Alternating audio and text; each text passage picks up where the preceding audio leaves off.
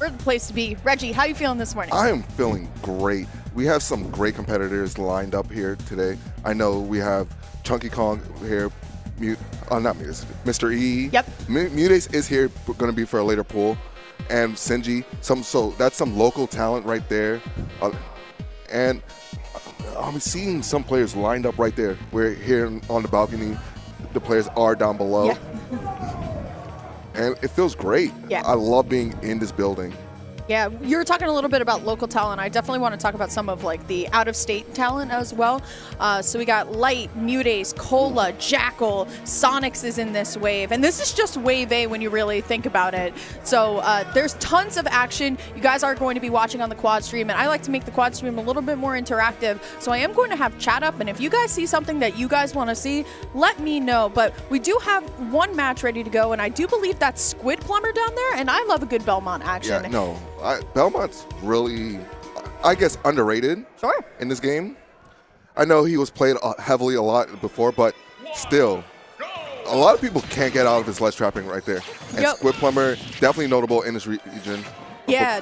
Playing against Zelda. I mean, Squid Plumber does like to travel around, but I got to talk about Trade War. Actually, from this region, definitely one of the guys that has all the stats. Yeah. I like how the tag is like LG question mark. This matchup can be kind of annoying for Belmont because Zelda, obviously, with Nehru's Love, does reflect. But you're starting out on Smashville, which doesn't give Zelda a lot of room to breathe. So Squid, once again, doing what Belmont does best, and that's kind of poking from afar. Yeah, no, that's an excellent job. Tell me more about this matchup. I know you do play Zelda yourself, so. Yeah, just a little bit, right? Like I said, if you're able to, as the Belmont player, kind of bait out a lot of the Nehru's Loves, there's tons of ending lag on it. And can I just say, there's also like 2 Belmonts on the quad stream at all at good times. So that is going to be Squid using the up special to take that first stock. Trade War, definitely not too far behind, but we have to find a proper way to get in. And Squid Plumber so far is doing a really good job of making sure that doesn't happen. Yeah, and you see the excellent LS trap with the cross, and oh my gosh. So one of the big things about Belmont is you need to know how to get past the Holy Water ledge trap. Yeah. And one of the best ways to do that, it's definitely not get hit by that, but but it's basically to like wait it out, sometimes jump, and you could reset the situation because they are in a ton of end lag once they throw it.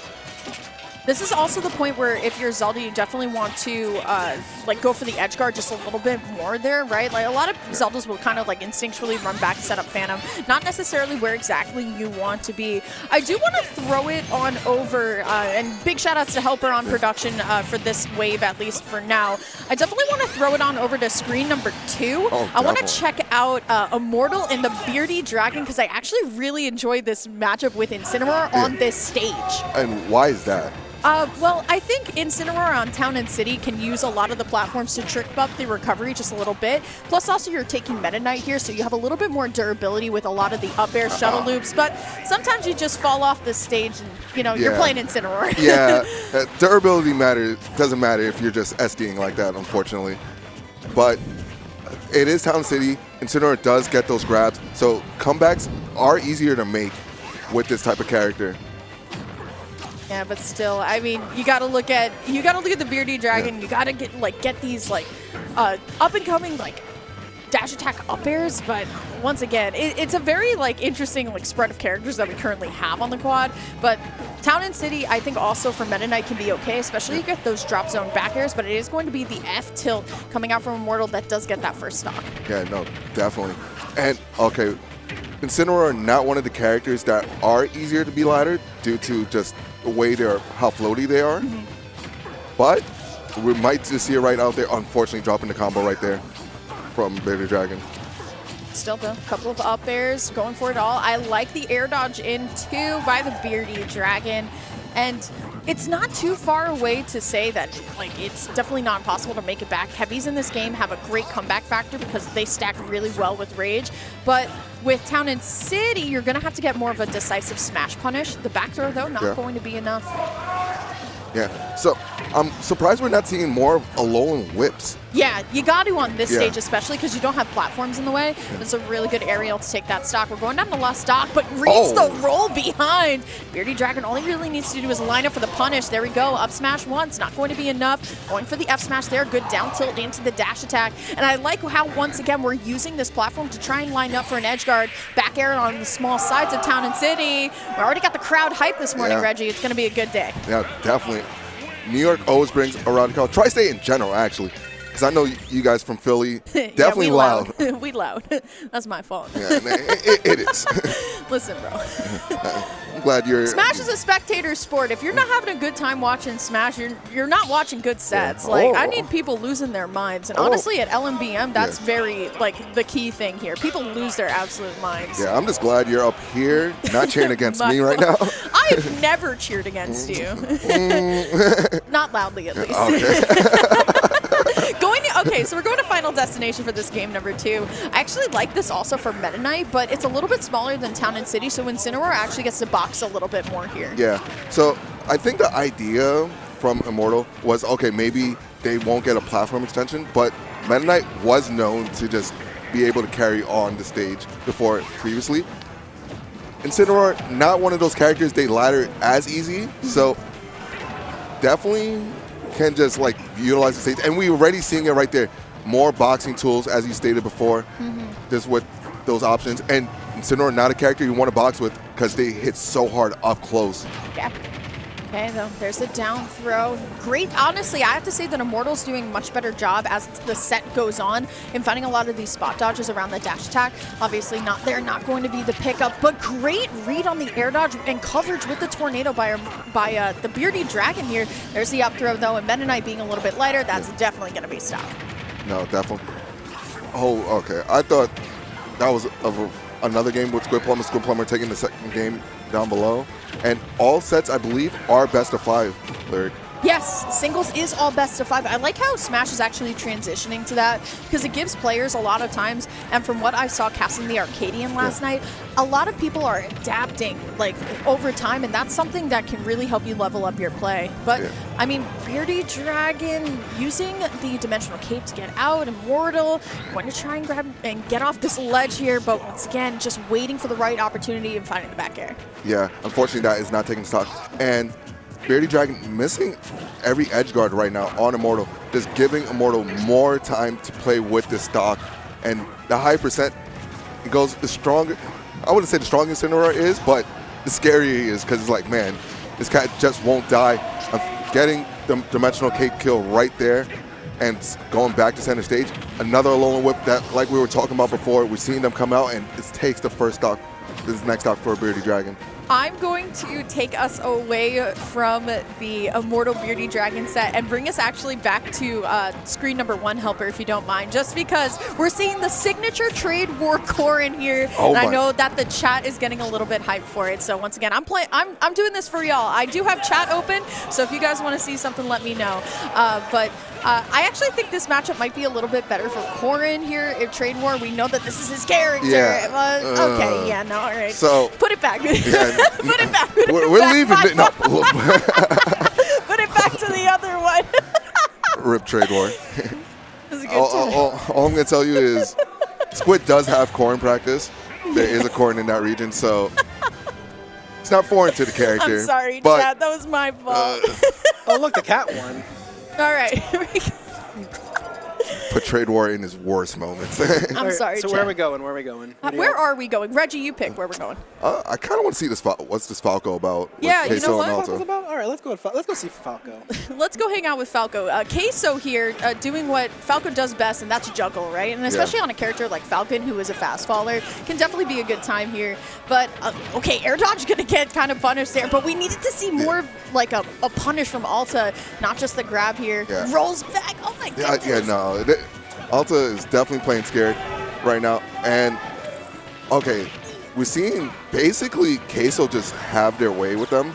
Yeah. Go get him. Oh, good tech. I needed to see something more, but you know what? Yeah. The side special into the back air. Yeah. That's going to be it for Queso. Easy 3-0. Yeah, definitely the end of that set right there. All right, chat, where are we going? You know what Dom said yesterday? What happened? Where are we dropping? Oh my! This Where guy are we is dropping, chat? Dom is a Fortnite player. Dom is a Fortnite player. Listen, bro.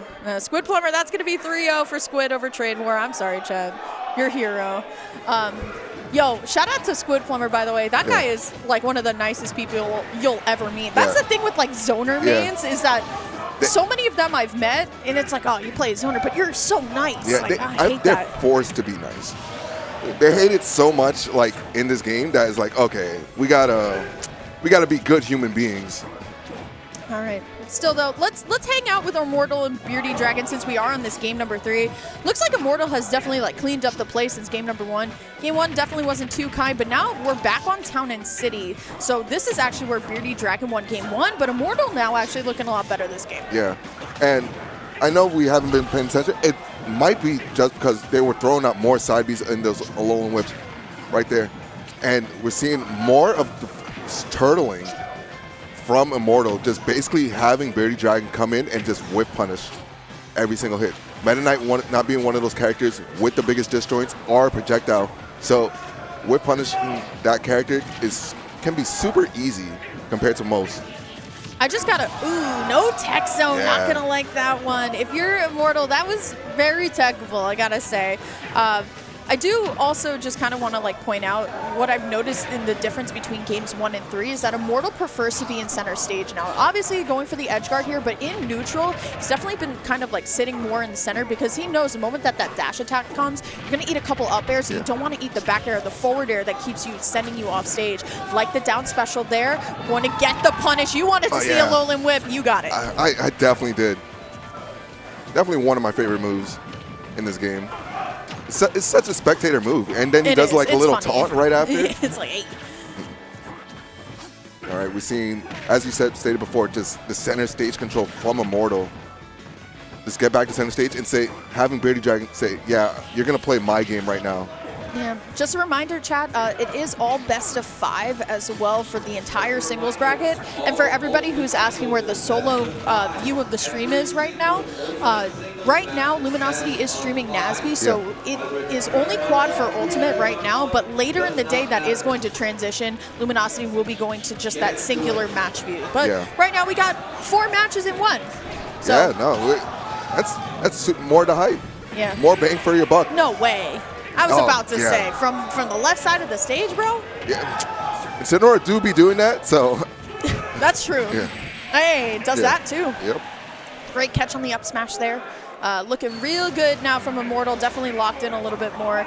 You can see somebody's boys in the back. Like, you look at the player cam, 2 rows behind very respectfully, okay? If you're going to cheer and you're going to be a little belligerent, let that be your parameter. Be 2 rows behind the set, okay? Yeah.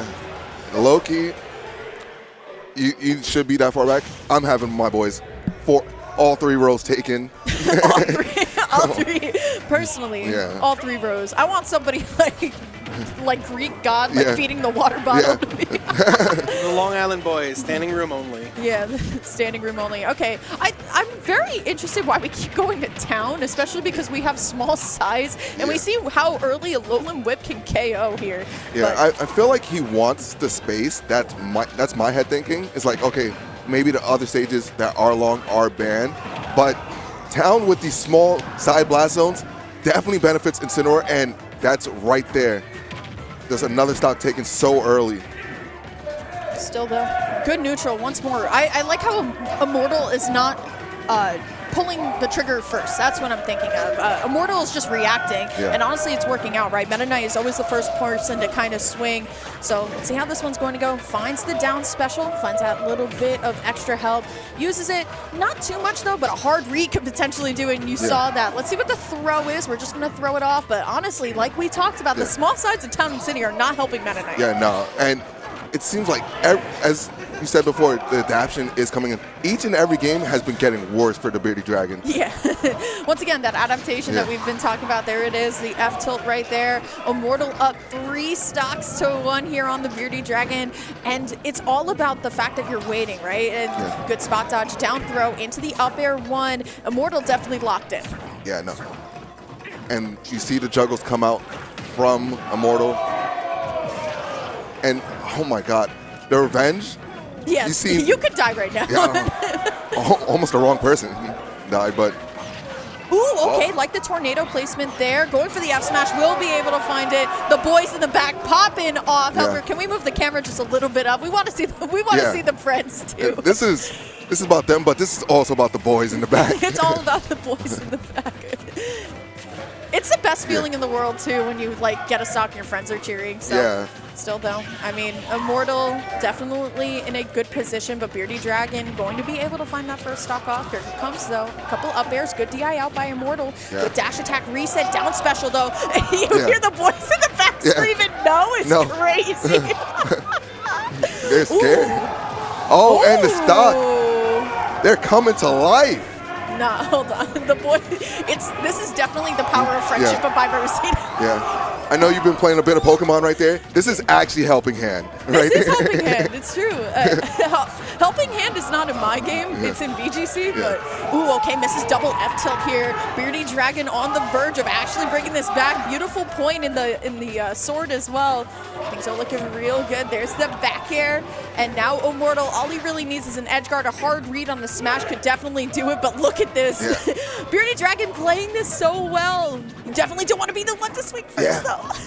Yeah, no, neither player wants to commit right there. And you see them both just paying back. It's like, okay, one mistake. Can this be stopped? Okay, whiffs the grab. Incineroar slow to punish though. There's a dash attack. One more, man. Immortal, you got it. Ooh, okay, like the landing fair, but not going to be enough. Oh, back air, good rollout by Beardy Dragon. Dash attack, but Town and City actually going to help out Beardy Dragon here. All right, Dimensional Cape. But no, Darkest Lariat takes it. I do want to bring it on over to 1. Congratulations to Immortal, though. We did see a request in chat for the DDD Fox matchup here with Cake and Price. This is going to be game 1 going on over to Cake just because I've been keeping my eye on it just a little bit. What do you think about DDD being played in 2024, Reggie? I think you are a trooper if you are playing this character. With all these trooper tier. Yeah, with all these characters, and you chose DDD, kudos to you. Once again, trooper. I like that. I'm sorry, I have to interject. As a former DDD main, I had to get out of the gulag. I could not stay in there. Helper, you got out of the DDD gulag and went to Sora, bro. You're still in the gulag. I'm part of the gulag now. You're part of the gulag. You're like a temp worker. Instead of playing the character that's bottom tier trash, now I'm playing an anti-meta character. I love that for you. All right, so once again, we got Cake and Price here. Fox is definitely going to be a fan favorite character for me for across all games, right? I think what he does really, best is just like stacking on these combos, right? Everybody loves kind of that landing up air and then just an entourage of aerials after. It's like he's the character when people talk about Smash. This is what the high level people think of, like the casuals think of the high level, like fast, high moving, high octane. Yep. And then we got like other characters. And then we have the other ones. The other ones that do the thing. I do also just want to remind the stream, yes, I have chat up. Say hi to me, please. And 2, Steve is banned at this tournament. No Steve. Yesterday, I was like, wow, the Arcadian top 8. There's no Steve. And Devin was like, Lyrics, Steve is banned. And I'm like, oh, that makes sense. Here we go, though. We're going to Town and City here. So I like this pick for DDD especially because we can get those drop zone back airs. We're going to have a ton of open space, though, for Fox to get a lot of aerials once again. Cake, though, playing pretty well. Already forcing Price into the corner, and now you got to find a way to get out. Yeah, in my opinion, I actually think this is DD's best stage to play on, with the fact that he gets so much mobility, with the fact he gets to live off the top and kill on the side with Gordo, along with the ledge traps. But the big problem is he's just stuck on the corner also. Yeah, that's the thing, right? Sometimes you just kind of get caught there and you kind of have to stay there. So, though, up tilt nair. Once again, sometimes I think the most fun part about Fox for me, it's called, have you ever, when you're a kid, right, you have those like do your own adventure books, and it's like go to page 6, go to page like 24. That's Fox for me, right? You hit one like landing nair, you could like trip up your opponent by doing literally anything. And it's honestly such a good time. But honestly, Cake putting on really consistent and stable damage. We're not going for anything crazy. We're not putting ourselves in the danger zone. A really nice back air there to get that first stock. No. Definitely a fantastic back air. And you see Price just trying to get room, and Cake just not allowing him to do anything. And we getting the hammer come out. Ooh, so nice. every DD main tells me that is such a bad move. It is fear tactics. Okay, forward air there. All right, chat, I'm gonna ask you if you guys want, this is, once again, I'm benevolent. I ask the chat what they want to see. Do you guys want to see Palutena Luigi, or you guys want to keep watching Fox DDD? You guys let us know. Yeah, let us know. Loki, that's my boy C there. That's your boy C. He got second last night at the Arcadia. I know. Let a game I watch win. Yeah. Oh, come on. Listen, man, I was just there casting. I was like, all right, reset bet. Yeah. Once again, Cake is all over Price here. I feel like I want to see a little bit more like up tilt up air. Yeah. That's the thing with Fox though. Once Fox kind of gets in the juggle, it's a real tough. It's a real tough time. Sorry, chat. I'm not putting a victory screen on the chat. Some people will genuinely be mad at me. So, still, chat wants to see DDD Fox, but that is going to be punished with the up smash. Cake looking real good in this game number 2. Yeah, no, definitely doing a better job. Okay, that dash attack not taking it right there. And we've seen a bit more B-reverse inhales right now. Definitely tripping up Cake. Okay, good back air there, trying to line up. Where are you going? I've never seen that interaction. Yo, if you guys have a nickname for Gordo, you tell me what it is, because in Philly sometimes we call him Gordon. Gordon? Yeah, Gordon. Sometimes Gordon be doing whatever he wants, but this is some much needed rage for Fox as well, because these up airs like we're looking for here will definitely help in the KO. Sometimes KOing DDD off the top is a little tough, especially on Town and City. There's the Nair though. Price has to find a way to get this stock off. We can use rage and help us out a lot. Oh! Ooh, hey, he found it. How many times have you ever seen that kill? Enough. This is a base roster character. Yeah. Like, enough. Ooh, okay. Trying to get the standard getup, and now you're leaving Price with a little bit of rage. Oh, and we've seen the hammer come out. And life is coming to Price right now. Okay. Cake missing the confirms. Price getting the interactions. This is where DD starts to become scary. Because not one of the best characters, getting the stock right there, but if I'm Price, I'm feeling it right now. I may be down 2-0, but momentum is on my side. I am ready to make this comeback like 20 minutes after the pool started in my round 2, or round 1.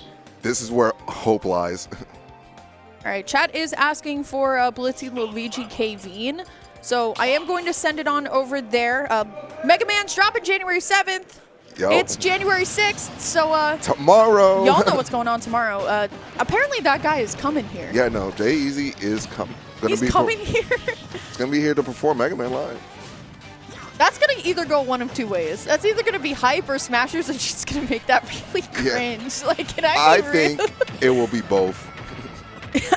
We'll find a way. It might be a little bit of both. We'll find a way to make it both. It might be a little bit cringe. Reggie, talk to me about this matchup, though. I feel like I've been talking a lot. Mega Man Mega Man Mario. Yeah. It's all right. How are you feeling? It's his brother. They look alike. Well, here's the thing. Luigi's right below it. There's a lot of things to look at. My ADHD meds haven't kicked in yet. So, big thing here, Mario is set to do really well in this matchup. The fact that he's able to zone break pellets so well, back air able to hit through the pellets, and he's also able to anti-air Mega Man with that up smash. So Mega Man does have a hard time finding a way to like neutral out Mario, and Mario's just able to box with him so well. Both of these players being super good. I know Blitz Luigi may be the higher seed, but don't sleep on Kevin. Local talent, really, really good, and definitely a sleeper. Ooh, okay. I like just like the standard weight right in front was like, all right, what are you gonna do about it? 2 stocks to 2, pretty even so far. And I like the way that Blitzy Luigi is what I'd like to call playing aggressively defensively, right? You're still throwing out a hitbox, but you're backing up and doing it. So now we just got to find a way to get this stock. I love the super jump up punch from Kaveen. Nice positioning on it. Doesn't allow for Mega Man to get the follow up. And Mega Man off stage is one of these like characters that sometimes you can just never tell what he really wants to do. Yeah, no. He has so many mix-ups. I know in the Philly region, MPG going off. A menace. Yeah, no. MPG's a menace. Peanut also in the Southeast. And there's not as many Mega Mans like throughout, but when you fight one that's really good, man, scary. You get mixed. They always know their confirms too.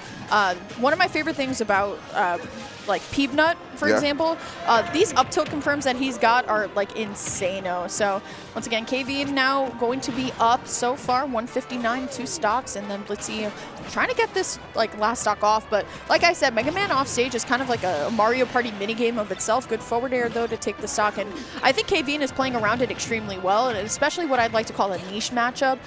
You were talking about a little bit before. If your region has a good Mega Man, that's great practice, but if you don't, this is a matchup you really do have to grind. Yeah. And I know in the New York area, all the Mega Mans just come out, they put in work, and then they disappear. We have like players like that's true. Yeah. Where did King Arc go? He just disappears. He'll come out for like a month or two. Top 8 Xeno was like, yeah. I still got it. I still got it. Disappear. Peace. We also got players like Minty Flesh. Bro, but he's a working man, you know what I mean? Ooh, he's great roll! Great roll by Blitzy to get out of there. He's a working man. Also comes out, he's like, yeah, I'll win a Brookland or 2, and then deuces. Can I be honest with y'all? I did not expect to see 2 DDDs on quad stream at all in this life. Oh, I just see one on the other side. I'm not gonna lie, bro. I'm sorry, Blitzy fans. I'm gonna need a helper to go on over to Jigs Hispanic at the Disco. Yeah. Shout out to Hispanic at the Disco for winning my favorite tag alert ever. Yeah. I gotta watch this one because there's a personal tie for this. Yeah. Jigs kicked my butt on stream at Super Smash Con Fall Fest. My God. So I know this player, Hispanic at the Disco, just like a lot of casters, you just cast a lot of Wi-Fi in your time. So I know Hispanic at the Disco, a.k.a. Narnia, for those who might know. But this matchup, for me, I just don't see it working out too hot for DDD just because of that Nair. Yeah, no. Nair being so good, I don't know how DD deals with T-Jolt also. Cries. Yeah, essentially. But the up smash out of shield for that fair, though, we got answers for that. Yes, we do. And Still will. Big thing here is Hispanic at the Disco taking the lead, and this is kind of where DD thrives. Once they're able to super turtle, and you don't know how to deal with Gordo, you would think, man, why isn't this character like mid-tier? Dash Attack, though, going to take this for Jigs, 2 stocks to 2. Already sitting at high percent, though. And this is what I kind of wanted to see from Price on the other side. I want to see those up throw confirms into, like, another secondary option, right? Being able to take your combos from, like, 1-2 pieces that don't really follow up into anything into those 3-4 pieces, resetting and then doing it again. That's what you really want to see here. But, once again, Hispanic at the Disco playing super strong right now in something that I would consider a matchup that's not too favorable for the big boys, right? I mean, it's Pikachu. You kind of just get your combo food at the end of the day. But he's using Gordo in a way that it's not like, oh, I'm going to just throw Gordo in every opportunity. I'm throwing Gordo out, so I stop your initiation in, and I'm throwing out a hitbox that could potentially help me get out of your Nair Loop combo. Yeah, and we saw right there with that Gordo, the last Gordo that was placed out, that they used it as base. Oh, super unfortunate. Yo, he's shaking his head. I'm shaking mine. That's sad. Yeah, but they had used it as like a hitbox with the hammer itself. As you see with the animation, DD does throw out his hammer, and it is a hitbox right there. So tacking on extra percent right there. Okay. Last stock here. Ooh, finds the back air. It's not going. Oh, it is going to be enough. Jigs actually jumped, and I think he went to go line up for a T-Jolt back, but that actually sends Pikachu a little bit back, like itself. And then you were just kind of touching the blast zone at that point. So that is going to be 1-0 for Hispanic at the Disco. We're gonna head on back though to screen number 1, Helper. Sorry, I'm bossing you around today. Cake and Price. Where was this Rob? I don't know where this Rob was, but Price took a game, and apparently the Fox is no more. I like this matchup for Rob so much more. Yeah. I mean, granted the Fox was working, right? But Price definitely looked a little bit more locked in, like the inhale on the Gordo here too. But look at this. This is what Rob can do. Now Rob can kind of just hit you from afar, going for the rotor arms, but great fire back from Price here. Hits the back air though. Good air dodge in, but now you have to recover versus Rob. A very early Rob stock though. Oh, great tech right there. Yeah. And crazy enough, I'm kind of fearing for Cake right now. You're fearing for Cake? Yeah, oh, yeah. This DD is wilding. Yeah, he's oh no, but Yeah. that's the only thing that you need to do with Rob. I think a lot of the times people are very afraid of Gordo, but honestly, if you just figure out your timing, you could just hit it right back. Yeah. So still though, really careful neutral. Now we have no platforms here to kind of work with, so it's real crazy. The forward airs coming up from ledge from Cake have been fantastic. Yeah. Okay, No hitting way. the Gordo back right see, there. and once again, look how much success you have from hitting the Gordo back. Yeah. All right, chat, where we dropping, you let us know if you guys want to go back to Hispanic at the Disco, if we want to go see Snake Luigi, or if we want to go see Blitzy again. You let us know where we're dropping. Not gonna lie, I'm going to just kind of look at the first thing that I see and then just kind of go. Once again, hi, I'm Lyric. This is Player 4. Yo. We're going to be taking you through Wave A singles. Right now, the other stream, Luminosity Gaming, is currently streaming NASB 2. If you guys want to go hang out with Blackamar and J Mafia. All right, we're going Jigs Hispanic, by the way. Helper. All right, cool. So right now there's no single stream for Ultimate Matches, but you guys are hanging out with us on the side stream on that quad. We're streaming all matches. I'm looking at chat. I'm trying to help y'all out. You know what I mean? Like I'm scratching your back, you scratch mine. You guys say some nice stuff about me on Twitter. I'll let you guys see the matches you guys want to see. That's the exchange you guys have. I'm going to start doing this. Okay. Still though, looking real good now for Jigs. Jigs was like, yo, let me just take away all the platforms and let's just kind of give me an opportunity to combo you openly. Yeah, no. DD known also to do good on the stage, but Pikachu does so much better. The fact that T-Jolt is just controlling the entire stage, you don't have a platform to run away on. But as we go back, we almost saw that F smash just hit. And right back to center stage, we're seeing Jigs just trying to get command of the stage. Yeah, and this is looking really tough for Hispanic at the Disco. Yeah. Looking a little tough, but once again, it is best of 5, so you have tons of times. Hispanic, no, not dropping directly down into Pikachu here, so it's like, doing our best here. There's the up air. Now, you got to land carefully, but versus Pikachu, sometimes that's a really tall order. There's the Skull Bash, not going to be enough. No, it's definitely not. All right. You see, what's the edge guard situation? No, they reset back to the neutral, and you don't need to rush this if you're Jigs. That's basically, DD is known to live a long time, but able to get the 2-frame with that dash attack. And you hear the crowd coming to life right there. Yo, that move for me is so disrespectful. Yeah. DDD just like throws himself just on top of you. He was like, yo, do something about it. Every time I've been hit by that move more than once. I have too. And I've cried every single time. Yo, all I'm saying is I know a lot of people are waiting for like the one match at a time. That is how it's going to be until Nasby is done for the day. I'm sorry, y'all, but we're giving you as much action as you want. And now Hispanic at the Disco living at 223. Reggie, it's as much as I'm like a hater sometimes. I was about to say it's still very doable, but the up throw is going to take it for Jigs. We're sitting at 1-1 here. We're doing our best, okay? I'm trying to please y'all. I'm trying to please Helper, who's on production. I'm trying to, help Reggie out here too. No, I want to watch some hype sets now. This is hype sets. No, I'm just saying, chat, I might override you. That's all I'm going to say. That's all I'm going to say, guys. Reggie can be y'all villain today. All right, but no, so for Jigs, is like, if every stock is going to like 200, the set might not go their favor. So they need to find a way to kill Hispanic at the Disco at an earlier percent. Chad is asking for you to give me a fist bump. Oh, no. Chad, you're asking for a lot. A Player 4 fist bump, y'all, if you guys don't know. I will switch the camera.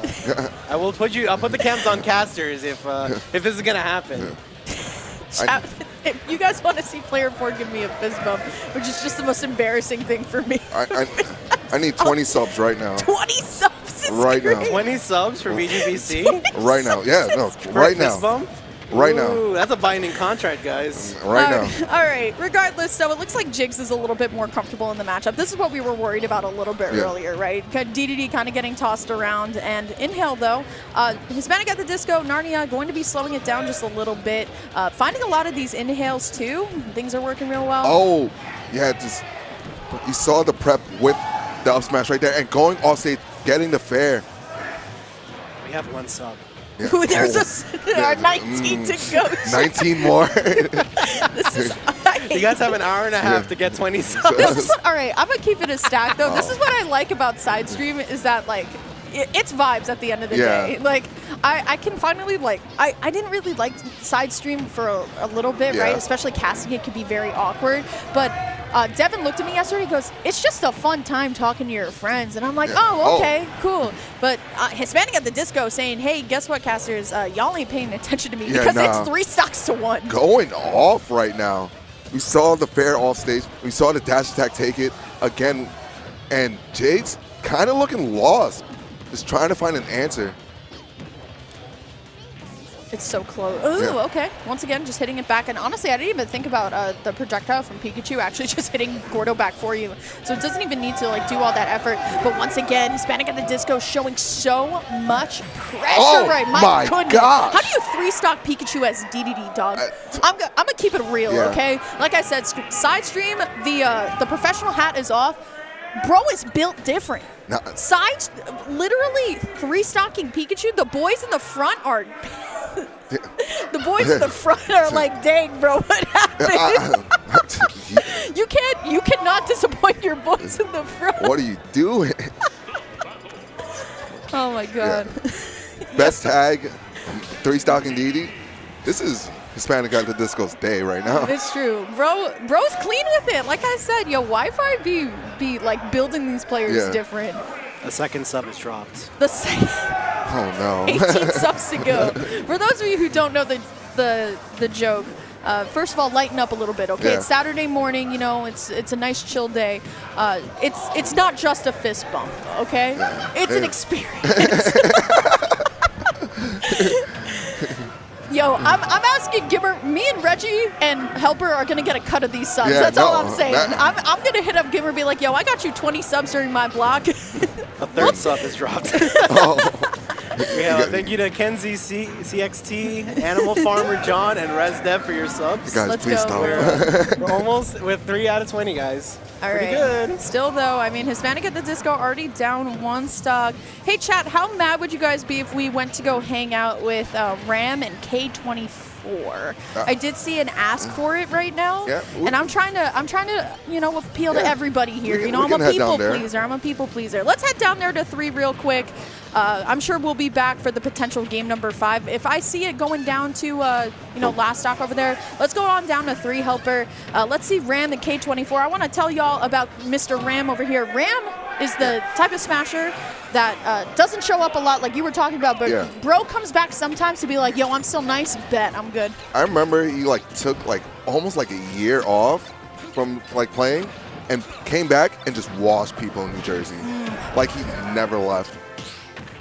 Still, though, I mean, Snake is one of those characters that you can play Snake 100 different ways. Fun fact, I've been talking to Professor K and Chugabit a lot because they're doing the AK documentary. And one of the things I did like my little interview for it yesterday, and I think the coolest thing about Snake is that to me, he can be played hybrid, right? You can set up your grenades. You can play it like the very slow and like kind of painful way to play Snake, which is just grenade, up tilt, stick the C4, get the stock, or you can try and combo off it and play it a little bit more aerially. But still, though, Ram holding out real strong right now. Chat, how mad would you guys be if we went back to sport? It's last stock. It's last sport. We're going back. We're all going back. Reggie said we're going back. Don't blame me, okay? I'm sorry, y'all. All right, we're going back to 4. All right, last stock. I'm sorry. Chat, yo. Did you hear that? No. The venue just screamed no. My fault.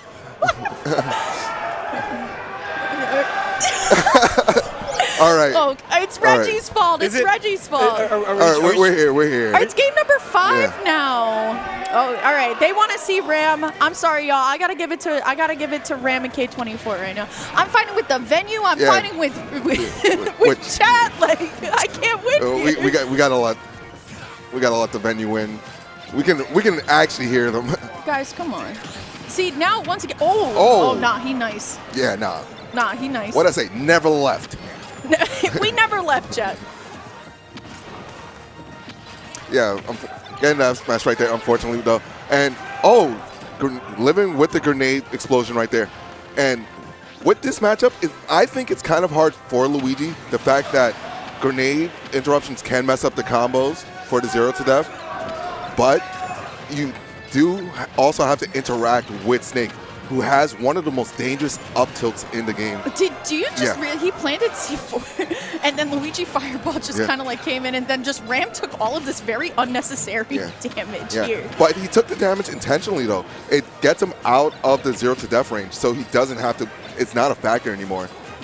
Okay, still though, like dash attack in from Ram, planting that C4 and instantly blowing it up. I like when Snake players just kind of like, all right, yo, I'm gonna just throw it out and then I'm just gonna blow it up. Like, we're gonna just take it out of play. I'm gonna just get out of the way. But I like how K24 is actually going up and like trying to fight Snake in close quarters. Once again, you can play that Snake like very far away, like he's doing, but my goodness, almost actually going to take the game right there. And now Luigi's in danger zone for up tilt very, very soon. Yeah, and you already saw the first up tilt come out. So stocks are in danger, but the C4 gonna take it right there. Ram is up 2-1 right now. Yeah, 2-1, looking real good for Ram.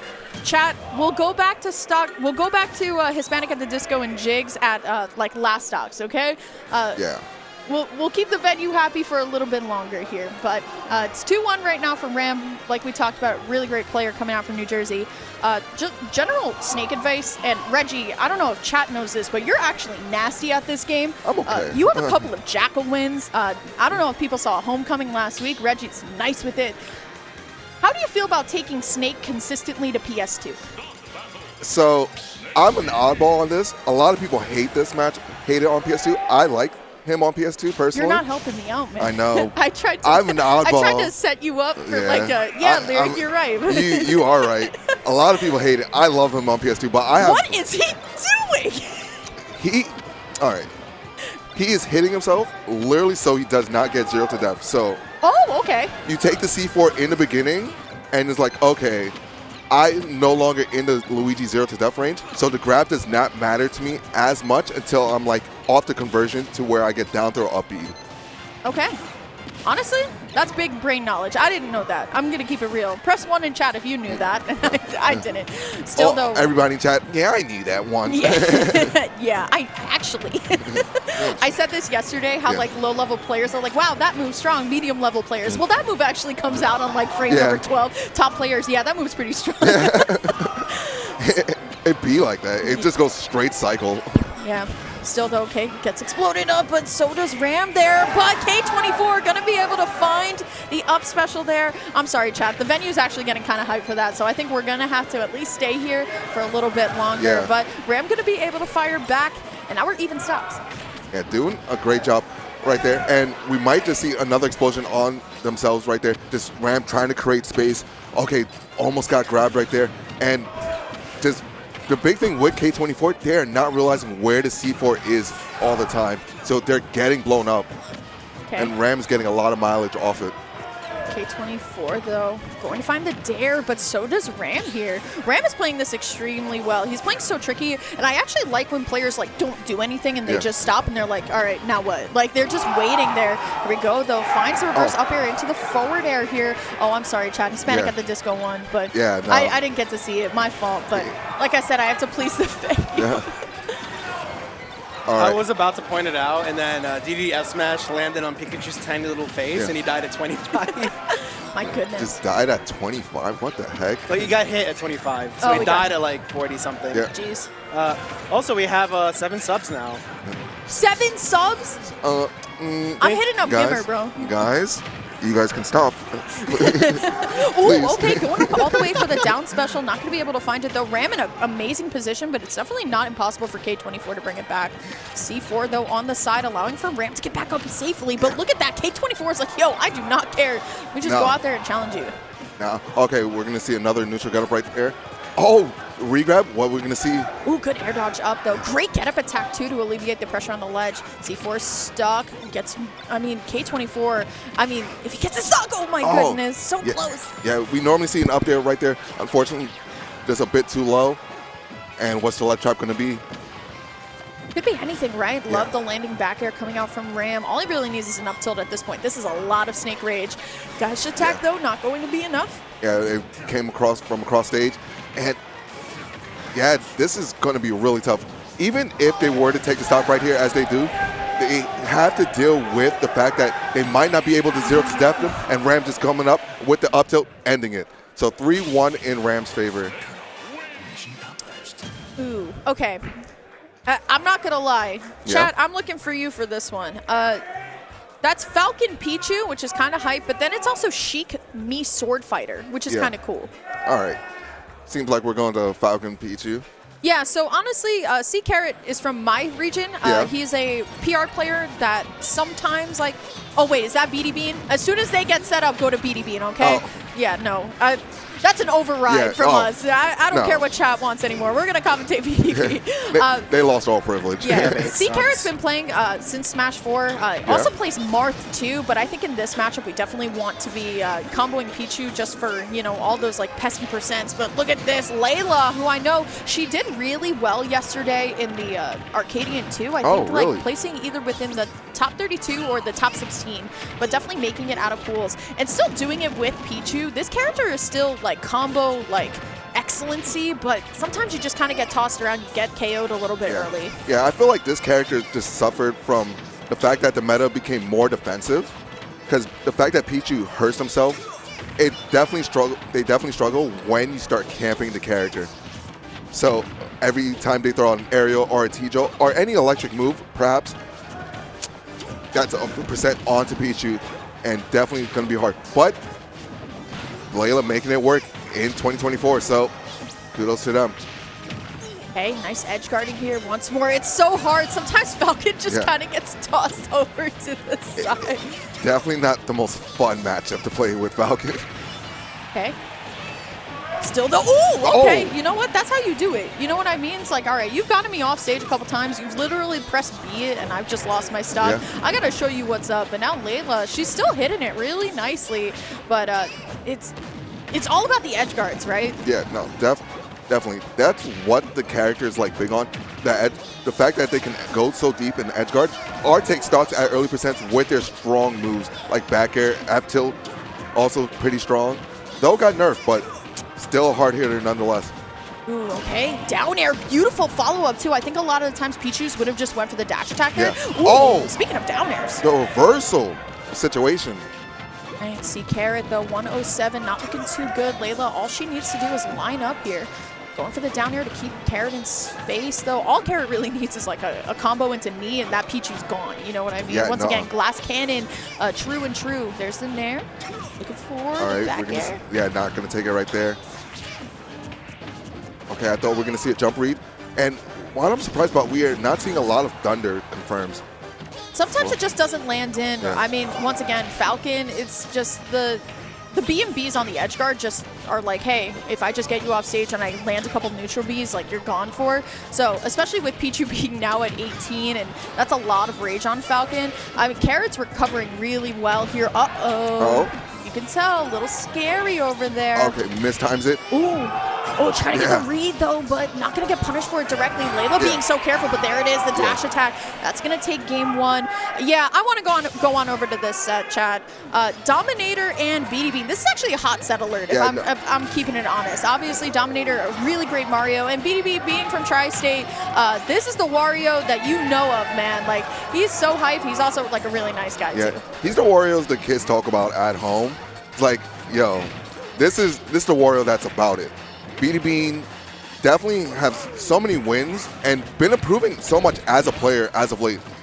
Getting wins on a lot of New York players been traveling out to our regions, like kind of been messing us up.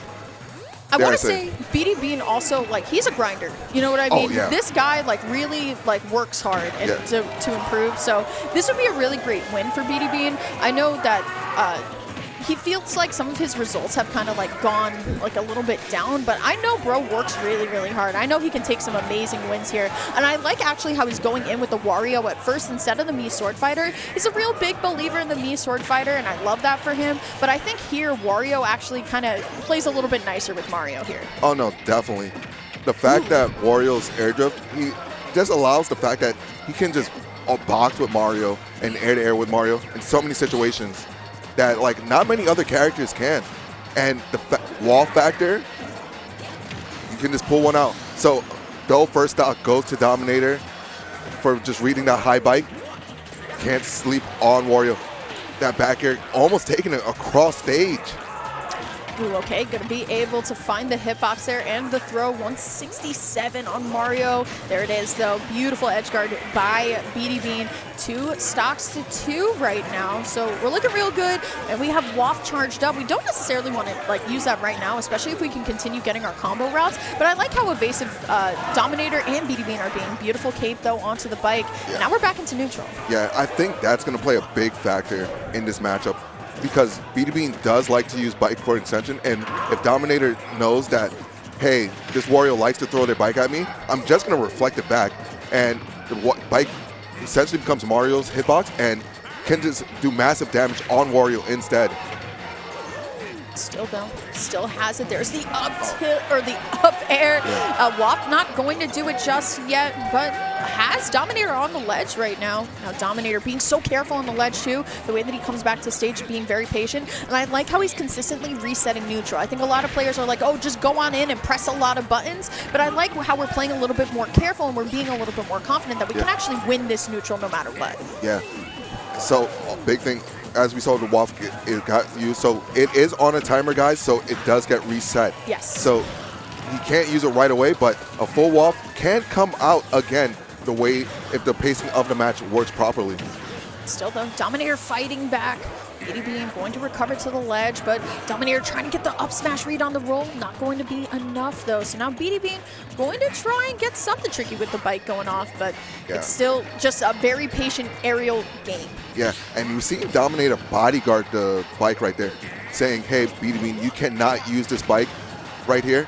It's disappeared right now, but that's a good anti-Wario tactic. Just have them away from the bike. This way you take away a lot of their mix-ups. But BD taking a stock right there, and half Waft right about now. Yeah. So it's definitely something to fear. Oh my god, okay. Gets a couple of nairs there. Doesn't exactly finish the combo exactly the way that BD Bean wants to, but things aren't going too poorly just yet. There we go. Great great parry, but it's not going to be enough. So now BD Bean a little bit more time, and now Dominator just going to start playing around the bike a little bit. It's just like a toss back and forth of, like, take your bike back. Here comes Dominator though. Here we go, and finds the forward air. Dominator going up 1-0 versus BD Bean. Man, that conversion was kind of sick right there. I don't want y'all to keep saying that I'm not looking at chat, because I am. I know the Bay Boys are in chat. Can I get number 4, please? Get Citadel and Panther MK. Let me talk about our Ridley main from the small town home.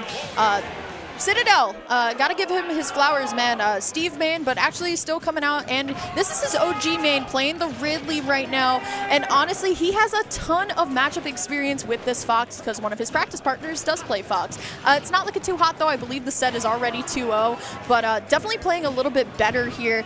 Citadel's Ridley is raw. It's really good, and it's nice to still see this character being represented, not only in MDVA by Smub, but still really strong players like Citadel. Yeah, no, he definitely does put in work with this character, and unfortunately it feels like just a sad draw. This matchup, I feel like it's really hard for Ridley.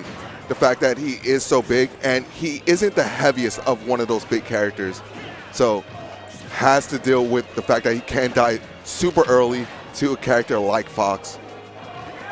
Ooh, okay, going for the side special, unable to find it. So Panther gonna loop in the back air there, but it's 123. And the reason why we're on this stage is because Ridley always can like poke above that platform really well. Great DI by Panther. Citadel needs to start getting these stocks though. Okay, there's the grab though into the forward throw. I like how we're trying to constantly bait it out, but there it is. Yeah. There it is, just angled down tail. It's gonna be enough. I mean, it's so even between both these players. Yeah, that F tilt is basically what like MDVA just fears that move by itself.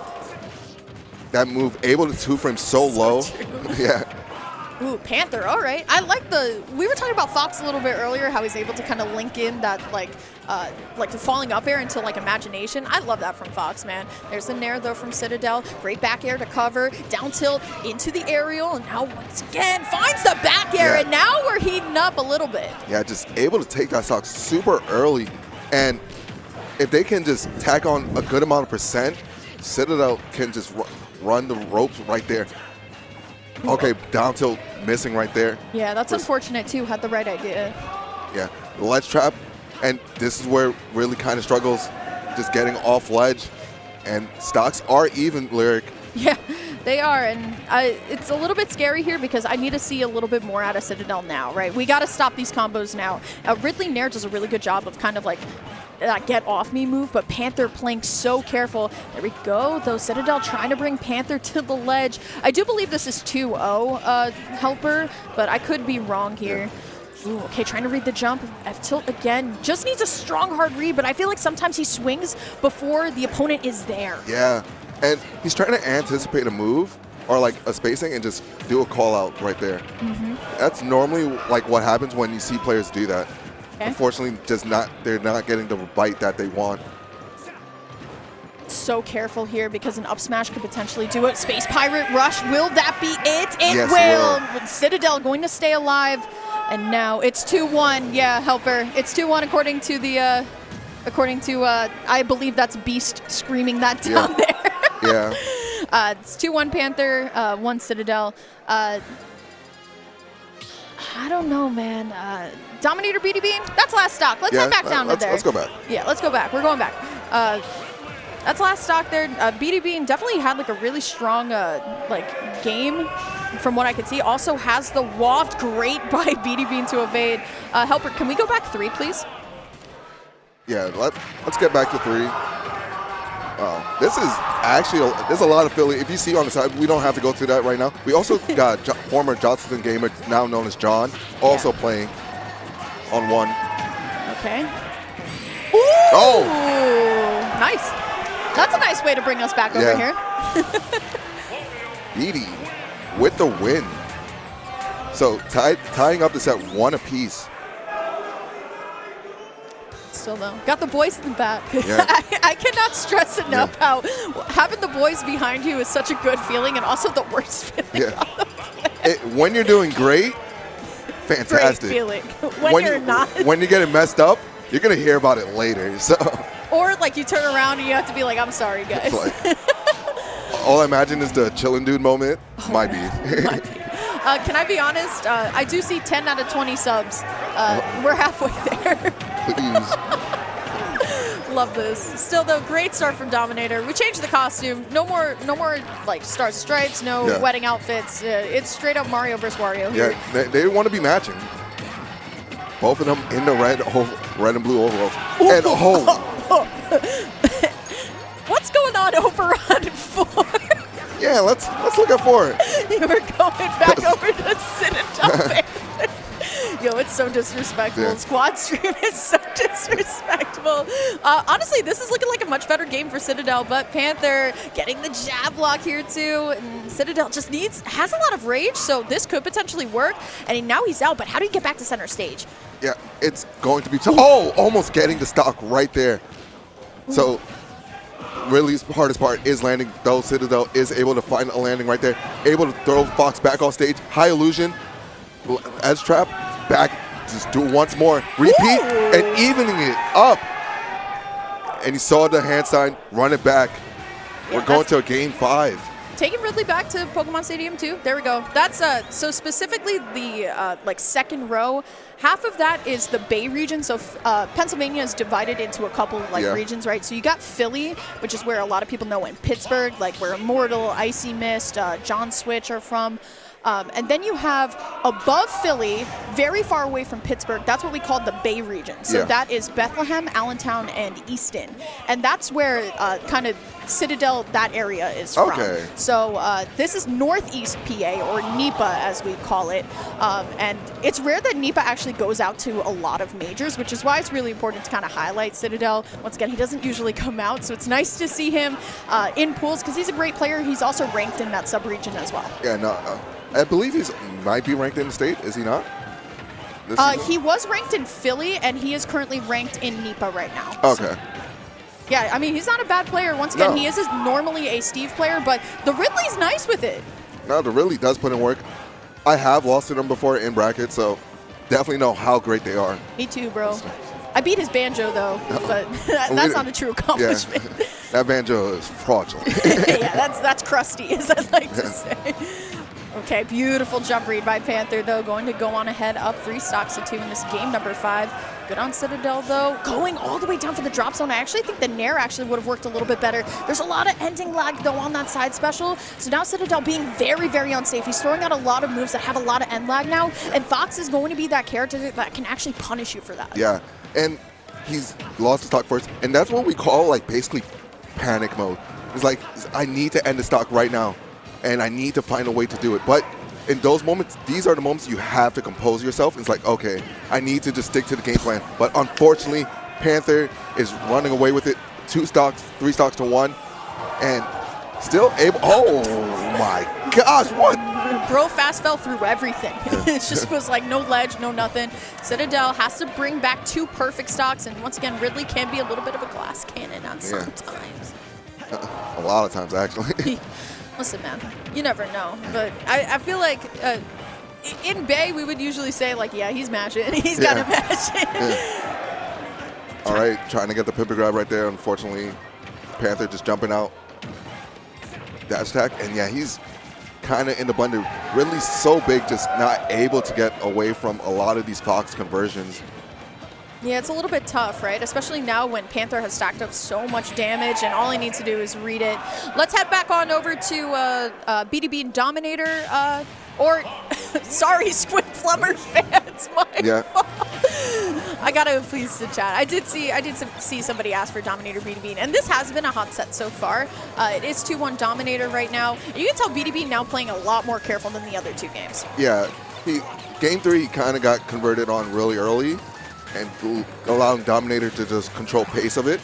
But this one now being a bit more even, Dominator now getting the conversion. Are we seeing the up B? Not going to fully connect right there. So allowing BDB just a chance to fight back. Yeah, I like how BDB punished with the side special too, but look at Dominator once more, just so strong. He's found a lot of these forward airs and like sweet spots for these stocks. I feel like he's really locked in. BDB, though, I like how he stuck to his guns and didn't go me sword fighter. Like, he was like, you know what, I am known for this Wario. I'm going to stick for the Wario here.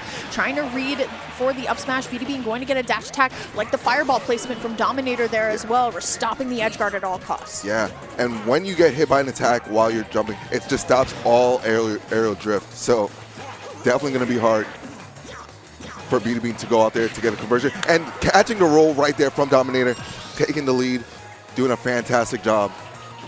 A good start from Dominator here. BDB, though, trying to line up. All of this extra damage is horrible for BDB. And look at this, Dominator getting the reset, going for the forward air, unable to find it, but shoots the flood a little bit too early. That's going to be BDB getting the stock back, but you're getting it back at 71. Yeah, but luckily for BDB, Wario is heavy, and they got Wolf to play with. So 61% right there. Great combo from BD, and Dominator's trying to answer right back. That Nair 2 break fight. And BD Bean shaking his head too. He knows no tech, and Dominator just recognizing that that's an easy grab, putting BD Bean into the corner once more. Taking your time though, is glowing yellow, so we do have Waft ready to go. But I'm going to ask the same question I asked earlier. Do we use it now to get the stock, or are we going to be confident enough that with Rage we can just hold it and we find the opportunity last stock? I think because he's at such a high percent, he might as well hold it, because you don't want to use it and it's like, okay, I just die and now I have to play full stock without Waft. Once again, stuck on ledge, and you know when people, so Smash fun fact for you guys, when people are waiting in shield and they have their back to you, they want a back throw. Yeah. That is going to be it though for Dominator stock, and once again, like I said, now have Waft, now have Rage. This is a great kind of equation here for BD Bean, but Dominator going to be able to loop in that back air and take that stock. Recognizing BD Bean is liking to jump off ledge, so taking an idea off the ledge habits, and we're seeing the nairs come out. Lyric, the conversion might be here. Might be for sure, but you gotta be so careful. Dominator recognizing that too. I love the reverse up air. Gonna be able to find that off the back hit. Uh-oh, finds him there.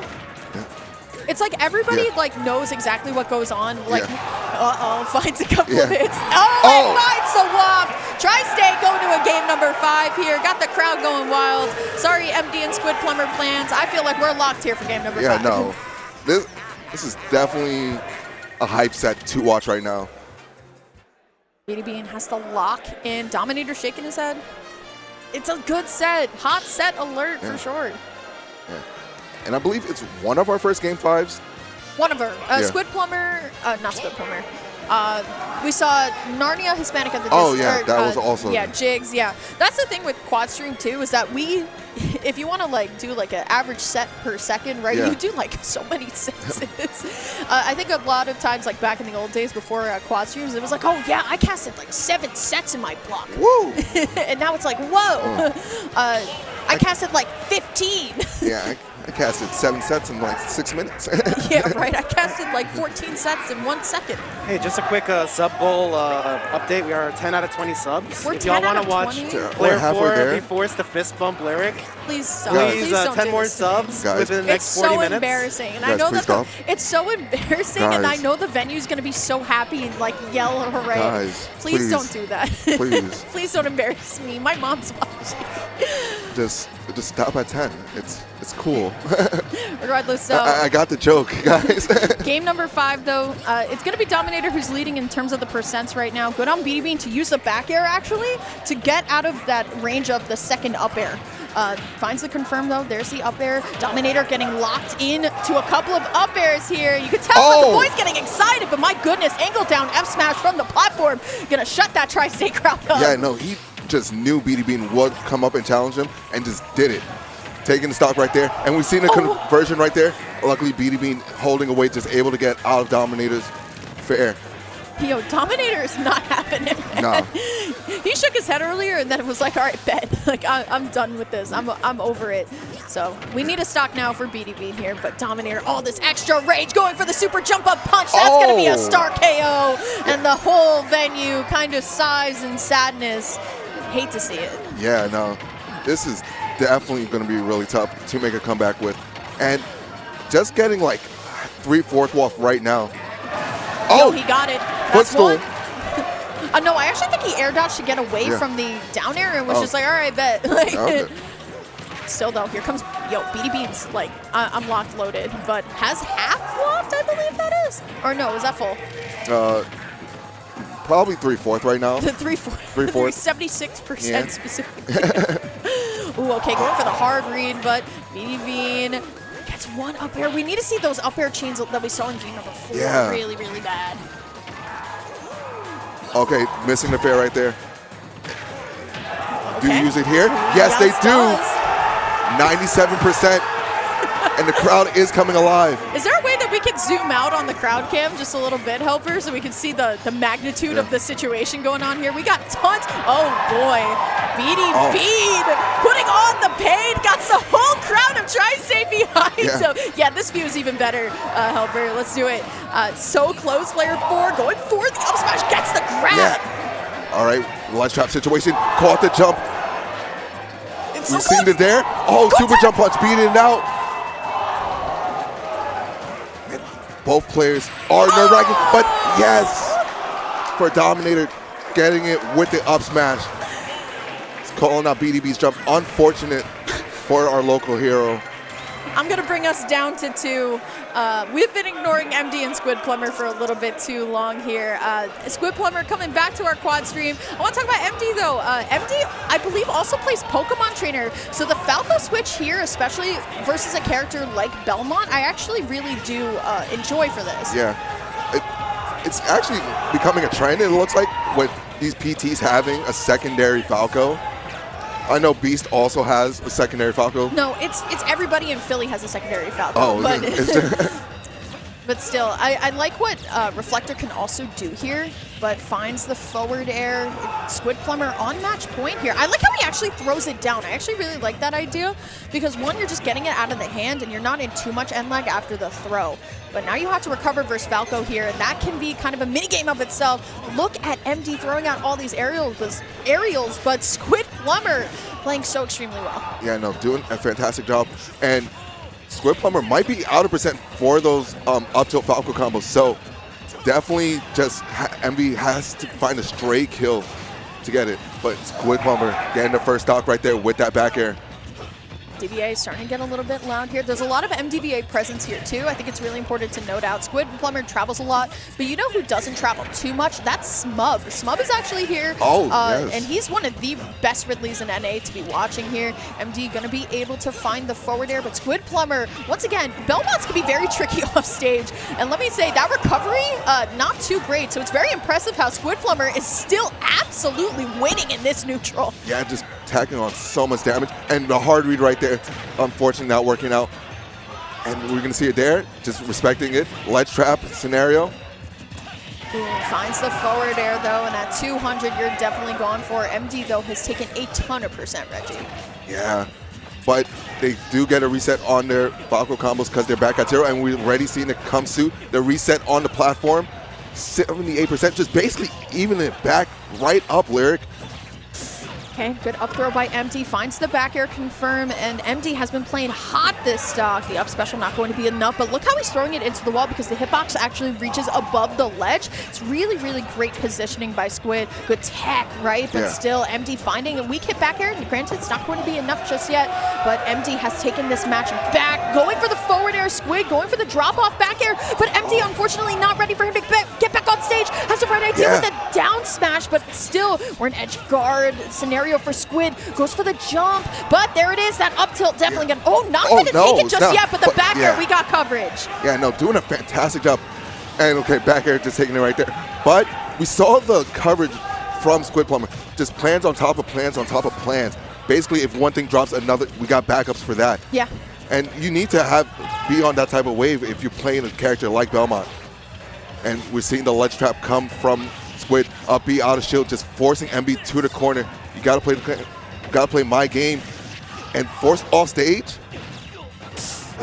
Here's the thing though, MD has been getting the combos, but we're not seeing the finishers, right? We're seeing the quote cutscene combo all the way to fruition. We're not seeing like that decisive up tilt back air at the end, right? We know that MD can hit these down airs. I want to see just a little bit more. There's the forward air putting Falco off stage. I like how Squid's going to be able to cover, but my goodness, the whip doesn't actually do it all the way to fruition. Yeah, just misspacing the F smash, just barely off. All right, we're seeing another ledge trap right here though. Another chance. The roll on Squid was not ready, and the ledge there. Oh my God! There's so much going on, Reggie. I do not blame you here. There it is, up tilt back air. I was asking for it. We're going to a game number 5 over here on this stream. Hey, we've seen a lot of game 5s. Yeah, Game 5s have been banger. That's what happens in best of 5. You get like the best of the best sets. You know what I mean? It really pushes players, and we set this at the beginning of the day, for them to really start to adapt. So good on MD. Probably going to be sticking it with the Falco. A Squid taking a deep breath. No, he's just hovering. He's just hovering, right? Yeah, no, he's just hovering. I think he's just hovering. He's just hovering, right? Just talking it out. Yeah, you see the water bottle drink right there on the side. Putting it down, right? Go to Falco. Please. Please. You just won the game. Don't do it. MD, thinking about it. Deep breath. I like that. Yes. Yeah, Reset the mentality. Yeah. Listen, guys, there is nothing cringe about taking a deep breath, okay? No, Sometimes I get stressed out playing this game. Whoa, yo, Nick District down there, wildin'. Yeah, he is wildin' right now. Nick's friend is the sponsor. That's true. Nick's friend. See, that's like cute, right? But then like you meet the people that are like, yeah, I know that person. I can call them by their name, and it's like, it's okay, cool. I guess.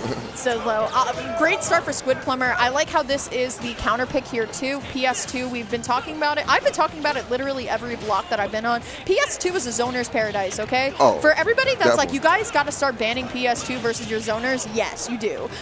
Zoners love to just get set up here and then just kind of do what they're doing, right? Squid is controlling the center stage really well, punishing where MD is landing on the platforms, and honestly, so far it's working out for him. And they're doing a fantastic job. And we're basically seeing Squid just take a more back seat on this. But MV now starting to shoot the lasers, is trying to find a fill on it, and the combos come along. But the up B out of disadvantage, taking the stock for Squid Plumber, and they have the lead right now. Yeah, still looking real good, but MD once more getting a little bit stylish, finds the up air pickup, going for the side special, but actually gets clipped up by the fire just a little bit. So now Squid Plumber going to try and get back into that center stage, kind of that safe haven zone. And now MD has to figure out how to get this stock. The Holy Water has been doing so much here for no reason, right? It's even if it's doing like 1% of damage, it's actually stopping MD. Like it's interrupting the flow of Falco, and having flow with Falco is pretty important. Yeah, no, Falco's basically one of those characters that you need like momentum and pace. So once you like disrupt them, it's like the whole mood is off. And Squid is killing MB's move. If I say. This is a massive lead for Squid. This is a massive, massive lead, especially if we're able to get that up special out of disadvantage again. It would just not be too great. Oh, looking for it, but the Falco up air not going to be enough. Good on MD to actually forward air the Holy Fire, though. So there it is, landing forward air, not going to be enough. We're so close here, but MD actually going to drop zone fair first, which allows for Squid Plumber to just get back on stage. Yeah. Oh. Okay, good job. Just staying on stage right there. Just grab him, Squid. Yeah. Just grab. One of you grab, please. No. Squid's at 180, bro. Like, grab him, up throw. Ooh, okay. Yeah, untackable. Yeah, with the down tilt, too. And we're seeing the edge trap right now. And side being right into that axe right there. Squid is starting to run away with this right now. Okay. And this is only quarters in pools. This is quarters in pools, bro. This is crazy. You guys are going to see throughout the day, like, every single one of these waves is just stacked and stacked. Yeah, this is, the first NA tournament of the year. Obviously, everybody's really stoked and ready to go, wants to start the year off right. There we go, though. MD going to be able to find the drag down into the up tilt and the nair, going all the way down there for the down air as well, but this gives Squid some time to set up. That's kind of the tricky part. Finds the sweet spot on the Belmont here. Last stock rearing to go. You definitely want to be able to just, move on in winners, because losers is a shark pool no matter what. Yeah. And nobody wants to ever just go to losers. Please don't go to losers. Yeah. Especially with all these great players in town. And we're seeing the fair come out. And MV's life is coming to the people in the crowd. Yeah, no, that was actually a really good forward air there. I felt like MD was doing that a lot, just like throwing out the forward air and automatically dropping. We weren't waiting for Squid to be there, but now that we're waiting, accidentally catches the Holy Fire, so now we got it. I believe he already threw it. Looking for it, uses the cross. The finisher good on MD, though, to actually side special out, reset neutral here. Squid, though, I mean, this is a massive advantage. Not even going to go for the grab here, trying to get the stun with the down special, but still nothing much else. Oh, yeah. Good air dodge. Yeah, is able to make it out. And we're seeing a Falco combo start 70%. He's almost on the dare, just connect. Weak hit there.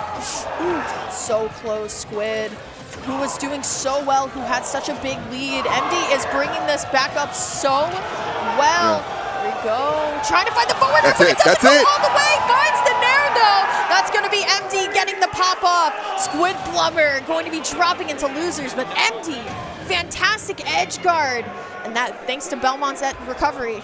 That's going to be it for Squid and Winners. I want to bring it on over into 1 because Elijahman and Toad is a really, really good set. If you guys don't know, Toad, one of the premier Peaches, I believe, from Chicago. Yes. I think that's why the 4 shy. And I love the Chicago scene for sure. I was randomly at a local once there because I was competing in Pokemon. And it was like, hey, the Smash local starts in like 20 minutes. I was like, wait, what? So shout outs to the guys over there. But up against Elijahman, playing the Shulk here. Shulk, another like character that it's a matchup check at the end of the day. It is. This isn't also a great matchup for Peach, me being a Peach player myself.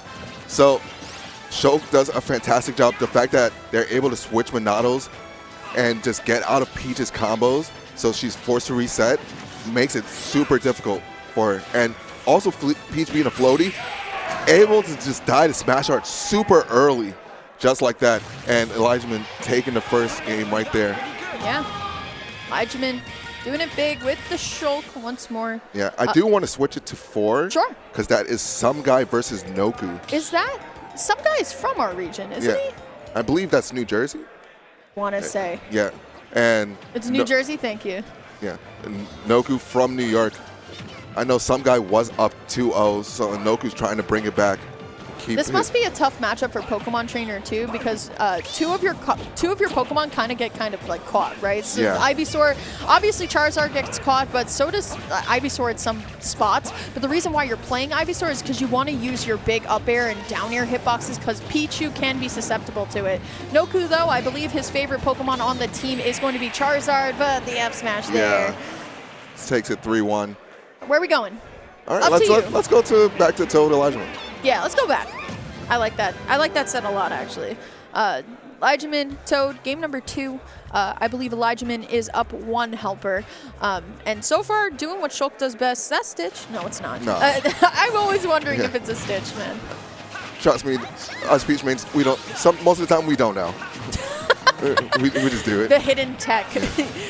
It's like, once again, so many characters are like, hey, I have this like hidden tech, or they like make up like a crazy name for it, and it's like, hey, I hit like a sweet confirm. This looked cool. This looked cool that one time. All right, Elijahman basically pressing Peach off stage, and I like the float right there, just waiting out the Smash Art. This way they can not have to deal with it, because every time you use a Monado, it is on a cooldown once you get off it. Right. Still though, down throw by Toad. I like how we're automatically switching into shield, right? And we know that Peach aerials, I mean, once again, Reggie, I want you to be talking through all of this since you know this really well, but Peach aerials can have a lot of knockback sometimes, so just switching into shield kind of like prevents this from happening. Yeah, it does. And it also prevents like basically Peach from like doing one of those insane strings. So if you were to hit the back air on that shield, you will be negative. But great job from Toad, just using Toad and taking the stocks super early, but back air coming from Elijahman, just even up the stocks right now.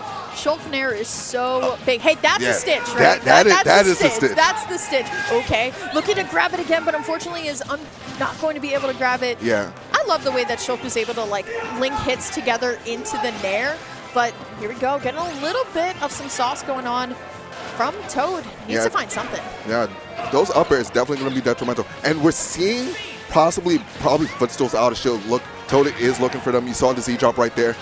Just looking to see if once Elijahman miss spaces something, footstool out of shield with a Toad, with a turn up will lead to massive damage or possibly a stock right now.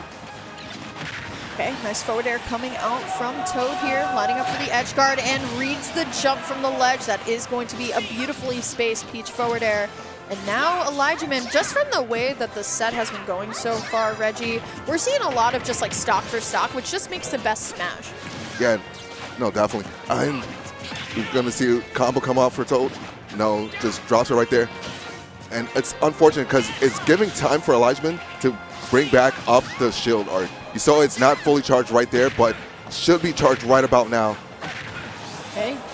What was that? Double forward air there? Just 2 callouts back to back. And Toad definitely bringing this back so extremely well. I mean, Shulk at 115, so another confirm can definitely do it. Has to be very, very careful though. Looking for this back air, but once more the Nair and the up tilt especially too, they cover so much space. Okay, I thought that would be stock because when you are in Smash Art, you do take more knockback. So that Toad, that side beat could have definitely just killed right there. From what we saw last time, though, with Toad using the Toad to get the stock, I feel like Elijahman is adapting really well, but it is going to be the Nair out of shield that does take that for Toad. We're going 1-1. Yeah, no, doing a fantastic job. Yeah. All right. Do we want to see Dominator again versus C? That's kind of a fire set, right? Yeah. Let's bring it back to Dominator C. Reggie is going to use the bathroom, so I am going to be solo casting this. So chat, don't. You're outing him? Can't believe it. I'm gonna out. You know what, Helper? You hop on the mic with me. I am on the mic right now with you. Wait, are you live? Because Devin's never live. I'm actually live. Yes. Oh, okay, cool. Devin has a strict not talking on stream during majors policy. I do not share that. Okay. I will totally be on stream. Hey guys, how's it going? It's Helper. I'm the guy running the keyboard. I've actually heard of people wanted to see Pelka and Seabrick. Okay, let's bring it on over there then. All right, me brawler. All right, me brawler. Sabrick's been in the game for a long time, man. Like, I feel like when people think of Floridian players, I think their mind goes to like maybe like 3 people. I don't think for a lot of people they're like, oh yeah, Sabrick. I mean, Sabrick is, I believe he played Brawl, right? Yeah, he played Brawl. I believe so did Pelka, actually. Oh yeah. These are 2 old heads fighting. Not the old heads, man. They're not old. Actually, no. I was doing Austin dirty on the mic yesterday. I was calling Austin old left and right. He was like, "What?" He's like, "Yeah, in 2019." I'm like, "Yeah, but what about in 2023, bro?" The future's now, old man. Yeah, right. So, what do you think about Me Brawler? I think Me Brawler is a character that is like deceptively bad. Like you'll think that this character's trash. Like they're not any good.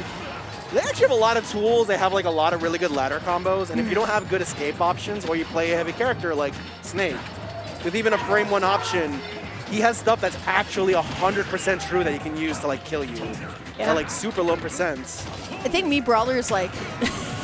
So, fun fact: my first taste of Me Brawler was Shine 2 years ago. I want to say. Me and my best friend who does not play this game. We played against Yanni and Esam, and I believe if you go to Esam's Twitter, there's a video of like them hitting like block into Me Brawler up B. That Zelda is me. That felt awful. Yeah, I can imagine. I know that Me Brawler was kind of like the hot topic. I know Larry and both Esam were playing it for a while, right, on that Yoshi's and like Battlefield top platform, and that's what I think Sabrick is trying to do here. But I feel like Pelka, once again, he's been playing this character for a long, long time. He knows exactly what the counterplay is, but what he's doing right now, he's trying to stay grounded as much as possible and then just run away, reset the situation with dash attack. But C4 has been transferred onto him, so it's a little dangerous. I love that awareness from Seabrick. That's one of those things where it's like, oh, I've actually fought Snake for 2 decades now. I know what you want. You sticking me, you want to grab me immediately so you can do back throw and then blow me up. Well, specifically this Snake too. Once again, these 2 have played for a while together. So Sabrick now has to figure out a way to figure out how to get back into this. Sabrick still though finds a down tilt pickup, but Grenades always coming in and just bailing Snake out when he needs it. All right, guys, we have Reggie coming back on the mic in just a second. You no longer have to hear my awful voice. Also, if you want to see Reggie fist bump Lyric, we need 9 more subs. 9? 9 more subs. Are you serious? We're now in single digits. Yeah, Reggie, we need 9 more subs for you to be fist bumped, and we have half an hour left. Wow. Congrats to Pelka for taking game 2, by the way. I'm gonna hop off. Got half an hour left. It's been so much. This block has flew. Yeah, no, it's been really quick. For sure. How's the bathroom? Good? Great. Listen, man, how am I supposed to like welcome you back? Like, how was it? Like, I don't know, man. I'm trying to be nice. Everybody in there held hands up. Oh, do you want to watch the Brawl match or do you want to watch something else? Let's watch the Brawl match. What? Do you want to watch Pelka Sabrick, Yeah. Me Brawler Snake? All right, that's up to you. I want to know who's coming up to bat on 3, though. Dominator C. Dominator playing extremely well today, man. He's been in a lot of high-stress situations all day, so... Loki. Actually, let's go to that number 4 real quick. Because C getting second at the Arcadian. Yes. And Dominator, definitely super strong player right there. So, hot set. I did not think they will play as early as pools. Yeah, that's So- the thing, right? It's top 128, but you probably will not be able to like accurately predict that Yeah. top 128 here. There's too many stack players that are going to be getting 129th and 256 here. Yeah. It's just the way that the bracket's going to hold. The bracket is like almost 1,000 players, and somebody's got to kind of miss out at times. Yeah, definitely super stack. And almost getting the conversion right there. Weak hit from Dominator. And C able to retaliate with that explosive flame. And kudos to C just picking up Palu midway through the lifespan of this game. Yeah, I was talking about it last night. C used to play DK, right? Yeah. I was saying low-key, I was like, I know it's a bad matchup, but C, please play DK one time, dog. Like, give it to the fans, man. For the people. That DK That was, DK's raw. Yeah. That, Ooh, like, okay. beat me at one of the Let's Make Big Moves a few years prior. I believe the first big moves was like at one of the old skate hard venues, like in New Jersey Oh, too, yeah. a long time ago. But see, beautiful confirmed there into the back air. Dominator looking to return the favor. All right, we're seeing more Nair's dash attacks coming out from C. Advantage stage is being pushed. And this is where C does a fantastic job. They know when to push advantage and like keep you there. Very true. Okay, beautiful regrab by C. Yeah, I appreciate this Palutena because this Palutena to me is all fundamentals at the end of the day. I think if you're playing this character still, like you just have really good fundamentals. She is to me one of the team like captains of fundies in this game. And the way that C just plays her is like really graceful. I don't think he really overextends too far either, but Dominator did take that stock. He has a little bit of rage too. No tech though from C, but great defense there. Yeah, and okay. I thought we were going to see a landing catch right there. C just messing up the combo. He got it. But yeah, just living. Lucky for C. And we're going back to a neutral stance. Ooh, okay. I like the landing there Yeah. to the F smash. Yo, what's good? Here comes C though, down throw. Looking for the landing opportunity. Another grab. I like that coming out from C. Once again, a patient player not throwing out just a random move that could potentially work. He's waiting for Dominator to actually land before he swings. Another grab here. Back throw is going to be the option. Now Dominator. Air dodge through. Cape to delay just a little bit. But the Tri-State Twister. That is the Tri-State Twister. Once more, if your opponent is facing back from the ledge with the shield, they are looking for one thing. It is back throw. All right, Helper, I guess, wants to see this match because he's also a brawl boy and so is MVD. I have not seen MVD in a long time in this coast. Nah, he comes out for, I believe last time he was here for Collision. Yeah, but that's like at the start of the year, bro, which is also coming up in a couple months. We'll talk about that a little bit later. We got to talk about Chris, though, from your region. Yeah, no, Chris, we don't have a lot of snakes in our region, but Chris does find a way to win this matchup. Whenever we fight out-of-region snakes, he does a fantastic job and able to take the first game right here with trading with a Nair. I do have to say, I feel like Tri-State as a whole, like, you go to different areas of Tri-State to get a specific matchup. I think New Jersey, you learned how to fight Snake and Sheik there because you have Web, you have Ram there. You go to Philly to learn how to fight your gimmick characters. Sorry, y'all. That's what we are, man. I would have said that about New York. Yeah, you got like four Bowser Juniors in Philly. That's where you go to fight us. Yeah, New York City, too, you have Sinji, who's still competing there. Yeah, we have Numbers. Yeah, Numbers, yeah. Very true. Yo, they were wilding last weekend at Homecoming, bro. Why'd they do my dog Numbers like that? I don't know why. Was that Nick District? He was that like, was Nick District. Nick District was like, yo, I hate Numbers in the non-esports way. And I was just like, what did he do? He's not even here. Catching strays. Catching my goat. Can you just say that to John to his face? No, he didn't say it to his face. It was. I think he was just cheering for Oolong. Yeah.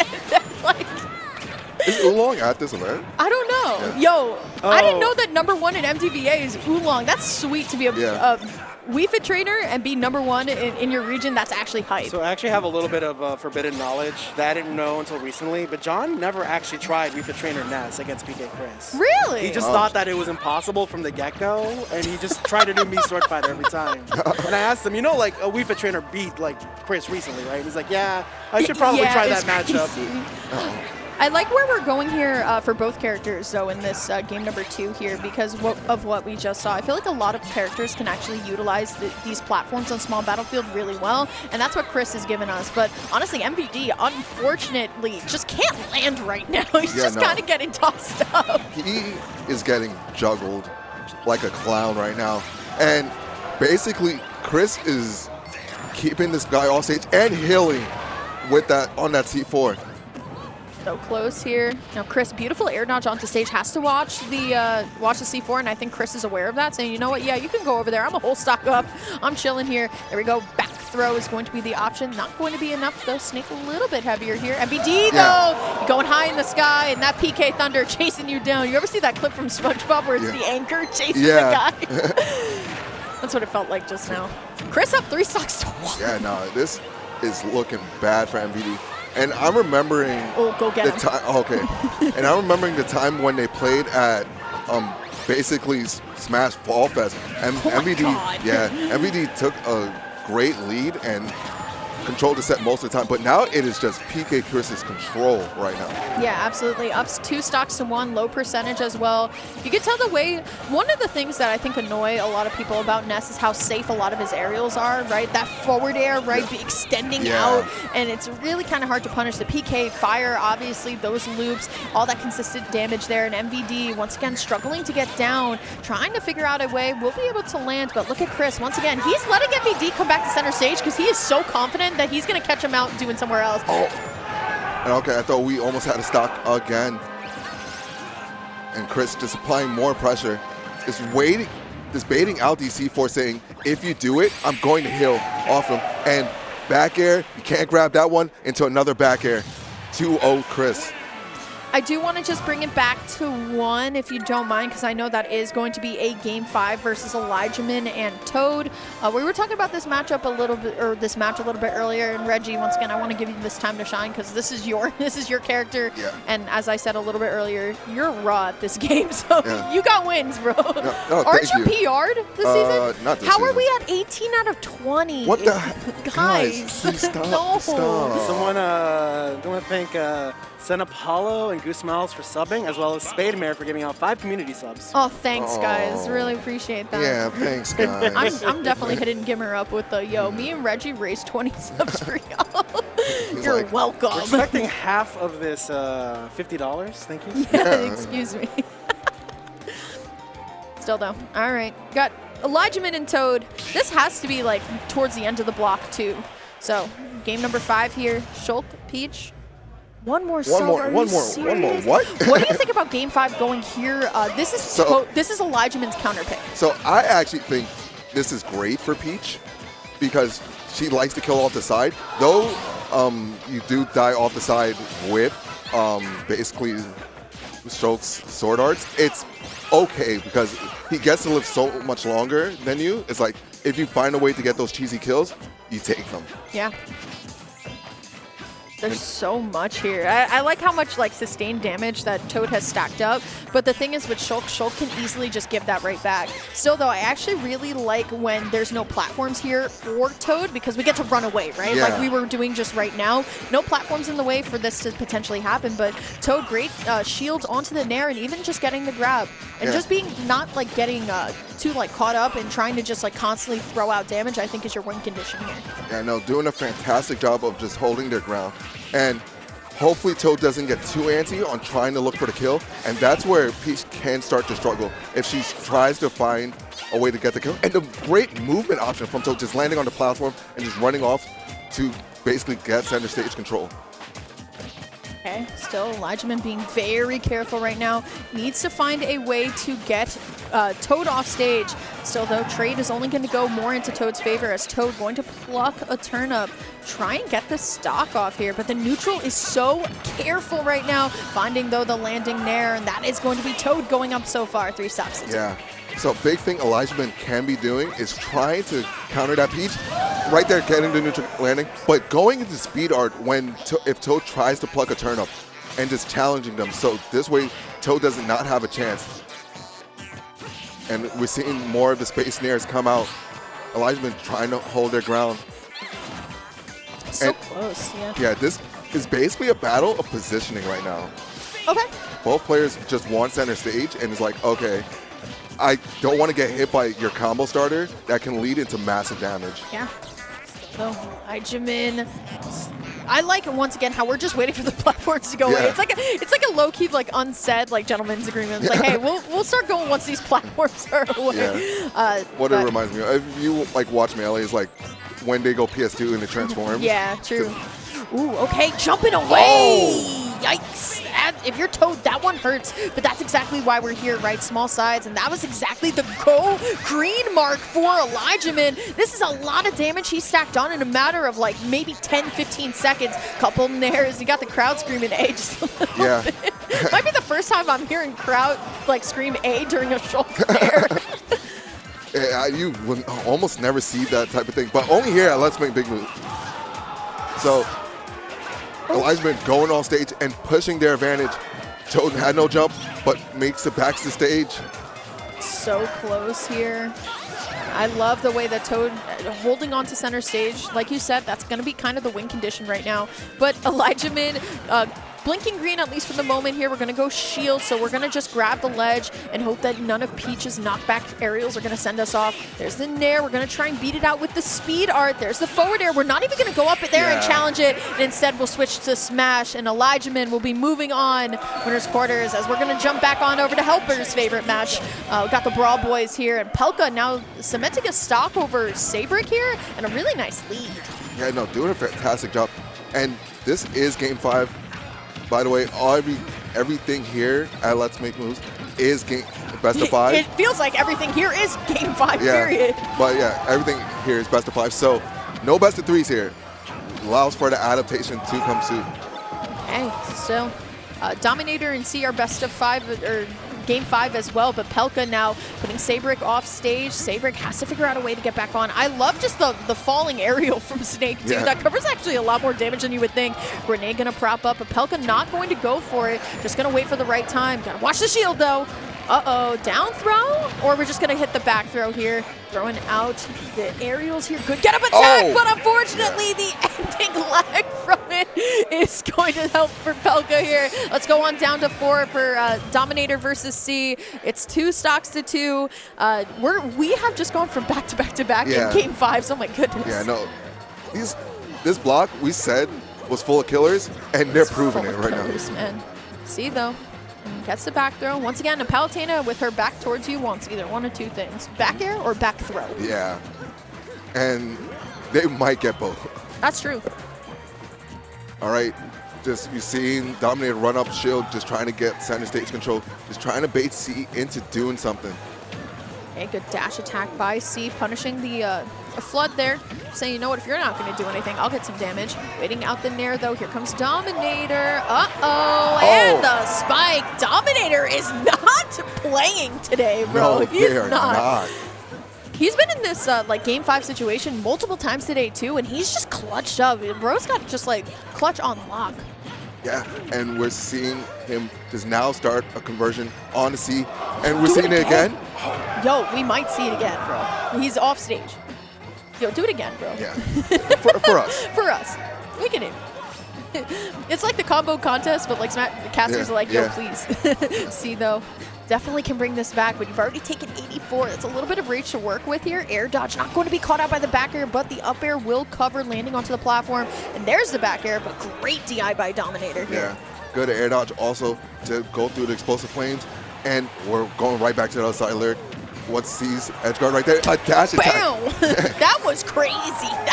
That dash attack was so strong. I felt the bass in my headset too. Helper might have just turned off the bass just for that one. Yeah, it was just like, bam, you're going to feel that one too. Here we go though. C, we know that he is very prime here right now. Has a little bit of reach to work with too, but Dominator, all he really needs is a prop up and for the combo to go all the way to fruition here. There's the dash attack, and now it's all the C show. Finds the nair though, going for the F smash, but Dominator, that actually gives him some time to get the throw.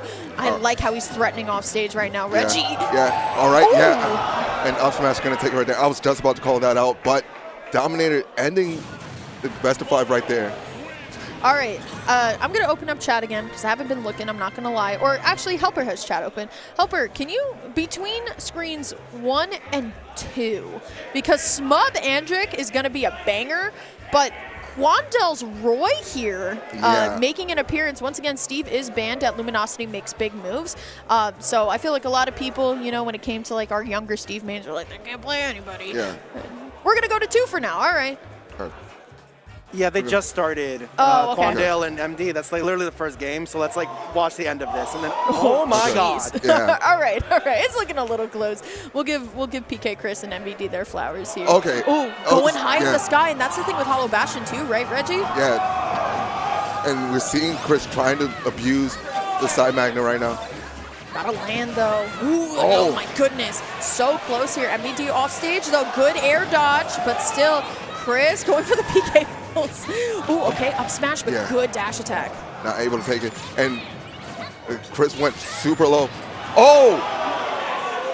And that's what happens if you try to go super low. He set the C4 down and took the stock with an untuckable situation right there. One of the things about MVD, bro is so stoic. Yeah. You really don't see him pop off too much, but when he does, you feel that. I almost said a curse word. I helped myself back just a little bit. All right, guess what, Reggie? What? Another game 5 here. MVD versus PK Chris right now.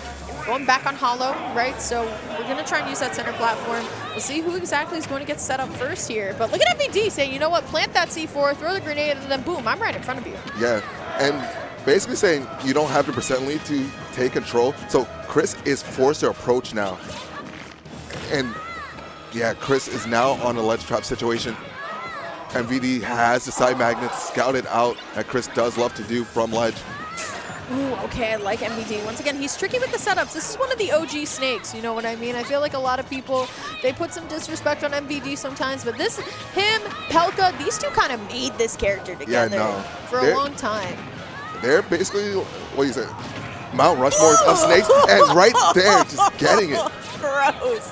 That was gross. So that was the prop up from the Nikita hit right into the down smash there from MVD. What a great way to start this off. But Chris, you know him. He could definitely bring it back a set. Yeah, he takes stock so fast. And yeah, he's not aware when MVD is holding the grenade, just pummeling right there, allowing the grenade to explode. And this is basically MVD just taking advantage of Chris' lack of knowledge of where the grenade and C4 is right now. And so many traits are going MVD's favor right now. It's getting tough for the side magnet boys. Yeah. Still though, I mean, MVD now, all he really needs to do is play a little bit more just reserved here, right? And look, notice how he's kind of like dashing in and out from underneath the platform because he recognizes that. Chris though needs to find a loose aerial, but he lands right on top of the C4, and that's going to be MVD now saying, you know what, yeah, I don't need to interact no more. I'm chilling and getting a ton of shield poke with all of the C4 and the grenade, and now Long Island is getting loud. Yeah, they definitely want to see their boy win. All right, what's the ledge trap from there? Side magnet's back on, but not much avail. And again, trading with it and running into C4. Chris is so flustered right now. And finds it in there, but MVD still in such a comfortable position. He's a little bit of health back here, but MVD just trying to find out where Chris is going and then just throwing out the very simple up tilt. He's not going to be punished too crazy, but unfortunate for Chris. You know he wants that grab real bad. All right. What is going on? Just waiting for it. Oh, okay. It is not stuck on him. Oh, okay. MVD just going to go right back up there. Chris, though, going to charge up, trying to snipe out, not able to find anything. Okay, good spot dodge, though, by Chris. So close. Yeah. Okay, we're seeing the Shark Kings come back, and Chris wants to heal up. So if he takes a stock at a low percent, 107, still doable, but Chris does have to fear that up tilt because it will be in play, and you see it come out ready twice now. Yeah, super, super close here. Grabbing the grenade, getting a little bit of health off of it. His last stock. Chris can 100% do this just with enough tenacity and patience here. But MVD going to get caught up. Now no C4 on the stage right now. So looking for the back air. MVD still trying to grab it, but he's in a good spot right now. All right, can Chris make it back? Yes, he does. Okay, I was fearing him on that platform. Yeah, just shield pokes right there. MVD takes it. I need to go to Smub Andric. All right, let's I'm go going there. to Smub Andric. This set, I was watching game one low-key out of the corner of my eye. It is Andric up 1-0, but we were talking about great Ridleys before. This is Smub, man. No social media Smub. Bro does not care. He's just raw with it. If you know anything about the MDBA scene, Smub is the hero of this scene, man. He is nice with it. He's great. He played really well last weekend at Xanadu Homecoming. Really good time. Right? Yeah, getting third. But look at him, man. He plays such an aggressive Ridley. It's very, very scary. Yeah, no. And he just has the flow chart down of like, okay, if you're on ledge, I'm going to do this. And if you try to roll, I'm just going to throw you back off. Or if you like to get up, neutral get up, just shield, side B for your troubles. Yeah, honestly, if we're Smub right now, we're feeling really good. Only 65%, and we're just running off there. I feel like a lot of the Falcons we saw today have just been in an unfortunate edgeguard situations here. With Tech, though, no down air in sight here for Andric. So now Andric actually going to give Smub a little bit of respect to get back on stage because he's so confident he can hit this knee. Yeah, okay. Oh, But hey, yeah, there's that down air. getting the conversion into the down air, doing a fantastic job. And I'm just loving Andric's like basically respecting like Smub's like aerial burst for Ridley, because you got to respect the Nair. It's super massive, and just say I'm gonna play around it and just combo you right outside that zone. Andric, though, looking so primed. There's the down throw, looking for the pickup with up air, but good on Smub to recognize the aerial drift there. There's the Nair. It's now Smub trying to line up potentially for an F-tilt, but once more just patience on Smub, finding the Nair itself, but just still over and over, just going to instead just force Andric over into this tough situation. And it's how do you get out of this, especially as Falcon, side special actually misses. Yeah, unfortunate. And Andric now gets momentum right there. Good DI away from Smub. Can I just say the crowd is screaming every time Andric gets a hit. Andric, though, going to reset neutral once more, sitting at this 160 mark. The dash attack would do it, but so far we've only been able to really kind of like just get weak hits here. Okay, F-tilt not going to be enough. So now Smub going to just send Andric off. Ugh. So that was Ridley up special knocking Andric into the bottom of the stage. You're not going to be able to take that one. Nah, that up special is so strong. Yeah. Like, people talk about like Wolf's up beat killing. Yeah. That one is so much earlier. That one too. Don't forget about that one. Good punish on the Falcon kick with the dash attack, and once more Smub is just putting Andric off stage, saying, bet, like, I'm ready for whatever you want to do to get back onto it. Ooh, beautiful landing knee, though, coming out from Andric.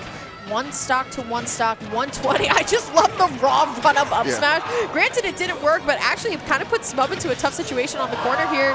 Going to be able to get out of it, at least for the moment. And now the crowd is screaming in horrific. And he went out there. And yeah, that cost him.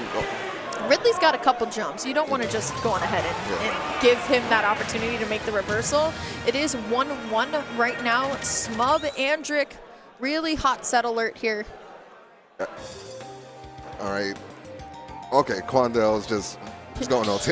You want to watch Quandale? We'll watch Quandale. Okay, he has the lead right there. Let's watch a bit of Quandale. So once again, Steve is banned at this tournament. So Quandale sticking it out, I believe, with game 1 and 2 with Roy. But the D-Doc can definitely cheese out some wins sometimes. MD, though, we saw MD a little bit earlier on the Falco, and now we're back on the signature PT. We know that this is the main for MD. They're a very, very good Pokemon trainer main. So D-Dog, though, up a whole stock here, and it's definitely looking like D-Dog's game. No, it definitely is. D-Dog, when they're not playing Steve, known for their Doc. Doc has put in work and has beaten a lot of people unexpectedly from the New York region. Yeah, unexpectedly is the best word for this, Dr. Mario. Everything's really unexpected with D-Dog sometimes, man. Okay, both of them throwing their projectiles. Good down tilt coming out from MD here. Trying to read the jump with the forward air. Ooh, okay, right idea with the up smash, but it will be the D-Dog that gets the up special right from below there. D-Dog gonna stay alive in this set. 1-2. Oh, man. No, we gotta go back. Let's go back. Let's go back. Back to 1. Sorry, y'all. No, we just saw the rawest knee come out from Andric. Smub's still, though, in the lead right now, and things are looking real good for him. The F-tilts and the neutral Bs are all looking real good. Helper, can we move on over to 1, please? Yeah. I know I'm hearing the 1 audio. I'm not seeing the 1, like, center. Yeah. There All right, it is. Thank you. We got it there. Good nair, though. This is a weird matchup for Ridley in general because of, like, the glass cannon syndrome, Yeah. right? Because you kind of get propped up, and sometimes you just kind of explode, right? Here we go, though. Andric! Oh, soft hit knee, not going to be enough. The air dodge is used a little bit early there from Smub, too, but loops in the back air. Smub going to be up to Saksa 1. Yeah, no, doing a fantastic job. And Falcon being a fast faller just allows you to just combo him basically like Fox, and not having the best recovery, it just makes it easy for him to be ledge guarded. And this is just combo center for both of these characters when they're fighting.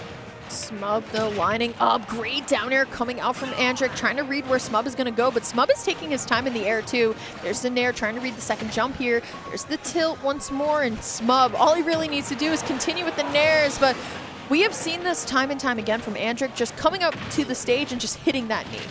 Yeah, and I believe that's like how all the stocks have been converted. Yeah, they really have. So we're seeing Smub with these nairs, knowing Andric likes to jump from ledge. He's covering that basis. Okay, I thought we were going to see another knee right there. Yeah, he's got a lot of rage. If he's able to hit the knee on Smub, like, there, Yeah. but oh my god, Smub popping off? Yo, I love when Smub pops off, bro. Yeah, He's so stoic, like very calm, but when he's locked in, bro is locked in. Yeah, you really know he wants it when he starts popping off, because every other time you talk to him, straight face. Yeah, like, hi, how are you? Good Yeah. stuff. Yeah, like Straight to business. straight to business. Yeah, but bro is locked in. Yeah. Smub 2-1 over Andric. And then I believe we're going to finish out this set, and then we are going to be passing it off. Okay, cool.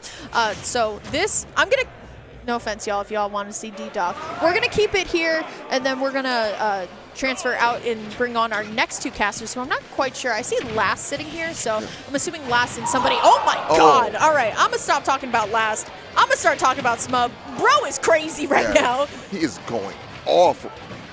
And okay, we're seeing the nairs out of shield, and 101%, no, one unplug. stock gone. Unplug. But unplug. I'm Yeah. unplugging for Yeah. you, man. Like, I'm going to help you out. Yeah. Smub has not taken damage yet. All right, there we go. Andric, as the set has been going on, Yeah. Reggie, he has not gone down without a fight, but look at all this momentum from Smub right now. Yeah. Beautiful jump catch with the back air. Good air dodge, though, but Smub is ready for it. Has to go high, Yeah, and no, Smub is about to 3-stock this man. Yeah, 41% on this man. Okay, we're seeing, okay, I thought we were going to see a side B. Andric needs something, because things are looking super tough right now for a Smub. This is so close here, but I mean, Andric now has a lot to make up. Granted, we know how talented this player is, but Smub, the question is, has he just pulled too far ahead? Okay, no tech though, good punish from Smub, it's so close.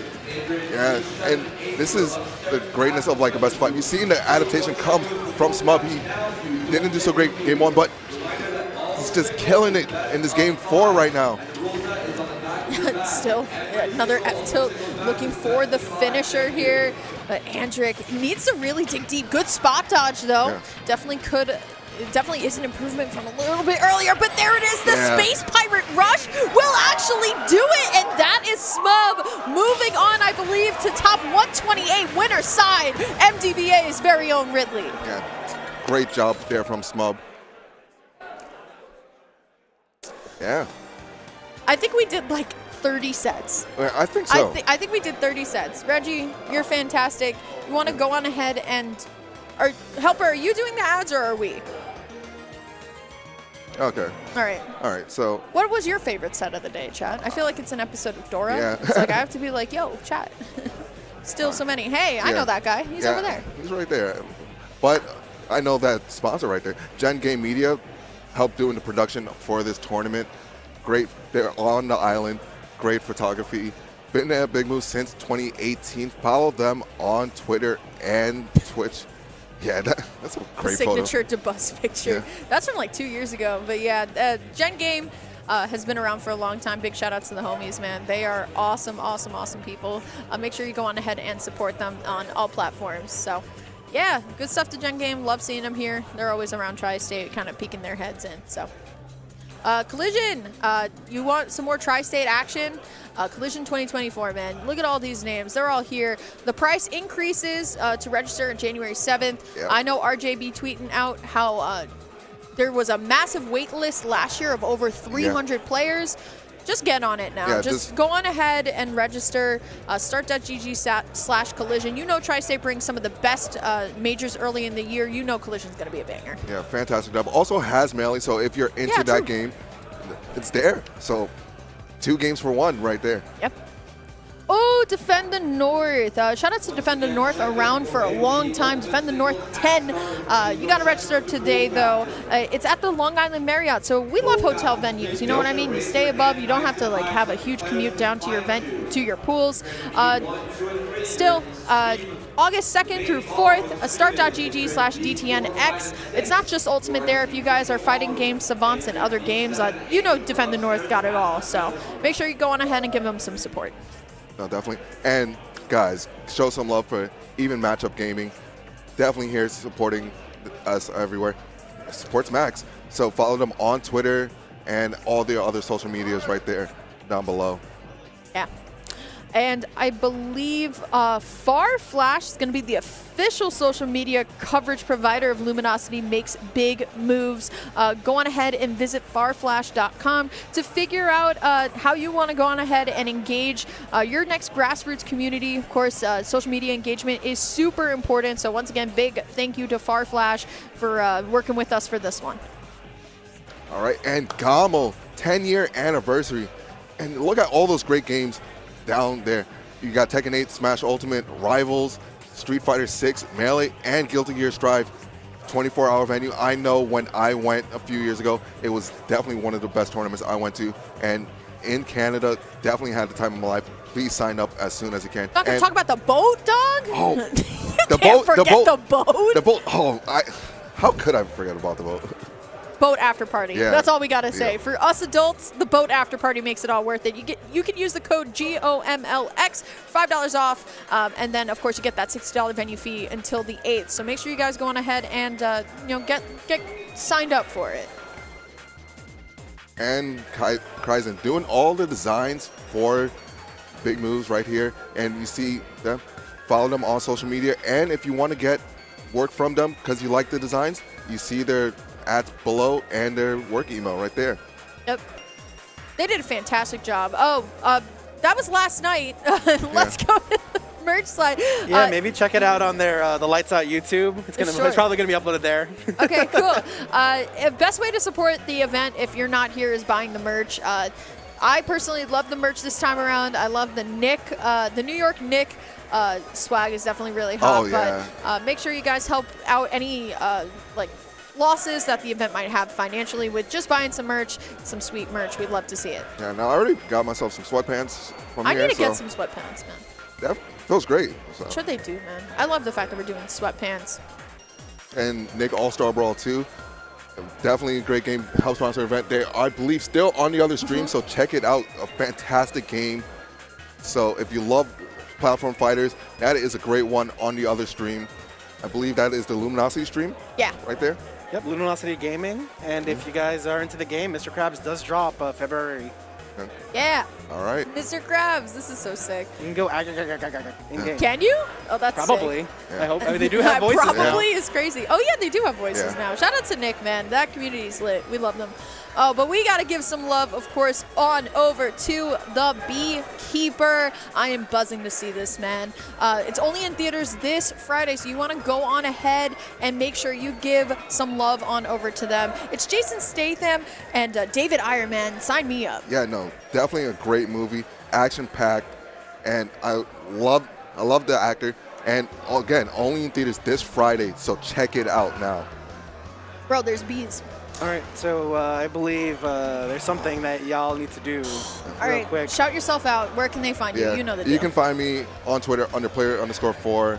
It's basically across almost all social medias. And where can they find you? If you guys like Pokemon cards, like starting, yeah, that's kind of my main thing now. If you guys like Pokemon TCG, that's all me.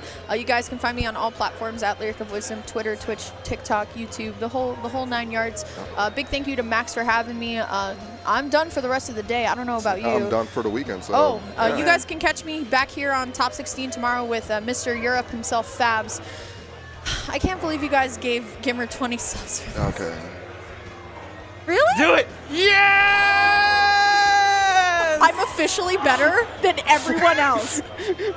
I'm officially better than everybody else. I thought you were going to prank me. Congratulations! I am now the receiver of like the second Reggie fist bump ever. We have it on camera, and Reggie We is in have shambles. Mars. I believe Mars got the first one, right? Y'all donated for that. End stream. All right, guys. Thank you so much for tuning in. We're going to continue with Quad. We'll be back soon. All right. Deuces. Yes. All right, you guys are off.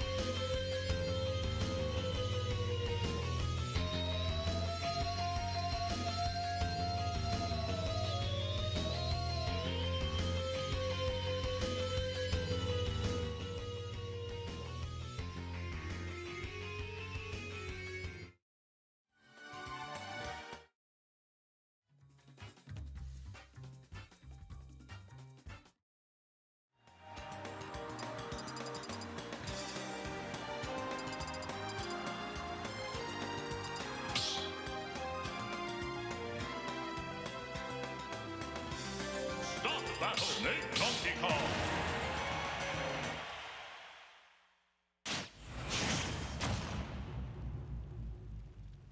Three, two, one, go!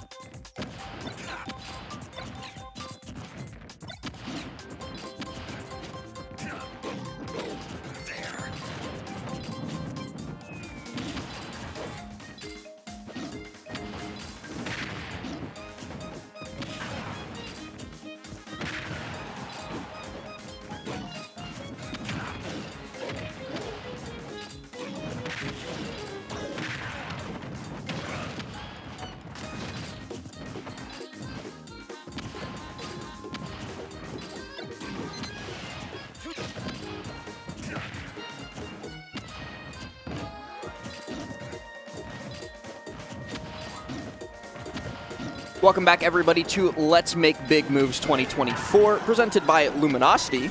It's actually Luminosity Makes Moves. I always forget because I'm so used to the old name, but it's Luminosity Makes Moves. Let's Make Big Moves, presented by Luminosity. Either or, they're all good. We've got lots of action. So my name is Last. This is Archmage, and we're going to get straight into it. I think let's start with that Chunky Kong Pelka set at the top right, because that's the one that is catching my attention. And it ends as soon as I call it out. As soon as you call it out, but wow, I mean, it's gonna go game 3, right? I mean, Chunky Kong already up 2, but I mean, me personally, I'm a huge Chunky Kong fan. I mean, he's on my same team, a little bit of bias there, but I mean, still Pelka, not a slouchy opponent, right? I mean, that's gonna be a hard set. Every set's gonna be tough, but.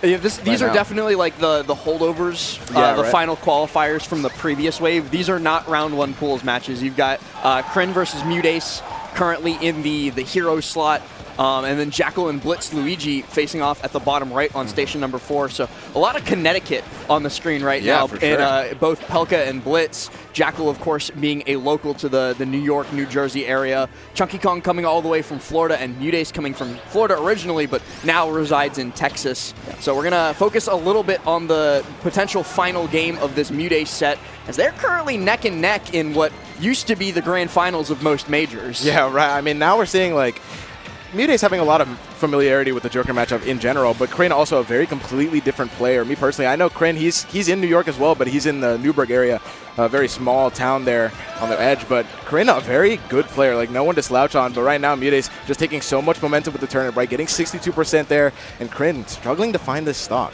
And that's the really tough thing about Joker in this matchup, is that he doesn't get the opportunity to use Arsene as much because he has to be so careful in neutral. If he messes up neutral once, Arsene goes away because it gets siphoned by the machine gun blows. But the fair is going to be enough for the stock all the way up at 160%. So that equalizes a little bit, but Mute's still fully in control here. I like what I'm seeing. A quick little tether cancel into an up gun. That is definitely not something you see every day. I mean, and he goes for up gun again.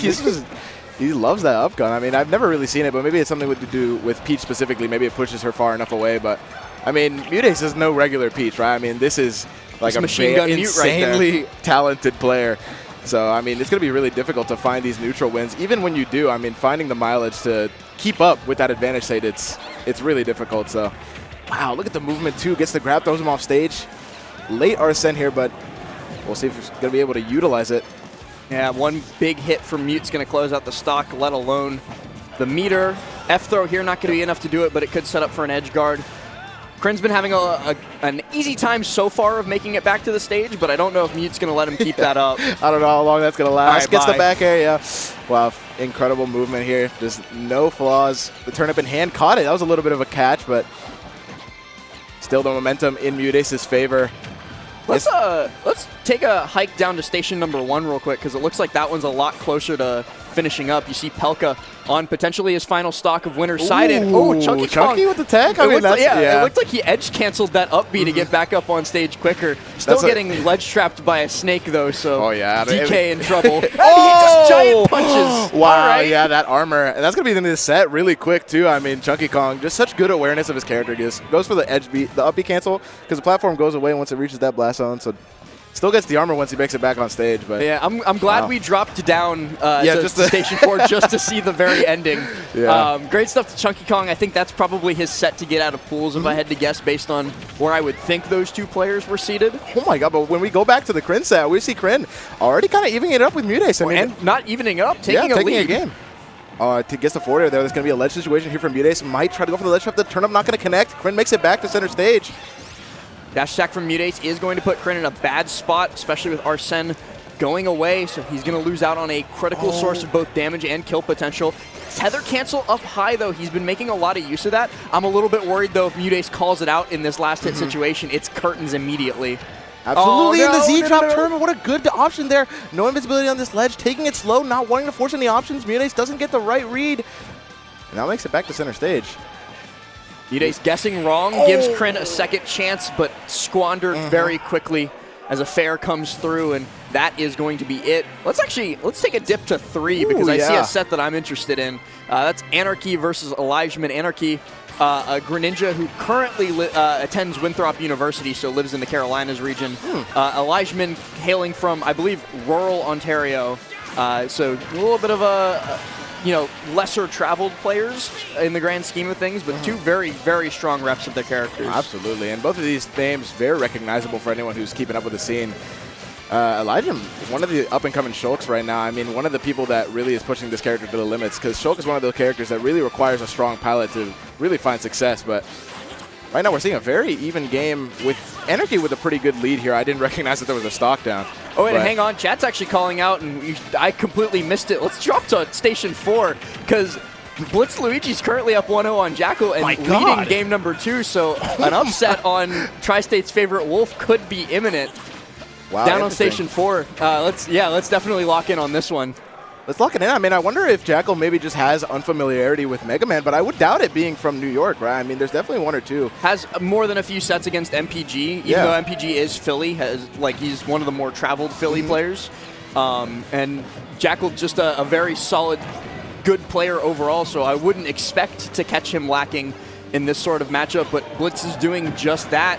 Back air, sour spot, weak hitbox, not going to kill Mega Man this time, but an up smash on the get-up attack. That's just really smart ledge trapping. They're holding shield, waiting for an option, and catches the get-up attack, and now Blitz Luigi just trying to use those projectiles to find an opening. The leaf shield, I love the movement here from Blitz Luigi. The one thing that I've been noticing so far is just such good awareness here. Paper grab not going to connect.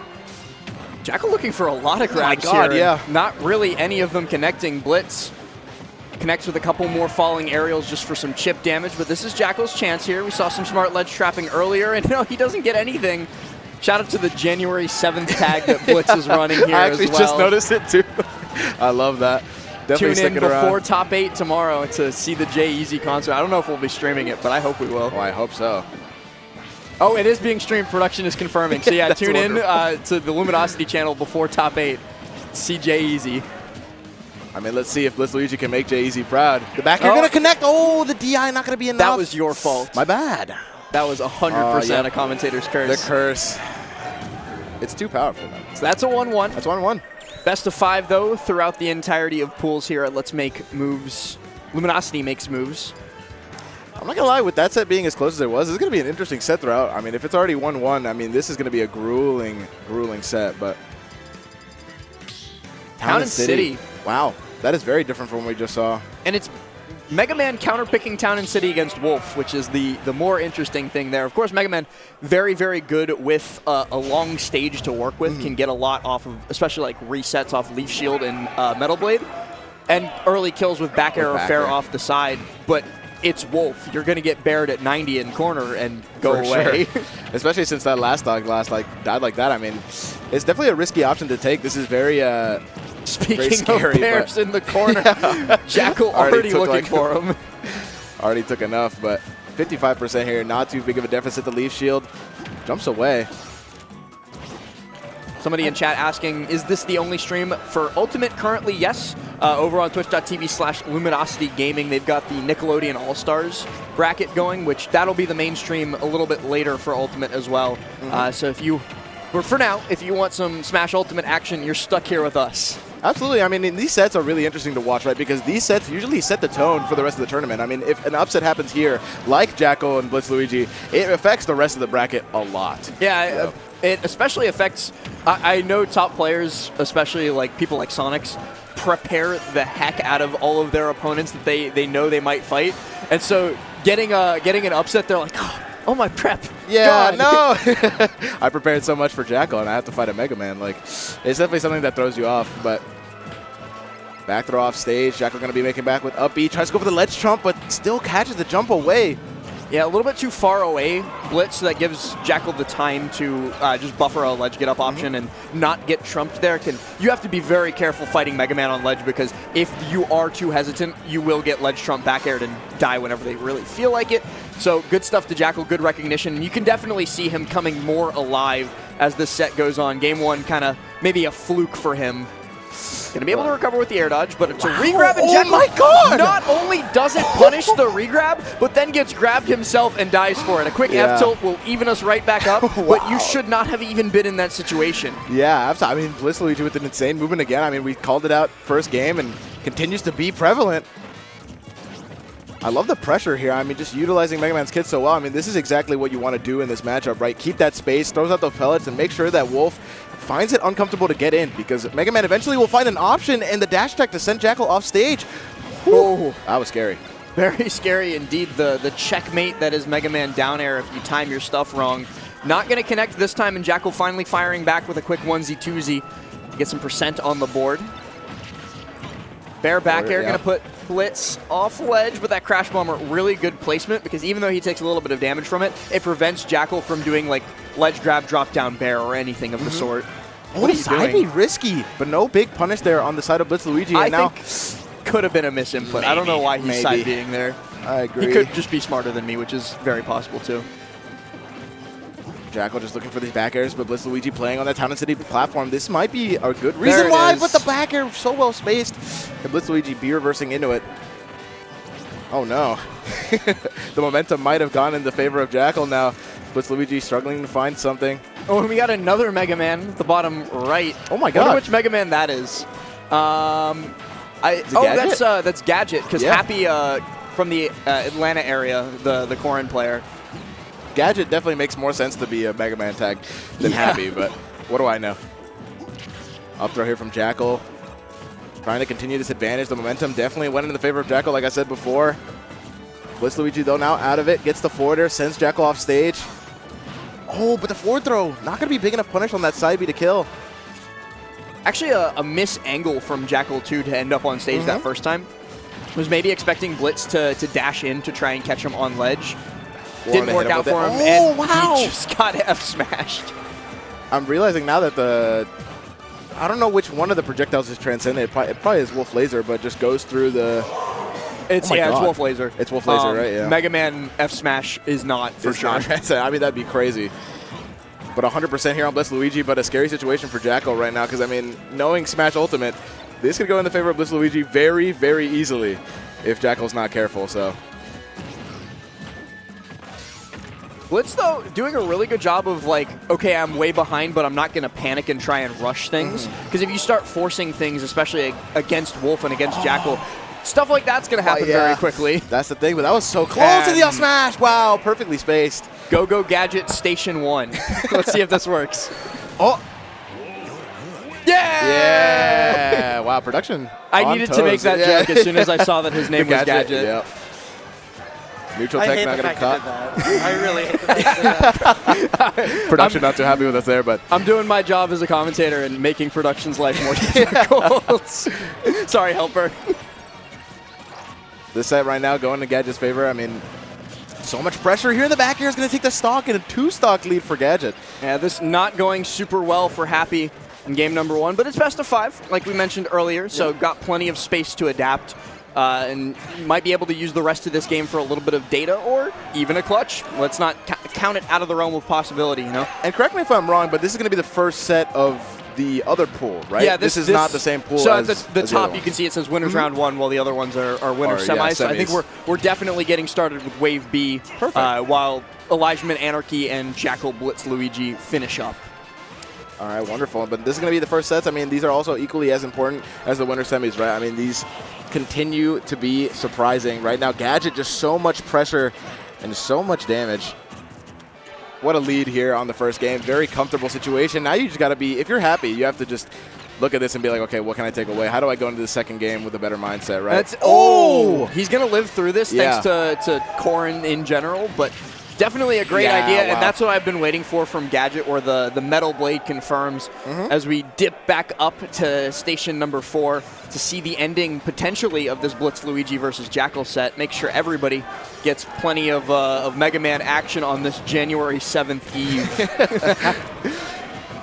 Yeah, I mean, this is crazy. I mean, Blitz Luigi has been doing good to keep up with Jackal, but Jackal just finds openings and takes them so far. I mean, every time that Jackal has found a hit, it's just been super influential in the game. So hopefully Blitz Luigi clutches up here, because I kind of want to see a game 5. Oh, wait, what? I thought that hit ledge. No, maybe not Wolf. It depends on some characters' ledge hang for sure, but Wolf got one of the better ones, I think.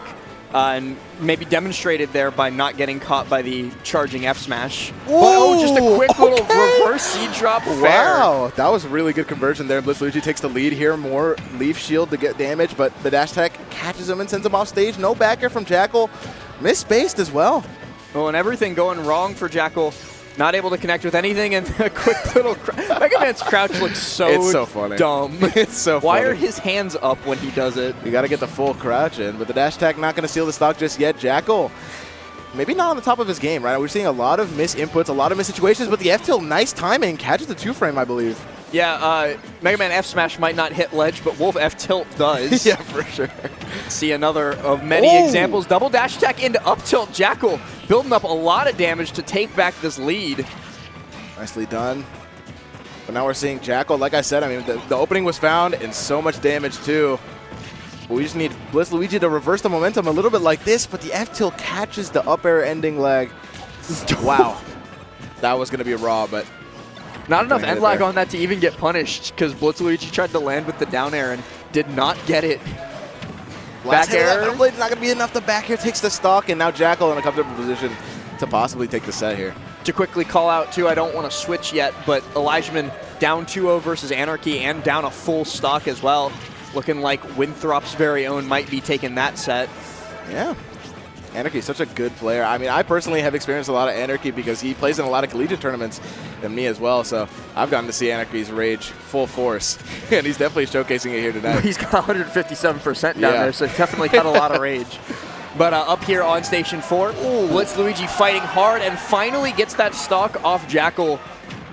If he can take one more, he can drive us towards a game number 5, but that's going to be tough to do, especially with Jackal in control of the ledge and great usage of the opponent's Crash Bomber. With the air dodge to not get hit, but still have the hitbox active. Jackal still has that stage positioning, right? Going to get that forward throw. And now a ledge situation here for BlitzLuigi. This could spell disaster, but Jackal just giving him that space, wants to reset, doesn't want to force anything. Very similar to like Sephiroth's side B, where like you get hit by it, you either have to engage to win neutral or just completely disengage. Jackal choosing disengage this time around. Still in control, looking to close this out, but it's getting dangerous. It is getting scary here. The downer not going to connect on anything. And Anarchy has won his set. See if Jackal can do the same. Gadget now also up 2-0 here against Happy. It's Mega Man He just needs a dash attack here in the corner or anything of the sort. Looking for back air, rolls back to center stage, but Blitz goes for the raw grab, gets the landing up air, but the reflect. Jackal aware. The dash attack, is that going to do it? It is! And Jackal takes the set 3-1. BlitzLuigi putting up a good fight, but not going to be enough to best Jackal himself. Definitely had some of Tri-State worried after that game 1 went the way of Blitz, but Jackal clutched up, ended up closing out the set, and we're going to take a dip down to station number 2, where we got Zanrio versus Potat. Oh, yeah, I believe that, they have, you know what, thanks guys. Their in-game tags match their actual tags. So yeah, that's nice. Know who's who. We get to know. You guys asked about Wolf Ledge Hang. His head is directly at the same height as the ledge itself. Oh, so you have to hit wow. well below the ledge to actually hit Wolf. That makes sense. Yeah, so Wolf Ledge Hang, very good, actually. Very good. The attack has to hit below the ledge to connect with Wolf. And Mega Man F Smash, not one of those moves, Apparently unfortunately. But very good at hitting ledge against most characters, but unfortunately, Wolf not being one of them right now. Both these players are trying to find the kills, and the up smash kills on Kalos, surprisingly. Super high. No kill sparks either. Yeah, that might have been a DI situation there, but nonetheless, Zan just taking it super far here, already 42, and catching the landing. And this is where like a lot of Aegis players get trapped up, get caught up by staying on Pyra as you get dared on the up B. 2 stocks taken by Zanrio. A lot of Aegis players, they'll get their opponent to 110, 120-ish%, and then their brain just goes, okay, it's Pyra time, no matter what. Where Mythra is more than capable of converting into some kills at those percents, especially at ledge, and obviously Mythra neutral, significantly different than Pyra neutral. And Mythra disadvantage, right? Also, yes. So people get stuck into the trap of my opponent's near kill percent, I have to play Pyra, and often it'll help sometimes, but it's not really true. And we definitely saw an example of that. Potat swapped to Pyra and then just did not win neutral ever again. And never switched. So spells the demise for that first game. Oh, actually, it might be the second game for that set. Yeah, at I the think score, but- game 1, Patat was playing Zelda. I saw out of the really? corner of my eye. Oh, nice catch. So swapping to the Aegis for game 2 and staying on it for game 3, but staring down the barrel of a 3-0 by Zanrio if they can't make something happen here. Absolutely. I mean, we're going to see if maybe Patat can utilize Aegis or Mithra specifically a little bit more, just because I feel like in this matchup specifically, maybe Pyra struggles landing. But Yeah. Mithra definitely has better options, right? That Nair is super strong option, as well as Foresight. So I mean, Foresight is like the option for Mithra a lot of the Yeah. time in disadvantage if you can pull it off. Pyra like has the big hitboxes to cover herself as she comes down, but if you swing and miss, you're in just as bad as a situation as you started in. So you got to be very careful. And we have a that's Penn. Okay, that's Penn, Penn from my local scene in the Atlanta area. One of the Gump 2 boys. Playing the Bowser versus Slade's Yoshi down on Station 3, but let's keep it locked up here. See the ending of this set potentially is, well, maybe not, because Patat's starting to get a lot better performance than he had during Game 2. Sure, the forward are going to catch Patat there, going to send him off stage. The neutral air, the air dodge to the platform, going to get caught. Zan using that Nair. Really good positioning and the advantage there, but missed the grab. Up, he's going to kill. Yeah, you get caught whiffing in Pyra's face. She has a lot of things she can do, and one of them is very easy, and that is up immediately. Yeah, for sure. Downer going to convert here into maybe something, but the up tilt not going to get anything off it. Zan just continues his advantage, catching Patat's options here.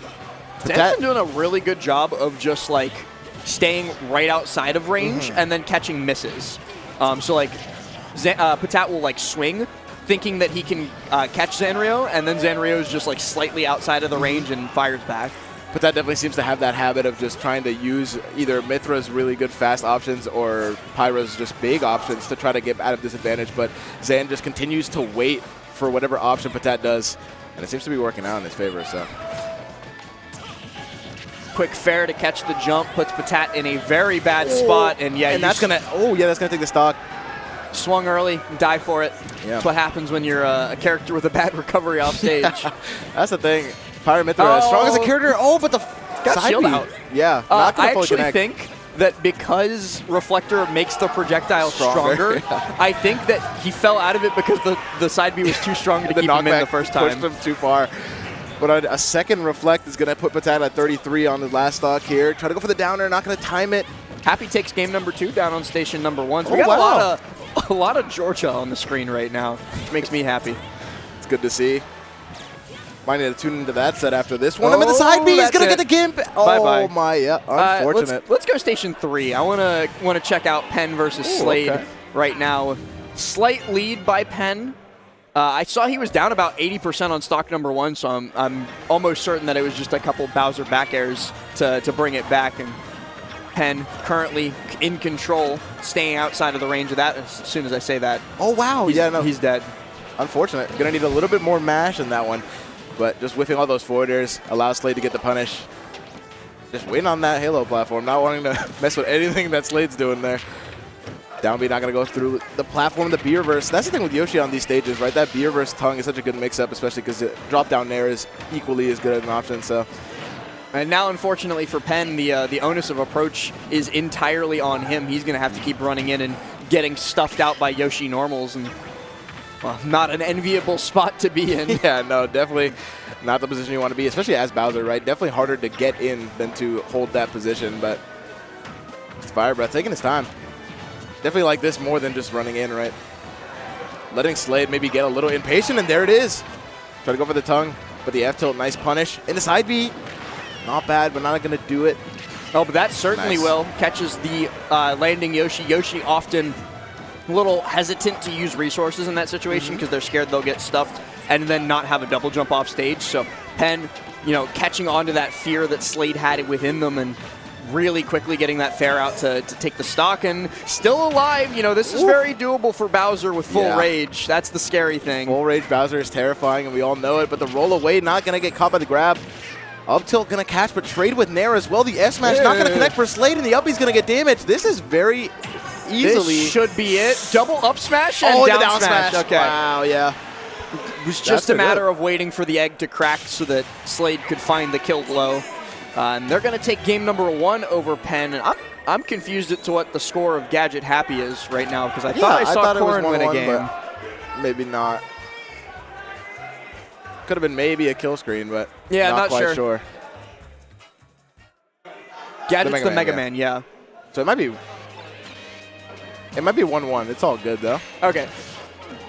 Production chasing that down. So for everybody's information in chat, just to reveal it, Production's not actually fully in control of the scoreboard. It's being updated by StartGG. And so if the TO is running the quad stream misreport, unfortunately, it just goes up there and there. Now it's 1-1. It's 1-1 now. It's all good. Yeah. So yeah, we overrode it up here, but most of the scores are being input very far away from Production. And speaking of very far away, that side B hits from quite far. Yeah, very far. And right now, Happy in the position to maybe make a comeback here, because at 158, maybe difficult for Mega Man to find an opening here against Happy. Oh, Helper, chat saying this one's 2-1 in favor of Gadget. Oh, 2-1. Okay. I'm trusting chat on this. So we trust chat. We hope you guys are right. If you guys are wrong, it's over. If you're wrong, you're banned. I'm going to time out anybody that's wrong. Everyone who said 2-1, you're banned. No. No, it's 2-1 Gadget. No. No, it's 2-1 Gadget. 2-1 Gadget? Yeah. Oh, I was banned. Damn. Helper, and the production has been banned. All right, Gadget here on Happy. On the verge of closing this out. Happy potential winner side stock. Leaf Shield, so much pressure, but gets the parry, able to jump away, redoes the Leaf Shield, and continues to get that stage control.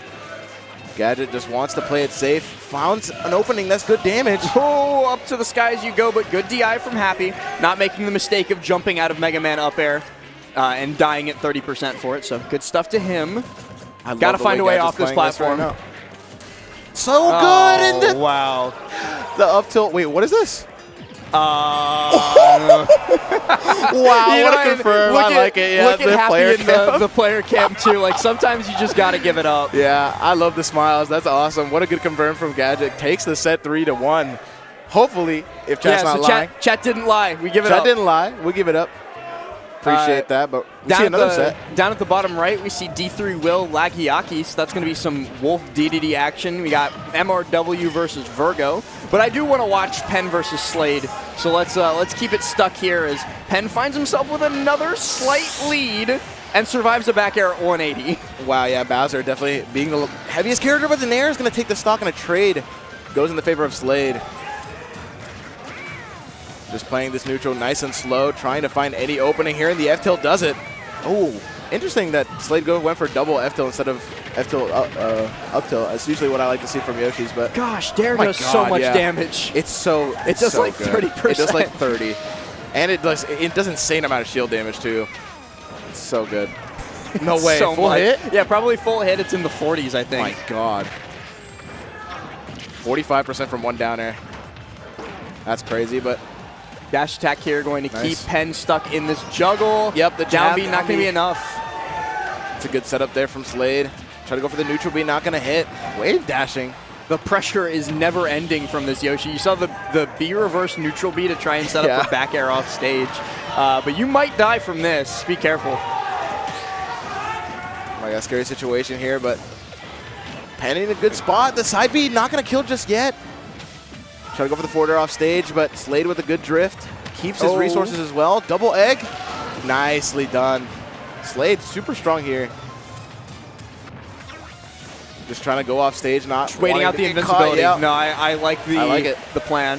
Especially because Bowser can't really do much, but the forward air not going to kill. I'm surprised.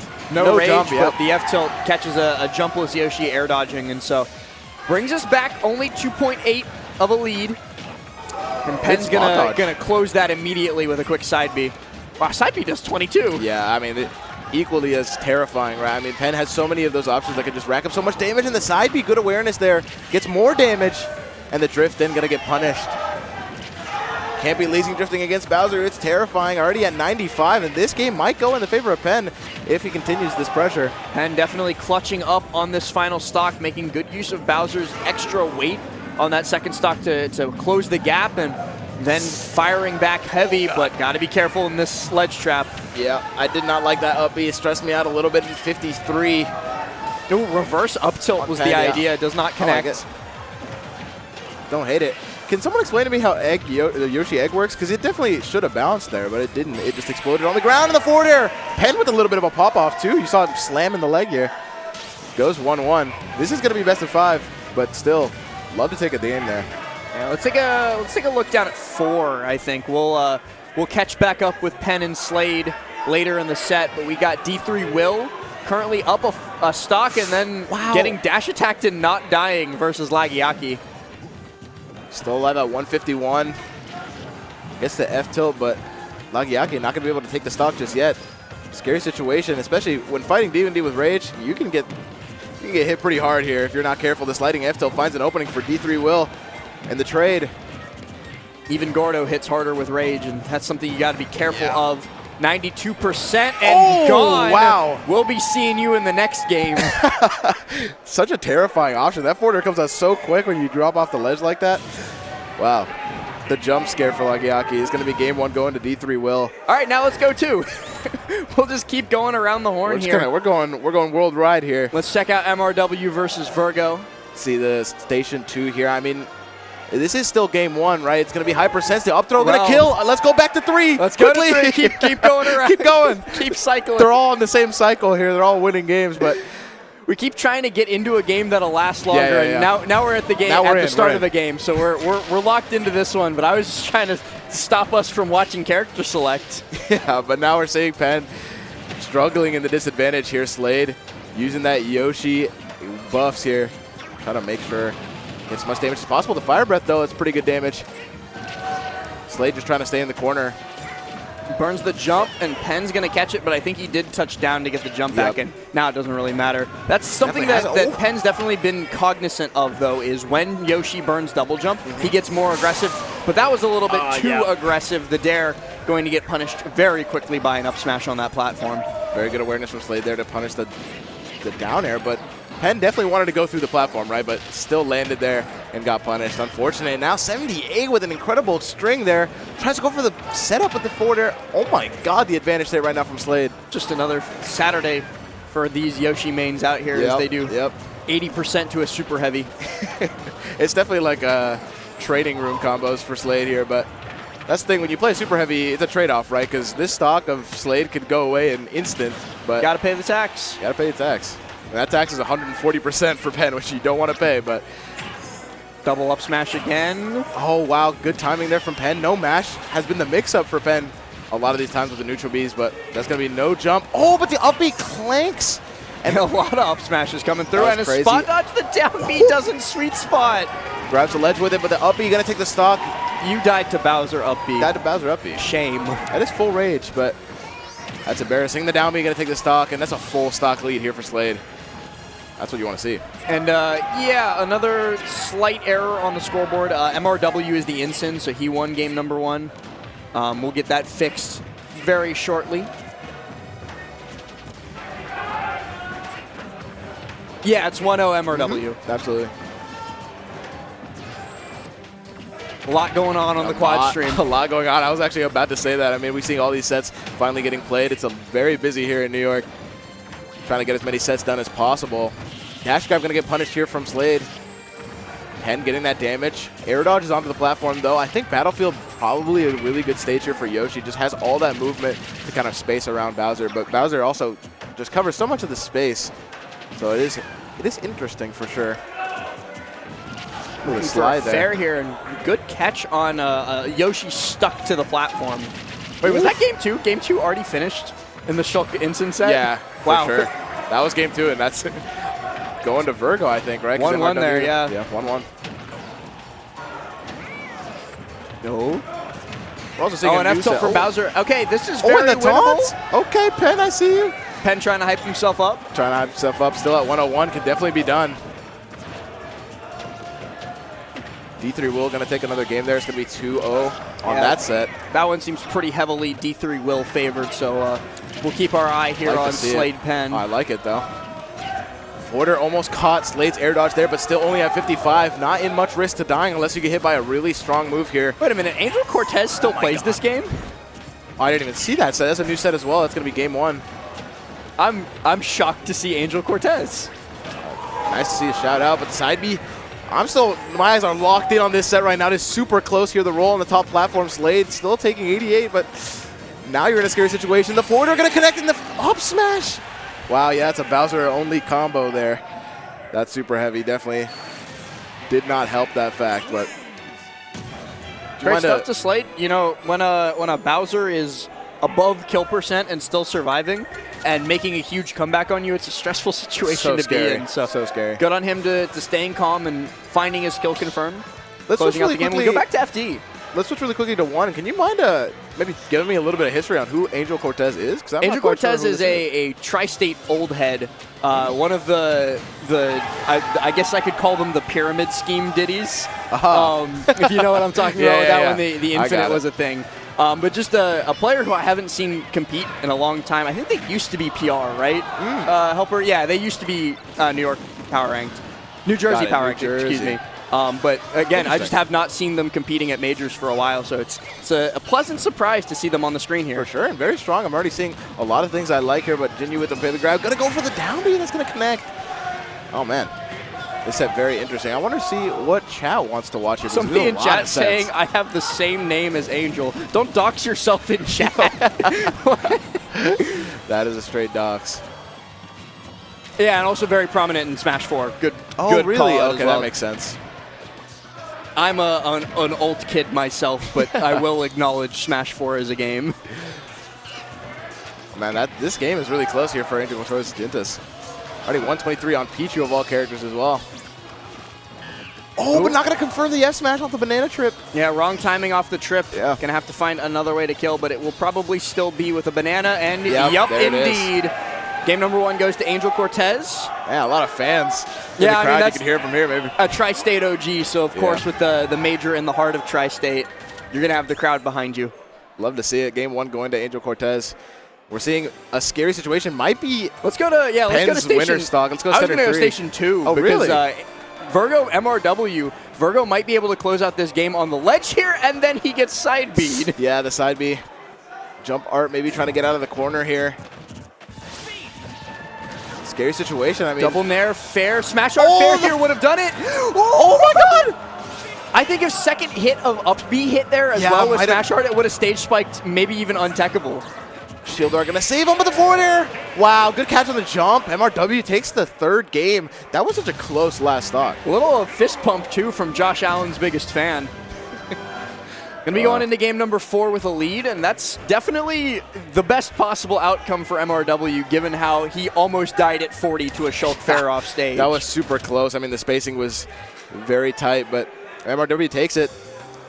Let's stay on this one, because it seems that Slade Penn finished up on station number 3 with Slade winning, I think, in a 3-1. So 3-stock fashion in that last game too. So unfortunate for the Gump 2 fans out there, but we will soldier on regardless. D3 will on the verge of also finishing off Lagiaki in a 3-0. So yeah, let's stick to the 2-1 MRW Virgo set for sure. Is 2-1? Yeah, 2-1 in MRW. Oh wait, yeah, you're right. It's 2-1. Nutribig gonna linger there, using the speed art, getting some good damage here. See, the thing though is that as long as MRW doesn't get edge guarded and die, which he's done a fantastic job from what I've seen him not doing that, he doesn't really care about the 40% easy bake combo with Speed Art Shulk, because eventually Speed Art will run out, but then Smash Art comes through and he dies at 60. He dies at 60. He got caught. I mean, he did the shake the head there. Definitely did not want to get hit by that. I mean, what a very burst option there. But I mean, you're Incineroar. You gotta take some of your own medicine on occasion. Right? Definitely with that Smash Art, Shulk becomes Incineroar with that kill power. I was just talking about how MRW doesn't have to start panicking when he takes that early 40% from Speed Art, but maybe he does if it's always going to result in a quick little Smash Art smack. Shield here with a revenge. Definitely a smart play by Virgo. Just doesn't want to get that much knockback here. Only at 50, but still dangerous position. Shulk Nair is -3 on shield, by the way. Yeah. So MRW really can't act out of that when he's getting fared nared over and over and over. Yeah, it is tough. Oh, what a mix up with the side B. I love that. MRW takes a stock, still at 107. But again, like you said, I mean, this percent doesn't really matter too much for MRW, right? I mean, as long as you get those openings, you're all set. All set, but he's still got to find them. Okay, that the was late terrifying. hit. Yeah, the late hit of Darkest Lariat gets him out of dodges. I'm sure it's done dozens of times. Yeah, and the edge guard for Virgo takes the second stock here, and now MRW in a tough situation because how do you get this kill, right? Only at 68. still has shield iron on as well. So much damage from the Buster. Wow. Yeah, Buster down air just does that. Oh my God, you're at 90. Oh, that was a risky F smash. I would have seen if I could get a grab back throw there, because grab back throw on shield art might have killed. Oh, wow. Speaking of Yeah, which, though. lay hit, though. Lay hit still going to kill. That was the jump part, too. Great stuff, bringing us to game 5. This is an interesting set. I mean, this has been going back and forth. I didn't really get to see the initial sets where MRW was winning, but they've all seemed pretty close. I mean, like, I'd like to ask you, where before have you seen Incineroar versus Shulk? That's a good point. Especially at this level of play. I know we're still in the early days of this bracket, but both of these guys showing themselves to be phenomenal pilots of their characters. Love to see it here. Now we're going into game 5 on Hollow Bastion. I can see this stage being good for both. I mean, Incineroar can find a really early kill here on the sides. Racks up that damage. I'm pretty sure this is where MRW won game 3, right? I mean, with that forward air, so I like it. Good pick from MRW here. Well, gotta find a way to get back to stage. Still has his jump. Oh, no. But, great roll from Virgo to position himself for another grab. And the attrition just continues. That could have been terrifying for Virgo. Switches the shield off the ledge and is able to play a little safe here. Gets a punish. Oh, no punish on the Darkest Lariat there. Oh, and revenges the falling backslash. Oh, my God. Oh, yikes. That could have been devastating. Still able to make it back. MRW gets that stage positioning, gets another revenge. Unfortunately for MRW, he's a little bit too predictable with how these side Bs are approaching. Up throw should kill, but it doesn't. Does not. Not even with revenge. But he's always just doing these like full grounded, almost half stage away side Bs that Virgo can see and react to from so far away, and they're just not working out for him. Tries to shield grab the Shulk back air too. Yeah, no, I see a little bit of panic here in MRW. I mean, a lot of options are getting buffered, but the up throw is going to take the first stock for MRW. Just needs to keep cool, stay collected here. But the smash art forward air is going to get super armored, and MRW makes it back. I'm very surprised that he managed to get back through that edge guard, but quick Darkest Lariat to get him out of that shield pressure and everything. And oh, look out, dash attack doesn't do as much as it could have because of the quick shield art. Good stuff to Virgo, thinking on his feet. Such a good lead here for MRW, taking such good momentum. Already up pretty good percent, but the forward air, that's going to be an edge guard for Virgo. Uh-oh. This set's going to be a lot closer than it may seem, man. Already game 5, even stocks here. If Virgo can get a good advantage streak. Oh my God, that almost killed. I thought he was dead. I'm going to be completely honest with you, but no rage on the Incineroar means that revenge doesn't do quite as much. But MRW, a low percent fair. He's only at 10.1. This is his game to win. This is his set to win, because I know he wants to go on to the next round and face off against Fargo. He's been talking about it all week. I mean, you can tell both these players want it so bad. Virgo just really taking his time, trying to find any opening, but the Nair catches the spot dodge. These dash attacks have been such good burst options for MRW, just finding his way in every time. MRW using a lot less side beat because he's realized like the grounded linear approach is not doing him any favors. Yeah. Oh, man, I love this stage pick here from MRW. He's been doing so good, but the side B, so much damage there. With the revenge, try to read a roll, but not going to do it. The back throw for Virgo.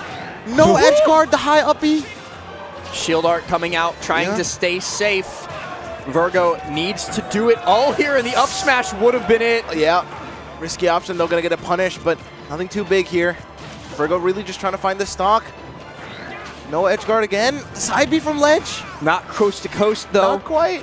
Virgo going to be able to survive just a little bit longer, but he's got 2 stocks to take, and he will not get the chance as another Alolan whip. Means MRW is going to take that Game 5 set. Congratulations to him, and popping off, too.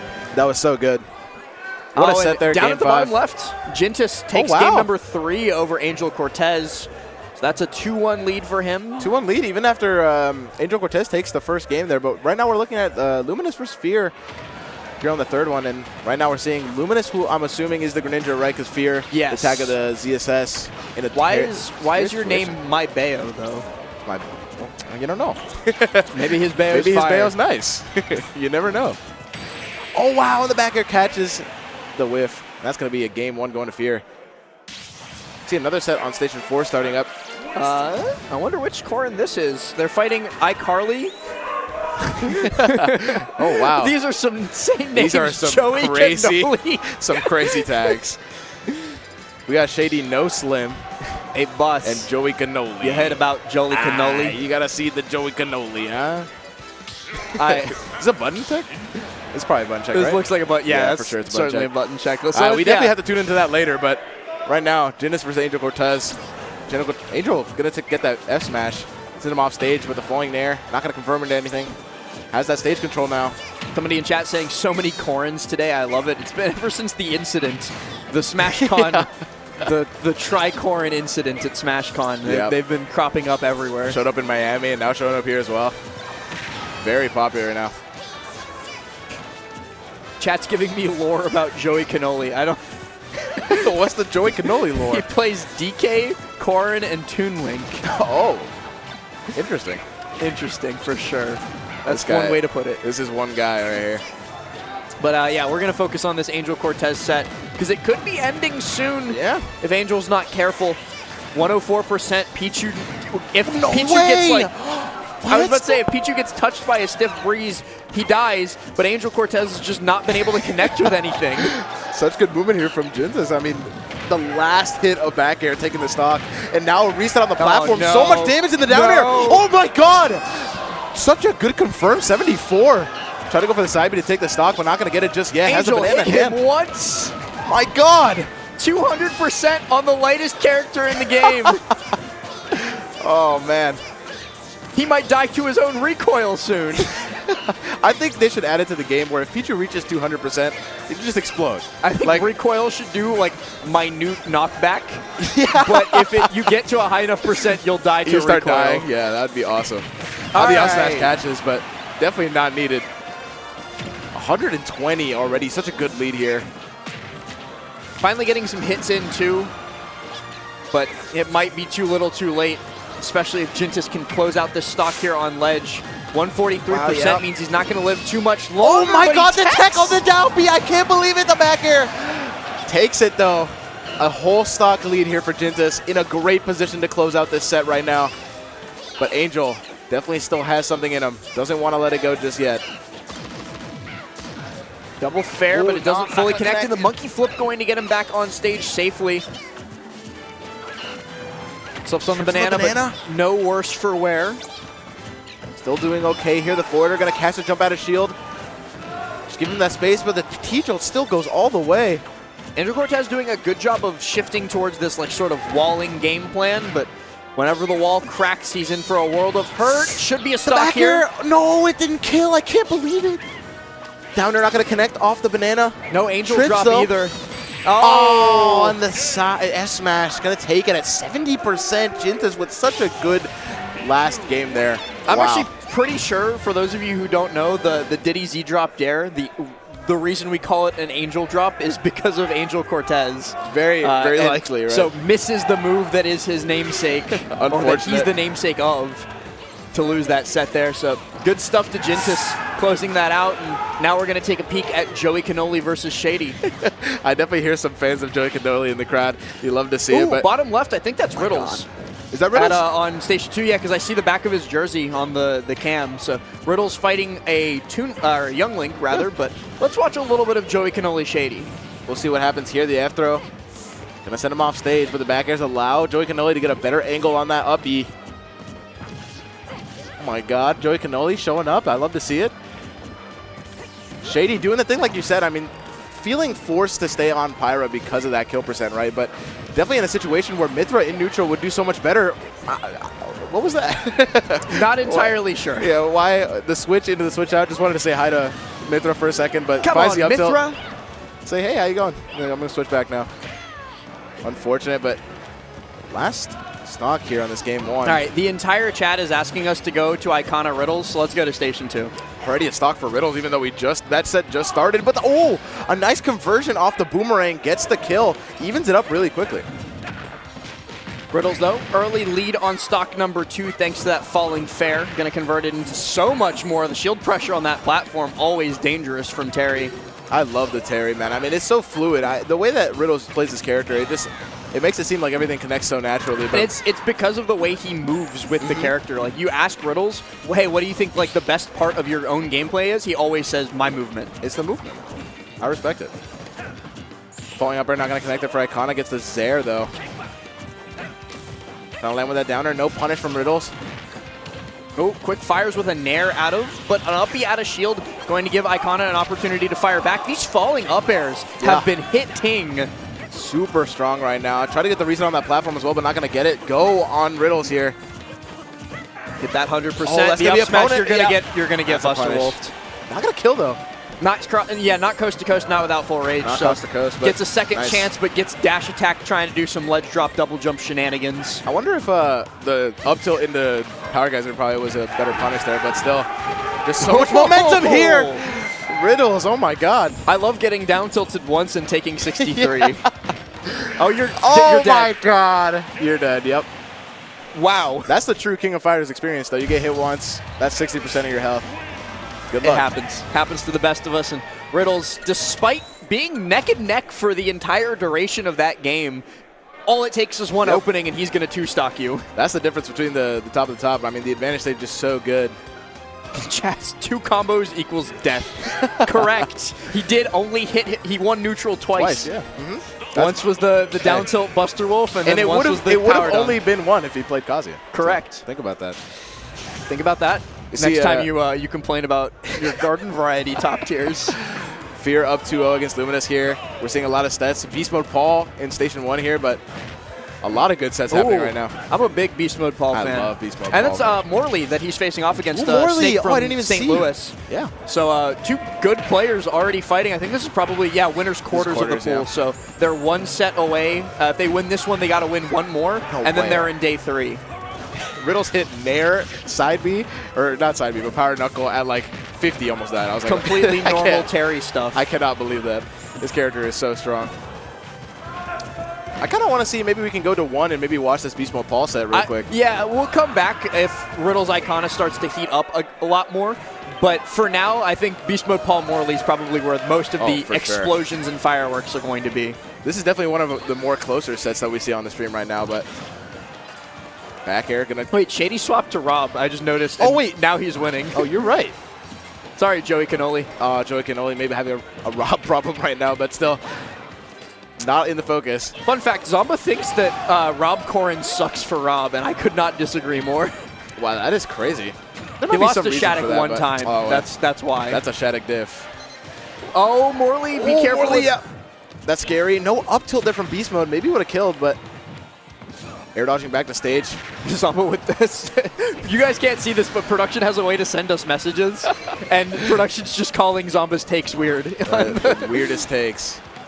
Oh, wow. Using the Cypher to get high and Double catches up the tilt. air dodge. Love the up tilt. Morley taking it, evening up the set for the game really quick.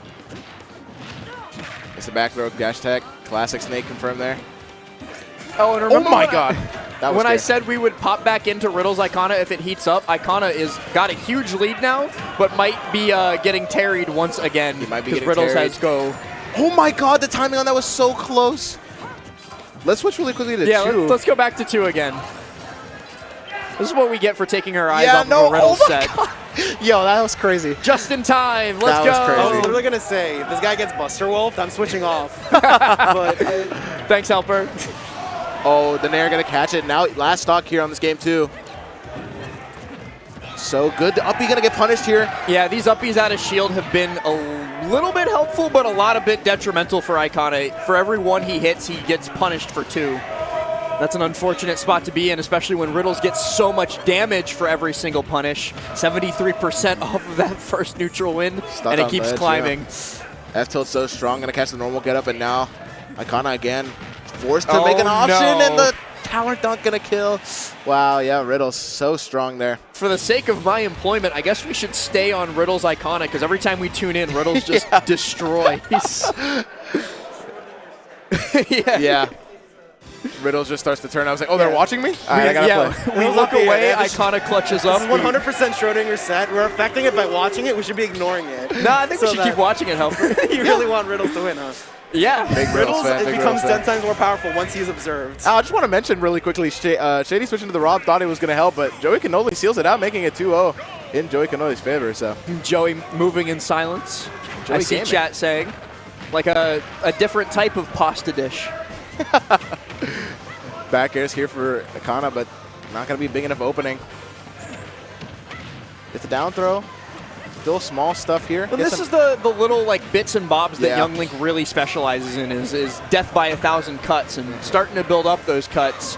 Unfortunately for Icona, Riddle specializes in death in one really big sword. One big cut, yeah, for sure. One gigantic, like a Buster Sword, essentially. Still gets the up B, catches Riddle's trying to move around that platform. We see it's go time. Lights are green, but in this case, might be red for Icona. Terrifying situation. Yep. Are you okay? I don't think he's okay, man. I really don't.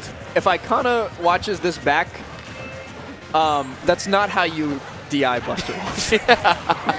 I don't think that's how it goes, but you can SDI ups. It depends on percent. Sometimes you can SDI up and in.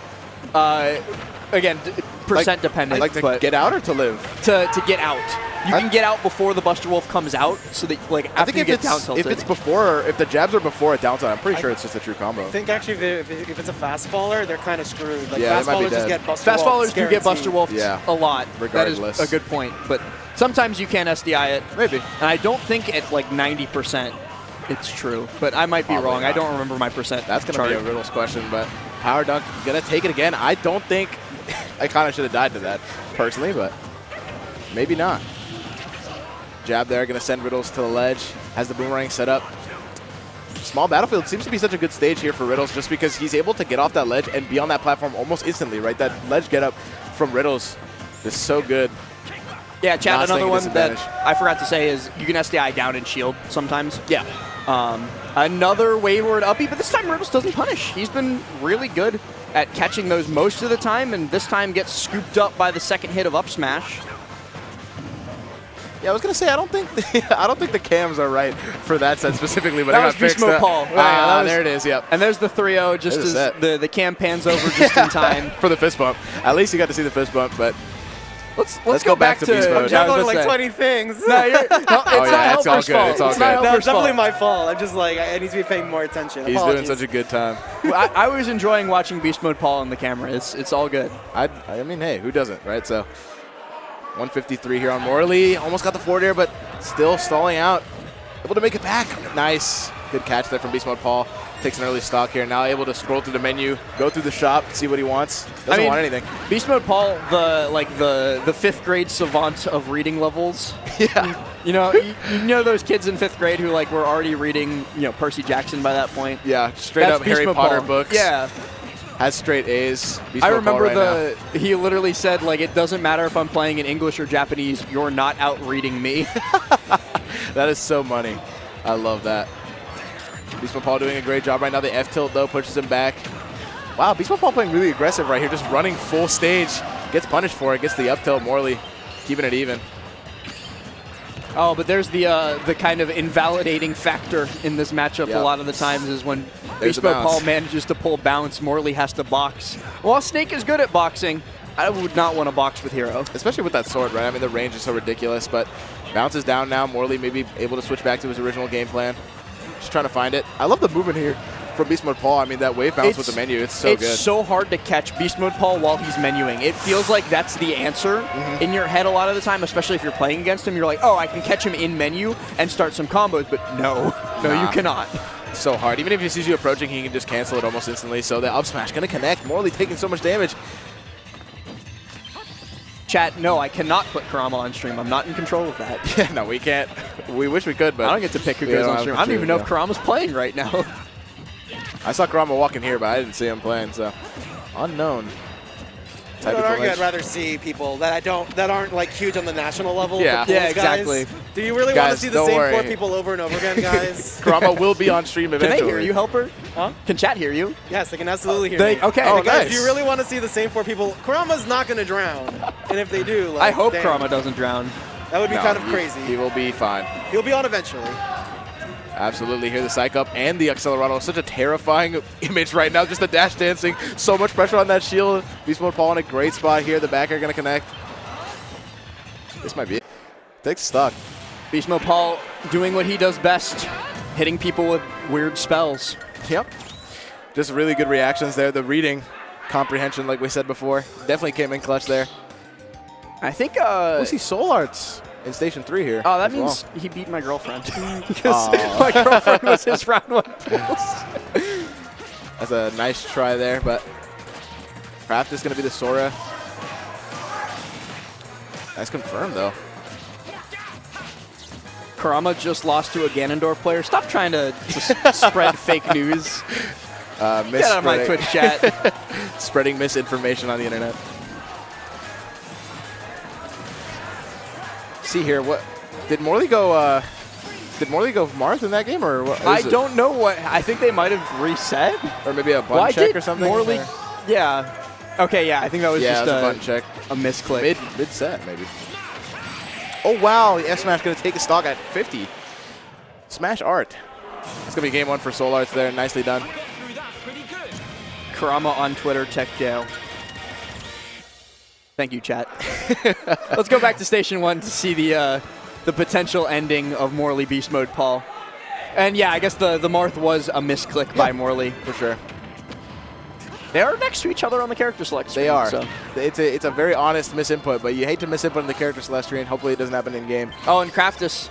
I was surprised to see on Station 3 Craftus not playing Sonic, playing Sora instead, and after losing game 1, he goes to Sonic. So Just goes right back. We can leave that one in the minimized picture, though, for sure. I'm sure Chad's going to like that for sure. The snooze not going to connect. Oh my god, that charge down smash. Shady still holding strong back to the Aegis against Joey Cannoli. Yeah. Joey Cannoli still up 2 games and they forward air. Oh my god, I was watching. Almost killed, bro. This should probably focus here on Beast Mode Paul. Has a psych up. On deck in the back air. A lot of people back in the day were like, oh, that back air is trash. It's too slow. But every time I see Beast Mode Paul use it, it seems fast enough. Beast Mode Paul be hitting those. Can't be that slow. And we see some more Georgia down on Station number 2, Vivid. The Vivid, Toon Link from the Atlanta area.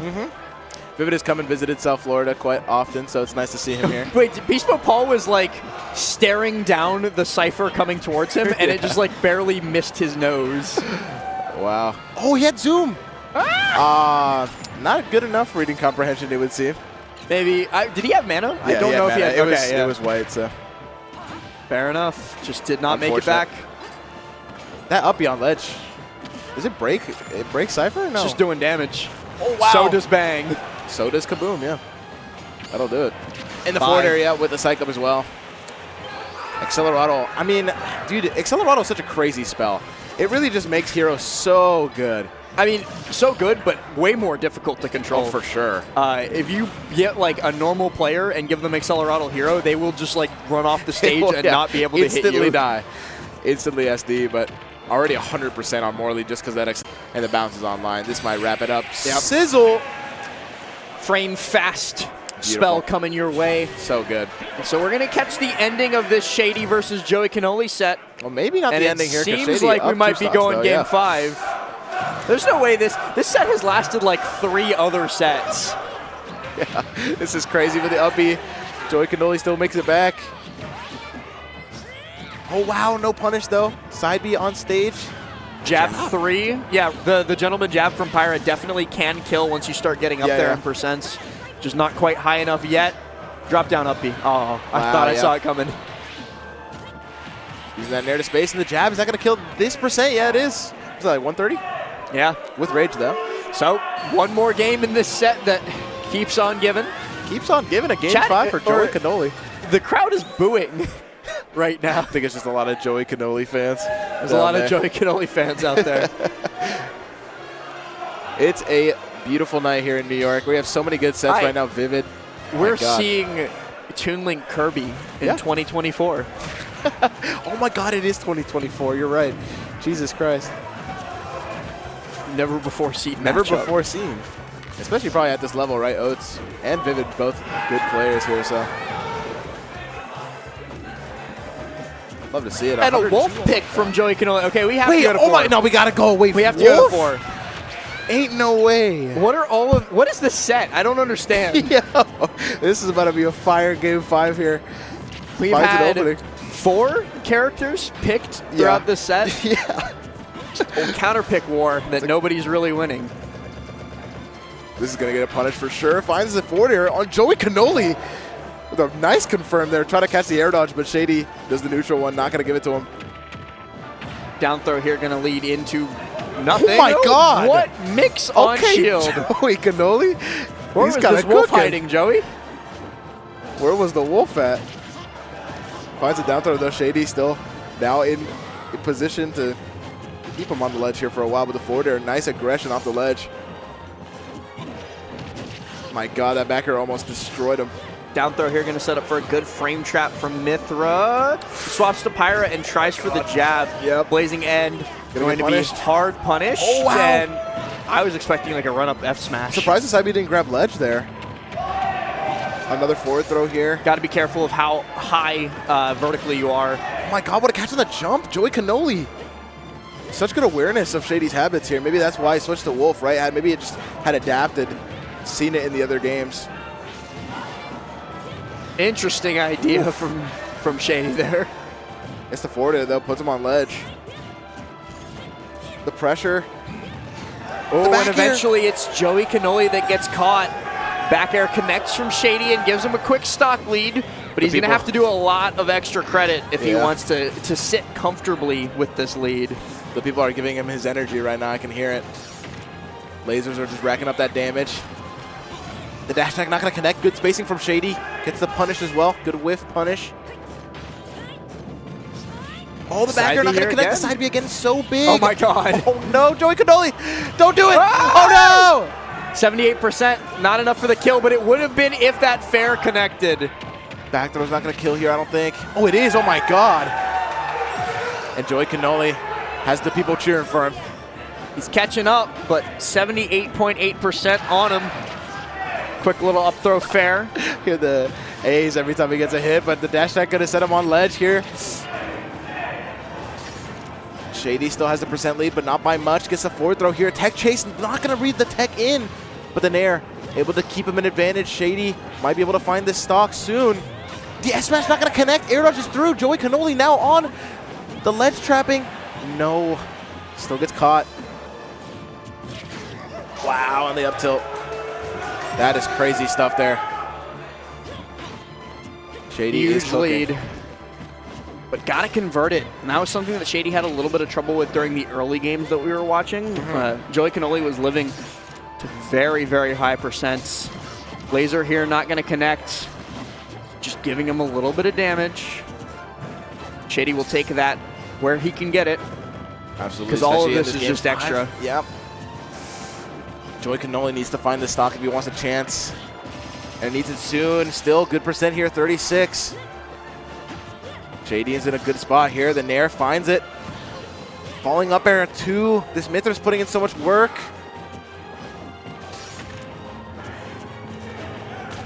Okay, Wow, getting yeah, a little bit desperate. I don't like that. 80 now. This is looking like Shady can take it here. The down air not going to connect.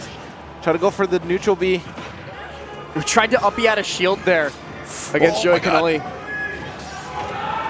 Joey Cannoli gets caught by the Nair. No up Gotta tilt find there. a way to land safely. Does so the The F tilt's gonna connect and it's traded with the up B. Last stock here for both players. The up smash not gonna connect here on the platform. Joey Cannoli couldn't find the grab. Finds the forward air though, no combo. This is so scary of a This is so situation. tense. The grab though going in the favor of Shady. Oh, he wanted to set up a tech so that he could F Oh smash. no, but the up B's not gonna do it. That will it do is. Wow, and Shady takes it game 5. The Wolf though, so close. I kind of liked it, to be honest. I wasn't not a fan of the Wolf. Let's actually go. Let's go to Station 1. Let's check out Evil Goku versus Raptor. Raptor, another tri-state hero, trying to rep the local scene here. The Yoshi and Evil Goku, I thought was a Kirby main, but he's really? playing Cloud here. May still play Kirby, but maybe just going for the Cloud for the matchup. Who knows? Grabs ledge there, able to make it back. So much shield pressure with these aerials, but gets back aired. I kind of like Raptor as a tag for Yoshi, especially the red Yoshi. Yeah. Definitely fits really well. Jab on the shield, not going to go for the down B there. Gets the up air. Evil Goku. Oh, wow. What a good down B there. Yeah, That's a classic setup. Right back up. Doesn't let Evil Goku pull away. I think the winner of this set will fight Riddles. Really? So. Oh, right, yeah. Because I think Evil Goku must have upset Revolver to be here, which good stuff to him. Yeah. Quick little side B for not some gonna damage, fully but connect. falls out of the final hit. Looking for a limit break here, but might not need it if these up smashes keep hitting like that. Oh, and it catches him! Yo, how'd that hit? It caught like was so big. the bump on top of Big Yoshi's nose, head. yeah. And the up big air. nose, man. Wow. Does it. Great That'll- stuff. That'll do it. I'm surprised that neutral B hit. It definitely seemed like the aerial one that would just go over, but like you said, the little nub on Yoshi's head. We Seeing tune back Oats. into Lewis's set. Yeah. Vivid versus Oats. Vivid currently up 2-0 and got a solid lead in this game number 3, so in a good spot. Wow, yeah, and the bomb forwarder going to send Oats off stage and goes for the double jump, finds it. Good forwarder there from Vivid. Up throw here should be the Yeah, stop. it's going to do it, especially on that Hollow Bastion platform. Doing a little bit of dancing. Oats needs to keep that momentum here now. Vivid just using those projectiles, picking and choosing his openings here.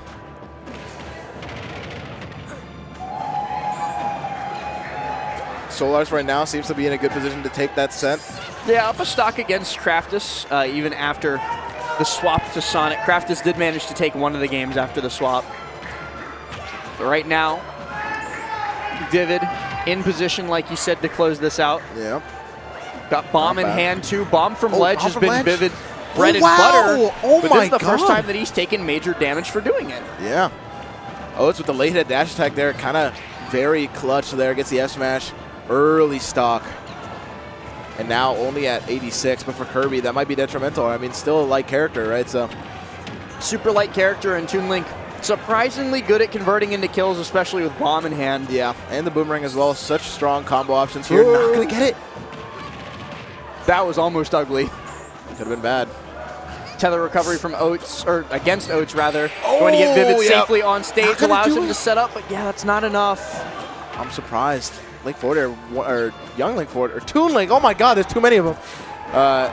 One of those moves that's just surprisingly strong with the up smash. Out of shield, I think it was. Up smash not just out of shield, but clanks through, I think, an F tilt from Wow, Oats, yeah. and that's going to give Vivid the 3-0 victory to move on into a Sunday qualifier on winner's side. Oh, so really? Let's take a nice. a trip back down to Evil Goku Raptor I on think that Station 1. That was quarters, right? So That I was think- quarter, so yeah, yeah, semis is the Sunday qualifiers yeah, for yeah, these yeah. pools. Understood.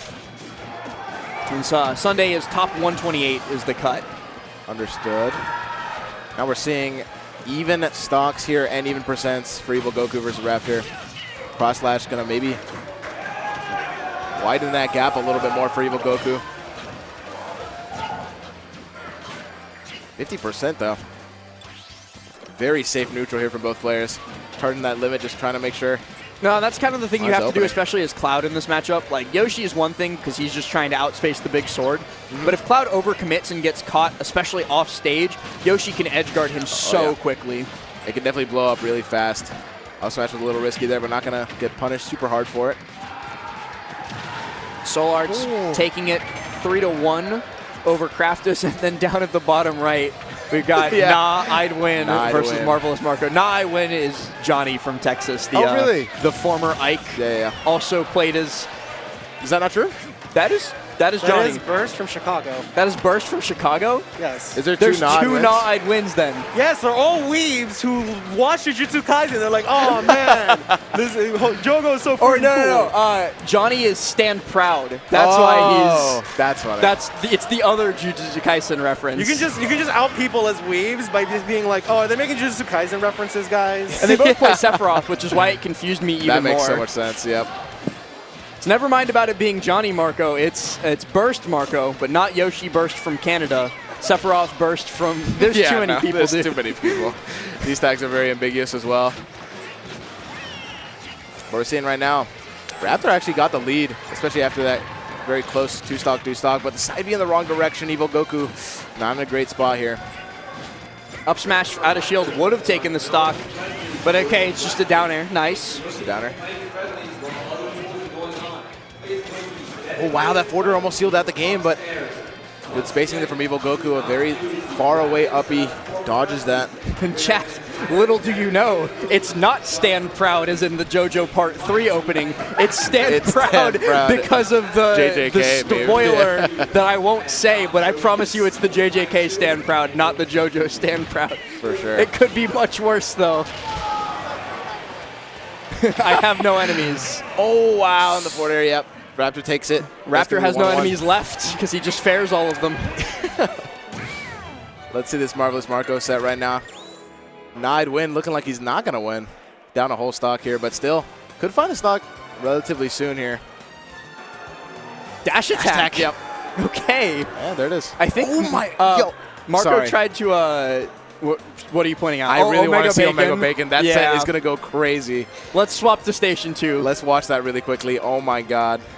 I love these two players. They're so explosive, and they're so both super nice.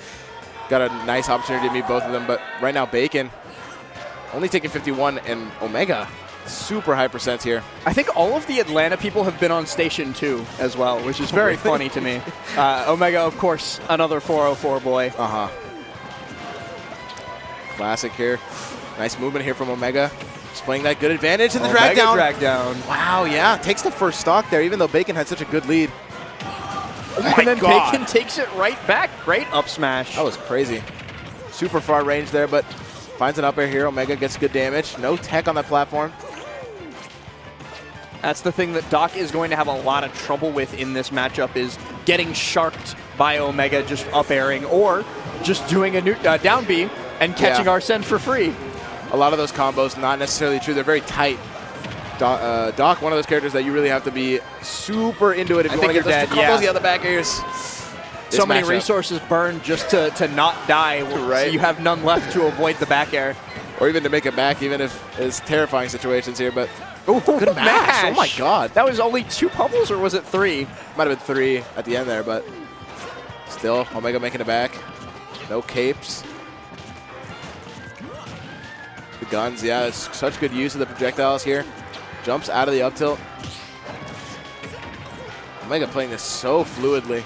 Yeah, that's kind of just what you have to do against Doc. If you let him like lock down and start spamming pills, then that's where he can start to get pretty dangerous, especially a player like Bacon. So you don't want to let him have his own space to work with. And Omega's doing, like you said, a really good job of like moving fluidly in and out so that he never has that safe space. Almost Arsene here on board for Omega as well. There it is. Bacon just trying to find an opening. Runs back to that corner, wants his space, but the F-tilt barely reaching. Riku plays Pit? Yeah, because Steve is banned here, but I did not know. It's kind of funny seeing the Steve players at the Steve banned tournament, like which character they decide to go with. I think it's Pit PT for Riku. D-Dog playing the Dr. Mario earlier. Onin is here, but not in bracket. Not in bracket, which is also funny. Just a spectator. Just a spectator, just having fun here in New York. People are apparently making the mistake of money matching Onin Steve, though, which has gotten him a lot of money. That's good. As Bacon falls to his demise, up B not quite long reaching enough to get the magnet hands activated. So that's going to be Omega taking game number 1. Great stuff. There's a lot of good sets going on right now. Evil Goku Raptor, game 3. Nah, I'd win, Marvelous Marco. Nah, I'd win, Evilish Marco is also starting in game 2 here. Yeah, I think Marvelous Marco did take game number 1, and he is well on his way to taking game number 2. That was like 70 something? 70 before the hit. That's crazy. That was nuts, but that's an early stock there for Marco. Great situation, but the Octo Slash not going to kill. Not quite. Even the reversed one and the down beat doesn't hit at ledge. Oh my god, that downer from ledge was raw. Lets Marco get back on stage and do some more damage. Whew. Love the movement here.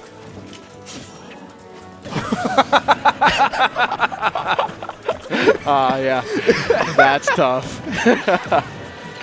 You hate to see that, but still in a good spot nonetheless. Definitely nothing to sweat about. Riku Pit goes down game number 1 to Sen. We saw Sen make a heck of a run and do some crazy combos yesterday here on the quad stream during the National Arcadian presented by Luminosity. And now trying to get a little bit of a repeat performance in main bracket singles, but we'll maybe take a peek at that set a little bit later. As from that game number 1, it seems like Sen might have it in the bag. Maybe a little bit of confidence going in, but Definitely, these sets are all winnable from each. I feel like none of these are like confirmed, right? I mean, maybe Omega is in a little bit of a favored situation because of matchups, but Bacon's still a really strong player, keeping it even. Bacon still gaming, to be sure. Bacon is gaming. Right now, Nod win with a lead thanks to that SD. Yeah, I mean, chat saying that they think he messed up the spacing on like a, for sure. a Zaire down air. It definitely wasn't on purpose. Yeah, I mean, you never SD on purpose. I couldn't tell you why, but all that I know is that it happened and Nod Win was trying to make the most out of the gift, but not anymore. I also like that that both of the JJK fans play Sephiroth. Like that says so much, right? Like yeah, the other one from Texas. Yeah. Chat again asking, this is Burst from Chicago. Yep. I think he lives in New York now, though, if I'm not mistaken. Oh, really? I don't know for sure, so I'm not gonna confirm anything. it. Yeah, not gonna. Oh yeah, it is true. Okay. It is true. Nice. Okay.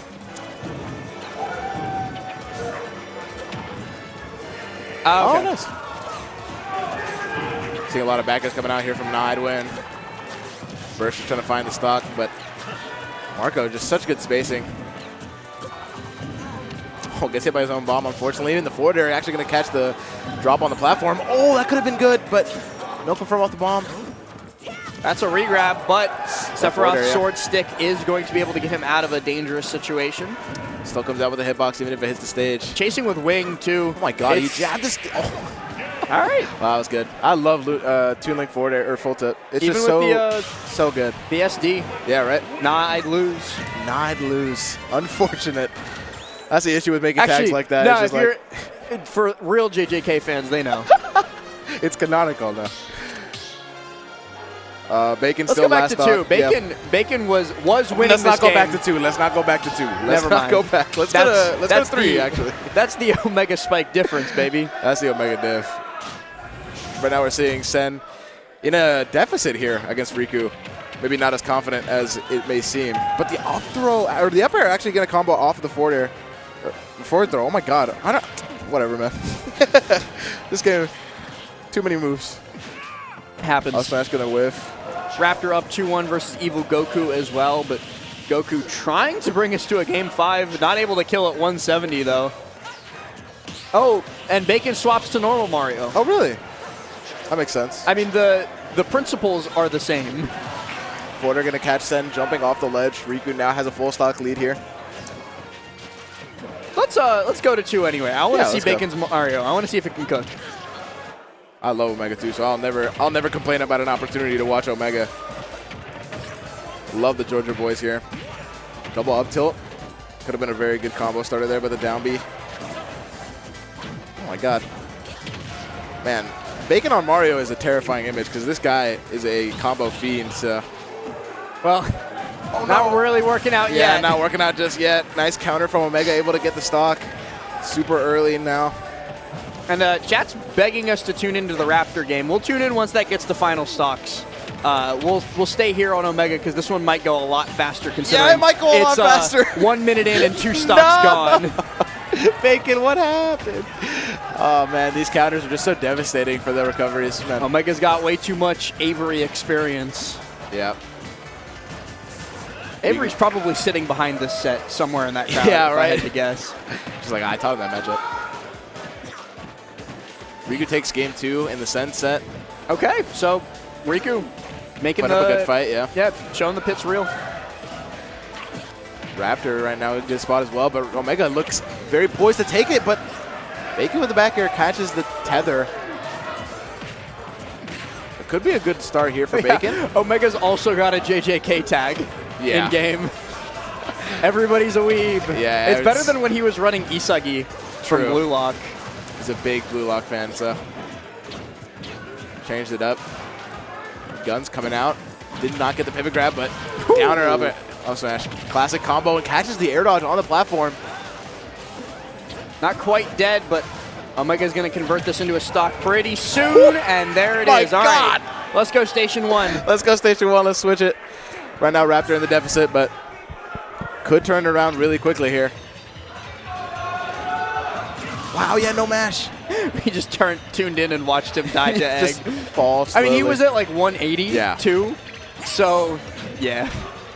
Raptor trying to go for the up smash. Not spacing it correctly there. Oh, but they'll be at a disadvantage there. Up B out of Another shield, one, yeah. just from down below, knowing that Raptor doesn't really have the tools to contest it that well, at least not without committing. So it's a little bit of free damage and a little a reset on the situation to try again. Right now, Raptor, good spacing, just finding these hits. Every hit is very important here, but the dash attack not going to take the stock just yet. Evil Goku has limit charged up. Might need to use it to seal out the stock, but a tech chase situation here for Raptor. Gets the back air. Fair, not connecting, but Raptor just going to keep looking for him. Yep. Oh, the side B. So tense. Makes it a game 5. All right, we got another game 5. A lot Excited of to game see it. Yeah, a lot of game 5s on the quad, but that's the best part of the quad because we've got literally non-stop action this entire time. Like we don't get any downtime between sets. Love to see it. Marvelous Marco also dropping game number 3 to Nide win. Very true. Even percents here on that 4th game. Looks like it just started, but And Riku's winning. Not winning. Never mind. I thought that was. I thought it was even stocks when he took that stock. It's hard to see. It is even stocks now, but still down a percent. I'm watching a little bit of Nide win Marvelous Marco. Watch a little bit while they're picking characters for that last game 5. Yeah, because I definitely want to watch game 5 of Raptor Evil Goku for sure. Who was it that Evil Goku upsetted to be? I think Revolver. Revolver, the Chicago Roy. Yeah. Absolutely. Right now. All right, let's go back to 1. Let's go. Let's go straight. They're ready. Straight into it. I like it. Marvelous Marco lost that stock, but still is in a fine position to maybe close out that set. Yeah. Oh my God. That's the confirm. That's confirmed. But let's switch to 1 real quick. Let's see this game 5. Oh, and an early down air from Raptor going to be a lot of damage, and he almost converts it into Catches a the fair. jump too. That might be an F smash. Goes for the jab instead. Why would you jab there? The nerves, you can definitely see them. Nice down B, a disadvantage there. Able to get some more damage. Yeah, F smash not going to connect on Evil Goku here. Jumps back, just tries to space that forward air. Wow, the reverse up tilt was so good, but the up B not going to kill. Forward air going to click with egg as well. Yeah, good attempt by Raptor to try and get the kill with egg, but good awareness from Evil Goku to make sure that that just does not come to pass. Limit coming in the equation soon enough. Only 65 on Raptor. Definitely not too much to be afraid of here. There it is. Surprised with how much dare Raptor's using, but it just keeps working, so I'm not going to question it. Yeah, right? Look at that. Well, it didn't work that time, but... Oh, it actually might be to his deficit here, but finally finds that nair. Oh. No! Try to forward it onto the stage and falls straight into the blast zone. Fast fall fair. Yep. Gets you like that sometimes. Down to the bottom in station number 2, we do see Spargo, another Cloud. Oh, Spargo, yeah. You might have heard of him, but you know, Evil Goku, the one we're focused on at the moment. Versus Free K-Flock. Free K-Flock. I don't know who K-Flock is. Well, they want him freed. They want them freed. Up smash, gonna close out that stock. Game 5 here now. Very even. Cross slash not gonna connect. These eggs are getting canceled, but one of them connects now. Raptor just taking it slow, playing it patient. I mean, that's what you have to do when you've got like a very slight lead in this situation. You wait for them to give you the opportunity, and Evil Goku gives him a chance there. Raptor's going to convert it into about 40% more. But run-up shield is punished by a grab. Eggs coming through here. Trying to make it back to the ledge safely here. Evil Goku fans and Raptor fans out in force in this chat. Oh, yeah. See a lot of sentiment for both ways. And it's tense, too. I mean, in this Game 5, this is so intense. I mean, both players want this so badly. Drag down on the down air, not going to get anything off it. Just rips the side B, though. Evil Goku can definitely see the nerves in the nair. Raptor. That's kind of what I've been waiting for from Raptor, because Evil Goku keeps jumping above ledge and trying to land with those fares. Yoshi, Nair, or even like back air can contest that pretty easily, and Raptor just kind of like has been letting him get away with it, but maybe saving that adaptation, conditioning him to think it's safe, and then pulling it out in this all-important game number 5. And now just such good advantage. Another dare. Raptor. So much damage. He was at 50. Now he's at 85. What the heck? This is looking like it's Raptor's favor right now.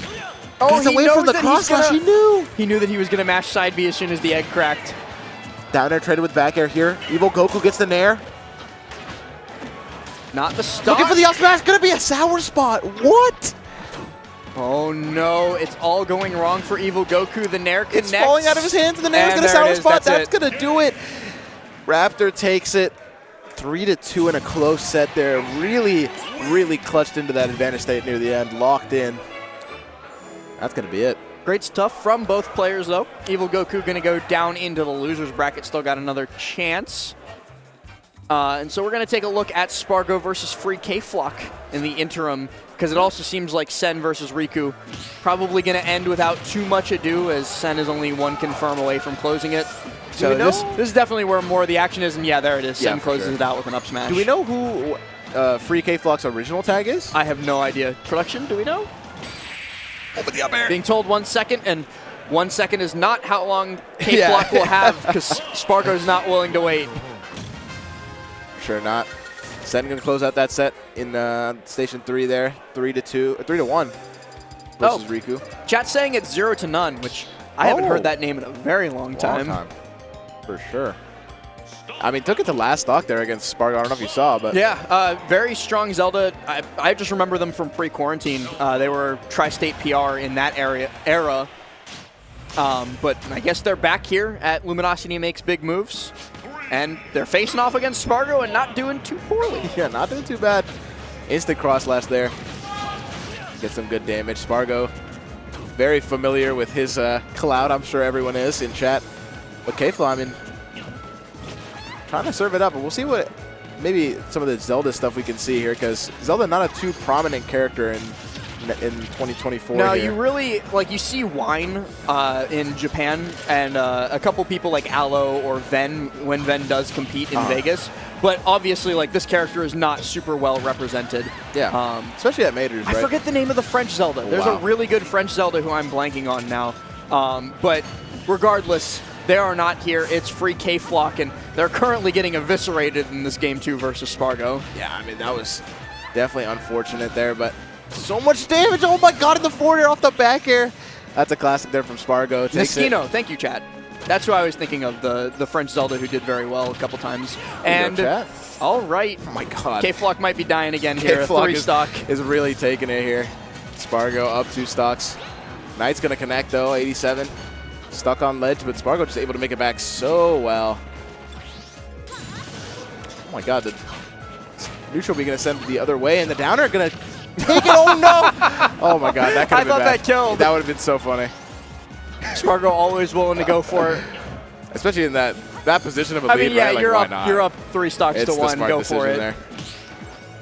See Beastly Braden as well in Station 4 is going to be a good set. Yeah, that'll be some more Mario Diddy Kong. Up smash out of shield from Spargo. Not quite enough to close the game, but it's feeling like a matter of when. Limit's ready, and that's it. Wow, catches him rolling. Good. It's going to be 2-0 Spargo favor. Maybe let's check into... Oh, wait, no, they're picking... Oh, I thought they were playing the game. Oh, no, they are. I got so confused. Yeah. This is Beastly Braden. Beastly Braden. I was going to say, let's tune into this one while they're picking characters and stuff, but all the other slots getting loaded in. You know, I think given how Spargo's ETN went in that game number 2, barring something wild, we kind of know how that's going to finish. We could definitely leave that one to cook in the corner, but... Who's hovering Steve? You know that's not allowed. Wait a second. Oh, that's Show. So that'll be no tag Show. So some more Mario going on. Oh, nice. Mario Meta Knight. See Armadillo versus Gamer as well. I didn't know Armadillo was here. I didn't either. All right. But now we know. Go for the up air there. Catch Beastly jumping. Bad though. Goes for the F smash as well, but Beastly just trying to keep that stage control. Wow, nice. Not Braden is throwing a lot of smash attacks Beastly's way, and Beastly's dealing with all of them like very calmly, very confidently. Wow, yeah, look at the spacing, just so much calm. Oh my god. Wow, that was crazy. All the sets are being played. Now the back throw not going to kill for Beastly. I'm dying at how much it took for either one of them to find that stop. Yeah, right? The spacing on both of them was kind of crazy. Let's go to 3. I want to watch DK Lucario. I love DK. Because Armadillo was also recently at Coinbox IRL, so I wonder if he got a chance to practice some with Chunky. Oh, maybe, yeah. Good conversion there. DK can be scary if you don't know how to fight him correctly. That's true. And it's Especially not as easy a- as you would think, too. Especially as a snowbally character like Lucario, right? I mean, DK can close out those stocks without Let even giving him you the ding-dong chance, you right? once, Yeah. and then just take the aura. Scary now. Jab gonna get rolled away, but good advantage here from Armadillo. Just dash attack from ledge there. So good. All the what the back hit! Almost breaking the shield there, too. This time the back Yeah, hit not going to not gonna save save you. him. The end lag going to get you F smashed. Up air here on Town and City, though, still able to take a few more of those. Oh, but the armor takes the Aura Sphere, and Gamer is gaming. He's more than willing to eat that percent for the stock. Oh, yeah. DK, especially as a big boy, willing to pay that tax. Happy to take it. More than ever, the down B going to start something here for Gamer. Gets the trip as well. Goes for dash attack instead of grab there. And on the bottom left, for those of you paying attention, Spargo has won that set 3-0 with another 2 stock. So that's going to be him moving on, I believe, to Sunday. I think he's done for the day. That was winter That'll do semis. it, yeah. That'll do so it. we'll be seeing him Wow. tomorrow for sure, though. Gamer survives that last up air there. Armadillo, not enough rage on Lucario to get that stock. Gets the down B as well. Nice dash back. Ooh, I love that Aura Sphere combo into the down air. Nicely done. That's going to not do it just yet, but the side B, man, Donkey Kong's heavy. That's crazy stuff. 155. Not nice. heavy enough to survive through that. Yeah, no, definitely not. Good timing there for Armadillo on the neutral getup. Finds the forwarder out of shield. Man, it's crazy to me. Lucario Nair is just so safe. Such a good move. I Don't know exactly the frame I've been data, on but this it's, like, rant before, and I nasty. won't go on it on the Yeah. quad stream here. I hate Lucario, man. It is- Armadillo is cool. I hate this character. Yeah, that character is nuts. Gamer takes the stock, though. Only 49. Kind of exactly the position you want to be if you are Gamer. Downer not going to connect, though, after that back air. Taking the Aura shots, though.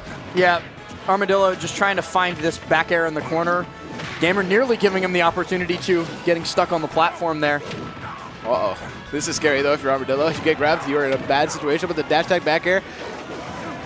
My God, on the down B. Still off the... Oh! Wow, what a conversion. Wow, good awareness there. Yeah, it did from not Gamer. let the false kill screen Deter ruin him, it yeah. because I certainly would have thought it was over and like Just maybe let even go of the taken my controller, hands yeah. off the controller, but he was already buffering that up smash, it felt like. Got it at the perfect time.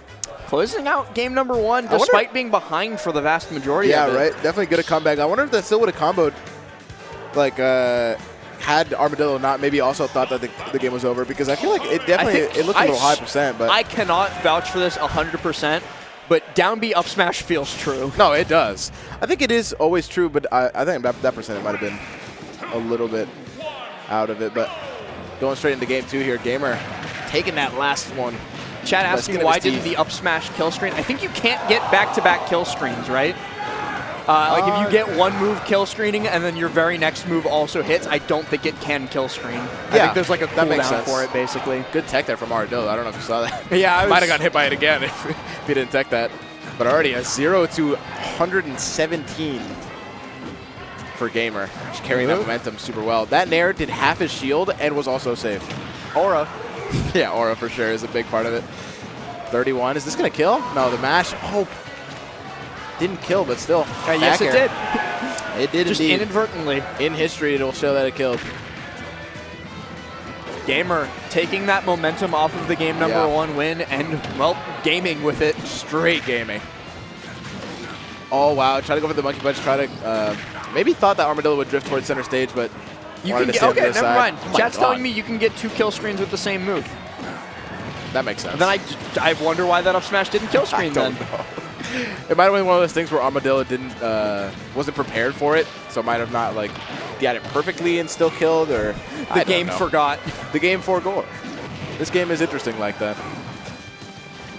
But still, Armadillo making a sick comeback, even up the percents, even after that first stock. Definitely no stranger to these comebacks, right? I mean, that's in the nature of Lucario. Down at the bottom Oh right, my God. Beastly did win game number 1 against Not Braden. No Right, tag, yeah. dropping game 1 to show. So the Marios on our corner are suffering. Yeah, they're moment. hurting right now. Down B, up air, not going to combo there for Gamer. Oh. Armadillo just made such a sick comeback. So much going on right here in the quad stream, but the back air not going to connect for Gamer. Oh, but the up B will connect for Gamer. And that's another stock taken by Spinning Kong. That was a raw up B. Reverse Aura Sphere not going to be enough. Try to read the neutral air dodge, but went for the side one instead. Just straight up back aired that. Oh my god! He's okay. Armadillo is teching that every time. Every from time, now on. yeah. He's like, I'm not gonna. I can't miss tech that again. Lost the game to it once and will never miss the tech again. Border gonna connect.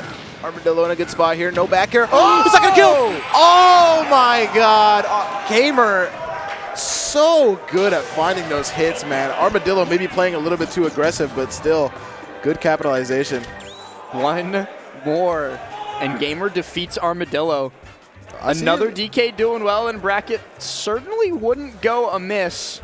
We'd love to see it. I mean, especially I think chat would also love that. But right now I just see Nexus, Dark Wizzy, and Station 2 here. That's a funny set. That is a set and a half. Well, I really want to stay locked on Armadillo Gamer, though, for the moment being. We'll let the other sets, no matter how good they might be, they'll just serve as window dressing for this weirdness. Yeah, this insane set so far. And yeah, that's another Mario, by the way. So all three of our lower games are Marios. That is so funny. What are the chances of that? That guy who wanted Kurama earlier must be angry as heck.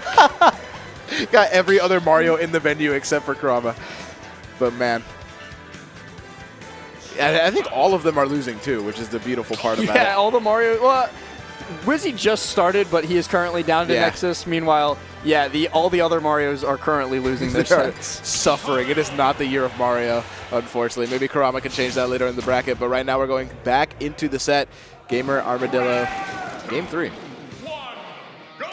Running it back to Kalos as well. I think Lucario has a wall cling, right? Yeah. So might be able to make use of some kinds of mix-ups, but then again, you're not really too worried about getting edge-guarded by DK except for like the quick run-off bears. And in that case, ledge hang will not help you. Yeah, no, for sure not. But I mean, I think also in this stage, like the risk of spikes is a lot lower, especially because Lucario can definitely hug that stage. So you can tech those if you need be, but right now Armadillo continuing this pressure, catches the jump of the back air. Try to end the stock, but not yet. Down at the bottom, Beastly winning game number 2. So one Mario one game losing, away. Yeah. Back air not going to take it just yet, only 55. What a drift. That was crazy. Yeah, terrifying situation here. Only 78 here on Armadillo, but that's enough rage at this point. Take this stock very easily, and there it is. Aura Sphere up air. It's certainly a confirm. It is something. Armadillo's got those on lock for sure. And he's got these low percent combos on lock as well. 46% done in the blink of an eye. And he manages to cancel through the Spinning Kong with an Aura Sphere as well. Yeah. And now just making it back to ledge, trying to get a disadvantage to the back air, not going to kill it just yet. He's still alive. So now, doesn't get the chance to use the full Rage plus Aura. Yeah. Only 46 here on Gamer, still in a great position to maybe take this set 3-0. But I just want to quickly mention, now that Nexus took a game, every Mario is losing. Every Mario is losing. Every Mario is suffering right now. Okay, maybe that guy should be happy that Kurama's not on the stream. Because if you got on the stream, it might have spelled disaster. Oh! First hit a down B. That was interesting. Very down creative. B1 into grab. Oh no! Giant punch! Dominator in the back saying, look away, look away. Yeah, don't look. The Marios are failing, but so is Armadillo, man. This is crazy stuff. Dominator's lucky he's not in this pool on the stream right now. No way. Another Mario to the slaughter. Downer's going to send DK far enough, but the Aura Sphere not going to connect. The high Spinning Kong. Gamer's doing such a good job at recovering past Armadillo, no matter what he's throwing at him. And the Nair, such a good drift back as well.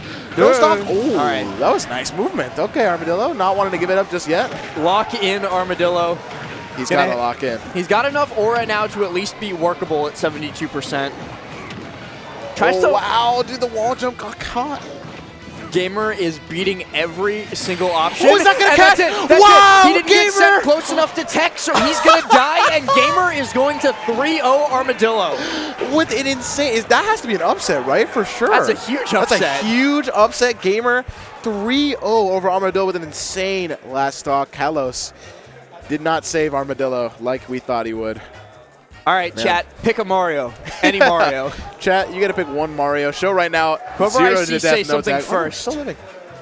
All right, first comment, first Mario tag we pick. They're all talking about Gamer still. Gamer I is still understand. gaming. Yeah, fair enough. Everybody's only talking about Gamer. Yeah, nah. Gamer is the only Mario they want to see. And he's not Beastly, even go Mario. Beastly. Yeah, go for. All right, let's go watch the Beastly, number 4 here. That is also the closest one to finishing out. So, That makes sense. Okay, we got 3 more minutes. We can watch one game. all right. So we'll watch the ending of Beastly Gamer, and then we'll be passing it over to the next commentators as well. So we get one Mario game at the very We get least. one Mario game, and hopefully Braden maybe takes it home. Excuse me, we had Bacon Mario at home? We did have We Bacon did Bacon Mario. Mario. True. But that Mario also Braden lost. was on stream earlier too, wasn't he? I don't know. It's a bad day to be Mario on the quad Bad stream. day to be Mario. And Beastly making sure that this one's no different. Currently on the verge of closing it out versus not Braden. Just needs one confirm. That wasn't it. Not going to take it. Fireball. Puts him on the ledge, and the side B ledge trump.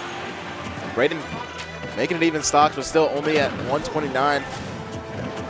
Oh, Wizzy's about to lose that game too. He almost got F smashed. Oh, and that's going to do it. The up smash catches the small battlefield platform, and there it is, man. Beastly 3-0 over not Braden. All right. So great stuff to Beastly. He's going to be moving on into Sunday Top 128 among all of these other fantastic players that we've been seeing. Gamer, certainly maybe the highlight of this entire for block. sure.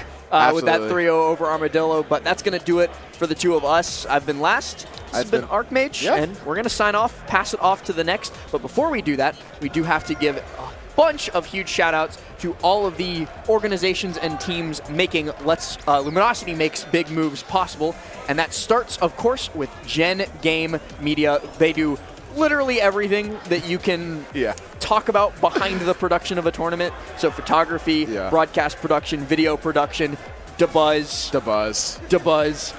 They just do they do everything, and it's always a great like a comfort knowing that Gen Game is at an event that I'm going to, because I know that things are going to be kept on track. It's the highest quality you can ask for. And now we have Collision here. I mean, this tournament's coming up here in March. It's going to be on, I'm sure it's 15th to 17th. I'm not quite sure exactly, but we have a lot of fantastic players with a really cool, interesting theme here with going to be hero versus villains. Right now, we have Zane, Cody, a lot of melee top players, and also like Leo, Light, and a bunch of other high-level Ultimate players coming to the event. So if you guys haven't signed up soon, January 7th, not only is Mega Man dropping, but the price is going to increase for Collision. So you guys have to do that as soon as possible. And another tournament that you're going to want to make your way to, of course, is Defend the North. They've been doing it big in Tri-State for over a decade, 10 years of supporting the community, 10 years of helping competitors be the best they can be, and 10 years of members learning the craft of running events. DTN just wanted to thank you all for trusting them to get better and better and have greater events every single year. And so this year, to express their thanks at Defend the North X, it is going to be the largest venue space yet, all in a 4-star hotel. So make sure you head on over to start.gg/DTNX and sign up today before prices increase. August 2nd to 4th, be there. You have to be there. Now, right, we just thank you so much to Even Matchup Gaming, making sure that Luminosity has these incredible events like Miami in October, and now this one, including Gommel and so many more teams. You guys make sure to follow them on social media. We have Twitter at Even Matchup Gaming, Gommel's Plans, and Let's Make Moves Miami. You just got to continue to support, man, because these events are incredible. I mean, we're only on Saturday, and we have so much more to go. Speaking of making events incredible, we also have to give a shout out to the social media team behind Luminosity Makes Big Moves, and that is, of course, Farflash. Nobody knows your community like your community does. We've all seen those event pages that get external people to run them, and they don't really know what they're talking about when they're posting Smash clips, and it can get kind of messy, but we, of course, love all the work that Farflash does on the @YoLet'sMakeMoves Twitter and so many more. So if you need social media coverage for your major tournament or even a regional, whatever, Farflash got you covered. Fantastically done. Now we also have to thank 10-year anniversary of Get On My Level is going to be soon. Not quite sure when that is, but if you use the code GOMMELX for 5% or $5 off and venue fee $60 for until January 8th. There's going to be so many games, Tekken 8, Smash, Rivals, Street Fighter, and just so much more. quality, right? I mean, these events are all quality, and so is this one, so you guys have to make sure to check it out. It's May 17th and 19th. Yeah, May May 17th 17th. So and it's always 19th, in the middle of May. Gommel, one of my favorite events every year. It's just a can't-miss event taking place in one of the most beautiful cities in the world as well, Toronto. There's so much to do, and if you're one of the lucky ones who signs up on time, you can get on the boat as well. But we also have to give a shout-out to Chris Zen, one of the graphics designers that you see behind some of your favorite tournaments. If you enjoy, the ad slides and the broadcast overlays, Chris is usually the person behind it, and they've also done a lot of work for me personally, so I can definitely vouch, like thumbnails for my YouTube channel when I was running that.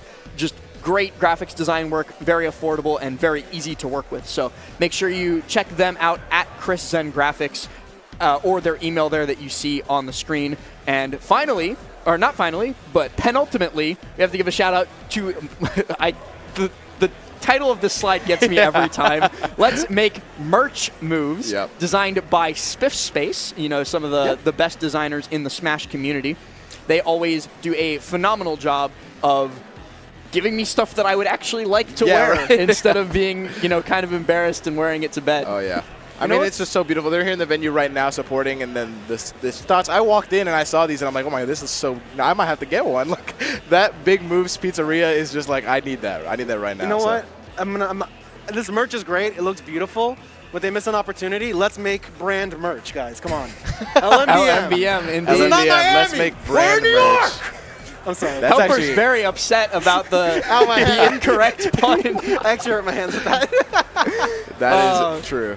All right, but here we go. I mean, Nickelodeon All-Star Brawl has been very featured on the mainstream, but we have to talk about Mr. Krabs coming in as the featured DLC character, and his information is going to come soon, so you guys have to follow that Twitter account to make sure you stay tuned. It'll also be on the website, NickelodeonAllStarBrawl.com. While people are very excited about Mr. Krabs, I personally am buzzing to head on over to theaters January 12th to check out David Ayer's latest film, The Beekeeper, and they have sponsored Let's Make Big Moves here this year with an action-packed flick because they just want to make sure everybody knows about it. It's only in theaters this Friday, so make sure you check it out ASAP. It features Jason Statham and so many other fantastic cast members, and it's just going to be an unbelievable, unbelievable movie. We had to do it. But thank you guys so much for watching. We're going to be passing on to the other commentators, but thank you so much. Stay tuned. There's going to be so many more sets here at Let's Make Big Moves. Luminosity makes big moves.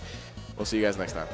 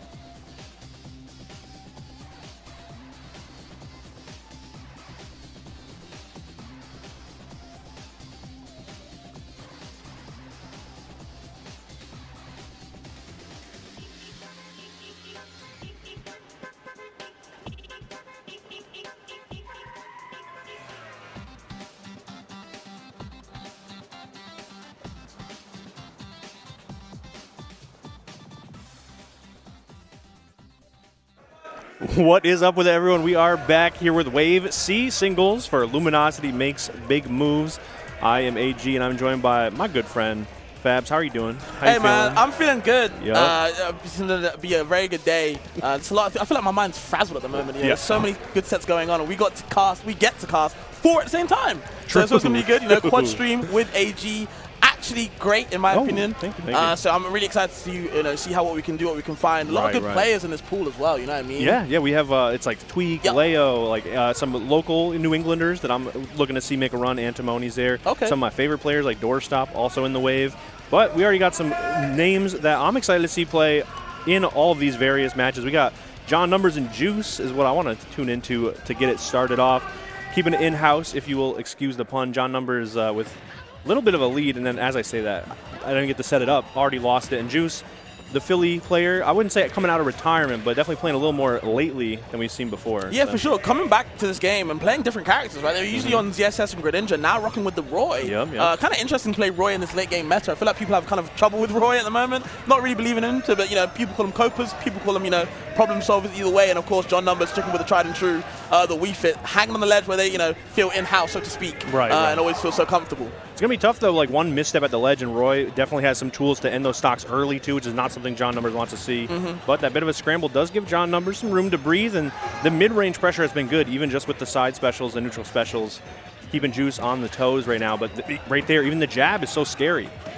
Yeah, there's a lot of things going on, you have to watch out for a lot of things, especially with that forward air as well. So strong, as long as you get the hitbox, looking for it right there, can't find it, but now you're reversaled, and Wii Fit does it better than no other until that strong up tilt going to find it, and Juice taking that lead in the game 3. Yeah, it was really good timing, too, to get around the Wii Fit up tilt that John Numbers threw out. Yep. Good stuff from Juice, but an immediate trade. Deep breathing back air is definitely going to take that stock, even from the center stage and right back to the ledge. The John Numbers classic. Yeah, of course, setting back up the ledge, where they're feeling at home, no matter where we go. And of course, getting that gap attack as well. Right, and this is exactly why John Numbers likes to do that. Gets the deep breathing back. And frankly, Juice, playing the Roy, doesn't have a lot of tools to interact off stage. You do not want to mess up and get hit by the Wii Fit up B. All of a sudden, it's a huge reversal. Oh, tacking on that damage, though. Yeah, any percent matters in these kind of late game hits. Of course, Roy does hit hard, but so can Wii Fit once they get juiced up, with their own deep breathing, of course. But, nowhere to breathe right now. So much pressure from Juice right now. Okay, air dodging away, going to bide some time, stall a little bit. But, of course, shooting at the down air is just not getting the mark right now. Right, and really good damage, too. Once that aerial missed, John Numbers came on with the header. A couple of different hits hit Juice and tacked on a lot of damage, but I'm already worried. 81% on John Numbers. Okay, healed a little bit, but still, these jabs can lead into so much for Juice. Interrupting with the fair as well, the dash attack catching him as well. That deep breathing still in effect, going to go away in a bit, but still working with it. Juice chasing him down, not ready for the hunt at the moment, but still gets the ledge trap. No roll option though. Yeah, and there goes the deep breathing too. The forward tilt didn't connect, but the back air out of shield puts Juice on the ledge. This is so tense. John Numbers trying to make something happen, but the down tilt, whoa. I thought Juice was looking for a roll out, but John Numbers didn't give it up, just kind of laid down, stood up. Deep breathing back on board. Because he's never going, man. Yep, gets the throw as well, and the forward throw, is it going to do it? Wow. Staying alive. Wow. Okay, that'll do it. Okay. Didn't think that would connect so quickly, but it sure did. Not at all, yeah. We got some good matches as well. We got Kobe and Shady down over on setup 1. If we could switch over to that real quick. Yeah, I haven't seen Shady too much before, but Kobe, everyone knows him, but not even using the Youngling. I thought with this matchup, Youngling Aegis quite hard, so I do understand why the secondary Lucina is coming out right now. Disjoint's always going to be helpful against that blistering fast character in Mythra. Right, and I think Kobe was warming up to Lucina a little bit too. We saw some in doubles yesterday, and it was looking pretty clean. The off-stage play was looking great, and as I mentioned that, we already saw nice use of the Dolphin Slash, put some pressure on Aegis as they recover, but center stage neutral air from Shady already putting Kobe on the back foot.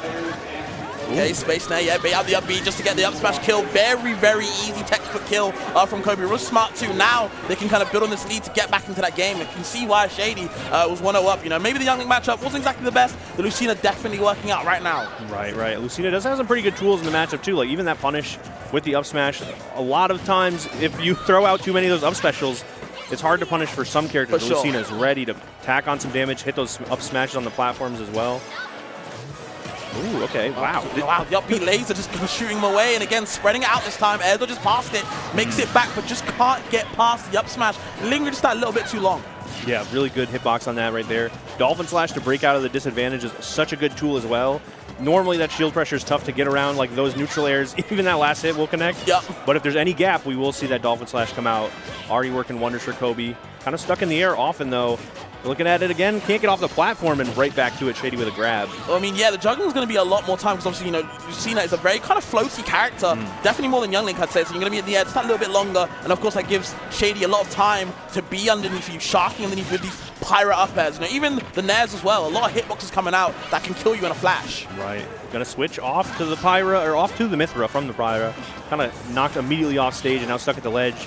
It's going to be tough to get around, but I think that extra mobility can kind of help wrestle back to center stage. The problem is, wow, there's some other features you got to worry about. That is the big problem. Foresight doing so much work. That was off of the roll, too. Really, really fantastic feature there for Shady. Kobe, I'm sure, shaking the head. Not too thrilled with that one, but they're back to scrap in center stage, and that forward tilt really opened up the center. Okay, getting past the forward tilt right there as well. And the up smash is not meeting its mark. Both whiffing their moves, kind of throwing each other's hitboxes out. Just can't find the mark until gets the Mithra F smash with all types of moves. Shady taking the lead again. The Lucina not doing what it's worth for.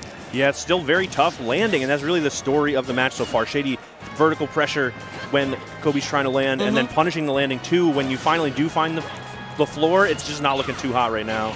Ray of Punishment, though, getting punished, ironically. You can see it right there, the back throw not doing too much. Still gets the ledge hop situation. Lucina really good at, nairing a lot of the time on the ledge, but not making its mark either way right there.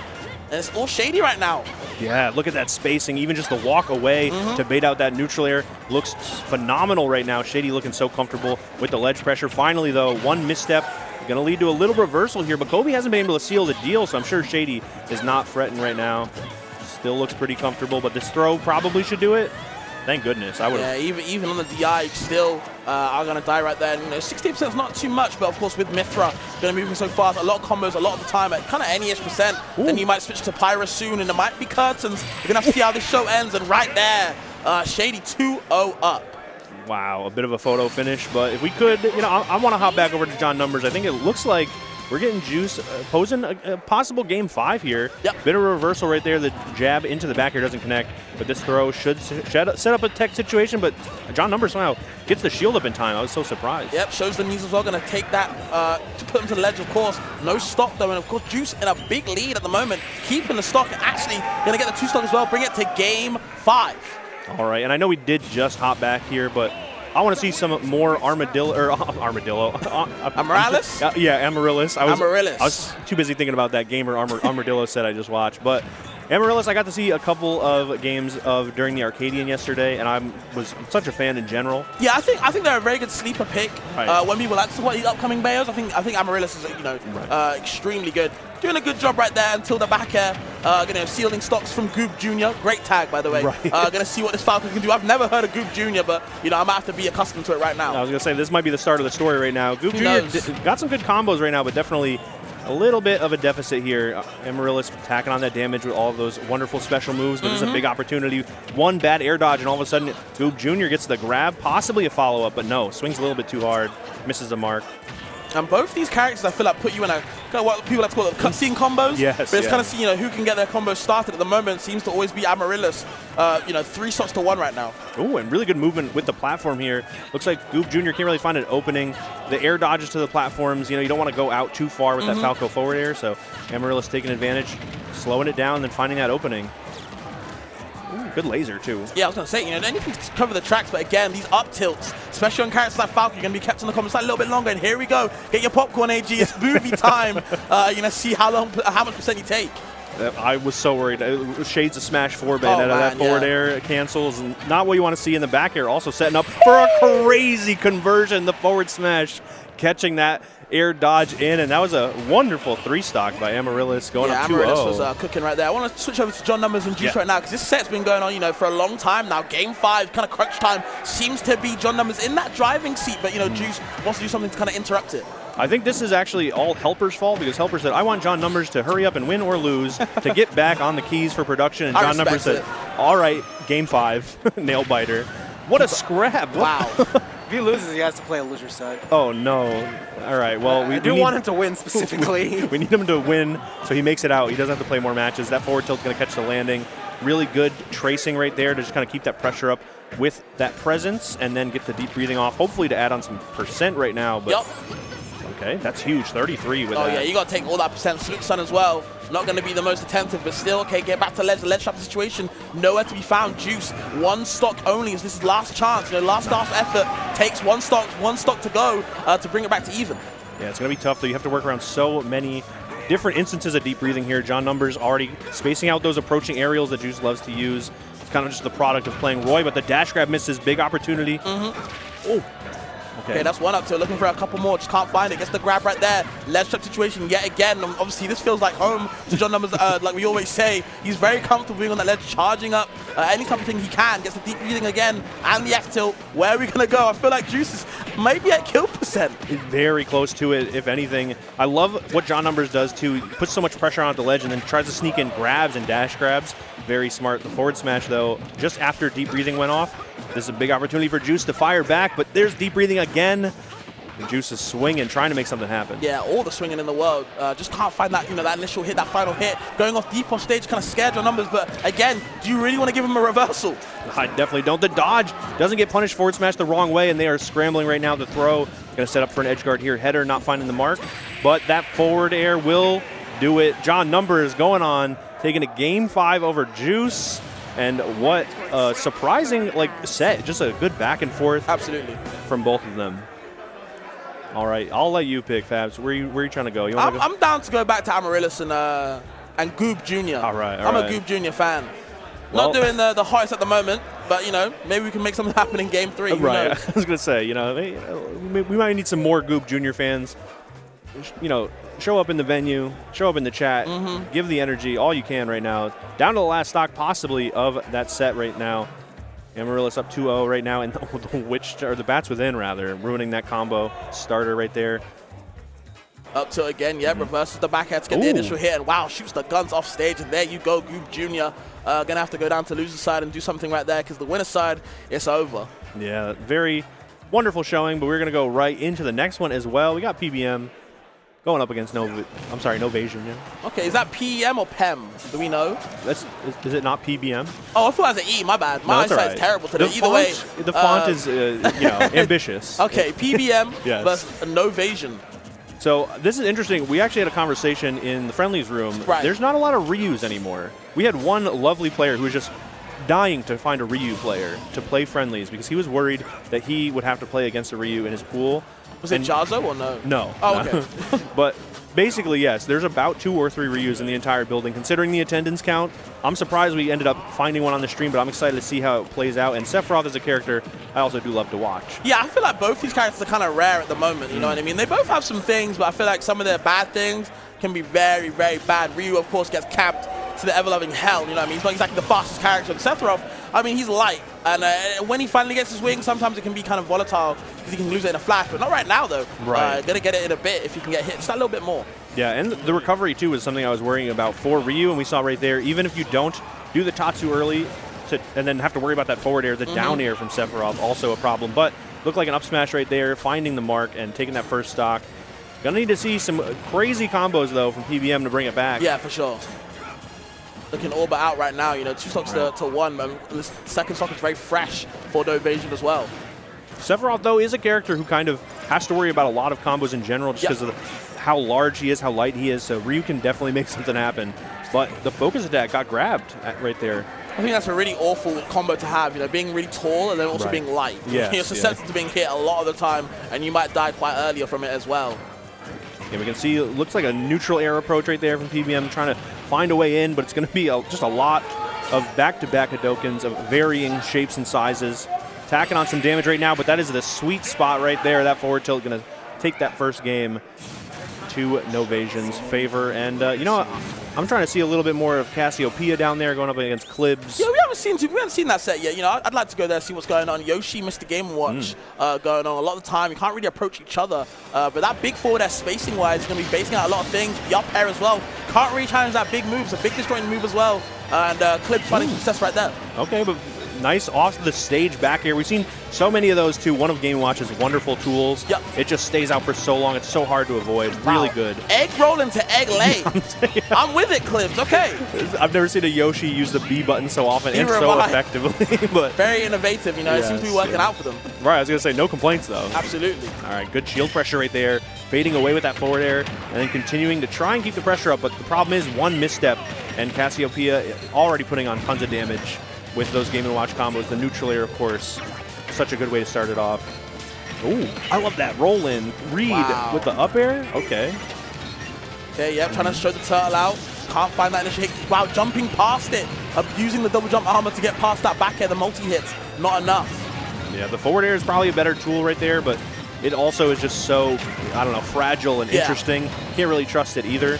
So it is a bit of a hard point in the matchup, but so is all of those Yoshi combos that you see so often. Clibs, fantastic. Yeah, you love to see it.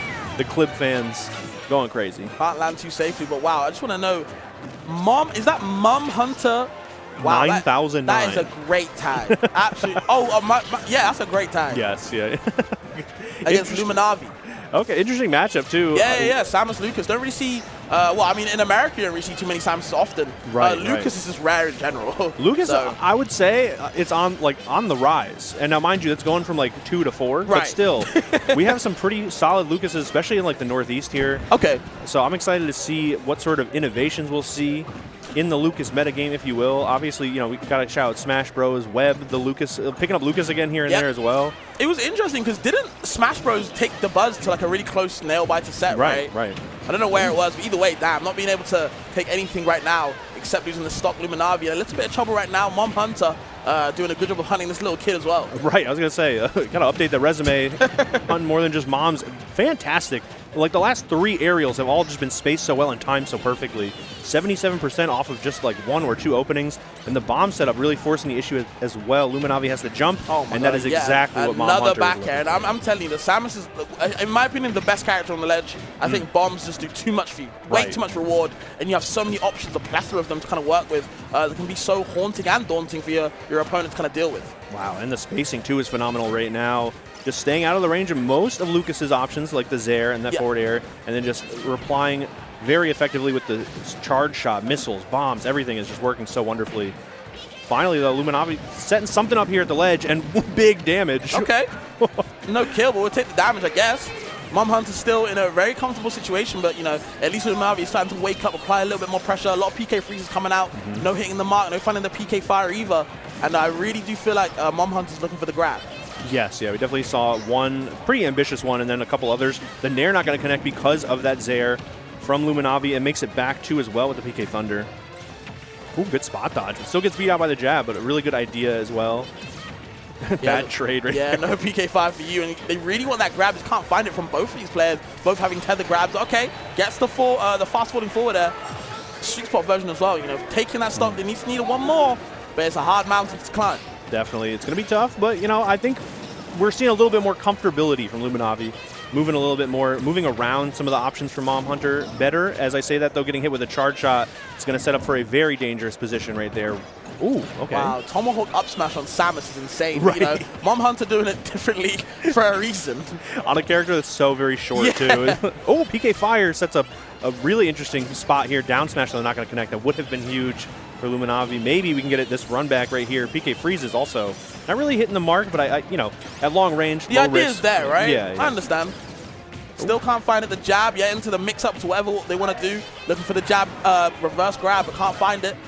Ooh, charge shot and still. Another back air, wow. I say this all the time about charge shot. Even when it doesn't work, it works. Yeah. Even right there, it clanked with PK Fire, but that just gave Mom Hunter such a big opening, even in the clank situation.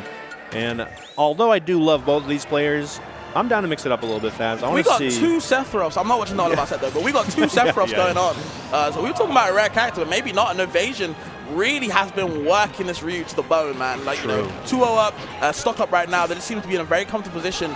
And this is what I talk about with getting camped out. Ryu doesn't have exactly these long, big, disjointed hitboxes, right? So Sephiroth can kind of stay outside the range, swing the sword, and keep PBM at bay.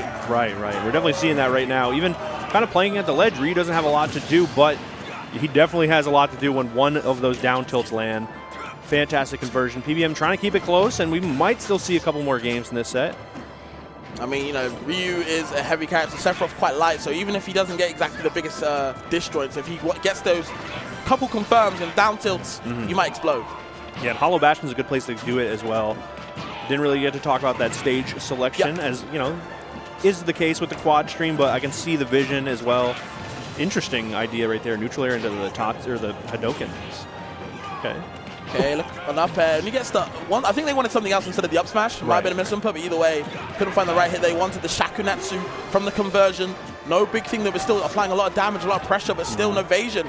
Doing a good job of forcing that, but just stands still and then takes a true Shoryuken to the face. I love the idea of just getting up and running in and letting it rip. It worked wonders for PBM right there. It's so brave, so bold. The trip right there, what the heck was that? Interesting. That's just such a polite way to phrase it.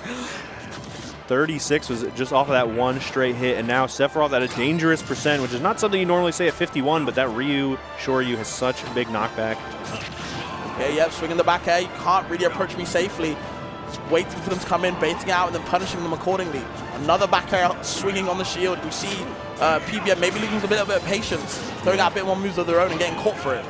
I'm definitely seeing that right now, and you know, Novasion just playing at mid-range, throwing out a lot of tilts and back airs, and finally one hits Ryu, sets it up for a one stock apiece, but this is the first time I think we've seen Novasion at a deficit, which is definitely a big difference in this matchup in particular. Yeah, I want to see how they kind of handle the storm when it's like that, but oh my god, the Shadow Flare saving his life. Novasion has to count another one.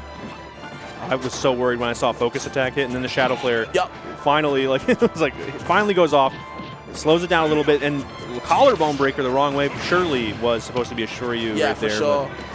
And you can see that, you know, the better Ryus will confirm off one down tilt, while, you know, these Ryus that are kind of the mid-level will have to do a couple more just to kind of believe in and confirm a bit more, and that might be the deficit. Big down smash with the wing as well, with the added super armor, but okay. Moving out the way of the down tilts, you can see what PBM wants. The down smash, not exactly the strongest move, and they are just going to not recover, AG. Okay, yeah. I mean, interesting choice. I wouldn't have done it, but it looked like that neutral B was a little longer lasting than one would have thought. So PBM making the comeback, possibly setting up for a Game 5, and this is exactly where I wanted to go because I was going to say, I don't know if you were paying attention Game 1, but it was Olimar Sephiroth. Yep. And then Interstellar broke out the banjo, and it is working right now. It's not enough. You need to be faced with more things you don't like. Now the bear and the bird are out after Olimar. Wasn't exactly the best. Wasting the Wonder Wing, probably wanted a B-reverse grenade. Either way, still in a good position. Okay, dash tag, pretty strong knockback on that one at 171. Surely will do it. 88% is also a lot of damage. You have to start worrying about those Wonder Wings. I didn't think it would happen so soon, but jeez. Letting it rip from the early. Why not? Okay, shoots out the eggs. Can't find the confirm, though. Yeah, there's also something pretty dangerous, too. Those egg confirms are, like, a little more, you know, they work out a little more on a character like Sephiroth. Big and light. Exactly. That is something you got to worry about. It's pretty low committal from mid-range, and it leads into so much. Even straight hits like neutral air, you have to worry about. Yep. Oh, okay. And ends up being an up smash out of shield. Poor Sephiroth only really gets to neutral air in that spot. Not a lot of tools to scramble or scrap close range, but okay. Can't touch my shield for free. That smash is going to do a lot of work for Interstellar right there. Might be able to get just one game back. You know, the Olimar obviously wasn't really working. Of course, not having exactly that much range, apart from relying on throwing the Pikmin. Now with Bear and the Banjo, Bear and the Bird, Banjo, you know, heavier character. I'd say better zoning in this matchup. Kind of stop a lot of things going on. You don't have to rely on them to latch on you. All you need is a couple of hits. These egg confirms, like you were talking about earlier, AG. If they work, you know, you can die at some decent percents. Oh, definitely, yeah. Already, though, I think they're both kind of playing it slow right now at the mid-range. Really good avoidance for that Wonder Wing. I was already so worried, but they're just kind of swinging now. The forward tilt can open up the stage. Trying to make something happen here to bring it back to even because it's been tough. Haven't really been able to find the stock here, and that was one way that you could have done it. Okay, that's going to be it. Let's do the back here as well, but just lets the Wonder Wing rip. No kill though, but why not? The eggs all flying along the grenade as well. Someone told Interstellar you start with 5 Wonder Wings, and they were like, are you sure? I only ever have 4. Okay. Oh, I love that idea so much. The grenade to force the issue, even if it was just bouncing on the platform, they have to get out of that spot, and then the jump got punished with that forward air. So smart from them, and I'll let you pick one more time. Who are you trying to... What match are you trying to Sephiroth do you watch? want now? Yeah. Let's go to Mom Hunter and Luminavi, because they've come off the Samus now. Right. Even though it was so effective, I would say, we're now seeing the Sephiroth. Maybe, you know, they're sitting at the stream setup for the quad, and they're looking over at the other screens, and they're like, you know what? I kind of like Sephiroth Sephiroth gang, apparently. You know, we've been seeing 3 now. too. Didn't you just say that Sephiroth was rare? Or I thought so, but I guess I was wrong. Right. I guess I was wrong. All right, this is an interesting dynamic here, though. This is like pretty tough for Lucas just because the range at which Lucas likes to play is exactly where Sephiroth's lining up a forward air or a back air, forward tilt as well. So Luminavi having a tough time right now trying to find a hit. 138, even a throw would actually be pretty solid for Luminavi. It's going to be the forward smash ducking under that back air. I don't want to switch the match. I'm sorry to interrupt you, but why have they gone to Incident Joker on instead of Cavalista? Have we missed something? It was Banjo and... Wait, what? Anyways, staying on Mom Hunter and Luminavi, the Lucas, you know, it's been struggling to kind of make its mark, especially with sword characters in general. You know, finding the mark there, but no kill, and not exactly the best damage for them as either. Has to get something started. It can be so hard against Sephiroth. You know, when you're approaching him all the time in a deficit, and he's got these big swords coming out, projectiles, it's very hard to get something substantial. I totally agree with your point, and I think right now Mom Hunter taking a lot of damage because they're approaching a little bit too often. Yeah. And they got hit by several PK fires, a lot of damage, but these forward airs could just seal the deal right now. And the Octo Slash will probably set up for another edge guard. Not going to take the stock quite yet, but that one will do it effectively. He saved himself too. Wow. What a statement. Right. Very interesting way to get it done, but it is done nonetheless. And let's see if we can go back over to setup 1. I want to see if PBM can make this crazy run back right now. Already taking pretty big damage from Novasion, but Novasion had a pretty high percent on that second stock. And I just love Sephiroth, I guess. Yeah, you know, honestly, I completely get you. PBM has been doing some work as the game's progressing, but this game looking a little bit cooked at the moment. Has to do something if they're going to bring it to that game 5. All right, good way to get it started. 178 is a percent. I don't think I've ever seen Sephiroth at, but trying to find that hit is going to be so very tough. Kind of opting for the projectiles right now, not punishing that down smash either. Just trying to play it safe. The Nair is a pretty safe way to approach in that spot. This for a long time as well. Okay. Kind of stuck under the platform here. The down tilt, though. Oh. Okay, it's actually like a not bad punish. No, up smash, I thought. But instead, okay, yep, there it is. The thousands of down tilts into the Tatsumaki. Strong hit. Maria's one obviously does kill, but now you're on last look a piece. But, you know, with rage on Sephiroth, it's not impossible. No. Especially with these Shakus coming out more and more. If I could quote my good friend Hazmat, every time you see a Street Fighter character in this situation, in chat immediately Haz puts even game. Yeah. And it is so very true. It's extremely even game. I think I can hear him saying it. Right. He's not even on this setup. He's on the other one. But, yep, right there, good pressure, catches the roll, but the Tatsu connects somehow, catches the air dodge back, and this is so dangerous. Oh, no. Even with Wing, you know, he has to abuse the super armor smash attacks. If not, these Shakus have been doing so much work. Right. Even, like, if they hit the shield, they just keep them in the shield for so long. Yep. There's a forward air almost taking the stock at 124, and now all of a sudden, Novasion playing so scared, justifiably so. But, wow. See the back airs coming out. Even the unconventional dance matches are making an appearance too. But yes, running into these Shakus all the time and then throwing a Hadouken just behind it. All right, taking all those extra jumps with the wing. Really good stuff from Novasion, trying to jump around PBM's pressure right now. Still, though, stuck at one ledge or the other, barely holding onto that shield. Oh, this is so tense right now. PBM trying to make the craziest run back, and the Tatsu finds the mark. Wow, the run-in Tatsu. That was so wild. Around a Sephiroth aerial, too. He's so brave. Oh, I need to see this game 5, but there's already so many other crazy matches going on. Somehow we ended up on the Incineroar Joker over on setup 2. They both switched. I don't know what was going on. Right, crazy counter pick war. And we got Pink Cage and the Mox Jester setting up for setup 3 as well. So Not super sure who Mox Jester is, but I know Pink Cage is a pretty good game and watch from Tri-State, I believe. So or Philly, might be. All right, if I could, though, while they get set up, let's dip into setup 2 real quick, see how that game's going as they move into game 3. And then I want to go back to setup 1 eventually. I need to see that game 5. For sure. Yeah, I do want to see what Interstellar can do. And Cavalista, you know, either player, honestly, it's 1-1. They've both gone to 2 completely different characters other than Banjo and Sephiroth, so... I need to see the notes on that, like who switched and why, and then why did the other person switch, but... They went from Banjo... No, they went from Olimar to Banjo to Incin. Right. and the other person just played Sephiroth, and then said no Joker, actually. Why not? Okay, that should do it for sure. Up throw on Hollow Bastion right there at 133 with the Rage, too. Moving on to the next game, and I don't even know what to expect.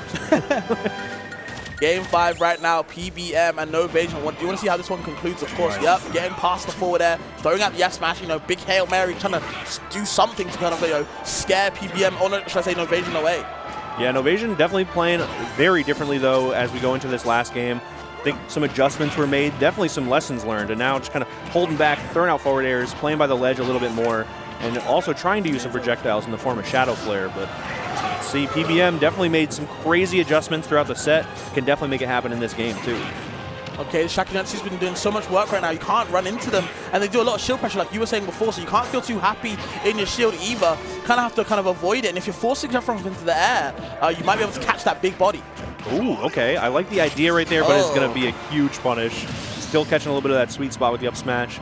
And No Evasion feeling a little comfortable with this tiny lead in Game 5, but I don't know, man. PBM's been a monster. Oh, okay. Well, yeah. Interstellar is trolling me, and AG, and the whole Twitch stream. Everyone. Because now it's Sora. Okay, Sora, Joker going into their Game 4, but they're still scrapping over here on setup 1. I like the idea they're trying to counter that recovery, but PBM finds a way around it. Poking with the forward air, parries the Shadow Flare as well. No move for you, the down air, just gets the spike, doesn't do too much of it, kind of runs off the platform. Right. Maybe to get some more pressure from a different angle, but either way, thwarting with the back air as well, just wants to get in but can't find your way. And now you see PBM biding their time, being very, very patient. One mistake is all they need.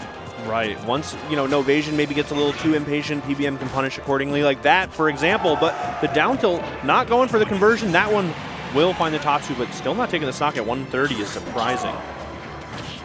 Oh! Okay. Focus stacks through the 1F tilt. I it wasn't level 2 though, so they couldn't get an actual kill. Forgot that move does that. Existed, yeah. I thought he would drive rush. I don't know. Can you imagine with drive rush? That would be insane. Drive rush down tilt? Wow. Oh my god, I'd cry. Oh, that should surely do it though. That will do wonders for the PBM fans in the crowd. Absolutely. Just the one tilt as well. They need one up tilt into the heavy up tilt as well. Okay, really good. Fading back with the forward tilt. Trying to extend this edge guard. It's going to be another Tatsu to ledge, but that one gets countered. Really good adaptation from No Evasion. Yeah, we didn't see too many counters before, right? Until kind of now. Right. Definitely feels very free to kind of throw that one out. Yeah, the Tatsumaki pushing No Evasion off the ledge, but they still feel very comfortable in the set so far. Ooh, all right. Back-to-back neutral air, a good way to get a combo started. Some good pressure too, but that neutral B, ill-advised. A lot of damage for that one. PBM, this has been a nail-biter, and not one I expected. I thought Game 1 was just so very much in No Evasion's favor, but the set has definitely changed pretty drastically. Yeah, and that's how momentum swings, AG, man. You think a couple things going strong, and then all of a sudden, you're looking down the barrel, you're losing your last stock, so. Oh, all right. That will do it, surely. It is one stock apiece, and the deficit has just been smaller and smaller as the game goes on. PBM looking so good right now, but No Evasion can seal the deal if we get one of these edge guards to work out, but the Tatsu high was a pretty smart idea. Yep, the plat drop back air as well. Going for this down B, the Scintilla not doing its mark, and just getting back to ledge. Yeah, I was a little worried. I didn't want to say anything too soon, but we got the projectiles coming out. PBM slowing it down, or trying to slow it down a little bit. But No Evasion approaching here, putting that pressure on with the forward tilt to the ledge as well. Oh, I thought we were going to see an Octo Slash there. I think they wanted the up B off stage and kind of hesitated at the last second. Not going to do too well for that, but either way, still having a really good lead. All they got to do is close it out. Oh, it's good. So tense right now. The projectiles are tacking on damage. Sephiroth only at 26, and Tatsu's away into the neutral B. Wow. And the forward tilt does it? That was crazy. Like max range too. No Evasion is going to take that Game 5. Real close set. Nail biter for sure for PBM, but it just wasn't enough to get past No Evasion. Real strong Sephiroth. But I do want to see, Cav Lister and Interstellar. Never mind, Interstellar just won 3-2 with the Sora. You know what? That whole set was a mess. It truly was. Absolute Disney dream for a reason. Either way, James and Selcha, or Shelcha, I don't know how you pronounce that. Either way, battle of the links. Link characters. Oh, all right, that'd be interesting. But right now we got the scramble we talked about a little bit earlier. Pink Cage on the Game & Watch, and Mox Jester on the Luigi. Okay. Can't hide under that platform, bro. You got to at least duck or something. I do love how much people love Hollow Bastion and then how unfortunate it is for them. You know, like, Yeah. it generally doesn't work out. Like something funny happens to you, but should be a good opportunity for the Luigi combo. That was an interesting way to convert off Very of it. interesting route, yeah. Still all works out. That's the classic Luigi. All right, goes for a gamble, if you will, on that punish. The Luigi Cyclone not hitting the mark, and Game Watch neutral here also just such a good combo starter. I'm interested why they're not using the down beat from the down throw as well in the chase. Right. You know, but each to their own. Okay. Maybe saving it for a later stock. True, true. It is one of those moves that you kind of want your opponent to forget about, if you will, you know, surprise them with later. But there's another Cyclone that it looks like wasn't expected from Pink Cage. Did get that one bucket of the, fireball. It's probably not going to matter too much. Game Watch already at 134.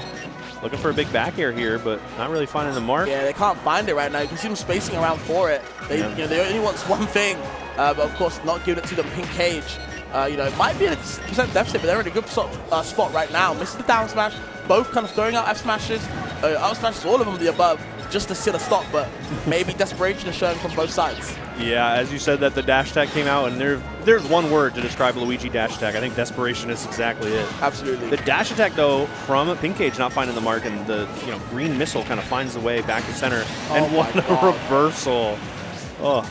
I feel like both these characters are reverse gods anyway, but okay. Yeah. One stock apiece, drops the bomb on him, the forward air, and now it's, second game, last stock. Yeah, Pink Cage, pretty good on this platform. Luigi doesn't really have a lot of ways to really punish Game & Watch. If you do go up there, Game & Watch up B's away, and you just have to do it all over again. Yep. So really good usage of the Hollow Bastion platform. And this is exactly, Mox Jester's counter pick, but still somehow Pink Cage finds a way to use it against him. Okay, Oh my goodness. see, Mox Jester just wants to find a way in, but that Game Watch net is so crazy to deal with. Oh, finally, one of those bombs, though, finds the mark. The Chef as well was a wonderful continuation, and already 60 damage just from like one small opening. Okay, the down smash, no sweet hit though, no berry, no forward air either, no grabs. A lot of things getting denied at the moment. Nothing's denying you about the grab, about the nair though. The back air too, goes deep off stage, gonna chase the side B, but no, just gets interrupted. But the up B, the misfire, no way. Exactly what he needed to try and make something happen, but Pink Cage still all over it, and that hit of the turtle will do it. Pink Cage going up 2-0, and real quick, I want to give a shout out to House of 3000. Because of their wonderful quad stream technology, we can go to a different match. Yeah. So let's go over to setup 1 as we get started in this new set over here. A different Mario brother going up against Cloud. It's going to be Stars from Philly going up against Kaba Yeezy with the Mario. Yeah, Kaba Yeezy, a really good, I believe, upstate Mario. So from New York, sure, even though it's far away.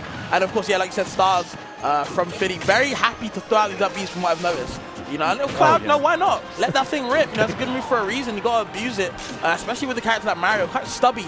So even if he is on this godforsaken stage like PS2, you might not be able to get the ladders going if you can get these disjoints out even faster. And I mean, most Marios are going to want to approach it something like an aerial. So even there, it was still good that, Stars got crossed up by it, but still because of the climb hazard just puts you so far away, it's not really easy to punish either.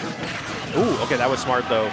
Looking for, a classic landing down air as Cloud, but getting punished with the Mario up smash. Yeah, double down air, not both of those moves not hitting the mark either way. See Stars in a good position. Kaba just not exactly, doing the most percent that you can. It's so hard to get it on Cloud, I feel. Right. Fast character with big disjoint. It's a recipe for disaster. Definitely. It's so hard to get in, and then when you do, the climb hazard comes out as well. It's really hard to navigate. You kind of have to find your openings and then run away with them right there. Could have been a huge opportunity, but still some good damage, and that spot dodge was so very smart from Stars. Yeah, things like that are so vital, you know what I mean? And these type of moments are scary moments. If you can kind of get out of the way and get your kill confirmed, it can be a good spot. Can't find the fast falling fair to end it all. The combo routes are not in Kaba's favor. Yeah, it's just, still some good damage, but not really the classic or signature Mario combos we're used to. And it's just, some good defense from Stars, and of course the stage that we ended up on for game 1 as well. Interesting clank of the projectiles, and it actually worked out for Stars right there. Okay, has to grab the ledge, rolls from it as well, throwing out the back end, not doing too much. Throws that second one, finally hitting its target. But, Stars very happy to kind of stay with this limit. and keep the stat buffs. Okay, never mind, I'm wrong. I actually am a liar, guys. Let's the up B rip. All right. Let's the back air rip too, and he is going to take the stock lead. And Kaba is on the deficit in this first game. Yep. Down air is a really good way to get something started, especially if you can punish the landing or the jump right there. No jump here, and the flood should set up for the edge guard, but no, tries to read a high recovery. Stars makes it back for some extra damage. Ooh, a lot of extra damage. Yeah, gets the fast forward is fair as well. That move is super scary. It's a big chop. Another one as well. Has the limit. Oh, goes for the side B. And Kaba, even though he escaped the limit cross slash, still had to meet his demise there in that game. Yeah, it was like a functional frame trap. Like, you don't want to get hit by that. You're surely dead. No jump. Off stage, 70-ish%. You got to do something, and then the air dodge falls a little short. You know, did all you could right there. But I know that set is definitely going to be a bit of a back and forth. We are moving on. We got Av and JP here over on setup 2. I have a note from production. It's pronounced Ave. Ave. Okay, thank you. Yes, it's Ave. Yeah, okay, yes. I thought so. I believe they are a Mario from Georgia. Okay, yeah. I might be wrong, but yeah, I think they're a Mario from Georgia. Very good. I believe they were able to upset someone at Santa Paws the other week. I think I commented that. Either way, coming up against JP. My bad, brother. That's all right. If I got Ave wrong and you got JP wrong, that makes me look better. All right, early lead for the Mario here on this Pokemon Stadium, but Little Mac can definitely make something happen. And honestly, anyone who's still playing Little Mac, I have a lot of faith in. I don't. Well, okay. I think it's a coping mechanism.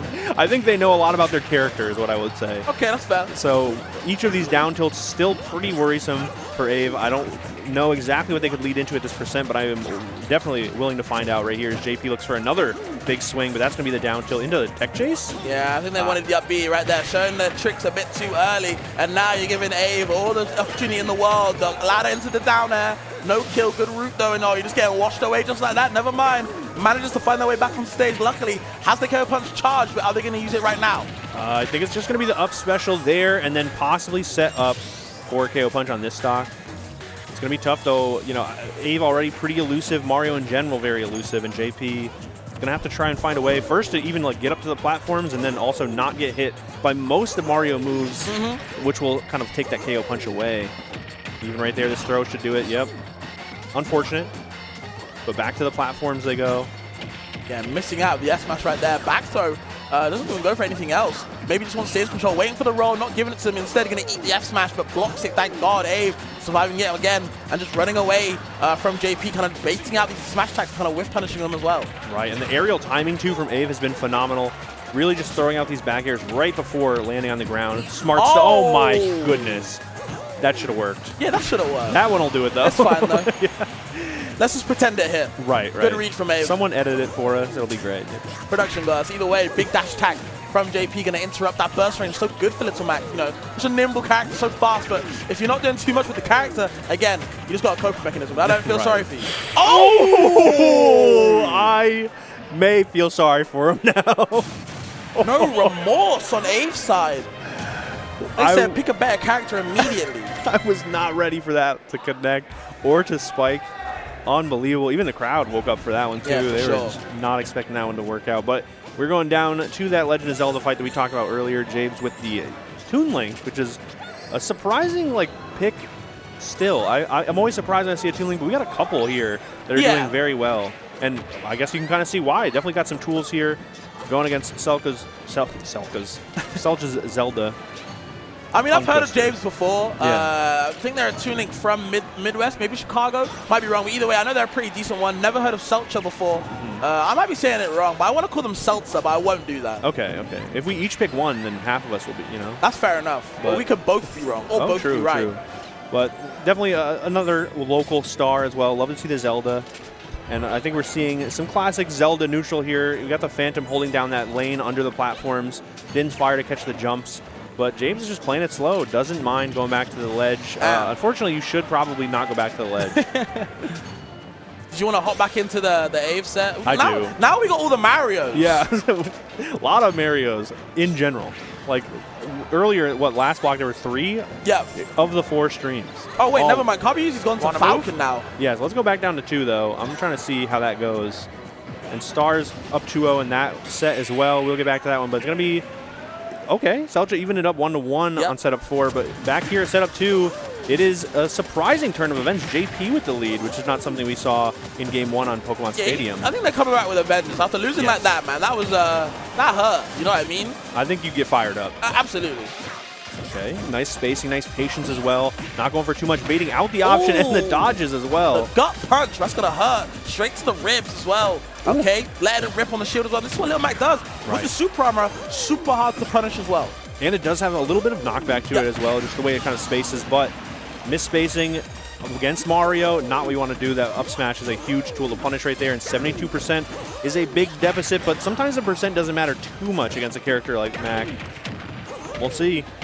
Ooh. Okay, yeah, getting washed away. Oh no, you let your side be rip already, but still finds a way back. Wow. And the up tilt to anti-air was so smart right there too. Unfortunately, this platform layout's still pretty good for Mario in some regards, and I think we're about to see why. But goes for the down air, still finds a Still picks up with the upper as well. And oh man, this stage working out super well for Mario. But I feel like it's also good for Mac if you can get the platform extensions, but Ave not giving you a chance, and now they're in the lead themselves. Right. Oh, okay, I love that bait.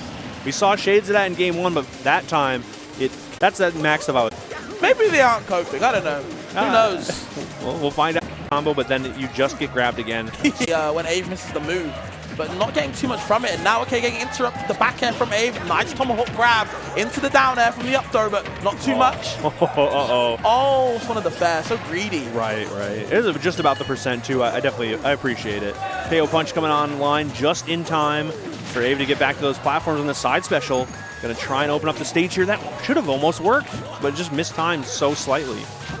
Wow. Oh, the down tilt going to snuff him out. Okay, gets the fast falling one. The up B, though, and now it's not over yet, AG.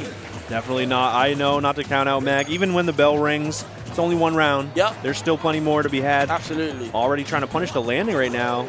The fully charged flood is also something we got to watch out for, too. But who lands with forward air like that? Right. They even got the spike, you know. Hats off to Ave for even landing it. I thought they wanted the back air and stuff. But either way, again, washing them away, not getting too much from it. JP has to recover low, and the magnet hands. I know. JP is so good to it, holding all of the options, getting around plenty of different things that Mario has in the arsenal, whether Flood or Cape, and still finding some good conversions here. That side special was so ambitious, but it didn't even get punished. That one, though. That dash in. Ave is very comfortable letting these up smashes go and go, finding them at that time. But, you know, bit of a stock ahead, bit of percent on their lead as well. But, you know, how much percent can they build on this last stock for JP? Well, honestly, we just get one or two pretty explosive Mac hits. We could even it up, but it's going to be a Mario combo instead, and the neutral air extension was so smart. Oh, interesting. As I talked about, that hurt box shifting, right? The rising aerials, whether back air or up air, definitely get Mario out of harm's way most of the time, but when you're stuck on that platform, I'm worried. Okay, the up B kill as well, and oh my god.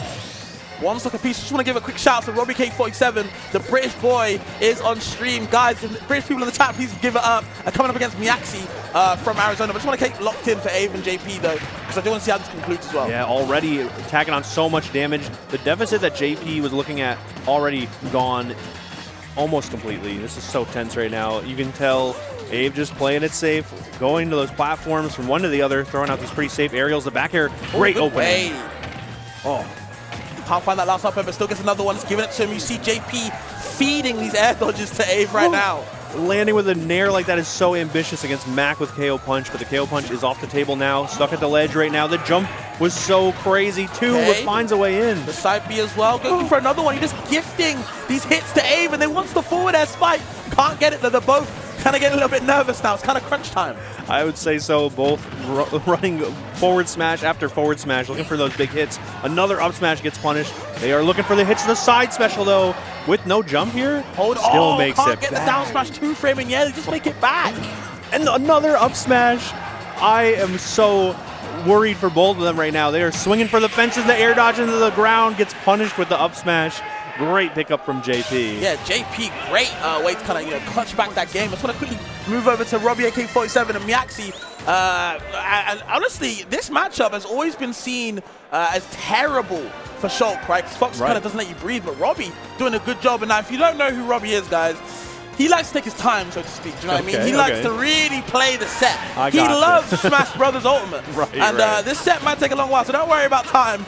We got a lot of it, and I know TO's not the most fond of him either way. It's going to be fun, though, to watch. I think this is, despite being a bad matchup for Shulk, it's one that has an interesting dynamic. There's a lot of stuff that you have to think about. Shield has some pretty interesting, I will say, implementations, but sometimes they don't work out for Shulk, and sometimes they actually work wonders for him. Right there, we just see Miaxi kind of like do the throw and get out of there. You don't want to interact with Shulk, because sometimes you get some pretty explosive openings like this. Absolutely. Look at the pressure out. The reverse nairs kind of create that hitbox all the way around Shulk and kind of negate where Fox wants to go. You know, he might be fast, but, you know, he can't negate sword hitboxes. Right. This should be it, but no, makes it back. That was a really good angle for Miaxi, and there's the shield coming in, which breaks up that vertical combo. Ooh, yeah, being able to change the colors and just alter your stats is such a crazy thing to do, even mid-combo as well. Shulk does it like no other, but still getting a bit pressured down. This is where kind of Fox excels, when he's catching you in the corner, and Shulk doesn't have a good frame there to kind of push you away, especially a character like Fox. Right, we had to see basically the jump art come out and then jump away. That's about the only option you can really pull out there. Back to neutral here. That forward tilt is such a good option, but the shield came back just in time. Okay. And, okay, maybe not. Maybe I don't like the shield. Yeah, I don't do too much, you know, but you know, at least they're not dying for it. Just taking a little bit of percent. The back air and speed are going to be doing a lot of work, scaring them. Now you're in smash art. Doesn't find the forward air, though. And the jump art is going to save them away to kind of bide their own time. Interesting the way that the smash art worked there, too. That side special from Fox sent him flying during the smash art. Now they're just back to neutral here at the ledge. Looking for... Okay. Oh. Do you make it back there? Wow. Yes, wow. Magnet hands get again. All right, but there is the up smash. You're actually going up ever so slightly, but coming back with some refreshed arts. We're going to see the speed come out. Yep, there it is right there. Just needs one edge guard. That's all it takes. Fox doesn't have the best recovery, but it's decent. But okay, smash art. Not able to do too much, and they're both rolling for their lives. Don't want to get caught. You definitely don't want to hit the shield there either. The up special from Shulk, pretty good out of shield there. That the up tilt looks like getting punished in the counter. Okay, that's counter, but yeah, no smash art counter. It's just not going to kill. Even shield art too is much worse. Went nowhere with it. Okay, speed pretty good here. I love the way that they're kind of utilizing the neutral airs. Yep. I feel like Robbie's just creating a lot of hitboxes to make sure you can't, really approach me. He's negating it. In smash art right now, can he do anything with it to kind of thwart Miaxi's momentum right now? There's the up B. Robbie back in it. The crowd waking up. How many people we got who are Robbie fans? A surprising amount. I didn't know everyone traveled out here. But. You'd be surprised, bro. Robbie's known global somehow. Either way, in shield art, not doing too much until now. Has Miaxi in the air, but the up tilt, the up air as well. No shield art to save you. On cooldown right now. A really good way to open up the stage landing aerial. Finds the mark.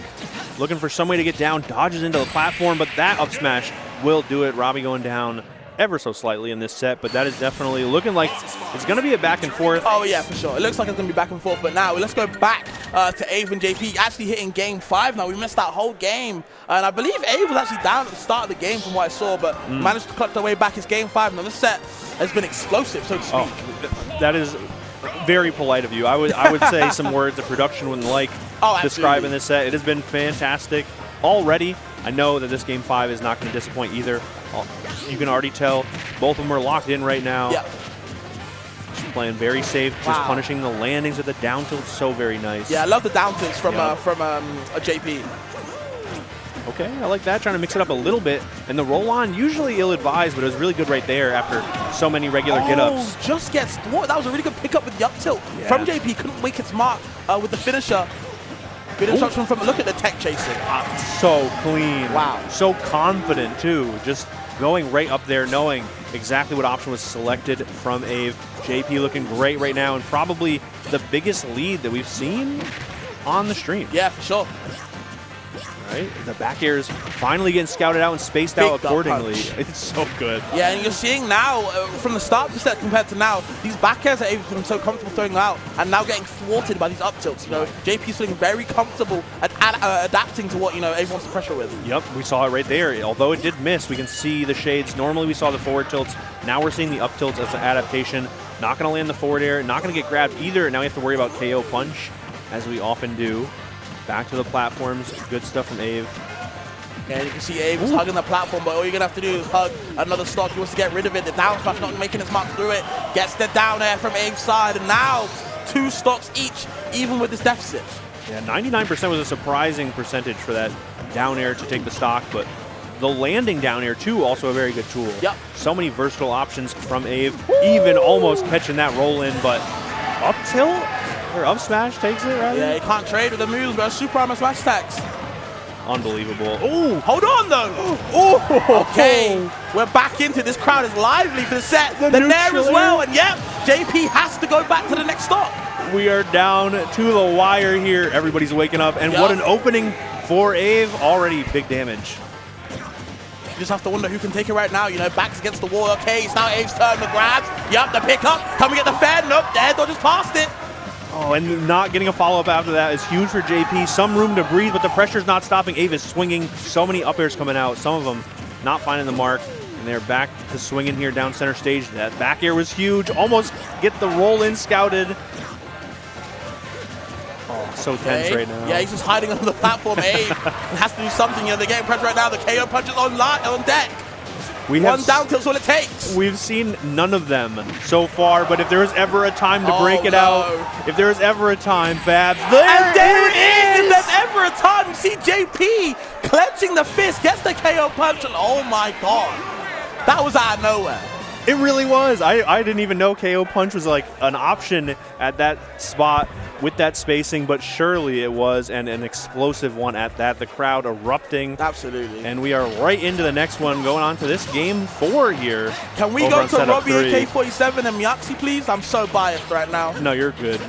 You're valid. Go back to setup 1. Yeah, I want to see how this one goes. Yeah, I do want to see, because Robbie's doing a good job this second game. I've been noticing, in the little pockets of time I get to, but right now it's Miaxi's turn. When you get the up airs, short, like I said before, doesn't have these quick buttons to get them off, so you take so much damage. You're in a lot of trouble. Even just like the way his counter works is not really intuitive. Yeah. Not advantageous in that spot either. You just kind of have to wait until it's your turn, and it usually takes a very long time for it to be your turn. Okay, and you see the crowd is getting a bit lively for Robbie. Here we go. Down throw. What are we going to get off it? Miaxi just hiding under the platform. The back air sneaking in as well. Ooh. Smash art, and that could have been it, but still no kill. Opts to jump out to kind of slow the pace down. Robbie's favorite. Very smart. I think if you're going to make something happen, it's going to be the next game, is what I was going to say. Yeah, that's next game. Anything you want to go to before we, Well, while they get ready, we can go back to this game on setup 3. It looks like seeing a little bit of a comeback here, but Ralphie Boy, pretty nice lead going in here. A lot of meter as well, but that back air from the Palu so good at covering so many options.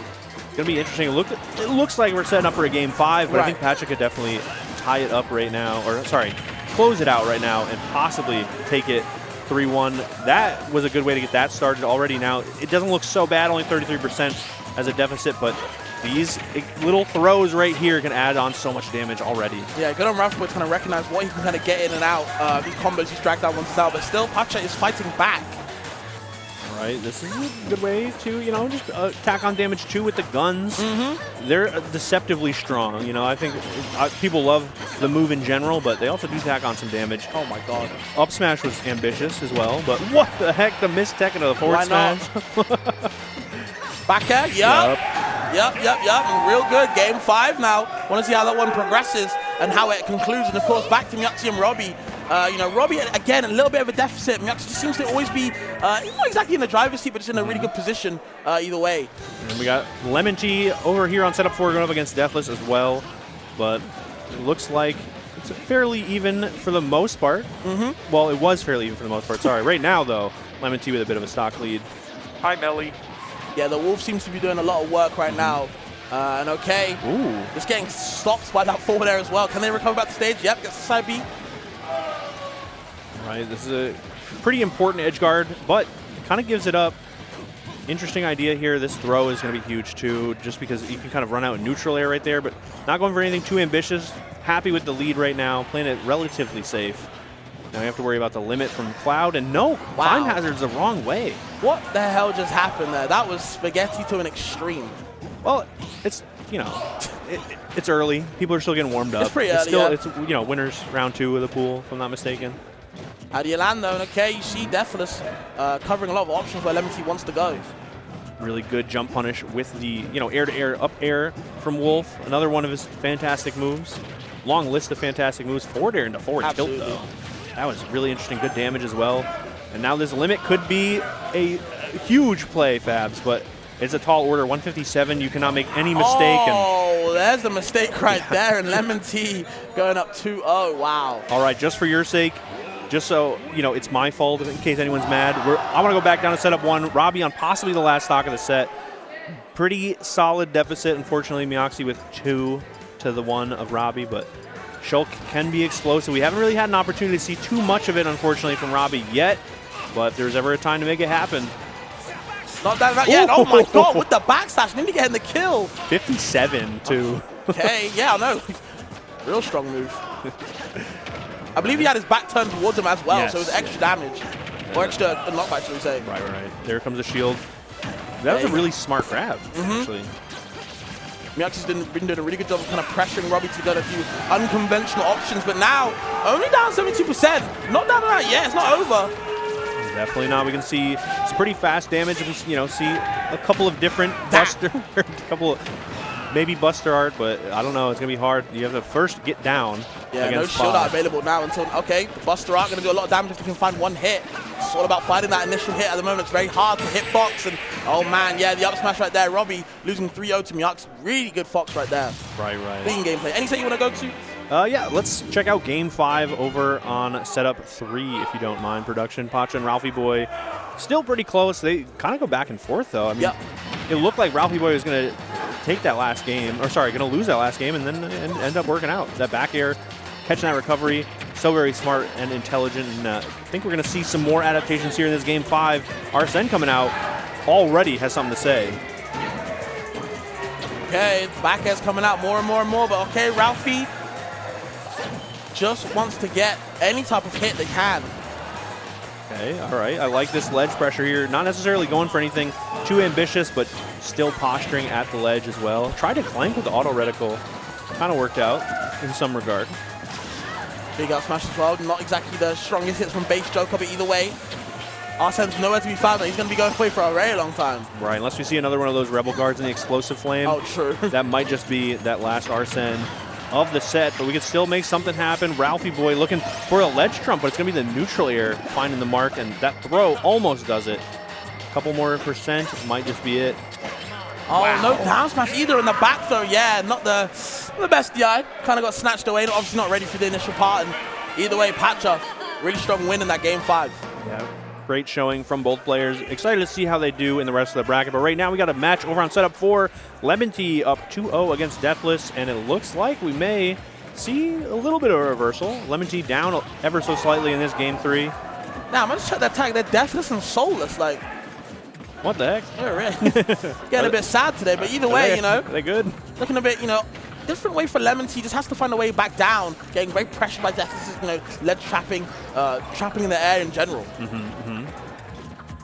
Lemon Tea kind of has been good about that sort of air-to-air, anti-air, catching Deathless, jumping, trying to put that pressure on too, which, Cloud doesn't usually have a problem landing, but I think Lemon Tea is making it a little more difficult than it usually is. I mean, we saw Deathless kind of had a lead that second game, right? And kind of slipped away from Lemon Tea making that mistake, like you said, with the limit cross slash. So maybe that, Lemon Tea has to keep working and find their way back in. Possibly. Nice use of the high recovery for the climb hazard. Pretty ambitious roll on, but it did work out. Spot dodge not going to hit either. Really good defensive options from Deathless, but that aggressive option is actually what kind of switched the tide here. Ooh, big back air. Yeah, you can kind of hit Clouds down there from the sides. Finds way with that back air. Good trade for them as well. And Deathless looking winless at the moment as well, man. Got to find something for the moment. Lemon Tea in a good position. Gets the up B, goes high. And okay, initial part of down air getting its mark. Not killing them. Yeah, really good way to get this started, though. The back air going to set up for yet another edge guard.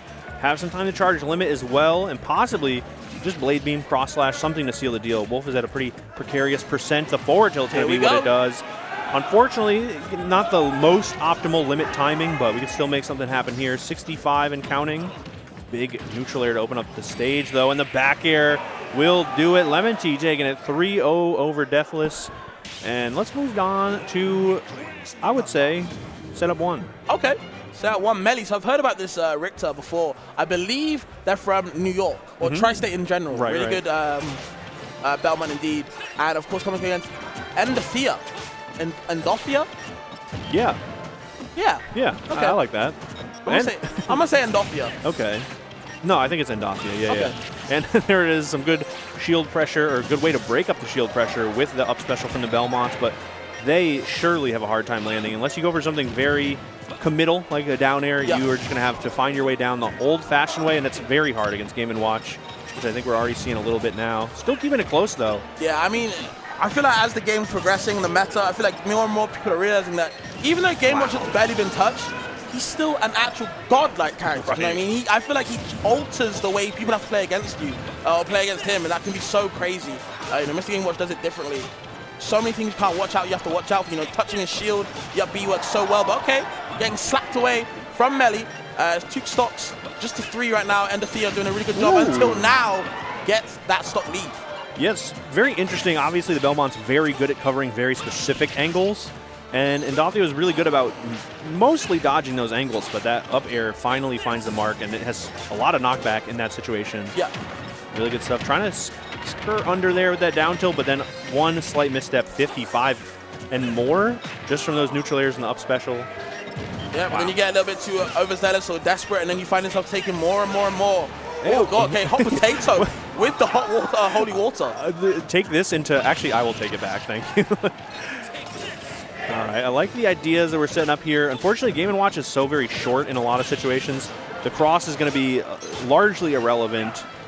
But still trying to make something happen here. Good pressure there with the cross the wrong way. Now you're on the ledge though, okay, dash tag getting, averted, dodging it as well, and now you're back on the ledge against Richter. Charging up that bucket though, gotta watch out. Yeah, you got a bucket charge from the holy water. Very interesting interaction right there. Something you gotta watch out for. Really good parry. This is also very important in any matchup with the Belmonts involved. Kind of helps to get around all of their spacing tools, but right now it's pretty interesting how much damage Endothea is taking, just like little by little from Melly. But they're kind of, chipping the percent away, right? Right. Okay. No roll, nope. Not giving it to you. Wow. Letting that thing rip. The worst part is it was pretty effective, actually. It ended up kind of working out. I mean, Game Watch's weakness has always been range, right? Right. It gets kind of worse in this game because obviously the Game Watch in Ultimate, but still, you can't really contest a lot of things on Game Watch's side. So you kind of have to rush in. And if you're approaching Game Watch a lot of time, you really want him to approach you. Right. And that way seems to be where Melly's kind of, taking their stride. All right, good dash tag. Hopefully set up for the edge guard here. Really nice preemptive recovery right there. I would have been terrified. Oh, yeah. I mean, Endothea was already lining it up, too, looking for the hit. And another great route. Melly is picking it just correctly and correctly again.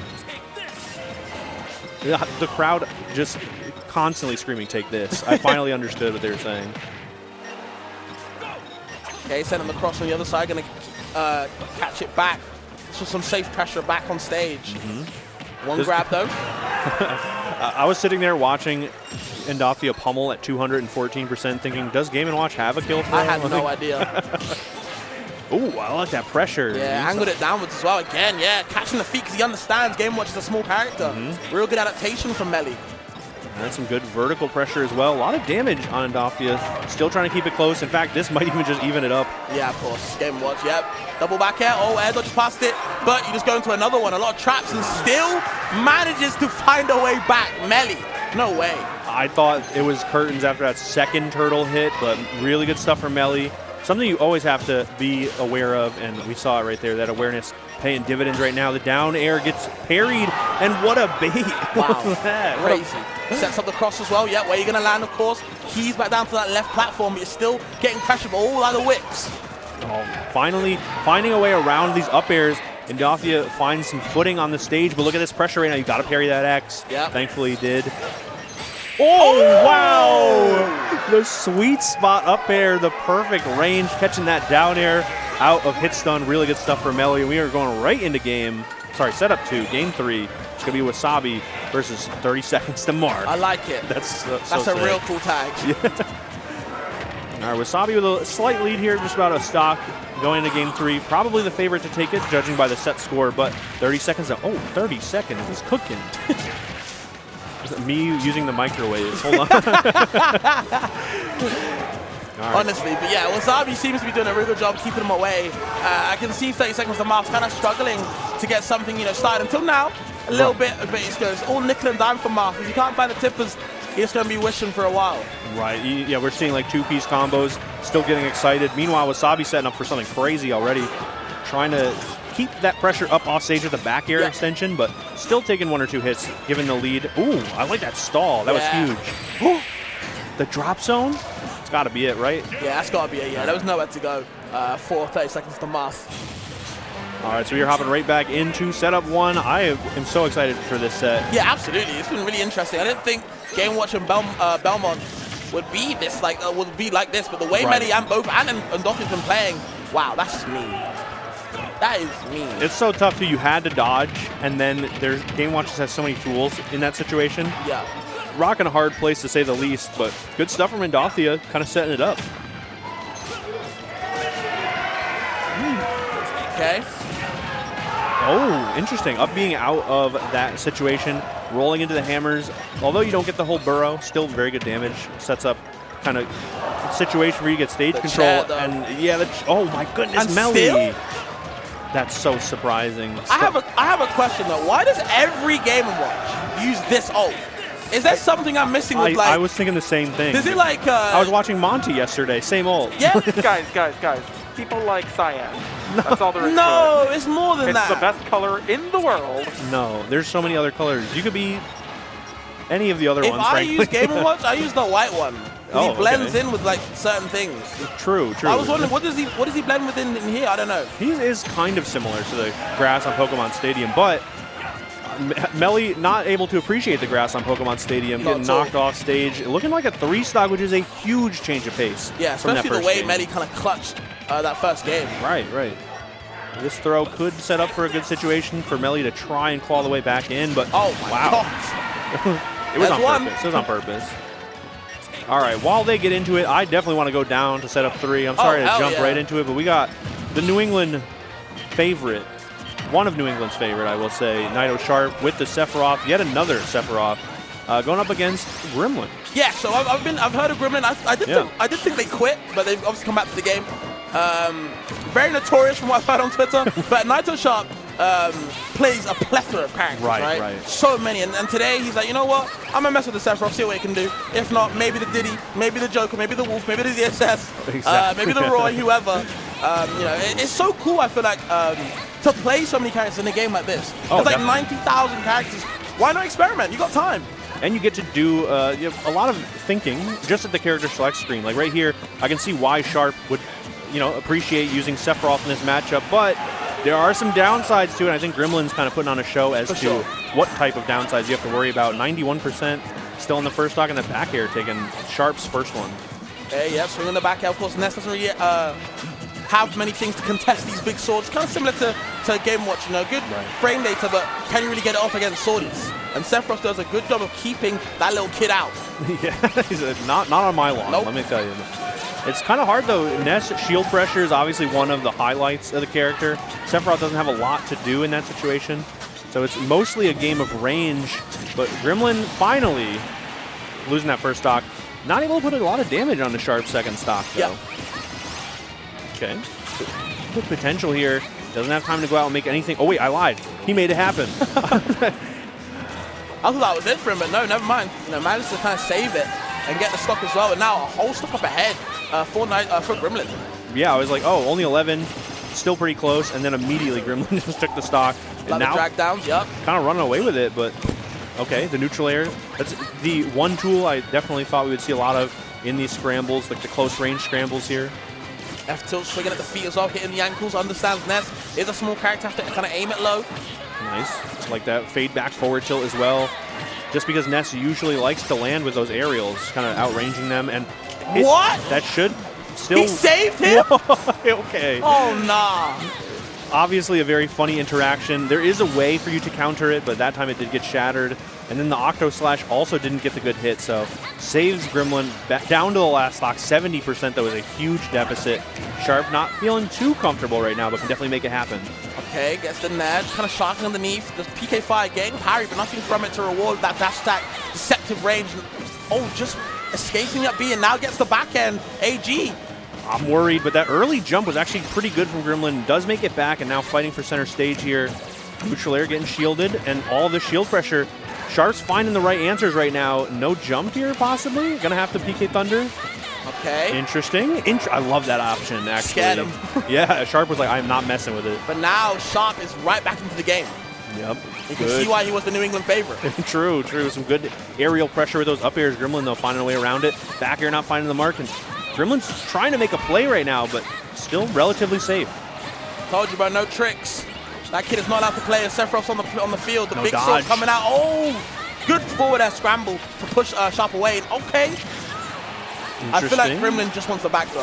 Oh, and he's not allowed it. I thought so too, but not this game. Maybe the next one. But speaking of New England, we got DM. Okay. Yeah, we got DM doing something crazy down at setup 4, going up against Vendetta, and I definitely want to hop right on over to that one. Absolutely. I don't think any Shoto in the world likes playing Pikachu, but at least they can kill that rat very early. Of course, the problem is, can you hit? And I know that Vendetta has played a lot of Pikachu, obviously online with Shiny Mark and the coin boxes every 2 weeks. But you know, either way, it's never going to be a fun matchup, no matter how much experience you have. Yeah, but okay, that's what it stands for. Damn. It was interesting too because that back air hit, and I'm like, hold on a second, this is how DM brings it back. Yeah. But once the shield popped up during that back air, I was like, never mind. That's a Shoryu if I ever seen one. So as we go back to setup 1 for a quick glimpse, how you feeling about this one, Fab? I mean, I don't mind it. Melee, I thought, would be struggling more and more, and it does seem to be, as the set's going on, and Dofty's kind of realizing some things, and be like, you know what, I'm playing game modes. I can edge guard you because kind of free. The turtle does so much work against the Belmonts, and we're seeing it right there. Melee doing his best, but it seems to be kind of cut into the moment. Interrupting right there. All right, and the platform not really interacting with the Holy Water optimally right there. Probably looking to Holy Water the ledge, but that time also just kind of interrupting the angle here. And Melee just holding down center, or trying to hold down center stage, but Daffy is not letting it happen right now. And this is a classic edge guard situation. Damn. And we got the Zero Suit over on setup 3. Sharp making the switch. Let's hop on over to there. See how it's going, because it does not look great for Gremlin already. Yeah, I thought that, you know, even if Sharp would have lost or won the game, I think in his head he's like, I'm switching. Yeah. I'm not staying. No way. It's so interesting, not to like talk on the dynamic too much, but also playing all those characters. Oh my goodness. Sometimes you're like, okay, this doesn't matter. I'm just going to switch to a different one. Right. Like, you kind of don't let that loss get to you too much. All right, this could be a big opportunity, but really good stuff from Gremlin to try and keep it low, angled PK Thunder. Not a big window to punish right there for Sharp. Okay, just good old-fashioned neutral here, aerial to aerial. Now you're going to see, you know, less disjoint, but way more mobility. Right. And it's super hard to hit ZSS. I always say ZSS chooses when you can hit me. You know what I mean? She's so nimble. She decides. And apparently she's decided to get hit right now. Finally, Gremlin evens up the stocks to start with percent. Yeah, really good bait of the flip kick right there, and a good punish as well with the Nest back air. I like the way that Gremlin's using the down special to stall as well. It does kind of mess up Sharp's timing. That time, though, it got scouted out, and that big old back air takes that second stock. Ooh, okay. I like that down air punish, the grab. This is so dangerous. Wow. This actually trades right there. An air and a flip kick. No sweet spot though. The heel's going to get shown right there. Looking a little bit blunt at the moment. The back though from Gremlin just wants to take control. A lot of up Bs. Yes. Yeah. Sometimes it's fine. Like if they don't get punished, it's such a big reward if it does land. And Sharp has even like accidentally found a way to get hit by them. So I understand. I feel like Gremlin is like one big hitbox at all times. Yeah. Like Ness is always pressing a button, and it seems to be working out. Not exactly in this game, but you know, so far in general. But of course, you know, coming up against Sharp is a different beast, bro. But it is winner's quarters, so Gremlin's doing something right. Yeah, no, it's a good strategy against a character like Zero Suit too. She doesn't have a lot of moves that have more hitbox than hurtbox. Yeah. So if you're just throwing out Ness Nair, Ness Fair, it's hard. But wow, the plasma whip off the stage. That was very nice. So sick. All right. You want to hop down to setup 2 for some more New England Fabs? We got such a crazy lineup. We got Apple Reviewer with the Mii Brawler, also technically Tri-State here and there too, so a fan favorite for a lot of reasons, and just a character in real life as well as in game. For sure. You know, Pikachu coming from Stefan, I believe that's that old main. Yes. I believe Stefan used to use Steve, but of course, you know, he's not allowed at this tournament, so obviously having to go back to the other main and still entering. Nice to see that, but of course, still winning against Apple Reviewer. Yep. This is so dangerous, though. I always make a joke. Apple Reviewer under the platforms, like top 5 worst spots to be in. You do not want to catch yourself getting up tilted or up aired. Suplex is going to set up a nice little extension possibility there, but it's going to be some interesting off-stage play from Stefan. Yeah, you got mixies. Yeah. Okay, quick attack. Good approach. Zipping in, zipping out. Trying to bait anything they can. Interesting. An ambitious offstage attempt from Apple Reviewer. Not really finding any big hits, though, is the problem. Waiting for like a few more percent. Maybe that back arrow kill, or we'll just see a thrupper cut out of shield as well. Okay. Interesting route. I always love Pikachu's getting creative with it. And another spot dodge down smash. Apple Reviewer has been hit by a couple of those. Awful trade, yeah. Okay, you know what? Let's not watch this one. Let's go back to setup 3. Actually, I want to go back to setup 1 if you don't mind. Okay, now go for it. That game is just about over, and I want to see who can take it. It might just be Endofia winning the set, and I definitely wanted to be there for that. But Melly still keeping it close. Not taking that stock, but so very close to doing it. Yeah, and these trades have never seemed to be in Melly's favor, okay? Ooh. Love that. He even popped off! Yeah. I mean, sometimes you got to get excited. You know? Hold on. You can make it happen, and sometimes you have to have the belief. That's half of the fight. You can't pop off like that and not win. I just feel like you just have to win now. Well, I don't know. It's going to be so tough. Game Watch low profiling the punish on the landing down air. 55% is a lot of percent to get in such a short amount of time. The holy water. Hold on. I want to see a pop off. I want to see it. Show me something, Melly. Okay, that was actually really interesting. The holy water working out, but he said, "Who are you popping off on? Be quiet." He told the whole crowd, "Shut the hell up." That's wild. Oh no! All right, if we could, I guess, try and move on to a surprising game 3. DM actually ended up evening it up after going down to that first game. Yep. But good stuff from Vendetta. Looks like we got a little bit of a lead here in the game 3, so it's a bit of a back and forth over here. Ooh. Big ass smash as well. That Tatsumaki, a little bit ill-advised, going to get punished accordingly right there. DM with a decent lead, but how long can he keep it for? Oh my god, the carrot cancel into the down smash, and the Tatsu right there again. It looked like a couple of grab attempts from DM just weren't finding the mark. The Tatsu just kept DM kind of impossible, just impossible range to punish. Yeah. Finally, though, we find some opening here, neutral air into the up tilts. DM's always been very good at those, so not too surprising to see right here, but there's down tilt to Tatsu, evens up the stocks 2 apiece. Gonna see what we can get right now. You see DM with a decent lead, but how long can they keep it for? Pikachu, no slouch to racking up damage, hiding behind those T-jolts to make sure you can't approach me safely. Ooh, okay, dodge back.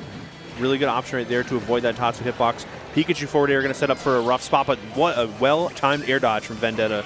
Yeah, had to. Okay, yep, neutral air relatively safe in that spot. Following up with the forward air to try and get the stage control, but Vendetta ends up center stage, and DM's still playing relatively safe despite a pretty sizable lead, and I think this is exactly why. One little opening, not looking too hot all of a sudden. Okay, yeah, now you got to fight all the Shakus, all the Hadokens, the zoning game. Vendetta feels very comfortable throwing that out. No punish on that dash attack. All right, trying to read some sort of jump possibly from Vendetta, but Vendetta just playing very grounded, and it's working wonders. The Hadokens have been keeping DM out, and the down tilts are such a threat. One misstep, and you're at 75 already. Okay, that's huge. Wow. That was so nice. That was so clean. Sweet spot down there. Into that up air, Chushoryoken, you just explode. Ryu's such an explosive character. Like a relatively safe approach there, too. Just kind of punishing one misstep from DM, jumping right in, and then having so much confidence to get that landed so quickly. Quick attack, though. Really good approach right there. Looks like Vendetta was not ready for it, but still makes it back to the ledge. That should do it, though. Yeah, that's going to die right there. The down smash taking the stock. And the DM, although he had a lead in the first stock, right now it's kind of evenish. Okay, double. Nice. So this, we saw a little bit of this in an earlier game, but that was when DM was at kill percent. At low percent, it's much less worrisome. As I say that, those down tilts still have me sweating. Absolutely. 43? Wow. I'm loving the way that Vendetta plays neutral in this game. He understands, what Pikachu can kind of throw out. He stays outside the range, and then he attacks when he had a lot of counter-attacking, and with the zoning. I can tell he's played this matchup a lot, with Shiny Mark probably. Yes, yeah. Very, very intelligent. Just knowing exactly, like you said, what the windows are and not going too, not overextending at all. Right. Really good stuff right now. DM now looks like kind of on the back foot, which is so surprising, and just does it anyway. Yeah, he didn't even confirm. No. He just threw it out. He hit his shield and still did it. But good stuff. Great pickup from Vendetta, going up 2-1 in that set. We're going to go back down to a different Pikachu and a different New Englander. Now, Stefan and Apple Reviewer, who are in an even set, 1-1. Yeah, I want to see what Apple Reviewer can do. Taking that first game, the second game, and now again at a deficit against Stefan's Pikachu. Yeah, it's going to be tough. It's a pretty sizable deficit, but Apple Reviewer can make it happen. Even right now, I'm like not sure who's taking this stock. If you try and challenge Apple Reviewer on the platform, this is just what happens to you, Fabs. You explode. I can't even begin to tell you how many times I've seen it and how frustrating it still is to watch. But since I'm rooting for Apple Reviewer, it's fine. But wow, can't get back down to stage. This Storm is putting him at bay. But okay, finally tries to get a grab, but it's getting hit by the back air. Can Stefan get this kill? He kind of needs it right now. I like using the Mach Punch to kind of just stall the recovery there. Messes up the timing a little bit and dodges out of that grab from the neutral air, but the late hit of back air taking the stock at 195. And Apple Reviewer was even like, man, I was only at 195. Okay. Still trying to just land with these safe aerials because they lead to so many good openings, but Apple Reviewer, good reversal, and you can tell he's looking for the grab. Yeah, if he got that nair to grab, that could have been there, but gets the up tilt, the up air, the up B, just can't find it though. Stefan, good DI from kind of fading away from it. Gets the one suplex though, that's a lot of damage, like 20%. Right. That was such a well-timed air dodge too, like super frame tight to get out of that uppercut from Apple Reviewer. So good stuff. Stefan always going for the long, scenic route, but that time Apple Reviewer said, why don't you just check out the blast zone for a little bit. 2 stocks to 1 right now, and Apple Reviewer looks way more comfortable than we saw in game 1 on this set. Oh, the down B, interrupting Apple Reviewer yet again, kind of thwarting his approaches off stage. It doesn't feel too comfortable, and Stefan very easily handies kind of throw them out where he can, interrupt him. Oh, that was so, okay. I love the little adaptations that we're seeing from Apple Reviewer, right? We saw the tomahawk on the platform. This time we saw this sort of empty hop into landing up tilt. It's like or landing up air rather. So many good ideas. Gonna be the dash attack though, extending the pressure here. Okay, trying to get the down tilt clip. Can't find it though. The up B getting pushed away. And okay, that side B kind of ill-advised yet again. These options seems to be throwing out a lot of the time. Misses the down B from Stefan's side. And the big back air finds its mark on the Pikachu's head. Apple Reviewer going up 2-1, but can we please switch to Tweak and Cody? You already know, yeah. Because, bro, Cody's Peach, I've been seeing it a lot of times online, not online, but on Twitter, a lot of clips coming out, and that Peach is deadly, and it's, has a decent, record against these good players like Tweak. Right, already even stocks on this first game. Even when the camera panned, I was like, I am so ready to switch to the Tweak match. I want to see it. But then I saw it was Cody too, and I was like, hold on. Tweak taking a little bit of a lead here, 2 stocks to 1 right now. And I don't know, I was going to say, I don't know how comfortable a lead that is. Cody immediately responds back. Yeah, the frying pan was out, trying to get something cooking, and okay, tapping on the shield of Tweaks, but okay, yet again. Ooh, that's so interesting. Because of that shield pressure, you kind of had to give up the banana there, but Cody didn't try to go too crazy with that slight advantage state. Now, though, hold on. Good pressure, but an even better air dodge from Tweak. Oh, floats on the banana. That's not going to feel too good. Even on the dress. And okay, yeah, waiting tech chase option. Tweak guesses correctly to move away, not deal with any of that BS that Peach wants to throw at you. It's so smart from Cody, too, taking pretty much every opportunity that Tweak gives. If Tweak goes to pull a banana, Cody is ready to go and pull a turnip instead. It's not sometimes not an even trade, but it feels like it's a pretty good trade. Cody is so deadly with that turnip. Yep. Have to watch out. You can see a lot of pressure in this first game. And a big momentum swing if Cody can take it in a very good position to. Tries to the turnip downwards. Can't find the mark on Tweak's up B. Wow, Tweak lands on the banana, catches it just in time. This is such a dangerous spot to be in. It's going to be the back throw to set up the edge guard. Turnip in hand, not finding the mark. But look at that pressure. Peach is so dangerous. Yeah, you got to run away from that. Okay, good use of the banana there. Fading back, but the forward air still connects somehow. So tense right now. The banana is so dangerous for Cody. Oh, big back air. Okay, so turnip evades it as well. Another one has to evade so much. The down air too, and the float cancel nair. So much pressure from Peach. Side B to the other side, a bit ill-advised. Doesn't get big punish from it though. Only a weak back air. Banana back into the hand of Tweak. Has it on the ground and just runs into the forward air. And Cody taking the first game. And it was all because of that fight over the banana in center stage. Tweak was just short of it, had to walk up to grab it, and because of that walk, Cody was able to find the mark in production. Going right over to setup 4, you're so brave, so bold. I just want to watch that Tweak match, but while I get set up, we can watch Vendetta versus DM. Yeah, I mean, there's a lot of things going on. True. So, I mean, I'm seeing Quinn. I didn't even know Quinn. Shouts to him using his secondary Samus against B's Violence right now. in the corner, of course. You know, 1 game up, but still 2 stocks apiece. You got Apple Reviewer, you know, doing very good against Stefan right now, and Vendetta taking it 3-1 over DM. So. All right, let's head on over to. Actually, you know what? I'll give it up. I want to see setup 2. I want to see setup 2. See if Apple Reviewer can seal the deal here, or at least peek at what the score is looking like right now. Smashville, interesting stage pick, and Stefan keeping the stocks even, but. All right, I lied. Let's go to setup 3. I want to see that tweet game. I just want to hop in, say hi to Apple Reviewer, say hi to Stefan, but I'm trying to see that tweet game already.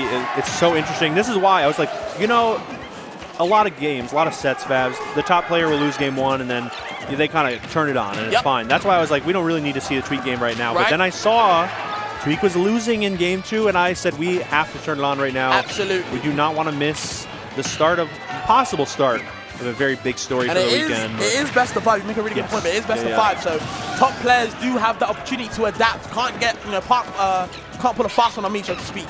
Right. If you do, you have to do it 3 times. Yeah, you got to win 3 games. You know, you got to earn it right there. All right. Totally. Really good spacing though from Cody, kind of baiting out the dash attack with the float and then punishing accordingly.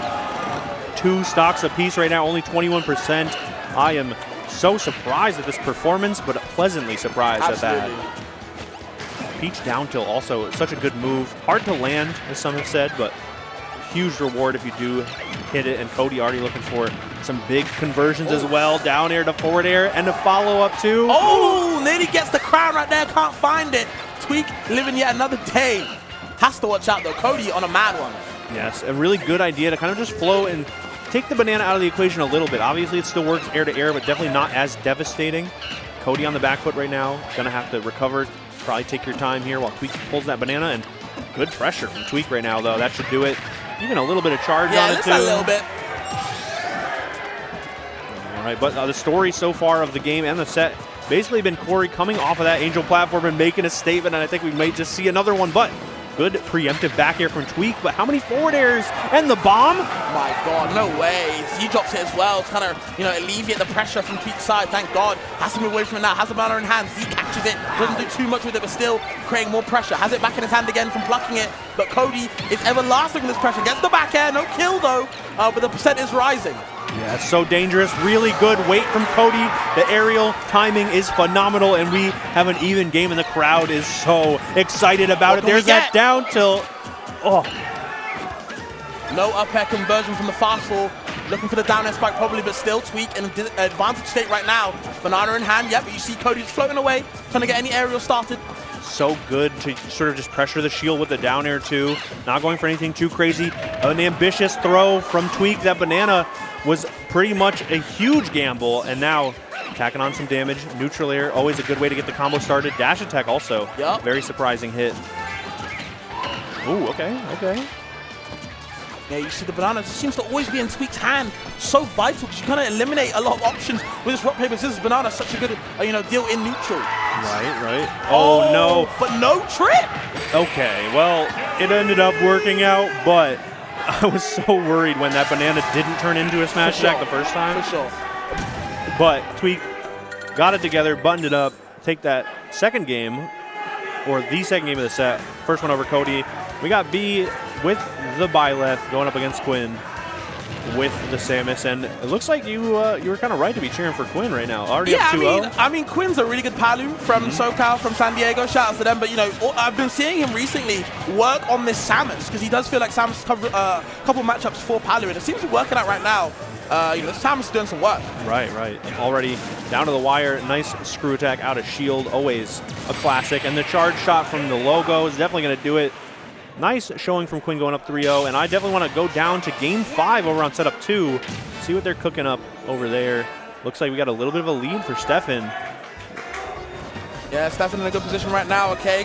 Forward air on the shield. See, looking for the side B. Maybe looking for a B reverse T-jolt.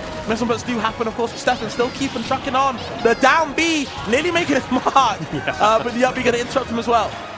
I like the use of the crupper right there from Apple Reviewer, but the thing is you can't get too crazy with it. You definitely do not want it to be too stale. It's kind of like the crux of your moveset when you have this loadout in particular. Really good routes over the T-jolts though, but you're gonna have to make something happen, Apple Reviewer. It's gonna be tough. Stefan's playing so well right now. Yeah, the ledge shot, there was nowhere to go. You see Apple Reviewer shaking his head. You got to look for something else in the tank. Because right now, Stefan is on a move. Okay, loses one stock. Apple Reviewer not down and out yet just yet. Showing still some fight in them. Boy, I definitely got to go down and set up 3 because I hear the crowd going wild because Cody is up in this game on small battlefield, and substantially so. A clean stock still. Tweak trying to find some hits right now, going to the barrels out of shield just to find some damage.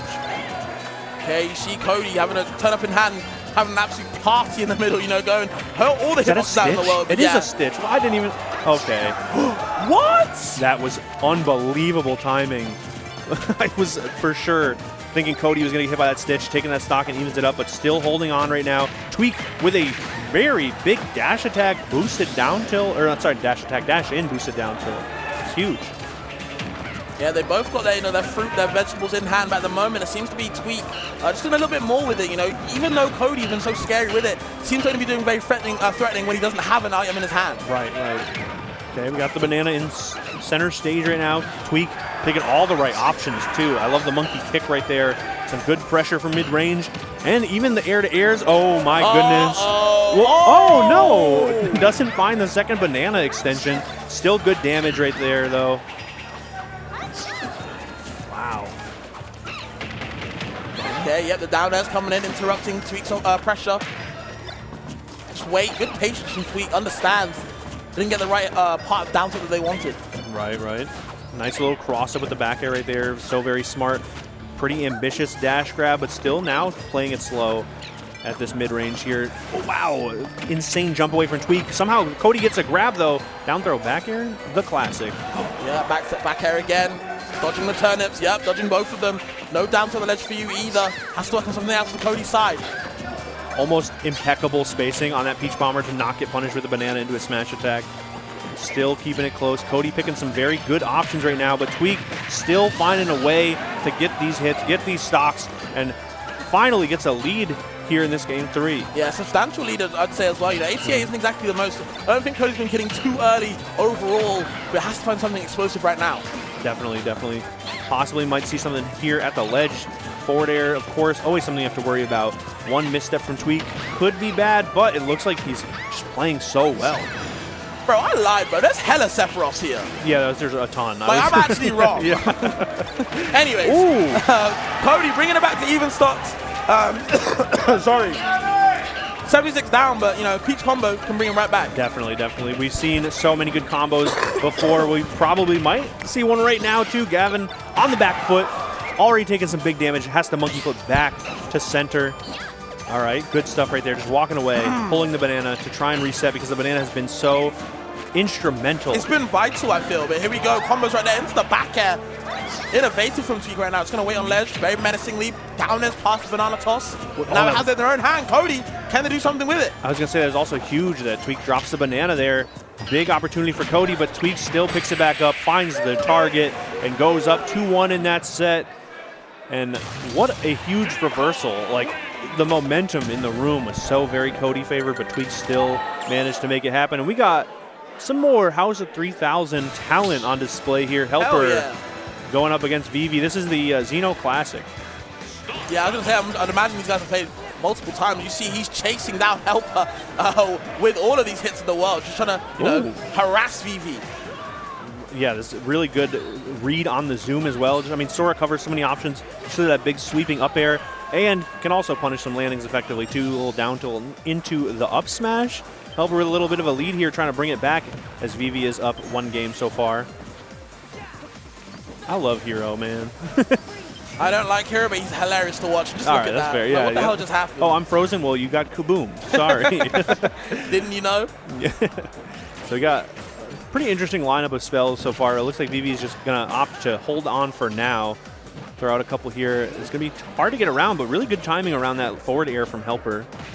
Oh, hold on, though. Helper's also so very good at these like sort of low percent, mid-percent combo extensions and strings.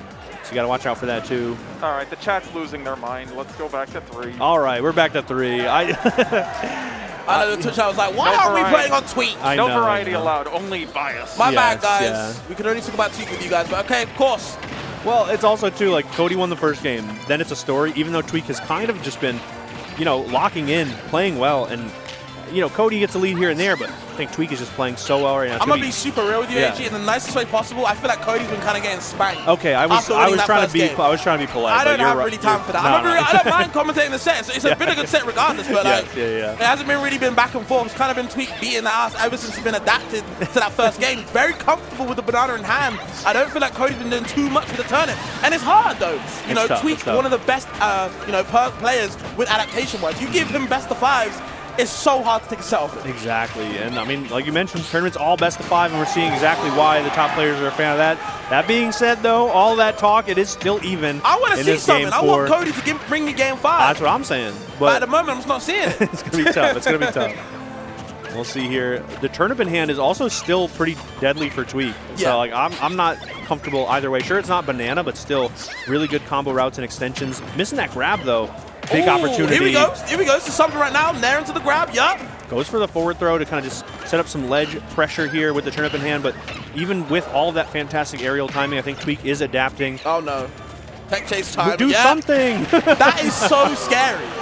Because side B hug covers so many options. It does. Once the banana went up, though, I feel like you have to make a decision there. I think the analysis paralysis kind of got to Cody, got stuck in a even worse situation because of it. But as I say that, the down throw back air yet again, setting up Tweak at the ledge. What a crazy trade.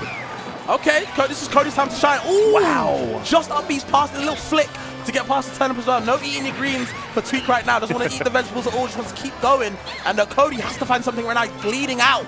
Right. That back air from Tweak, by the way, kind of outranging Cody. Really good stuff. The forward air finds the mark, though, and it's down to the wire. I guess I was wrong, chat. It might just be close. Maybe.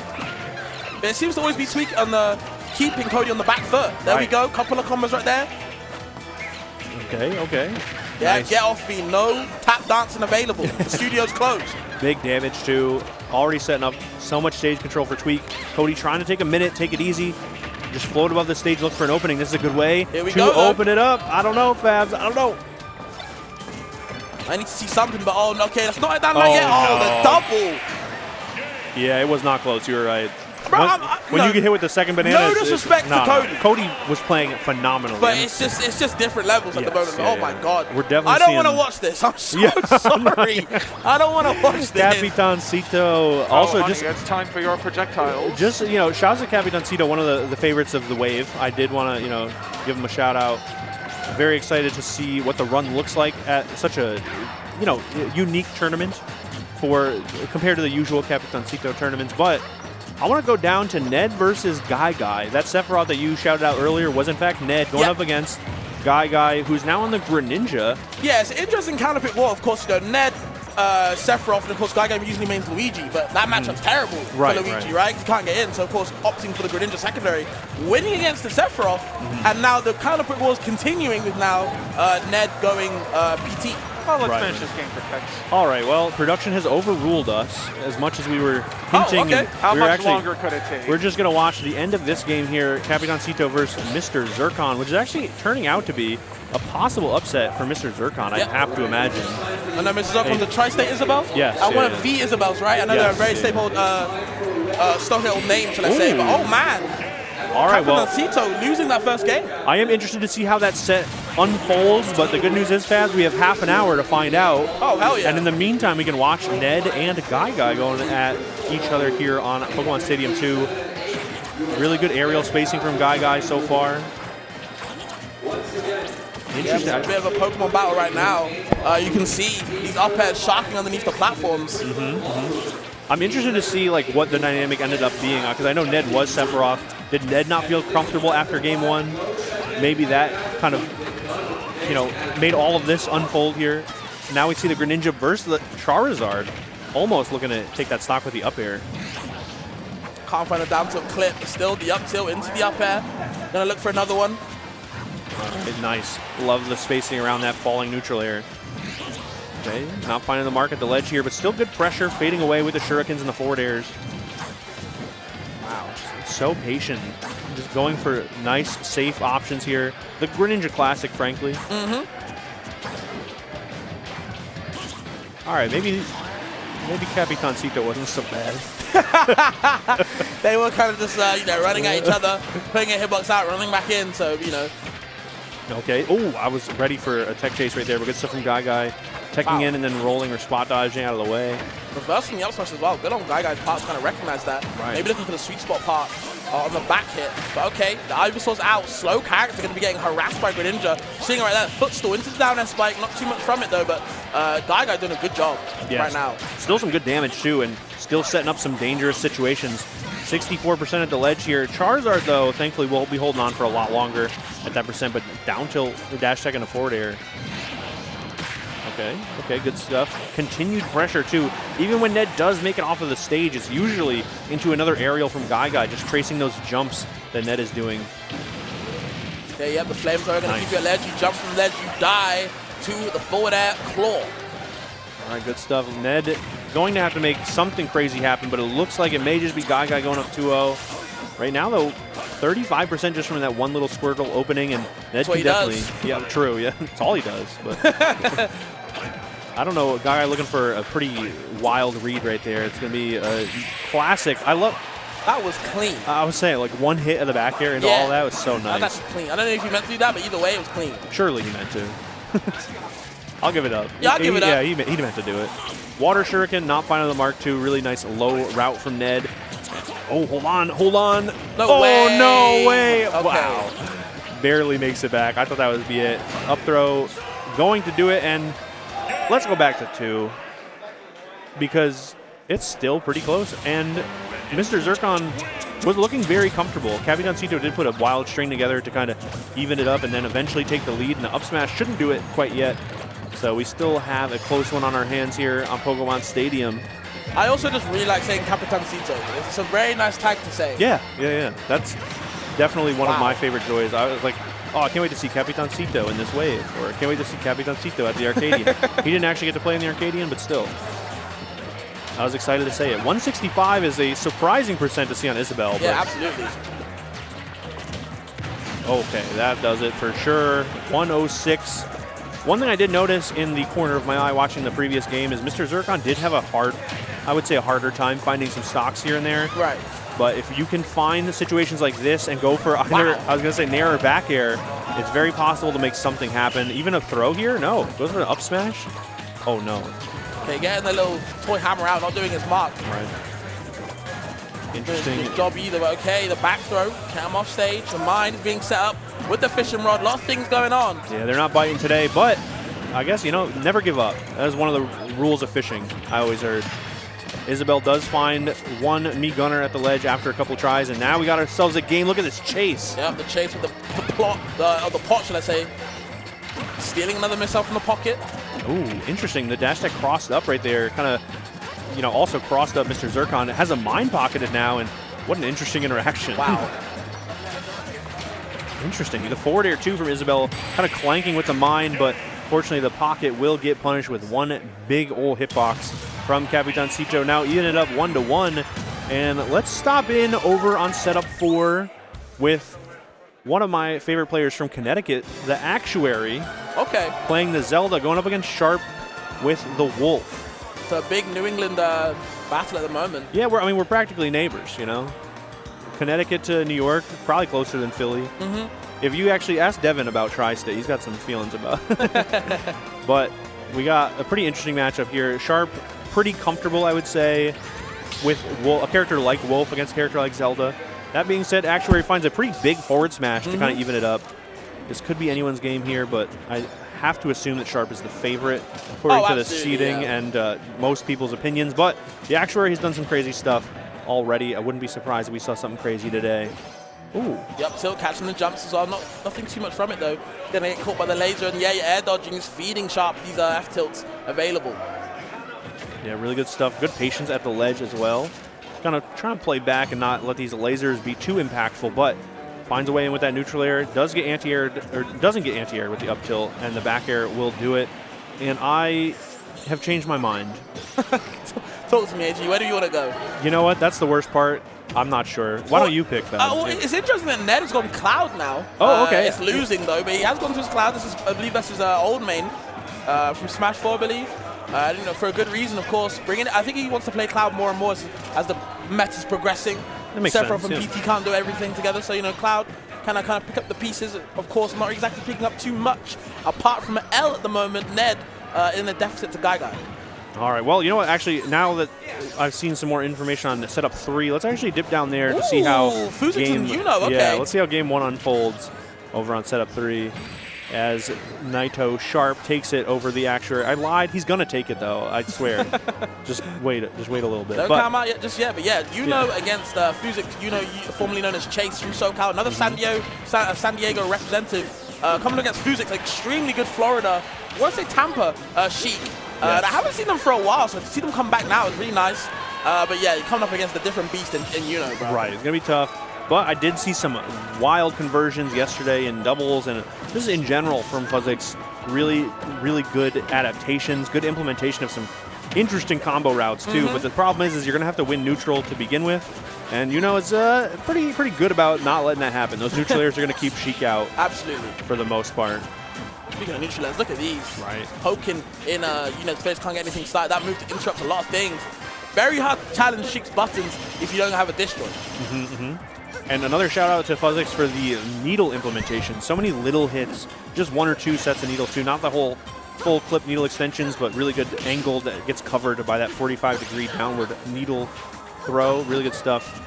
Probably going to see a lot of that, but right now it is just sitting at the ledge right now. Big damage from the jab, though. A lot of rapid jabs coming out from Fuzix as well. Very comfortable to throw that move out. Very fast move as well. Of course, it's your jab. Nice. Yep, interrupts and teleports. Can't land safely. Forward tilt. I believe that's the F tilt, or up tilt, shall I say. Looking for the bouncing fish, couldn't find it. And again, the up tilt again. Wow. Bouncing fish, but of course, tries to go away, but the chase is on.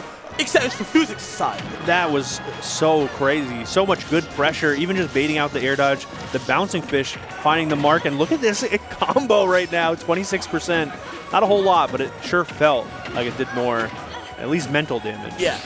Wow, and the parry, Fuzix has it all scouted out. Okay, then there, raiding it down. Trying to get something started. Of course, the down tilt, yep. Very hard to get past. Yeah, it's really good timing, too. Classic. That's not even the tri-state twister. Like, he was just standing there. Okay, back to some good old platform cancel, teleports, and what have you. But Fuzix has most of them covered for the most part. Just the Sheik is very fast. Interesting. Okay. A lot of whiff grabs on Yuno's side. I think that's what's getting them caught and getting them taking a lot of damage on Fuzix's side. Right. Yep, getting picked up by the F tilt.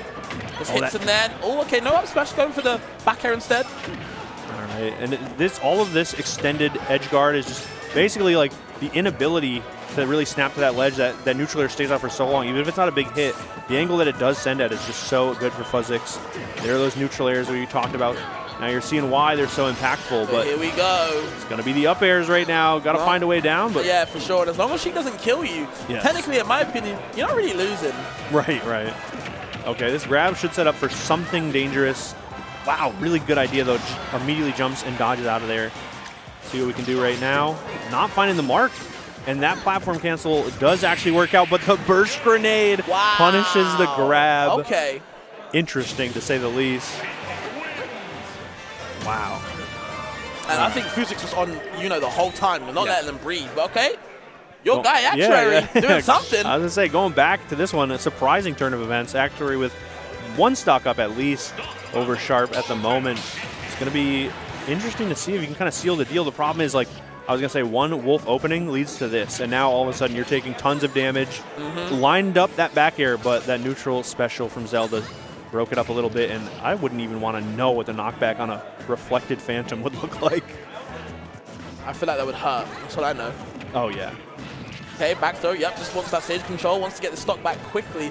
They have been losing a lot of percent. Up B's back to the ledge safely, but okay. Rolls again back to stage. They want that center stage. Doing our low up tilts. You know exactly what they want too. I love maybe an up air. I love wait, roll. Who knows what I'm going to do? Only the best players be doing that. Right. No mix up. Oh, okay. I like the idea. Tries to catch an approach with that down air, but Sharp really patient right there. Just trying to find an opening without committing too much. It's kind of what you have to do in this situation. All right, looks for the up air. Interesting route from the Actuary, but it all kind of worked out right there. Sharp stuck at the ledge yet again. Can't jump too much because the Zelda up air is one of the few moves that will definitely do it. pretty low on the shield now, too, after that forward smash. Yeah, you see them both trying to bait out each other, dancing around each other's shield. Unfortunately, Zelda's not exactly the most mobile character. Meanwhile, Wolf be moving all around in the air, but slowly moving towards the blast zone. Actuary did a good job keeping Sharp in that disadvantaged position. Yeah, that was a really good bait, too. Sort of the Phantom into the forward smash. One of the moves had to hit. Now some good reversal here from Sharp, trying to put some pressure on the ledge, looking for something, but some more good patience from Actuary. It's going to be the dash attack, setting it all up over again, but I think the Actuary has been picking right so often that it's not too bad to get stuck back at the ledge again. Okay, they're both having a stare off right now. The Phantom going to go away for a little bit. Definitely time to set it back up. Shows the claws with the F-tilt, but a little bit ill-advised. And now Actuary going to take that. Never mind, I lied. No, Actuary will take it, though. Just eventually. As I was right last game, so will you be right. Hold on. I see a Wolf Flash in the building. I don't know. Let's. Oh, okay, never mind. Hopping back down to setup 3. As Capitancito and Mr. Zircon have a close game 4. Down at setup 3, we got, with a bit of a lead and a big change of pace from their game 1 here in the set. Now all of a sudden Fuzzik's on the back foot, and I think we always talk about momentum in general, but watching that game 1, I think momentum is especially important in this match in particular with these players. You can see it right now. I feel like Yuno's really feeling it the second game. As long as they got time to cook and actually get their advantage stateside, what they're known for, then they can really start to, take the lead. And Sheik can't do anything about it. Sheik trying to chase the lead, awful. Right, exactly. And you can see exactly why right now. 114 and counting. Finally, that bouncing fish hits, but it will not take the stock even coast to coast. And the up air catches that jump as well. All but done here on game 2, I think. I think we can switch to Leo and Pacha, honestly. I'm not going to lie. Okay, this game's cooked. I was working towards it. I was trying to, but you're right. I don't want to miss any minute of this action over here. Not at all. I was impressed with Pacha earlier against the other Joker they beat. But he was that Ralphie boy. Yeah. And now fighting, not exactly, another Joker, but of course, maybe a leveled up one, so to speak. In the nicest way possible. I'm a Ralphie boy fan, but absolutely.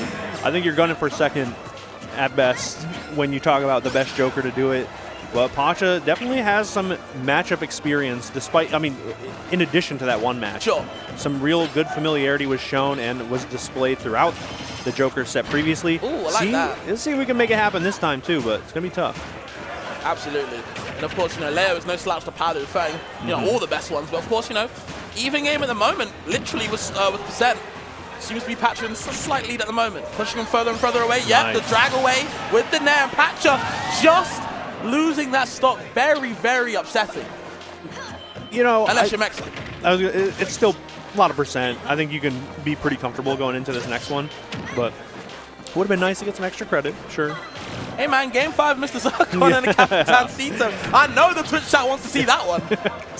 Like I said, we have a while until we get to that game 5, but there we are. Definitely not too unexpected. Mr. Zircon was looking pretty comfortable, but for sure. Let's see how this game 1 unfolds, because those are always the most exciting. I think we saw that Cody Tweaka game 1. It was the start of a great story. It did end as expected, but game 1 was still exciting, and I think we're seeing something similar here with Leo and Pacha, but it's going to be tough right now. Leo is spacing, even just like in terms of walking away from some of these landing aerials, phenomenal.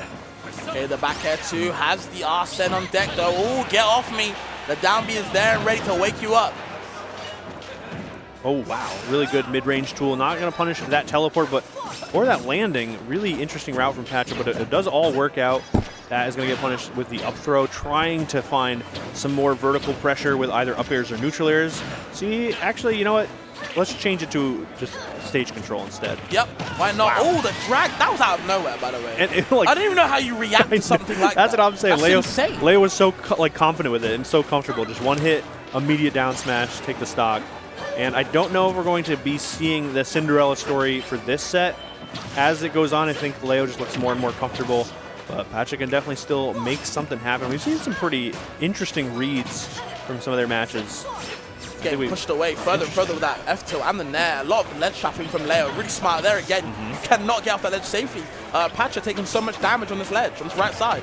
Wow. That was so slick. The dash back into the dash grab. Good bait and punish right there. Interesting. There was one of those reads I was talking about. Not quite hitting, but good idea, conceptually at least, Yeah, the dash attack as well. Avoiding the side B, and again, more ledge trapping from Leo, and yep, no drag downs going for the up air. Maybe one of the drag down, but either way, working off it, innovating when he can. Right, I think that's the improvisation is the key, really. Still finding some hits, still finding some damage, getting around that explosive flame. And we do have to worry about Arsene if Leo holds onto the stock for a little bit more. Let's see, right now, 130. I don't think we're going to have much game left, though. Oh, good tech away from Patcher, but you rolled back in. Yeah. It's like, oh, well, if you dash attack the shield, you'll also still get punished. So we got a quick update over on Setup 4 is going to Game 3, as it is 1-1, as we mentioned. Game 2 over on Setup 3 is, I'm sorry, that should be Game 3 now. I think it's 2-1 to Sharp now. Yeah. And sorry, Setup 3, they also have another game. That score is a little behind, I believe. Yeah, I think it's 1-1 with Chase and Fusix. We actually missed that one. Yeah, no, you're good. Chase and Fusix 1-1. And of course, Game 5, Capitancito and Mr. Zircon. And that is what I wanted to go down toward just for a little bit, just to highlight they're gonna hate the you. I know. It's close, and it's Game 5. Capitancito, one of the favorites to take it, the favorite in the pool by a lot. So I did want to positively highlight this upset, although I had a feeling one way or another the game would be over soon. As we say that, though, I think we could probably head back over to another No, set. you know what? The stream viewers can enjoy their projectiles. Production has said you guys gonna watch it and you guys gonna love it. Yeah, I'm live, by the way. Oh, okay, good. Now they know it's your fault, John Numbers. But interesting match, to say the least. I'm sure someone somewhere is probably thrilled with this footage. Oh, the Isabel Discord, all 5 of them are popping the hell off. I haven't got a notification from this place in 5 years, but they are going crazy now. I got 3 ats, and it's 1 stock apiece right now, and that's a good way to get it started. Capitancito has had a hard time finding early stocks. Yeah. It's been a lot of long games of attrition from what I've seen. Long nickel and diming, right? I've been seeing Isabel live to a very high percent, a lot in the triples, the dark red percent, so to speak, the forbidden ones. But either way, Capitancito needs to find a way to close out the stock. You don't want to give Mr. Zircon an inch, bro. Exactly. Take it a mile. Right now, we see already the trap is set up too. You're going to have to get around all of that. Ooh. A bit of a reset, but not fast enough to punish. Still sets it back up. The mine was going to clear the trap. The crowd waking up surely it is for this set. Oh, of course. Whatever set would they pop off from? But, oh, there's Capitancito with the back air. Taking that set 3-2. Really good close one. Very competitive. And, of course, we see Fusix and Yuno. I think Yuno, like I said before, is getting more and more comfortable. Looking to go up 2-1. But maybe it's not down and out yet. Atra and Sharp. Sharp looking very more comfortable again in that set. Meanwhile, Patcher trying to do something, but just Leos. One step ahead always. Yes, that has kind of been the story of the set. Although it looks close, it really just matters. Leo is taking the stocks first, looking comfortable, and then kind of extending the lead little by little, but it ends up being insurmountable, in fact. Already 110, adding on to that gauge, possibly another Arsene to take this stock as well. Looks like it's going to fill up any moment now. Really good pressure with that. Side special, too, from mid-range. Covers that roll in. Arsene available there. Where you going to go? Goes high. Interesting. Wow, mix! I would feel bad. That's, MK Leo, and the M stands for mix. Wow. That's in the And One mixtape. And Pacha's broken ankles. It's bad. But now holding down center stage. Even at 144, it's so funny how scared everyone is of Leo in that spot. But Pacha does find a nice little cross-up, up-tilt. Nice little buff move right there. Yeah, I'm liking the nair drag downs, not exactly from Leo, from Patcher this time, getting the drag down nair into the up tilt, really smart. Well, drag down time for Leo, but doesn't even find the mark. Tech, thank God, vital one as well. Right, and Leo, even with that tech, still almost had all of that traced. Almost got a punish on that platform landing, was off ever so slightly, and that one also a rare miss, but Pacha will take it. All right, I love that idea. Just teleporting straight down. Leo looked like, is probably trying to cover one of the platform cancels, but just getting back down to the ground faster, not a bad idea either. Okay. Yep, attacking that shield, very relentless, but still you see Pacha's doing a good job kind of pushing Leo away. I like the up throw. It's been hit or miss, but in that spot, I think it's pretty good to try and just maybe catch Leo with some up airs. Down tilt is a really good way to open up that stage as well. It's so tense right now. Yeah, super tense. But that drag, doesn't even the drag down, just goes for the reverse up air from that forward air. All right. I love the anti-air with the neutral air. Sets up so much right now.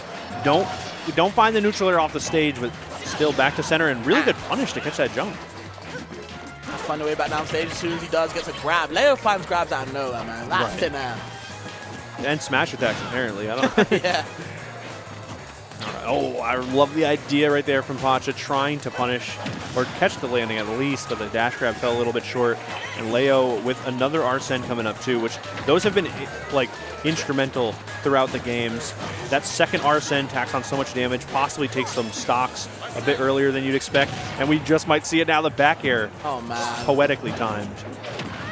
Down throw, good DI, doesn't want to DI in for the back air, goes away, but yep, drags him down, no jab block, goes to the dash attack instead.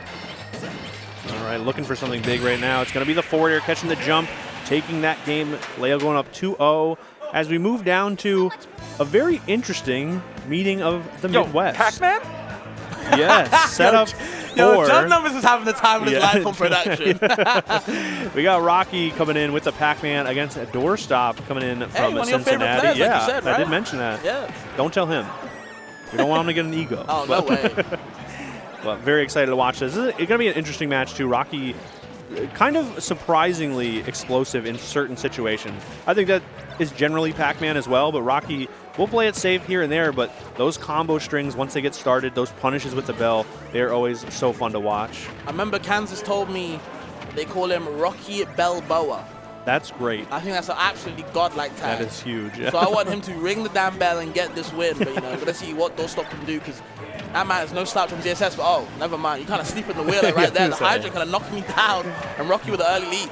He is no slouch into immediate footage of him slouching. Yeah. Very wild, but nice little boost kick, big damage, even though it does not take the stock. Threatening the flip kick. Looking for a back air too, but this is unfortunately like Zero-Suit has a lot of ways to kind of make you feel pressured at the ledge, but ironically enough, not a lot of ways to do anything about it. Okay, gonna chase down. Yep, with the dash attack, the grab, should I say. Does last forever as a tractor beam. Have to watch out for the active frames on that grab. Rocky's doing a good job, and he's gonna set up for the bell. Nope. Ooh, that's huge. One of those huge smash attacks from Pac-Man. So much knockback, decent damage, and we gonna chase? Yep. Yeah. Wow, ate him up. All right, we have to move again. All right, yeah, that's fine. I think we saw what we wanted to see, but I'm at the chat's mercy. all right, shouts to chat. I know chat was like, you know what? We got Shattuck, Chase, and whoever. I'm not watching no Pac-Man. It's just so Leo is here. Like, yeah, he's beating up Pacha, but I need to see it. I need to see Stefan it. versus Shattuck. Okay. Yes, I'm excited to see that as well. But let's they're see they're having a button check. No, I was gonna say we don't have to see it right now, but after this match, possibly after this game too. I don't know. Pacha's still trying to put it together right now. Leo kind of stuck at the ledge and actually gets caught by the up smash as well. Okay, down smash as well. Yep, letting the wings spread. But of course now it's Arsene's turn to kind of fly, and Pacha definitely has to watch out. Kind of like that roll in there to try and close some of the distance after the guns, but it's going to be the down air up smash. Puts Pacha in such a rough spot, and wow, the movement on that right there with the guns. Yeah, like Leo's doing even like the smartest things, even little things, just like shielding upwards to kind of, negate that nair drag down, no confirm available for Pacha. Has to work that a little bit harder. And when you're facing, the other Joker, Alpha Boy, wasn't doing things like that. So, you lose comfortability, and you might even lose some steam, some momentum from that side. I don't know, though. The momentum kind of shifted after that small opening for Pacha. Already 55%. Leo stuck in the ledge as well. Hold on. Arsene coming out a little early, and Pacha going for a big swing right there. It's going to be a different kind of big swing, though, making the connection. Leo still in the lead, and I'm hoping chat's happy because I know Pacha's not too thrilled right now. Oh, looking for the down air with the DI in, wanting to the down air. Okay, we got footstool gun. Nothing from it, though, but the idea is there. Leo trying to cook up something, but just can't find it. All right, still trying to put that pressure on, and catching that jump was actually very smart, but wow, immediate Arsene after back-to-back explosive flame. This is so rough for Pacha. Let's see, up throws haven't really been working too well, and I think we kind of see why right there. Oh no. Oh, he reversed the drag down and grabbed him. How was you ready for that? I don't know. I don't understand. It's just unbelievable. So much of this improvisation seems impossible, but Leo makes it look so easy. And a classic punish is going to be the up smash, catching that up air. And I don't blame Pacha for going for that. We saw a lot of success with that anti-air, or sort of the jump reads, if you will, in that situation. But this time Leo adapted and was ready for it. And I think we can hop back over to Doorstop and Rocky as they go into Game 2 on Hollow Bastion. I feel like Twitch chat would rather watch this button check. They actually might. I know they would rather that, but either way, no. We are going to get Rocky versus Doorstop. Rocky was able to take that first game with side B. I don't know if you saw that. Yes, Very, very flashy kills on Pac-Man side either way. Doorstop does have to work that a little bit harder if he wants to come back into the game. Yeah, it's going to be tough right now. Still holding on to that first stock. You can definitely make something happen. Zero Suit has the possibility to be explosive. Ooh, even right there, a nice little boosted forward tilt in the back air. Really good knockback on that. Snatch that one out. Taking that first stock in a surprising fashion. I was just ready for Rocky to take the lead, and then next thing you know, 3 more hits, and Doorstop got it. Okay, the bell, yep. Just have to hold down shield. Right. Nowhere to go, and you see Rocky very comfortable. Going to charge it again, probably, yep. The Hydra going to stop the time. I feel like Hydra's such a good neutral tool. It kind of just separates the gameplay, you know what I mean? Right. I will choose when you interact with me. Similar to what I said with ZSS. Yeah, I mean, we talk so much about characters or players needing breathing room and how they have to work to get it, and then Pac-Man simply just puts the hydrant down. Yeah. And even, like, sometimes players are just like, you know what? I don't want to interact. Like, I don't even want to risk it. Like, so, very interesting to see how that dynamic works. And the Zaire into back air, another early stock, sub 100. Clean. I would have cut the signal, too, if I was Rocky. Not feeling too happy about that one, okay? Yep, probably going to be reverse the key soon. Yep, for that double projectile wall. You got to watch out for that one. Hydrant is taken out in one hit with key. Oh, wow, what a scramble. And it looks like Doorstop kind of on the receiving end of more of that damage than Rocky was. So many interesting hitboxes and interactions. Kind of hard to see how it all worked. Going to have the bell in hand, too. Some good pressure. That was almost another combo video. I was scared. Okay, forward air, falling out of the second hit. Either way, attacking a little bit percent of the Hydra, but you see Rocky always primes it with the nair, so the next hit he always does comes away straight away. It's a really good way to kind of set up the Hydra for a wall and a projectile as well, you can hide behind. I like it. Doorstop going for stand and grab while the water is on the way out, because it kind of makes it a little more safe. Just get some extra spacing. Interesting right now. We got the flip kick for the dodge read. Yep, not going to land, but got to go for it. Yep. Okay, putting some damage on that hydrant as well. Ducking under it. That was very smart. Had to. Wow, good patience too. And there, pretty interesting tool to use there, but it's very effective, and you can kind of see why. It kind of covered any possibility of a cross up, and what a weight too. Doorstop playing very well right now. Not even opting for the down B spike's gonna wait. Yup. Where's Pac-Man gonna go? You see Rocky in a lot of trouble now. Wow. Oh, the side B on the trampoline lag and just getting caught. 1-1 now, and Doorstop look comfortable. Ever since he got those 2 confirms, like you talked about, under 100%, seems to be working out really well for them. That was so interesting, too, because I wouldn't have expected such an early up B from Rocky. Yeah. But Doorstop was ready for it. Just immediately hit the Zaire and then jump back on stage instead of trying to go off stage to pressure, just to put the hitbox of the side special out instead. Really smart stuff. Definitely some intelligence involved in that interaction. I'm excited to see how the rest of the set shakes out as the other matches also get ready to get queued up. Shattuck and Stefan still not ready? No, I think there was some sort of controller issue, perhaps, as they kind of figure all of that out. We can get into Game 3 here on Pokemon Stadium. Rocky already taking a beating right now from these up airs. I can speak up for a second. Station 2 seems to be having some audio issues, and the headphone jacks are not working. Okay, so setup 2 is an audio issue, not a controller issue. I see. I knew I was gonna say, you talked about ZSS, beating up on Pac-Man with Rocky as well.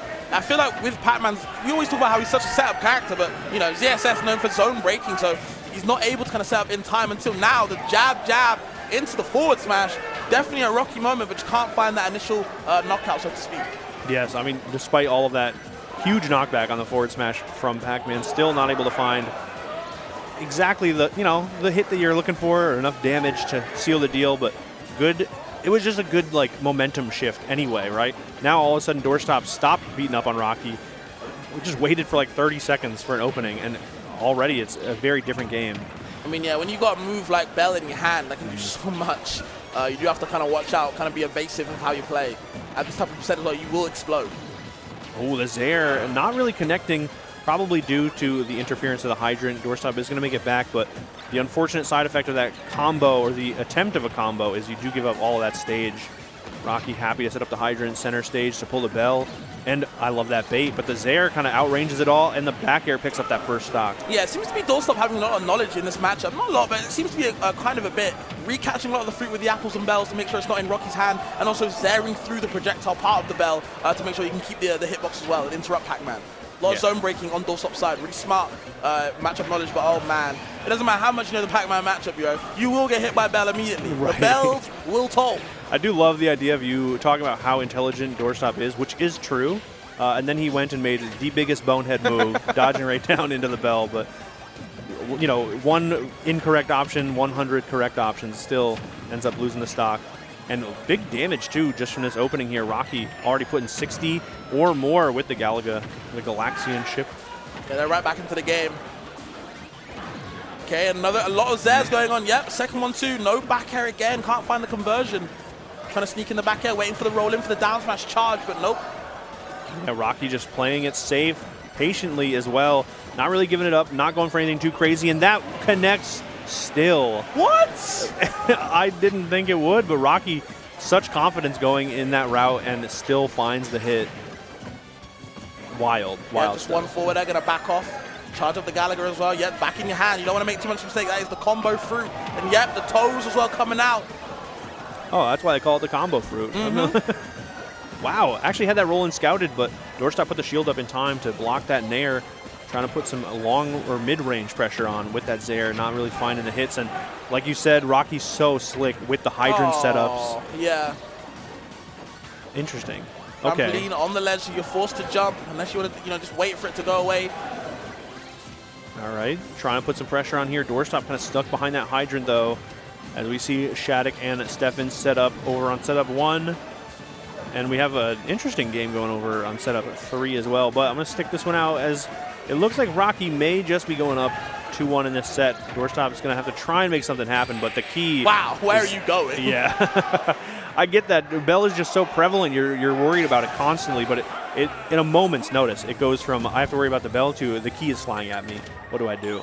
And Doorstop did not have an answer, so we got Stan Proud going up 1 game so far against Haven the Wario, but I definitely want to go to setup 1, see how Shattuck and Stefan are doing.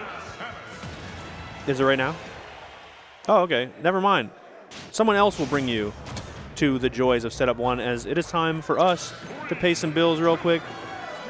We've been having a great time, but it's been too long of a time, and half the reason we even have the ability to have such a good time is because of Gen Game. Fabs, why don't you tell them? I mean, Gen Game Media has been sponsoring and supporting Big Moves, since 2018, guys. That is a long time. Do the maths. Pretty long time. You know what I mean? So they've been providing a lot of things, production, photos, video, and there's a lot of ways to support them. So check out the Twitch, check out the Twitter as well. Always doing a big with Gen Game Media. Shouts to them for keeping it clean. And speaking of clean, AG, talk to me about Collision, bro. I don't have enough time to talk to you about Collision because I could talk about it for hours. Collision 2023, 2022, every single event, one of the best I've ever been to or been a part of. And this one is going to be one for the books as well, featuring so many players that I don't have time to list them, and even more that aren't listed. Make sure to go to startgg/collision soon because the price will increase at the end of this weekend, and you want to get signed up. Yeah, man, and speaking of, Jersey regionals, or just Jersey in general, Tri-State, of course, doing it big, is DTN. They've been supporting the community for 10 years. 10 years of members learning the craft of running events, that's crazy. I've never been to a DTN. Sometimes I might have to reconsider it, bro, because I always love Tri-State tournaments. They do it big. August 2nd to the 4th. You can please book it now until January 9th. You've got options, 4-star hotel, the Long Island Marriott. So there's a lot of things to go from there. I just know it's going to be crazy. And of course, always going to be a lot of support. And speaking of support, please, guys, got to support the people behind LMBM, LMMM, and Gommel, bro. Talk to me, AG, about Even Matchup Gaming. One of the best ever do it. Fantastic event after fantastic event. Month after month, all of the events that you see up at the top, and possibly even some more in the future, are because of the joy and the passion behind everyone at EMG over at Even Matchup Gaming. Go ahead and support and follow over at Twitter on Even Matchup, or at Even Matchup, at Gommel's Plan, and of course at Yo Let's Make Moves. Yeah, and of course, speaking of support, nobody knows community support like our own community, bro. Farflash, the official social media coverage provider of Luminosity, makes big moves. Visit farflash.com or Farflash Group on the app, and let's start planning the next grassroots engagement for campaign. They're doing it big over there. And of course, speaking of doing it big, oh my goodness, we gotta go big and beyond. Gommel X, bro. This is the 10-year anniversary for the Canadian Super Major AG. Yeah, and we got so many features, all best of 5 for singles, worldwide top talent, to say the least, the 24-hour hotel venue, and of course, a triple-deck after-party boat cruise that you do not want to miss. Catch me there, bro. A lot of games going on. Like you said, worldwide talent, all singles, best of 5. We're going into that meta now, bro. All you got to use code GOMELX, $5 off, and you get $60 venue fee till the 8th of January. So you got some time. Start.gg/Gommel for a good time. Speaking of a good time, speaking of the designs, we want to give a big shout out to Kryzen. Casey always does it big. For any event they do, EMG as well. Look at all the things they've been seeing on. All of that graphic design done by them. They're the GOAT. Shout out to Kryzen as always. The design is super sick. Speaking of good designs, bro, Spiff. We got to shout out to them every single time. This merch is clean. That K-Rool hoodie has been staring at me since I first got it. You got to get over there because they're already selling out. I know that I went to get the last Palu shirt. Oh, yeah? I got my New York Knicks shirt yesterday. It's flying off the shelves, so go ahead and check it out online. If you can't, check it out in person at startgg/LMBM/shop. You do not want to miss it. All of it is super high quality, super clean, and this is the slide for you coming up, Fabs. Please talk to them about Mr. Krabs. How can I not get excited? It's Mr. Krabs. Like, it's Nickelodeon. We got DLC coming in now, and everyone knows DLC and a platform fighter. They're bound to be good, hopefully. So if Mr. Krabs is coming along, if he's your type of character, I don't even know how he plays, but I just got a feeling he's going to be like some money mechanic, greedy fiend. I don't know how he's going to play, but he looks fun. All I know is I'm going to be playing the Akakaka man soon, and, I'll be on that game. But, of course, got to keep it to the last slide. Bro, there's nothing I want to be even happy about than presenting, bro. My goodness. The movie, The Beekeeper AG. Fabs, I will be keeping my calendar open Friday, January 12th for this action-packed, star-studded film starring Jason Statham. We got Josh Hutcherson. It's going to be one for the books for sure. We got the ad as well if you want to check it out. You do not want to miss it. It's going to be in theaters. Was it Friday? Yeah. January 12th? Yeah. And we got from the director of Suicide Squad, N. Fury. Am I hearing this right, Fabs? Yeah, but they be doing it big, and they keep getting better, and they will always be beyond, the opportunity to be rising above the best. And the Beekeeper gonna be doing it big, keeping it sweet as always, just like honey from the Beekeeper, Jason Statham. Any movie he's in, I'm a fan of. So true. I saw that trailer and I knew what the buzz was about, but that will be it for us. Someone else is going to be bringing you the rest of the action. It's not Jason Statham quite yet. That'll be Friday, January 12th. Yeah, but it was going to be Cooper and Zap, yes, right? Yes. So shout outs to them as always. 2 casters up and coming, especially Zap, from Florida. Yep. And Cooper is a household name of as well. Course. Love both those guys. Please support them. But of course, if you like what me and AG could do, let us know. It was a great time, AG, as always, a blast, man. So we'll see you guys later. This Friday, there's only one decision you have to make. To be or not to be? I think I'll take to be. Tell me what this guy is. He's a beekeeper. When the system is corrupt, I correct it. Honey? It's flammable. Oh no. Jason Statham is The Beekeeper. Rated R. Only in theaters Friday.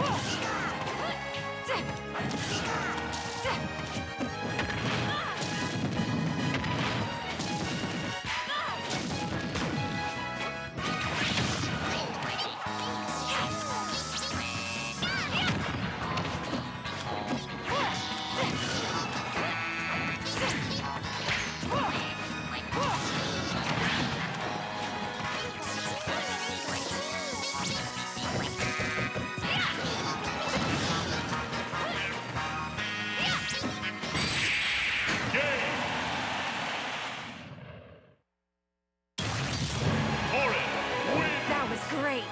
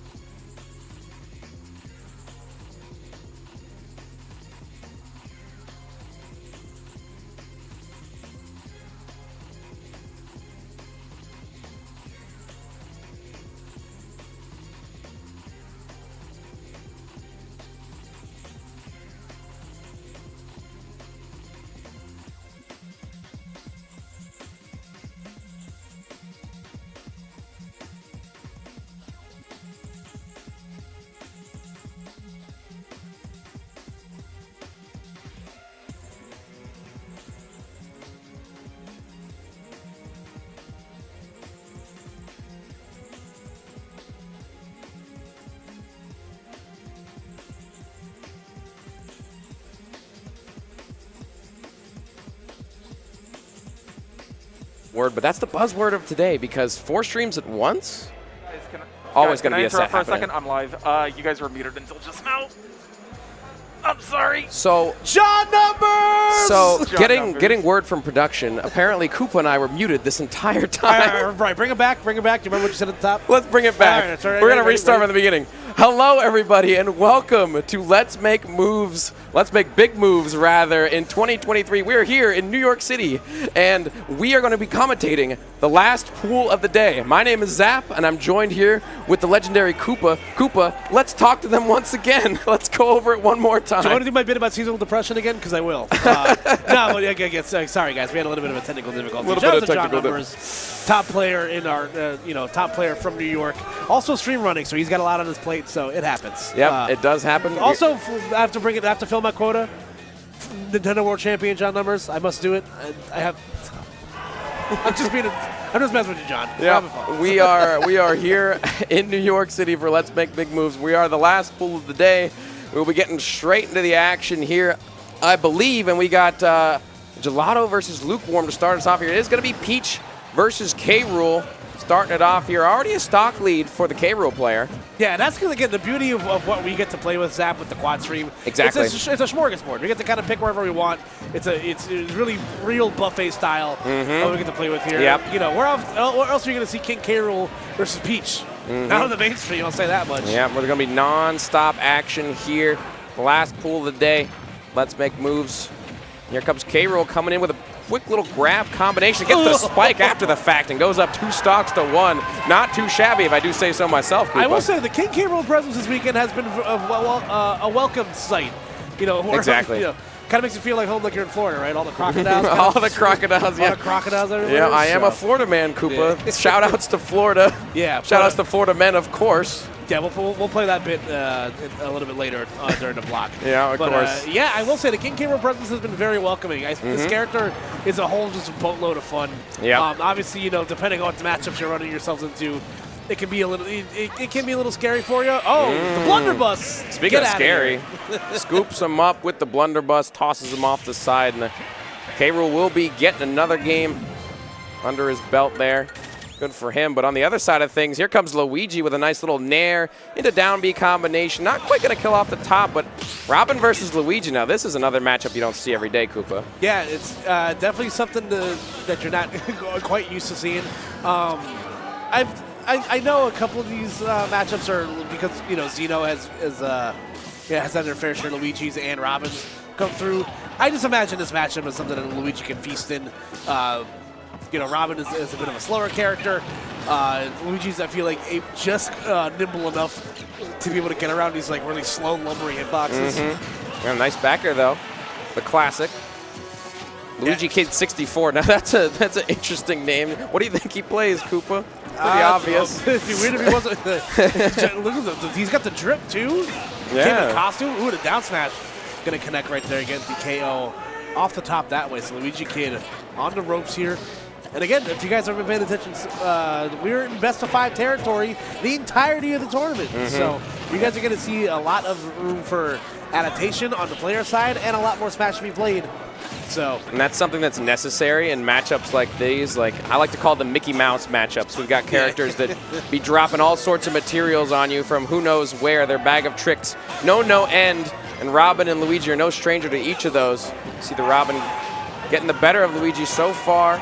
Yeah, again, despite Robin being this slow mage character, it's still a sword character at the end of the day, and the Mario Brothers historically struggle against these characters that can outrange them with disjoints as the back air will connect right there. Full 11 sword and everything. Being able to get the KO on Luigi there as Cabasco has now brought themselves out into a lead here and now has 11 sword back on deck. They're able to do a lot of damage here. Oh, I like the little walk there, shimmying on him. Here comes the grab. Going to see down throw, maybe an up B after the fact, but unfortunately not going to get the sweet spot. And here comes the Nosferatu from Robin, able to equalize some of that percent back for themselves. It's a great move to use when you can combo into it just like Cabasco just did, and now has the ledge trap situation, setting up the arc fire. You get stuck in it, the F smash, not quite going to connect, but still in disadvantage is Luigi Kid. The forward smash comes through and easily seals out that stock with the ledge trap. That's what Robin does best, Koopa. Yeah, excellent stuff right there for sure from Robin. Like you said, one of the best ledge trappers in the game. Things like arc fire, being able to really take advantage of those regular get-ups. Luigi Kid just unable to get the mix they needed, and just being able to cover space with with forward air, with Levin neutral air, among the other projectiles that Robin can also throw. Yep. It really makes getting off the ledge a little bit difficult. 100%. I think it would have been really funny if Luigi Kid and Cabasco actually were both cosplaying, because then we would have had the Robin Luigi 1v1 in real life as well. After the brackets all over, we can have Thug Finals. You know what I mean? Fist fight to the death. I'm here for it, man. Absolutely. Yeah, we still got Luigi Kid 64 and Cabasco on the screen here. Cabasco doing a pretty good job in that first game, sealing the deal. Luigi Kid gonna have to make some adaptation here, and like we said before, best of 5 territory. Yeah, again, you're gonna have plenty of games to play with here to adjust.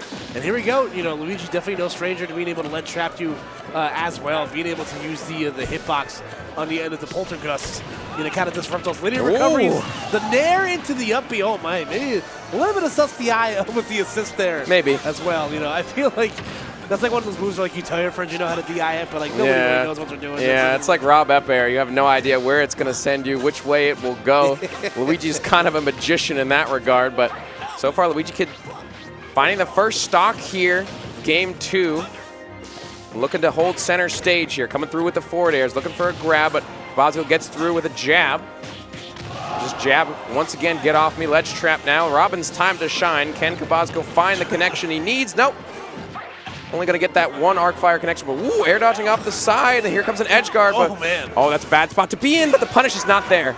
Yeah, a whole plate of spaghetti on both sides from both players, unfortunately. Are we in Italy? Yes. Robin might be Italian, I don't know. I think Luigi is.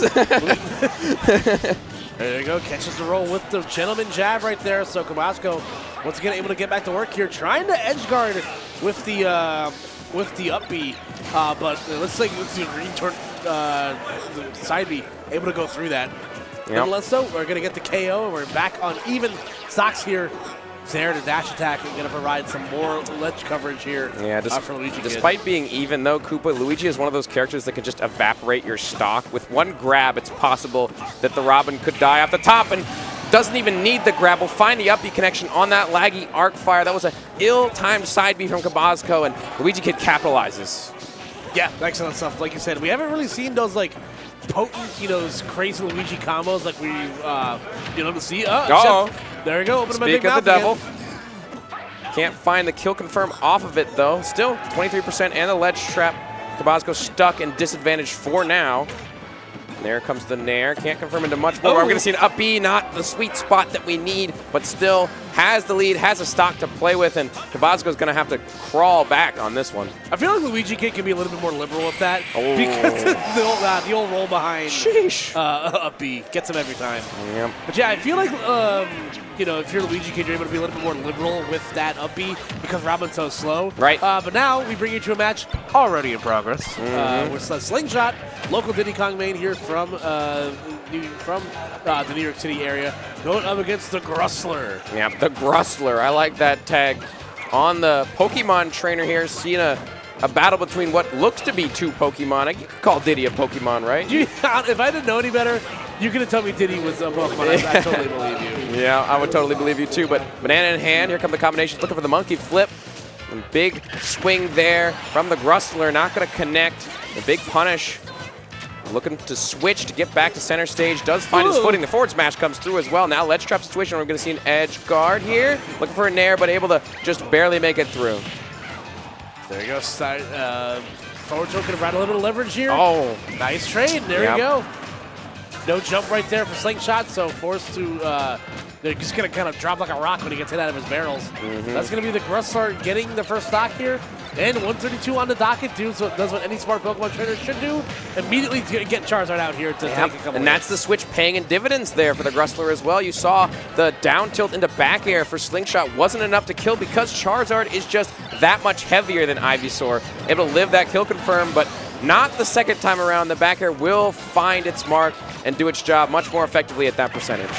There you go. Squirtle's going to come out here for the Grustler. And again, Diddy Kong, definitely I feel like struggles against these fellow small, fast characters that can kind of get in on you.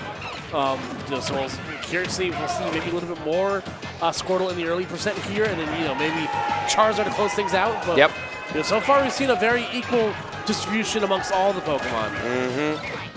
Has the banana in hand, taking that neutral option away from Slingshot. That's one thing you want to be doing versus Diddy Kong specifically, is always trying to keep control of that banana to make sure that even if you can't confirm of it, speaking of confirms, the jab lock there for the Grustler. We're going to find his forward smash, bread and butter combo, and now up 2 stocks to 1, Koopa. Yep, excellent stuff. You really have to capitalize on those jab lock opportunities when you get them. That's going to lead into big KO options. So now we're just going to Grustler or Slingshot with their back against the wall here. And now with the weapon of mass destruction in Ivysaur eyeing it down here with banana in hand. Yep. Grustler's doing everything right here, but Slingshot's still not out of it. Ooh, gotta be careful here. Grustler was looking for a confirm at the ledge, trying to take care of this second Pokemon, but the up smash will find its mark after the banana throw, and only 50% to his name here. Here comes the Squirtle. The early game percentages will be paying out for Grustler. And back to neutral now. Justling for stage position. Here comes Grustler with a little bit of a combo, but it's just back and forth. And we got to see a tech chase. Not quite. Yeah, really got to be on your P's and Q's in the corner. Like, we already seen the jab lock be an option here. Yep. Okay, the Nair into the up air. Finding stray hits here and there. The banana confirmed the Nair. The reversal into the back air as well. The banana toss coming in clutch here. Ledge trap situation. Gets the munching flip. You can't hold on to that shield for too long with the command grab that is in play, Koopa. Yeah, you have to be very careful. Ooh. Again, a steady diet of the down tilt out here, meaning he's going to go for the forward throw off stage and maintain banana in hand. Oh my the goodness! Jump back air connects the Grustler, catching the Slingshot. Yeah, you see him pointing to the crowd as well. The crowd went absolutely nuts after sneaking in that back air and finding an early kill from center stage. Shoutouts to Charizard, man. What a great tag, by the way, too. The Grustler is so. I like the Grustler. It's got like, it's got like Spider-Man, like the like Bonesaw energy, like a villain vibe. Yeah, I'll give you 3 minutes. I am the Grustler. Yeah. Exactly. We're going to keep it here. The Grustler up 2-1 on Slingshot. So Slingshot, again, a Xeno, mainstay, 1 game away from being sent into loser's bracket. I don't know if they play any other characters, but instead we're going to take a peek in here with Luigi Kid and Tabasco. Yep. Luigi Kid up 2 games to 1 here. No, that is not what you want to see in Game 5 here. Tabasco taking an SD for the first stock. Luigi Kid probably pretty happy about that because he definitely wants to be moving on in winners here for sure. But here comes a combo after the grab. A great SDI from Tabasco to avoid that kill confirm. And swinging from the ledge. A little bit of aggression from Tabasco and a disadvantage, but Luigi Kid still coming through, finding these weak hit up airs, finding these plunger attacks off the stage. Tabasco has to get their feet back to center. Can't quite do it with the advantage state, but finally able to break through with the Arc Thunder. Just kidding. There you go. The up B will connect right there. And there you go. That's going to be a 3-1 lead here for Luigi Kid. So you can kind of feel the tilt kind of coming in right now for Tabasco. Oh, no. Is this how it ends? Yes, sir. That's exactly how it ends. Just as quick as we got here, Koopa. Luigi Kid is deleting the stock. Yeah, and Tabasco with a shrug of the shoulders like, yeah, you got it. Yep, quick little confirm there. That game was barely a minute long. Just as soon as we got there, it's gone. But here comes the Grustler and Slingshot once again. The down tilt to up air. Gonna confirm for that first stock of this game. Slingshot's looking pretty good if he wants to take this to a Game 5. Back and forth here. There's the back air. Just a stray hit here for Slingshot. Grustler trying to find some strong connections. Slingshot not giving him an opening. Keeping up the pressure. Okay, there we go. Yeah, just continuing to add on to the lead here. I was talking to somebody in the crowd earlier while watching a Diddy Kong game, and you brought up a really great point. It's like if you feel like it's, whether it's Diddy Kong or whatever character you're playing, if you don't at least tack on like an extra 60, like in between stocks, it really makes you feel like, do you really have a lead or not? Because I feel like most characters have like a quick 0 to 60, 0 to 50 first option they have to play with. Yeah. There you go, to Seismic Toss. Unfortunately, it's not going to be enough because the top platform was not there to assist, but the dash attack puts the toes on him and knocks the monkey off the side. 97% here onto the Squirtle. You got to be careful when you're playing on Squirtle, though, because much lighter than your other Pokemon. Yeah, very necessary evil, unfortunately, for the Grussler as well, where you have to play with Squirtle in these early percents because he's your best, low percent combo Pokemon. But not even going to mess around with it. Just get the banana confirm to the F smash, and that is going to be Slingshot going down to bringing it down to a 2-stock to 1 lead here. Yep. Looking forward to a game 5. Like I said, winner's bracket life on stakes here. Very true. High stakes here for winners round 2. You definitely don't want to fall to losers. There are some killers in losers already. The bracket is super stacked here at Let's Make Big Moves Miami 2023. I think we have almost 1,000 entrants, so you got to be careful if you fall into losers. There you go, trying to generate something here, get the kill confirm with whether the down tilt, or set up something with the monkey flip. You see the Grussler trying to find their footing as well with it. Okay. Strange hitbox with a forward smash. Yeah, I was gonna say, I don't think I've ever seen that hitbox before in my life. Yep. Sends him straight up, looking like an up smash, but back and forth. Tries to get the banana pull, but the Razor Leaf comes right through, stops him in his tracks. Says, you are not pulling any bananas right now. Keeping up the pressure with Ivysaur, but switches to Charizard, allowing him to get some chance to get the banana in hand, using it once to find an up smash, but still not enough percentage here to kill, but maybe with the charge? Yes, sir. John, can we also go to Station 4 real quick? While we got some time. There we go, folks. We get to join this match already in progress. We got Sled going up against Boosk, one of my favorite players in the area. Oh, okay. Talk about Boosk for a second. Boosk is a local legend.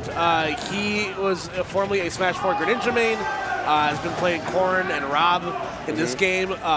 Married man, has a kid, has a set on Tweak as well. Wow. Find me somebody else in the venue that has all 3 of those things. You will not. Yeah, very difficult, especially to find a win on to Tweak. But so far, Sled getting the better of Boosk in this first game here. Already up 1 stock, but still plenty of percentage here. Oh, with a counter, not going to connect, just barely. Still ledge trap now. Here's where the projectiles come in handy, but reflecting it back with the upper. That was so smart from Boosk. Yeah, excellent stuff right there. You see Sled putting the pressure on very nicely here. Mii Gunner is one of those characters where you're not going to find one of these lying around in the street every now and then. It's definitely a matchup where you kind of have to learn on the fly, it feels like a little bit. This is a rare character, and the F smash on the jump from ledge, and Boosk will fall victim to probably a little bit of matchup inexperience like you talked about. It's difficult to find a Mii Gunner, but speaking of matchup inexperience, who knows how to play against Duck Hunt, Koopa? Not many people, I'll tell you that. No, and again, it's not only just Duck Hunt. It is one of the best Duck Hunts in the business in Fawn. So we'll see what Spritzy is able to bring to the table here. Spritzy on the Toon Link, of course. Battle of attrition here with the amount of projectiles that both characters have. I believe the Young Link has 3, I think. Duck Hunt Dog might have the exact same amount, so. Yeah, count of 6 projectiles in total, folks. Yeah, but it's a war zone out minimum, here. Yeah. All these explosions happening on screen, all these projectiles. We're certainly in Hogan's Alley for sure, but yeah, like I said, Fawn, one of the best Duck Hunts in the business.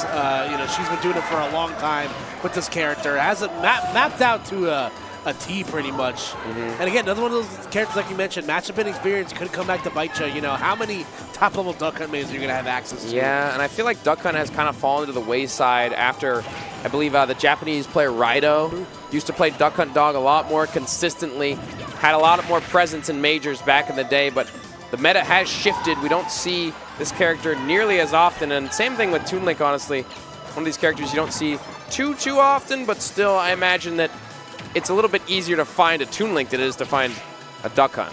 You'd think so, man, but considering there's 3 other links in this game, that's true. That's Toon true. Link might be one of the worst ones. Oh my goodness! Ooh. Great combination, throwing out the bomb into the up air, finding that first stock for themselves is Spritzy, but 146 and climbing. This stock cannot be long for this world, Koopa. Yeah, unfortunately here for Fawn, she's gonna have to try to find a way to net this KO. But again, it's tough. You gotta reach those percentages in terms of Duck Hunt where nothing's guaranteed. You're gonna have to kind of scrap for it. That forward air is gonna connect, and Fawn tries to set up another can confirm. But Spritzy doing the smart thing, just hitting the can back. Exactly. And 167 still, but finally the can will connect onto Spritzy there, losing their first stock thus far. 55% here onto Fawn. To make their way down, here comes a grab. That's not going to confirm into anything at this percentage, though. But, oh, you missed the tech. Can you make it back? The air dodge and double tech as well with the forward tilt. Spritzy is ready for every single situation off stage and seals the deal with an air. Yeah, excellent exchange right there from Spritzy. You know, despite not getting the maybe like the spike or like whatever else you're looking for there, you're able to set Fawn up into such a bad position. She is forced to take the very linear path back to stage, making it an easy target for Toon Link to edge guard. Exactly. Duck Hunt still finding themselves in an advantage state. Forward tilt. Forward tilt once again. A little bit of percentage here for Spritzy, just taking the hits where they can get them, but the can will blow up on connection, so you got to watch out where you're swinging. It is frame 1 as well, so be careful. Yeah, a great get out of jail free card for sure. Again, Fawn is trying to find the entry point right now, but having a hard time doing so. Again, just the steady projectile diet of you know, what Toon Link has to offer. Very true. Could be proven to be too much right now. Okay, the get-up attack is going to be punished by the grab. The down throw into the up air is a confirm for Duck Hunt. Fawn will find that connection for herself. 76% and climbing. Spritzy still maintaining the lead, just electing to hold the platform down and drop some projectiles on the Duck Hunt dog's head. There he goes. Both players is trying to find their avenues in. Fawn sitting at the danger percent right now. Just the projectile war. Who can get the stronger hit on their projectile? Who can find the opening first? Seems like nobody in this current situation. All sorts of projectiles, but there we go. The boomerang into the forward air for Spritzy. Looking for an edge guard, but the can able to cover the disadvantage of Fawn. Very smart recovery. Again, just trying to find that avenue here. A lot of rolling around. Fawn trying to go for the high road as well. Yeah, they're both playing very patient. That timer is ticking down very quickly, Koopa. We could see a timeout if they really wanted to. It's certainly possible, but I feel like both players are at too high a percent. Like, I feel like one of them is just going to get you know, smacked here. Here's the ledge. It could result in a KO. You've got to be so patient in this situation, especially if you're Spritzy. You don't want to give away too much. Fawn has clawed this lead away so far. Only 50% separating the two, but still a strong connection could spell curtains for Spritzy's stock if they're not careful. And that can actually blocking every projectile, and the confirm after the fact in the back air. Now you have to make your way back. Those find footing, but basically even percents now, Koopa. Yeah, only about 20-ish percent, 30% separating the two right now. Again, you have to play it real close to the vest. If you're Spritzy, again, Fawn has been in so many of these situations in the past. It kind of makes you wonder, like, you know. Oh, no! What? No! The up B from Toon Link, just when you thought the connection would happen, the can comes out, but the get-up attack from Fawn actually ignites the flame and will destroy both of their stocks, but Fawn falling victim first. The can was a lie. Gotta watch out for that. It was a lie the whole time. All right, boost here on Rob. The switch up from Corrin, I see. Yeah, Rob is a character that Boost has been playing a lot of. He's played a lot of Corrin as of lately as well. But his Corrin is certainly a little bit newer than the Rob's been. He's basically been a Rob main since almost day one of Ultimate. As I said, played Greninja a lot in Smash 4. You know, really likes these like technical, you know, in your face sort of, you know, play on your own terms characters. Yeah, definitely. But so far it's working out for Boost here. Is down 2-0, so I think the Rob was definitely a necessary swap. Looking to seal this game here for themselves and finds the up air. Good stuff, but not enough. Great DI from Sled, but the up smash after the fact. A beautiful read and coverage there from Boost. Rob's certainly the dad character. You know, Amos is very much able to. Yep. You know, like a lot like riding a bike is what I would say. You know, Rob. He's always going to be there for you. It's always going to be there for you. You know, help you deal with your nightmares and all that fun stuff. But again, good stuff there from Boost. You know, you have to specify to play with. Maybe you switch a game earlier if you have the opportunity to. But no, just doing the right thing. Has us the games here. We're going to go to Hindsight versus McClan here already in progress. Yeah, you could also say it's MK Allen, you know, budget Leo at home. Hindsight here playing the me sword fighter, of course. MK Leo. It says four Leo in the tag, so I'm not too far off on that. Nah, you're spitting. MK Allen's pretty funny. I was cooking up something, Koopa. Come on, you got to give it up. Yeah, I give it up. Okay, me sword fighter versus the Joker here. Finds the down air connection, looking for an edge guard, but utilizing that side B to make their way back, and a down air sweep as well. But watch out for the tornado. Gotta be careful for that. 2 projectiles here for the me sword fighter. Usually they don't elect to go for multiple projectiles. I don't see that very often. Interesting setup. As a former me sword fighter main, I can tell you why. His other 2 neutral specials are garbage. No. Word from production. Apparently, I'm like, Nintendo World Champion and former me sword fighter main, John Numbers. Exactly. Shout out to John Numbers for giving us the deep knowledge on me sword fighter. Nice up air there from Hindsight. The other loser specials are pretty bad, though. That's true. They're pretty abysmal. I mean, me sword fighter, not the best character by any stretch of the imagination. Going up one of the best characters in the game, too, but Hindsight still making it work here. Yeah, you know, me sword fighter feels is like definitely exactly what you expect him to be. Like, he's okay. Like, yeah, he's very mid. Yeah, he's got like an okay projectile. He's got a cute little kill confirm, but like, you know, he's exactly who we thought he was going to be. Like, there's the ceiling nor floor is not too high or low for this character. Oh, great grab. Can't confirm into the up air at this percentage, and with the rage, the Chakram is going to cover the neutral get up. Great ledge trapping there from Hindsight. He set that up in Hindsight, Cooper. There you go. And there's, you know, they usually say Hindsight's 20/20, but in this case, it's you know, it's 2-1 in the favor of Hindsight. In this case, Hindsight is me sword fighter. Back to Spritzy and Fawn here. Going to be the duck hunt once again.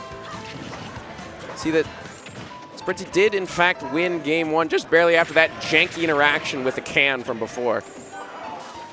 Barely any percentage separating the two. That was nuts. It really was. If I was Fawn, I don't know how I'd be able to recover from I don't think that. I've ever seen a get-up attack blow up the can into a kill that loses you the match. That's a little bit ridiculous. Yeah, you truly do hate to see it, but doing pretty okay for the most part here in game 2. Again, I'd say Smash Bros. A great counter pick stage for Duck Hunt because whoever's able to take control of that center platform, you know, Coney is famously said it's like, you know, that's your Animal Crossing house that you build out of. You know, so if you're able to be king of your own castle, you're able to really take advantage of characters that want to jump in on you. Exactly. Or hit you projectiles themselves. So yeah. A lot of people make the mistake of picking Smashville versus some zoners. It's not always easy with that little house you build in the middle. Platform coming to your aid very often, but Fawn finding the first stock here. Getting a little bit more percentage, but Spritzy looking to shark for this kill. Finds a connection on the boomerang, but it's not going to confirm the forward air after the fact. Even so, isn't going to find its mark. Looking for all sorts of kills. You can't get antsy. You don't want to run into the Fawn too much, or else you might get burned by the can. You might get shot up by the gun. You might get a Frisbee tossed on you. yeah, definitely a plethora of options to play with here if you are the Duck Hunt dog. And again, can provide such great distance pressure, able to rack up some better damage with the Clay Pigeon. Fawn trying to overextend a little there on Spritzy, but not going to get it. Yep, Spritzy now at 117%.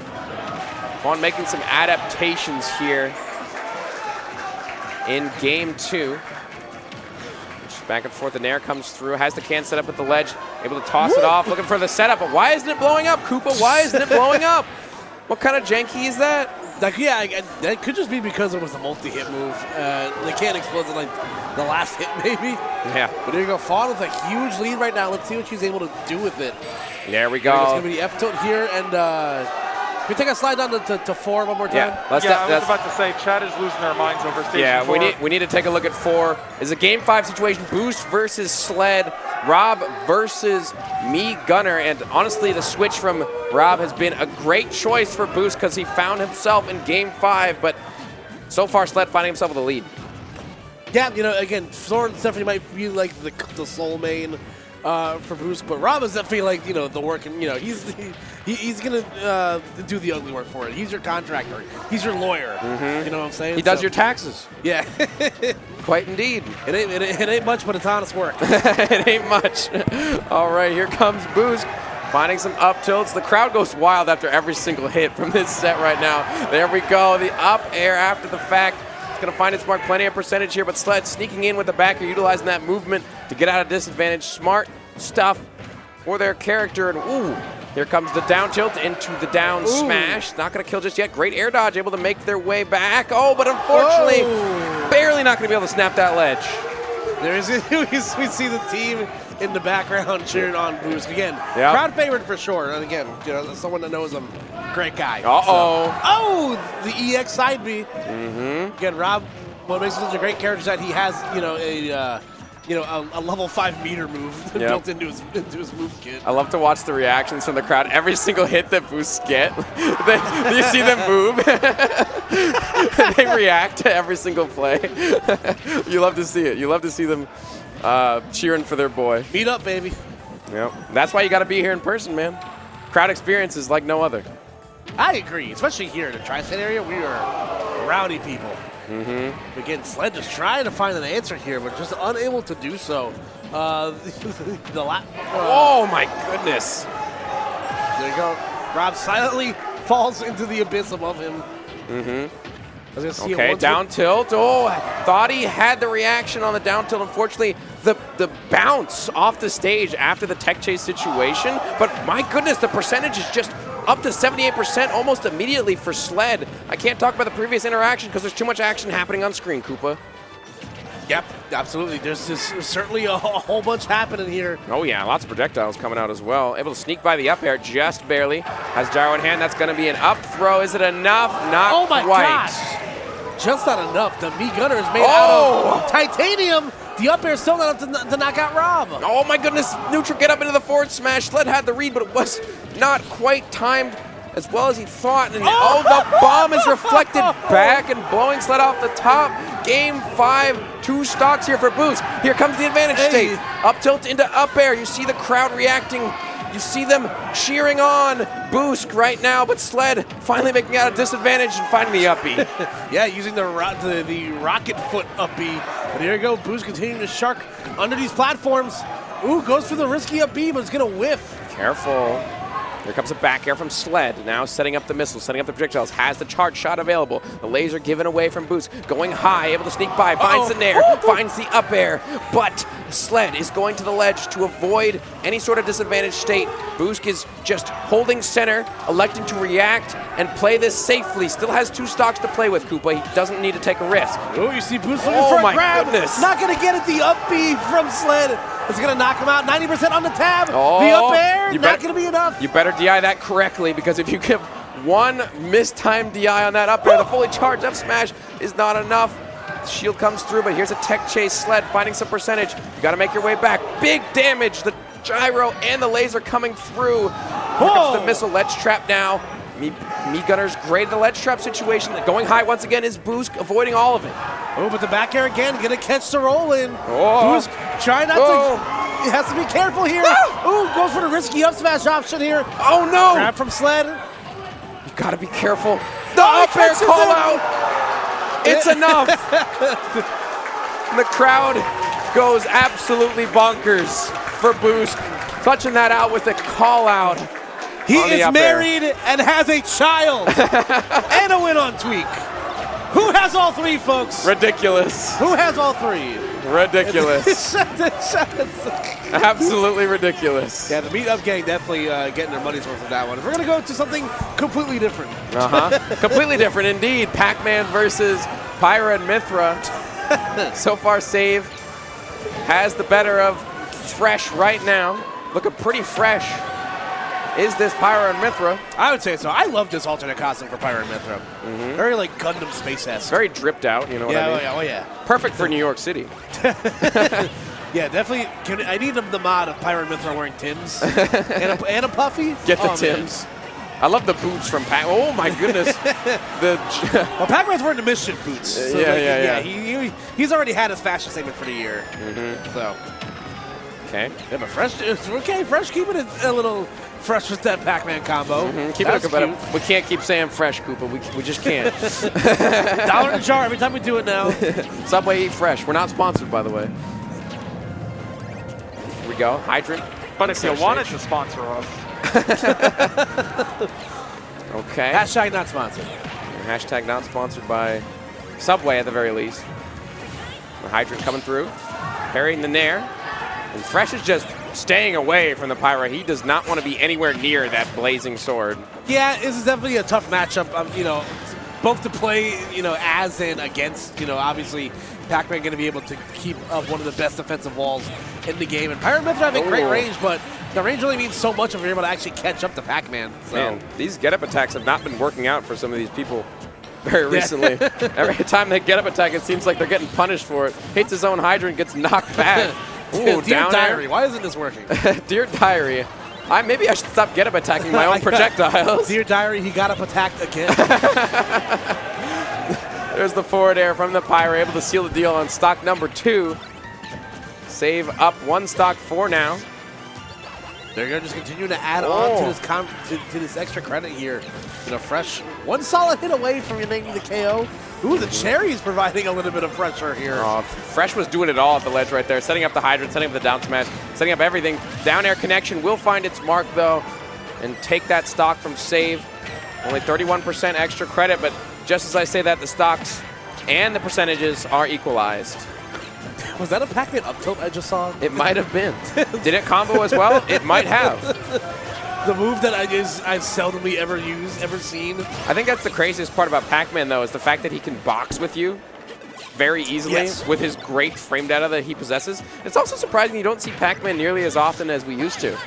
Yeah, it's just one of those things where it's like there's certain characters that I feel like over the course of Smash history get kind of power crept by the DLC characters. Very true. Like, you know, they usually have like, you know, big hitboxes, a lot of range, a lot of power, a lot of frame data that Pac-Man can't compete with, and he kind of gets gate kept out of it. You know, this matchup, I imagine, is pretty tough for Pac-Man because of all those things, but at the same time, you know, Save, or excuse me, Fresh, able to win that first game, so. Yep, and we're still back with Spritzy and Fawn. They are definitely playing the slow, long con, Koopa. They are playing it very safely. You see Spritzy with 174, not trying to be too unsafe, not trying to give Fawn an early stock. Well, it's not really an early stock. 174 is a lot of percentage. Certainly not long for this world is his stock. Yeah, this is definitely one of the rough parts of Duck Hunt is that, like, once you're at these certain percents, you're gonna take a straight hit to catch you. Fawn caught jumping out of the corner, though. She's gonna get punished for it. So Spritzy already up 2-1 in the set zap. 1 game away from sending Fawn into the loser's bracket. Oh, we need the mana recovery's bad. We need the down B to save us. Toon Link was like, bomb, save me, save me, bomb, save me, Bomb. But it wasn't enough. Yoshi meme here. So. It simply was not enough to save the Toon Link from falling victim to the blast zone. Now, basically even here, but here comes Fawn with a quick little combination to find some advantage. Not much here. Duck Hunt Dog doesn't have those 0 to 50 combos like most characters that are in the top echelon of characters do. It's a very methodical 50% that you gotta get here. Like that. Yep. Ooh, rough air dodge. That's gonna be big damage here for Fawn. So Fawn, just having her back foot against, having her back against the wall here. Now having an opportunity, to make something happen. Very true. As the can set up, playing around with it. I think that's the most impressive thing about Duck Hunt Dog's playstyle is the micromanaging you have to do with the can. It's always impressive to see good usage of the can, but Spritzy comes through swinging. No, for sure. It's definitely like the most important part of playing this character. Like, like we said, sets up the can for herself, knocking into the Toon Link. Unfortunately, it wasn't going to kill, although it looked very impressive. Still Spritzy with another chance, another lease on life. Whenever I see somebody get like smacked up by the can, I was thinking that one video, the guy that puts beans in his computer. Yeah, I know exactly what you're talking about. It's just full of beans. He's like, can you fix this for me? Oh my goodness. No way the up B's gonna kill. We were too busy thinking about beans. We weren't thinking about the up B from Spritzy. Yeah, up B definitely leaves a lot to be desired vertically recovery speaking wise. But definitely having the power there. To net that KO. So. Exactly, but now this is an interesting matchup. We went from 2 meta-irrelevant characters practically to 2 top-tier meta-relevant characters that we see at least more than once at every single tournament. Yeah, dare I say this matchup is Rage Drive versus the Machine. As we Deus Ex Machina. Yeah, pretty much. Yeah, Wilds, we saw a little bit of him yesterday during the Arcadian. Super slick with it. Would you say he's wild? I'd say so. Definitely, Kazuya definitely fits the wild. Oh yeah, watch out, double down air. Nope, not gonna find it. Still finding plenty of percentage though. And Do 2 was at basically 0% not that long ago, and now all of a sudden, Wilds has brought this all the way back. Yeah, suddenly all hell broke. Just broke loose. Literally. Oh, here comes the command grab. It's not going to be enough. Great DI from Do 2. Using the gyro to get out of disadvantage. The gyro combination into the grab as well. Looking for an edge guard. Being very tricky, but catching the air dodge with side B, and that's going to be enough. Do 2 stealing that away after the lead that Wilds had found for themselves. Again, that is the beautiful part about Rob, Zap, that you were just truly never out of it. You know, Rob truly. For years has been just one of the most complete characters in Ultimate. And like I said, having an EX move built into your base kit, pretty nice stuff as we're getting back into it here with Pac-Man Fresh and save the Aegis main. Yep, we got a fresh set here for you guys, a fresh game. Well said. Off the heels of Wilds and Do 2, and the down air into the up air is not going to connect for save, unfortunately. Fresh still in disadvantage, has the hydrant though. That's going to be a little bit difficult to get through with the ledge trap. Has the bell in hand, looking to find something. Here comes a grab, save. Grabbing him a little bit. That up throw looks so dinky. Yeah. It's just like this. Oh no! Gonna have to switch to Mithra, but has the hitbox out and available. Fresh cleaning him up with the fruit. That was a fresh fruit combo. Yo ho ho, he took a bite of gum with that one. The melon right to the dome. Again, force a side B there. That was great stuff right there from Fresh. I just saw Wilds actually dunk on Do 2 there. If we can swap over to 3 real quick, here we go. Wilds going up once again. We're going to see an electric come out with a great SDI from Do 2, actually able to avoid the downward spike of the down air. Because that combo could have done even more. We got a little bit more of a solid connection, but good SDI. There you go. Ooh, connects. Not going to get the big combo out of it, though. But still able to get some really solid hits there. Wilds converting off of what seemed impossible, making it work. Those were not your average, typical Kazuya combos, Koopa. No, not even close. Not even close at all. And speaking of not even close, that forward smash was not even close. Wilds, you're going a little wild with these forward smashes, my man. Definitely a bit of a heat check, but he earned it. Okay, even not enough with the up air. The backer's not going to find his mark. Do needs to find this quickly. 194 into Kazuya, already a heavy character. The forward air is going to be enough at that percentage, of course, but still, another whole stock to go through for Do 2. Yeah, great stuff right there from Wilds. Here we go. Oh, trying to go for it a second time. Yep, gyro in hand, playing all around with it. But it doesn't matter much if Kazuya just hits you once. You can do all the combinations, all the tech skill you want, but Kazuya just has to put your hands on you once and you're gone. Yeah, we see Do 2 not out of it just yet. You know despite the electric and God Fist. And Do 2, or Wilds rather, loves these like rising down airs. He seems to do multiple rising down airs when he knows the combo isn't going to work out, trying to send him back. But the gyro combination into the up smash, Do 2 bringing it all the way back. And I've seen Rob steal games for less, but we've seen Kazuya do just as much. JK on less? Oh, nope. Yeah, 3B's at the ledge, and we're going to keep it in the fighting game universe here as we get Ryu from Streets going up against Pikachu Libre from Pokken. From Tekken to Street Fighter to Pokken, of course. Glad you caught that. To Pokemon Tekken. Yeah, Pokemon Tekken. Great up smash from... Presumably. Great up smash from the little... with an asterisk. The little Pikachu there.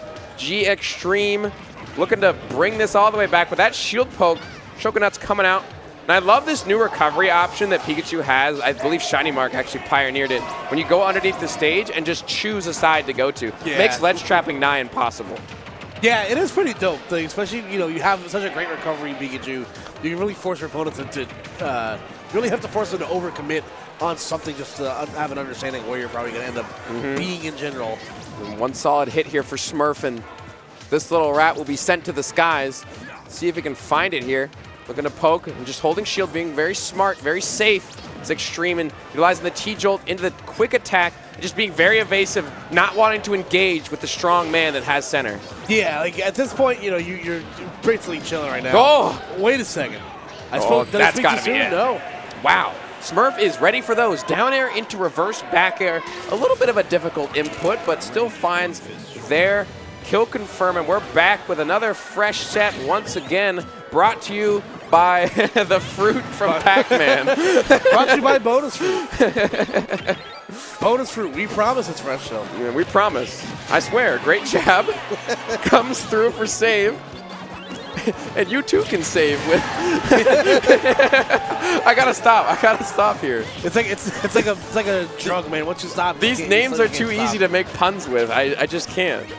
Dare I say save them for later? Oh! He saved that S smash for later. Beautiful stuff here. One stock apiece. Yeah, and even game too. So it could be one here for fresh, or we could see save send it to the game 3. Mm-hmm. Very true. Game 4, excuse me. Yep, game 4. Save. Finding themselves with a percent lead, has the ledge trap. Get rid of that hydrant. Doesn't want to be dealing with it when you're trying to hit Pac-Man, but Fresh just elects to go to the other side of the stage, wants to get out of there. Does not want to be in disadvantaged state. And same thing with the Mithra, though. You don't want to be in disadvantaged for too long, because if you lose your jump, you're in danger. Yeah, it's such tough stuff, man. You know, resource management is such a huge aspect against, you know, for both these characters. Your Pac-Man, you need to know when to utilize right projectiles for what instances. You know, what projectiles interact best with what character. Exactly. See the crowd getting a little bit excited here. Ooh, and still. Yeah, they're vibing. Just look coming up from the high from Sweep. Mm-hmm. 139 for Fresh with an ill-advised backer there. Takes an F tilt as the punish. Save looking like their game to lose currently, but there's the bell. That's some percentage. The bell in hand. Got to be careful. If you take a solid hit from this bell near the ledge, that forward smash will destroy you. Right. Oh, but the charged up smash, the pop-off from the crowd. Save will take it to a game 5 and will save their bracket life, their winner's side life, rather, in that game 4 situation. Yeah, excellent stuff. And I've always said, you know, I think a fan of having the, you know, people looked at Max when he was crazy, when he was just in the hole. What if we just did best of 5 everything? But I say, man, the data's there. It's proven to be very, very consistent that, you know, the longer the set goes, the more time you have to adapt. And I feel like that just makes perfect sense. And I'm glad I haven't when it did. Wish it happened a little bit sooner. Nonetheless, though, we're out here with more Pikachu versus Ryu. Yeah, more poking Street Fighter. We're back once again. Smurf. When's that crossover happening? My God. I don't know. I'm surprised it hasn't. The Tatsu's not going to connect at that length, but surely the Shoryuken will force Smurf finding that first stock for themselves. Not too shabby, but Extreme was looking for something there, something a little bit more after the drag down. Throwing on all these multi-hits, we see Pikachu just swinging a little bit, and the second you make a mistake on Smurf's shield, you can confirm into a quick 41%. Ryu, no slouch to early percent damage. No, for sure. Ryu, in like by section canon, like those two characters you don't want to overextend on, because then it can do stuff like that. It adds up very quickly. A quick 15-20%. You know, you were sitting pretty at like 35, and now you're at 80, like 85. So it's definitely it makes you think, was it really worth the trade at that point? Was it? Was it though? You might ask yourself that question, but Extreme able to make it back here. Ooh, swing from Murph. Thought the auto turnaround might help him out. Unfortunately, your aimbot, your cheat is not activated in that situation. You will not turn around, you will not pass go, and you will not find that confirmed. Unfortunately for Smurf. Okay. Ooh, missed time grab, but wow, the reads after reads from Smurf, finding that connection onto Extreme once again, and huge lead right now for Smurf. Yeah, great stuff right there from Smurf again, able to have his first real big lead here of the weekend. Yep. Here comes Smurf once again, finding the strong connection into that Shokunat's working great against the Pikachu here. It seems to be the bread and butter for the early percentages. And Extreme just, it feels like he can't get those normal combinations you see from Pikachu where you get the back airs, you get the drag downs, you get all these multi-hits that combo into themselves. But Smurf has been playing so well, and even when he gets hit by the multi-hit, Extreme doesn't get much off of it. Whoa. Okay, dash attack comes through. Extreme has to claw their way back into this one. Down air. It just seems like 1 or 2 hits for Extreme every single time, and it's not enough to actually equalize the percent or even take the stock. Smurf seems to be completely in control. Yeah, again, just looking very comfortable right now. Again, just a steady diet of the good stuff to double light into these shots. Ganatsu, the old-fashioned way, going to KO you off the top as Ryu from Streets.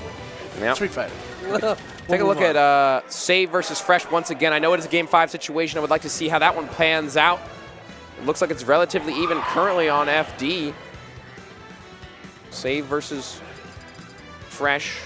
Oh, no, we're going to get Peepnut versus Sure Hyper. And you know what? Honestly, this is just as hype, I would say. I'll take that. If not more so. Well, never mind. We're back. We're back again. Thanks, production. You guys are in control of where I'm going. We are, we are in fact, I was told on the control. backseat drive, John. Sorry. I apologize to production for backseat driving, but here we go. Save versus Fresh, looking for that combo off the top, but Save making it a combo of his own with the up air from Pyra. And now 1 stock left. See the crowd cheering for their boys. They want one of them to win, but which one will it be, Koopa? Good question. We're going to see who comes out on top here. Ooh. Oh, my God. Oh, his stock got eviscerated. Yep. Giving him some produce there with the apple. You know, fruit presents. The Asians definitely don't eat enough fruits. That's for sure. You know what they say, Koopa? An apple a day keeps the save away. It's true. Somebody definitely didn't have an apple beforehand. Here comes Save, has the apple, or the strawberry rather, in hand. Oh no, we're bouncing off the side. Save only able to find 1 up air, but still in the advantage state. Switches to Pyra to get a little bit more damage, and back to the myth for neutral once again. Okay, boxing is Fresh. Putting the toes on him a little bit with that up air. Yet again, the extra credit percentage is working out all in favor of Fresh right now. Save having a hard time trying to get the feet situated here. Dash attack to punish the grab after the fact. Forward smash comes through. Switching to Pyra. You got to be careful. Watch out for the down air. You don't have a jump save though. Be careful off the level. Ledge trap situation. Electing to give. Oh! The down air is not going to confirm with the up air. I thought that was it. Back air comes through. This is not where Mythra wants to be. No, the up B is a little bit too early. The forced SD from Fresh, and he will take that Game 5 situation and move on. Excellent stuff right there from both players. My gosh. Kind of like little, kind of hate the way you want to see go out like that. If I'm keeping it real. Yeah. It's like, you hate to see that sort of thing happen, an upbeat, it's not the ledge. But it happens, man. A wise man once said, we take those. We do take those. As we get back into G Extreme and Smurf here. Smurf sitting pretty with the 2 stocks, 2 games lead here. On the verge of going in the lead here. Yep, easy peasy lemon squeezy for Smurf so far. See if Extreme has anything to say about it. Make this set a little bit more difficult for Smurf. They can find the stock right now in the edge guard. Oh! There we go, just as I said. Koopa finds that stock in the edge guard and goes up 2 stocks to 1. Now this is their chance to bring the set back. Yeah, that was excellent stuff right there from G Extreme. That's what you look for in these situations when you're back against the wall. You need to leave everything out on the table. You might not get that next game. So anything you've been hiding, any sort of edge you think you might have, by all means, bring out all the bag of tricks here. Very true. Now, Extreme looking a lot better. Once they have the stock lead, able to play around the options of Ryu a little bit better. Double parry isn't going to be even enough to stop the Pikachu's multi-hits from connecting. And there's the quick attack. I'm looking for down tilts, and Extreme is just playing this very carefully. A big hit there for Smurf. Double parry. 1, 2, 3. How many parries can he get? How many did Daigo do that one time? Oh, I don't know. There were a lot. Even moment number 37, folks. Look it up. Great back air. Yeah, now from Smurf. And now we're even at a stock apiece here, and that's huge.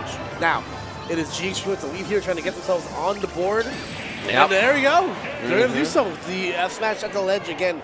We talked about other characters, ways to deal with characters on the ledge. Pikachu's F smash is seemingly perfect. Yep. It's it's just so good. It's very active. It's active for a long time. That's why it covers neutral get up so well. But we got Peebnut and Sure Hyper one of the best Spacies players in the world versus probably the best Mega Man in the world right now. I believe Mega Man is one of those characters, like we talked about with some of the other characters like Pac-Man, we just haven't seen as often. Peanut seems to be the only one doing it with Mega Man. Yeah, for sure. You know, and you can definitely see why, man. He's put his blood, sweat, and tears in his character. The back hair will connect right there in a slash claw.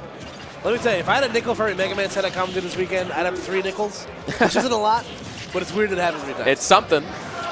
Okay. Peanut smart to avoid the Foxfire there.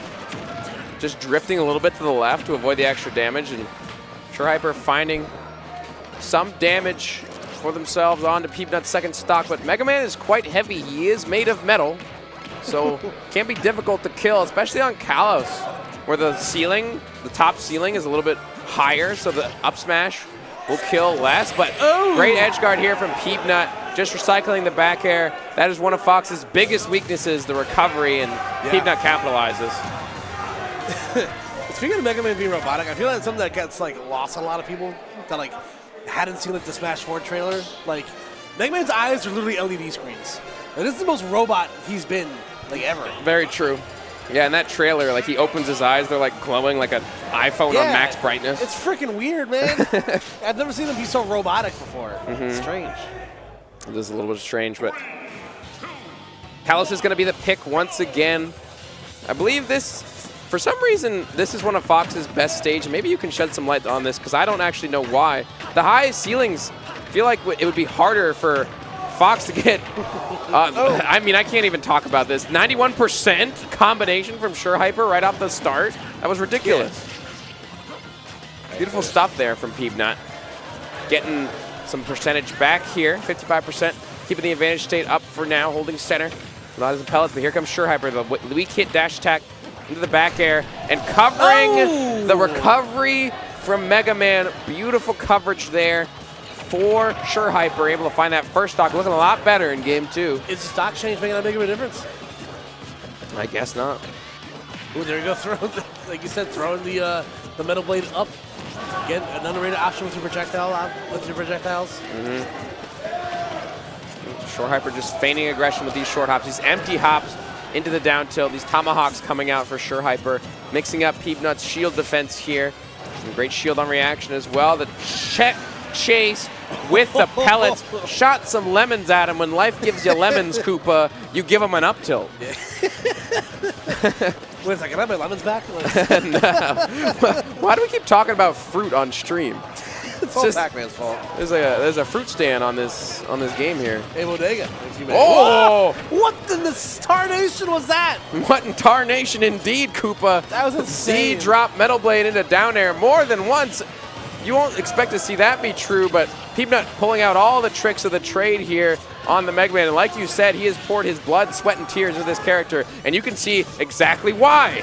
Great drag down into up tilt. By the way, if you're not screen 2, by the way, looking kind of hot. We got Lucky, the plant, going up against who I believed as, I think that's formerly Kirby Kid. Oh. I think Kirby Kid changed his tag to Lukewarm. Did he? Okay. I don't know. I need the streets to do research for me. By streets, I mean Ajax. There you go. Yep. Maybe the chat knows whether or not Lukewarm is, in fact, previously Kirby Kid. Not quite sure on that, but it is Plant versus K-Rool. I want to say he might be. I'm not. Okay, totally chat is telling me. Thank you, chat. Shout outs to chat. They let us know that it is in fact Kirby Kid previously. So Lukewarm, one of the best K-Rools in the world. We already know that for a fact. Yeah, going up against Lucky, who's dare I say the best plant in the world. Oh yeah, really? Over Brood in Japan. In America, he definitely is for sure. Okay. I can respect it. Definitely has the results to back it up. So. Yeah. Ooh, chomp chomp. Take a bite out of New York City, the Big Apple baby. Yeah, exactly. There we go. And take a bite out of Mario too. Take a bite out of everything. That's one hungry plant. I forgot Lucky was here this weekend. Truthfully, definitely one of the more slept-on players we have here in NA. But we also rocking the plant. Yep. Want to check out number 1 though as well. Atreus versus MFA. Haven't seen them on the screen just yet. I feel like I'm in like a fast food restaurant. Yeah. Let's check out number 1. Can I get a number 1? Can I get a? Let me get a number 2. Yeah. Can I get a number 3 with extra Fox, please? Thank you, production. Well, we got MFA here, the Olimar. One of the only players remaining that plays Olimar still. I mean, yeah, one of the strongest soldiers. It has to be one of the strongest soldiers for sure. Definitely. I mean, Myron comes to mind when I think of Olimar. MFA, of course. Obviously, DeBuzz has the Olimar in the back pocket, but you see a lot more Min Min and Rosa these days from DeBuzz specifically. If we're talking like falls from grace, like how far a character has fallen, Olimar. Olimar's definitely is one that comes to mind. So. But yeah, you know, Olimar definitely still able to hang with the best of them, and I do feel like this is one of those matches that can gotta give Palutena some fits. You know, small characters, characters that are hard to aim. You really have to commit to those landing aerials, and like characters that Great pressure from MFA. Yeah, and I don't care how nerfed you are as an Olimar main. You got 2 purple Pikmin, I'm pooping bricks, bro. Exactly. I am terrified as we get right back here to Lucky and Lukewarm here. Yeah, it is game 3 on Smashville as well. Looking a lot more even this time around. Lucky did get the better of Lukewarm the last game, but the reflection there, a two-pronged reflection, actually reflecting the aerial as well as the neutral B. So very, very smart from Lukewarm, utilizing that tool in his kit to avoid some damage and tack on some damage of his own. Yo, Plant is so cool. I think this character is so funny. Yeah, he's ridiculous. He's the OG DLC character in this game. You know, I feel like a lot of people definitely forget about what this character, you know, certainly forget about this character sometimes. I certainly did for a hot minute. Yep. But definitely a character that you cannot fall asleep on. I mean, Plant definitely has some stuff. Looking for the dash tag after the ground there. And once again, that reflection coming out for Lukewarm. Oh, but Lucky ready to punish it after the fact, expecting it. And that super armor from the side B for Lukewarm is actually going to save him. The back throw, of course, will do it in at that side of the ledge. All right, so Lucky looking down the barrel of a 2-1 deficit here. And there we go, hang on the ledge a little bit too long. The Patui is going to be able to get the KO there. So Lukewarm, again, trying down to their last stock here. Both players trying to come on top of the rubber game. And air dodge back to the ledge. And a nice trade right there for Lucky. Gotta be careful. Lucky is still ready to cover that. So many frame traps, all the setups, destroying that last stock from Lukewarm and dunking on him. He's so lucky. He's a star. And if I'm Kate Caro, I am crying. Exactly. That was absolutely insane. Yep, beautiful What a sequence. Beautiful dunkage there for Lucky. Able to find that game 3 for themselves. Plant Gang, where are y'all at? Shout outs to Plant Gang. Any Plant Gang in the chat? Any planters? Any planters in the chat? Any planters in the chat? I don't. Okay. Lukewarm versus Lucky. 2-1 in Lucky's favor. I'm pretty sure those are called farmers. Any farmers in the chat? Yeah, what's the demographic of farmers that watch Twitch? There's probably a good amount of farmers. I'm sorry for asking such an impossible question. Farmers only. Respond in the chat, please. We have farmers only mode, please. For What's that one dating app? It's farmers only. It's farmers only. Shout outs to production. Great up smash there for Lukewarm, able to confirm into that first stock at only 93%, which is great percentage to have if you're as heavy as K-Rool. Yeah, again, you're definitely going to be able to get some longevity out of here, but I don't know, man. The Patui hits so hard. I feel like there's a certain amount of moves here that Plant has to work with that certainly can, like, kind of close the gap here much quickly than you'd expect. And there's the forward air after the down throw. Patui coming out, but not quite going to connect. Rolls right through. Lukewarm getting a great grab after the fact, and the crown coming back. Got to watch out. You got to be careful for that. Great mix-up there from Lucky, though, to get off the stage. Like that. The weak nair into the dash attack. Okay. Swinging from the ledge, looking for a dunk of their own, but the back air from Lucky finds its mark and will take that stock off of Lukewarm, but still, plenty of percentage here, 112 and climbing. Lukewarm looking a lot better here in game 4. See ya. Ooh, underneath the stage, snuck right by. Up tilt? Not enough. Yes, just nice DI there from Lucky as well, going as far as you possibly can take that. Ooh, nice trade right there for Lukewarm. No longer Lukewarm on it. I feel like playing, dare I say, Red Hot. And now that I got that out of my system, I've gotten all the puns I can out of this. Have you though? I don't know. Give me 5 minutes. Okay, up air from Lucky. Taking the hits where they can get them. They want to find this percent. They want to add it up here, stack it up a little bit so they can find a kill onto Lukewarm. But don't be so reckless that you take more damage. And the Nair on the return as well. The Patui's still not enough, but the dunk once again. Lucky keeps finding those, Koopa. Yeah, get my man a bench spot with the Knicks right now. These dunks are looking phenomenal. Uh-oh. And here we go, low percent combo gang plant. Yep, forward, or the dash attack from Lukewarm coming out, using the Nair to ledge trap. Do not jump in my space. Able to air dodge through that time around.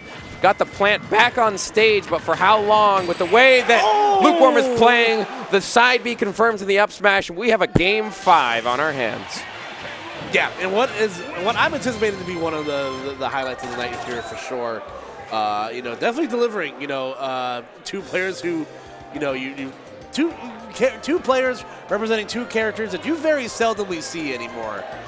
For sure. Let's take a look around the horn right now. Yep, take a look. We got Beast getting wobbled. By the wobble. Yeah. These days we call that the handoff. Yeah.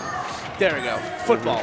Yeah. Now, I will say Beast was up big in this game. Football, I like that. Bro, Beast was up 3 stocks to 1. Wait, what just happened? I looked away for a second, Koopa. Joel, you were up 3 stocks to 1, dog. What happened? Let's just pretend this didn't happen. Let's go back to seeing the crocodile fight the plants. Wait, no, go back. Let's go back. Let's go back to Lukewarm versus Lucky. Yeah, We're not going to talk about what happened before. We got a game 5 on our hands here, and so far Lucky been clutching up in these last stock situations. Can they do it again? Oh, I love what he's doing here. That was so sick. The send off into the ledge trump, looking for more, but couldn't quite find it, but still stylish. And looking for all these reads is Lucky currently. Yeah, great. Again, you have a good early percent combo game right here. The backer are going to allow the pressure to continue to be had. Very true. The Patui setting up on the ledge here. Here comes Lukewarm with an air. Able to get off the ledge, finding these jabs. That jab is probably one of K-Rool's quickest options, able to get the plant away. Look at the ledge trap. The forward air comes through. It's not going to be enough just yet. The blunderbuss just covering the high recovery in case Lucky decides to go high, but the blunderbuss picks him up and actually doesn't send him anywhere. I was surprised at the knockback from that. That was weird. Yep. A little strange. Okay, all sorts of cannons being fired. What do you think about it? Blunderbuss has been kind of a non-factor this whole set. Very true. Lukewarm, I don't know if that's purposely doing it that way. Okay. But keeping it hidden to the very last second. That forward air will get Lukewarm on the board here first. Oh, where are we going? We're setting up the Batui. That is untechable. Saving that bag of tricks for this Game 5 situation. Great stock from Lucky. Ooh, but it has to be careful. That recovery very susceptible to being edge guard. You've seen the back air spike potentially being in the mix here as well. Nice parry, utilizing the down tilt as well. For all these combos, tried to find a tomahawk spot dodge. Actually, thought he might grab maybe. Looking for more of a punish, but that's a big punish here. Finds the grab. Unfortunately, these early game combos now are coming through for Lucky, finding that Patui as well. And the frame trap on the platform. You love to see it, but the super armor helping out Lukewarm there. Oh, he's looking for an up smash, but couldn't quite find it. Not there just yet. Both players, they're in the danger percents right now. See Lucky again going for the down B. Oh! Risks it all on that fastball Nair and loses for it. Yep. At least that stock at the very least. And Lucky finding themselves with a small lead here. Lukewarm slowing down the pace, getting the crown, choosing the grab, or the jab rather, to confirm into the up air. Now here comes Lucky with a grab of his own, but the armor from the Nair, parry back and forth. It's a scramble situation here, Koopa, back and forth. The Patui saving it from the back air though, oh my gosh. Yep, so much happening. The scramble situation. Lucky looking for an edge guard, electing to go for the ledge trap instead. Sets up the Patui, now shielding the side B, getting the stage position, but Lukewarm is able to roll through. Who's gonna get a big hit here? Here comes Lukewarm. Almost gets the F tilt in the corner there. That would have been big damage. The forward air almost comboing into the blunderbuss cannonball. Careful. Back and forth, flashing the shield.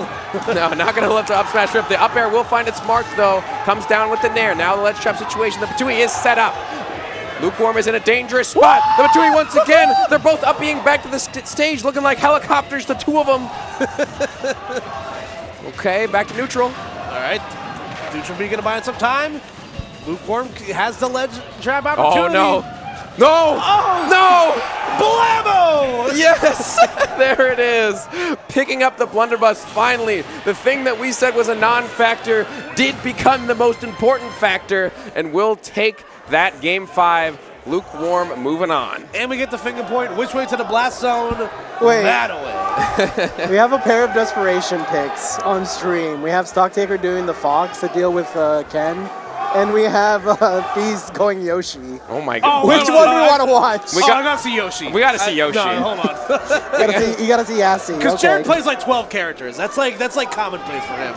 What in tarnation is this? What is this? That's not a Pokemon. Are we playing Melee? What are we doing here? This is Melee. It's Amza versus Slug. Yeah. Charizard looking kind of oblong right now. Any We're gonna reel around right any now, Melee Charizard. fans in chat? We got Amza Slug at home, bro. This is so strange. I don't because I know Beast plays a couple different characters, but they're all space animals. Yeah. This is Yoshi. Yes. I mean, he could be a space animal. He might be an alien. I don't know what he is. I thought we were gonna get a jab block there for Beast, but here come the ice combinations. That's gonna be an up air after the fact, after the up tilt, but the dinosaur is just a little bit too heavy, but not heavy enough to survive that back air. Unfortunately, not the case right here. Beast looking down again. I guess it's one of those things. All right, let's just kind of throw it against the wall, see if it works here. And so far, it's looking real rough, man. And the Ice Climber is one of those characters, no pun intended, a real snowball character. The second you get this character an inch, it's going to take a country mile. Yep. And it just feels like the lead just falls ever so farther apart for you. Your game plan just keeps getting worse and worse the longer this gets prolonged. Forward smash comes through for Beast. Noggin. For an edge guard, yep. Dude. Hits him with the big old noggin. Up smash comes through for Ices in the up air as well. Still surviving. And I feel like the Yoshi at this point has to have been a desperation pick because these Ices are running right through him. Yeah. Desperado, why don't you keep it together? Yeah. Jared won a game with Fox, let's go. No way. That's my goat. I think that's the benefit of having the quad stream. You get to see so much action. But the footstool after the forward air from Deku Raw, he is Deku Raw, bro. Oh my goodness. Yeah, the tilt is fully in effect right now. Exactly. Unfortunately here for Beast, just trying to keep it close. Okay. They both went different directions. You saw that? Part the Red Sea. They're going both ways. Two Ice Climbers leave the station at the same time. Which one gets there first? Yeah. Oh, I don't know. That's a riddle for chat to solve. Beast trying his best here to try to, squeeze what he can that's left out of this set. Yep. Got to get something going here. In the grand scheme of things, if he takes away Nana, it's doable. Oh, 100%. Oh, just kidding. What killed the dinosaurs? The Ice Age. Good night, everybody. Let's watch Jared. He's here all week. He's here all week, ladies and gentlemen. That was a good one, Koopa. I like that one. I try every day. Here on Sundays. So Jared won a game with Fox. We get to watch this now. So. Stocktaker 69. Yeah, I refer to his government name, Stocktaker 69. I apologize for folks at home. But when Stocktaker, one of my favorite players to watch locally, is always prone for a pop-off every now and then. Got 13. I think he got 13th at Collision a couple years ago. So did really well at what Shine. does Stocktaker normally play? He plays a crap ton of characters. Really? Yeah, he plays a lot of Wolf, a lot of Palutena, Sephiroth every now and then. So. Oh my! Tatsu loops. Whoa! The footstool. What is going on here? Yo, dog! I heard you like fastballers. Yeah, so there's a villager that makes an appearance every now and then. That's the thing about Stocktaker. He's also a fellow employed smasher. He works 40 hours a week. I like how Koopa just has the download on all the smasher statistics on whether or not they're employed and have a wife. That should be a real statistic. Yeah, Jared, no wife, but a 401k for sure. He definitely has health insurance. It's like, do you have a job and a girlfriend? Yes or no? Luminosity Gaming, can we get that interview for next LMBM? Yeah. We need that statistic up on Twitter expeditiously. But on the real though, when Jared's in practice, he's definitely one of the best players that New York has to offer. Oh. Okay. Oh, but did miss the down B, but still connected into the short Yukin anyways. Good stuff there from Smirk, finding that stock, but looking for a reaction. Yeah, Stocktaker going swinging with the forward smash. This matchup historically, I feel like, is pretty awkward for the space animals. Up tilted stuff for the for the FGC characters already like kind of combos into themselves pretty well for the Shotos. So it's like, oh man, like this is already like kind of easy, and I'm a fast faller, so I'm just gonna eat like a crap ton of %. But I really, so yep, it's tough stuff. Much less interacting now for Stock Taker, trying to find some connection onto Smirk, but he's playing this very, very slow. You see the stage positioning, but the second Stock Taker gives up the stage positioning, this is what happens. You just do the bad DI on the forward smash. That DI was terrible. What was that? That was that was Cross Bronx Expressway DI. Like you're trying to catch the bus downtown with that DI, bro. Yes. Oh my God. And we got Jen and Mr. Muggs. Another Bowser Jr. that isn't TM7 Zap. I can't believe it. Insane stuff. Speaking of insane stuff, Jen, another one of the local favorites. Top player in New York for a long time. He's kind of taken a little bit of a break recently again, but still, always nice to see him. Jen's always someone you can't sleep on. I believe he got like 9th place or somewhere in the top 16 at Let's Make Big Moves. Make Moves Miami. Solid. So, yeah, very solid player. Definitely someone you can't sleep on. And we were talking about strongest soldiers before, with Olimar. One of Palutena's strongest soldiers is still to this day. Yep. Okay. Here comes Jen with some drag downs in the up air, finding all sorts of little combinations here in the early percentages. 80% now. On to Mr. Muggs. And the forward air coming through, and the back air as well. Mr. Muggs trying to make this comeback. Yeah, this matchup I feel like can be really difficult for Bowser Jr. Like, Palutena is so good at just covering the area which Bowser Jr. kind of wants to hang around. The disadvantage looks like it's pretty tough. Like, you don't really have anything that's fast enough for like long-lasting enough to kind of compete with Nair. So. Yep, very true. That trap situation has the Koopaling on the platform. Jen likes to just go high, eats a rapid jab for his troubles, but not quite enough to kill just yet. Still has 2 stocks to play with as well, so Jen's taking it slow. Very relaxed gameplay from the Apollo here, but that was anything but relaxed. The car comes through crashing into Jen and taking that second stock. Anybody get the number for that truck? I don't know. We're going to need the license plate. Does Bowser Jr. have registration? Probably not. That clown card is not licensed and registered. Excuse me, Bowser would never break the law. Bowser Jr. is under arrest. Bowser's premiums would be through the roof. My gosh. Very true. He's got like 8 of those things. My God. We got some other matches happening around us here. We got Smurf, as we saw earlier, going up against Smurf versus Meister. Okay. I did see somebody.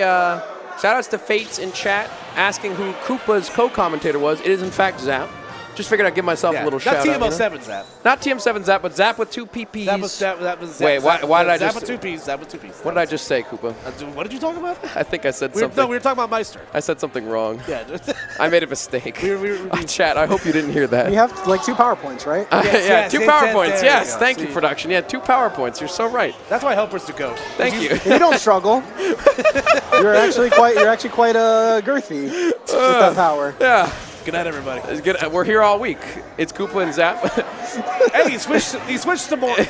It's Koopa and Zap here to commentate some more pools. We got Jen and Mr. Muggs. Chat, let us know who your favorite Inkling is, or who your favorite Koopaling is. Favorite Koopaling, yeah. I kind of like Ludwig. Who's your favorite Koopaling? I like Morden when I played Mario Kart for like 5 months. I'm a big Iggy guy. I like Iggy. He wears glasses just like me, so he also has astigmatism. I dig it.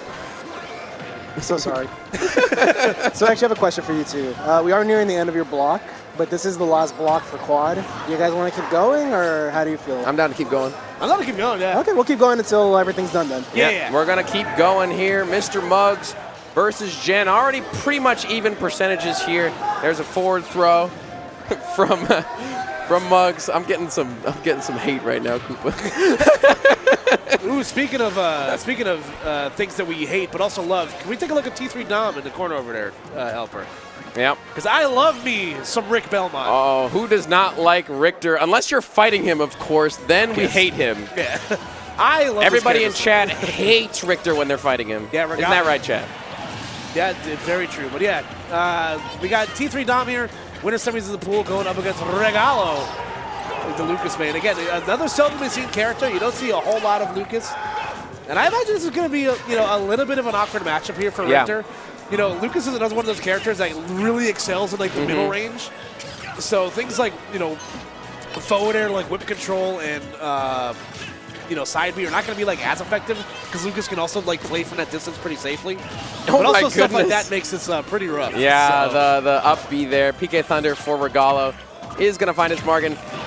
Richter is one of those characters that is relatively easy to edge guard. So you'll definitely have to see how Regalo utilizes tools in their kit to get rid of those stocks via the edge guard. But nice little combinations here from T3 Dom. Take this, he says, but Regalo says, take this back, and throws the fire right back in his face. Yeah, Die Monster, you don't belong in this world. And Regalo actually is one of the best in the Carolinas, I believe. #1 at some point, I know that for a fact, so yes, definitely no slouch here. You got to be careful. Yeah, you see Dom trying to set up the scenario here to try to get the follow-up for a KO. Like I said, Holy Water at the ledge. And when Belmont's able to operate properly at the ledge, he's one of the scariest characters in the game at being able to keep you alive. Yeah, and that up B just seems to work so well against Richter specifically. Effective. Yeah, takes the jump away, and once your jump is gone on Richter, you are gone. The up B, Shoryuken looking, not quite going to find it. Take this, but great SDI from Regalo, gonna have to up B back to ledge. Oh, the fire just barely clipping him, but still makes his way back. Great back air call out from T3 Dom, able to read that jump from ledge from Regalo. Yeah, excellent stuff right there for sure. As we take a look at what's going on here, as you see what's happening on our screens here, but again, accidental rapid jab. Don't you see that from Richter? And that's not gonna cost him the game, is it? No, not quite. Not just yet. Still the PK fire from Regalo, paying in dividends currently with a spot dodge from T3 Dom. A little bit shaky, he's looking a little bit scared, but here comes Dom with the advantage state. Get off me, says Regalo with a PK fire. My dude got hit by the cross twice and still did not get a follow-up out of it. That's crazy. Unfortunate. That means Lucas is definitely the devil. Oh no. Take this holy water. Get away from me. I said get back. Okay. Okay, it didn't quite work out. Die Monster. Okay, the back air tipper. Not gonna find his mark, but we are all the way out there with the axe. Chomps right into Regalo and finding that first game. Good stuff to T3 Dom, sniping him out. From deep, looking like Kobe Bryant. From downtown, you might say. It's in the shoes. Shout out to the Knicks, who are not home this weekend, but beat the Sixers by 36 last night. Knicks tape. Shout-outs, shout-outs. Yeah, shout out to all 6 of you in the chat that watch sports. Yeah, who watches sports? We watch esports in this house, Koopa. Regular sports, not in my house. Not poggers. Regular sports, poggers. Esports, poggers. I'm a pretty big fan of esports. We're watching an esport right now. True. We're commentating esports. This is our job. What are we doing? All right, should have been commentating regular sports. All right, so we get the outfit change here for T3 Dom. I gotta say, I'm a big fan of the color counter pick, even if you win nor lose. The color counter pick is something that it's psychological. Yeah. There's a science behind it. This Richter outfit is so based. It's the HD Water outfit that makes it look like he's wearing capris because his boots are they look like it's a skin. So it looks like he's showing some ankle. Showing some ankle. You know what? Now that you say that, I didn't realize those weren't his ankles. Oh, yeah, you can't unsee it now. Yeah, now I can't unsee it. That's not his ankles. Those are, in fact, boots. Yeah, he's wearing capris, bro. Thanks for the knowledge, Koopa. That's why we hired you, bro. That's why I'm here. All right, so let's see if the counter pick to Hollow Bastion makes a big difference here. See it. See if we can work out for Regalo. T3 Dom still finding this lead in the early game right now. Holding this center platform very effectively. They're going around the horn. Obviously, Jen up 2 on Mr. Muggs. Meister up 1 game on Smurf. And looks like Fair and Slingshot looks like they're just getting into the thick of things here in game 1. So, yeah. Sauceless Fair, that is. I argue Banjo's not sauceless. Banjo has some sauce. Does Banjo have any sauce? Let's be honest here. Yeah, sure. Does he? Maybe. I could see it. Tweak has a banjo, apparently. Yeah, it's a thing. Yeah. I remember him playing banjo at Glitch all those years ago. Yeah, once upon a time. Yeah, once upon a time. I believe he got 2nd with all banjo, if I recall correctly. Yes, I believe you were correct. Good stuff from Tweak. What a time. Too bad he's not playing it this weekend. You know, I spoke to Tweak earlier. He said, yeah, I'm definitely playing Banjo this weekend, but I realized now he was being sarcastic. Yeah, we call that meta manipulation. Shout-outs to Tweak, you know. Getting my hopes up for the Banjo and Kazooie. Yeah, you can't forget the Kazooie.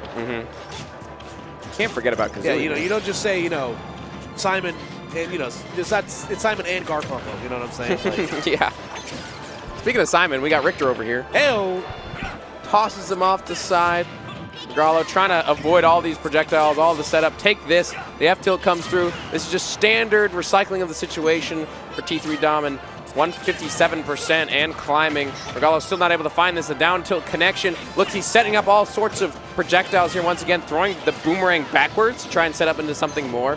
Fortunately, Regalo not giving it away. Yeah, when you're in the lead with Richter, like, your game plan doesn't really change too much. Like, you're just going to try to keep Lucas at bay here. Yep. Force them to overcommit a little bit. A lot of healthy diet of axe.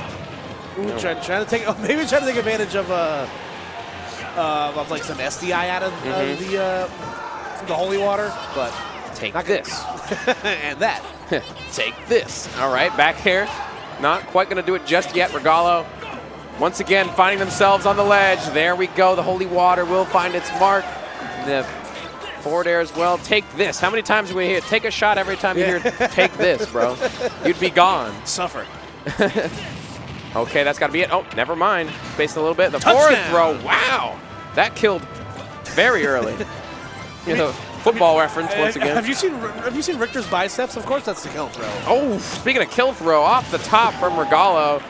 Just evaporated. It felt like he was in Lucas's hands, and then the next frame he was on the top already. He was Thanos dust. Yeah, literally.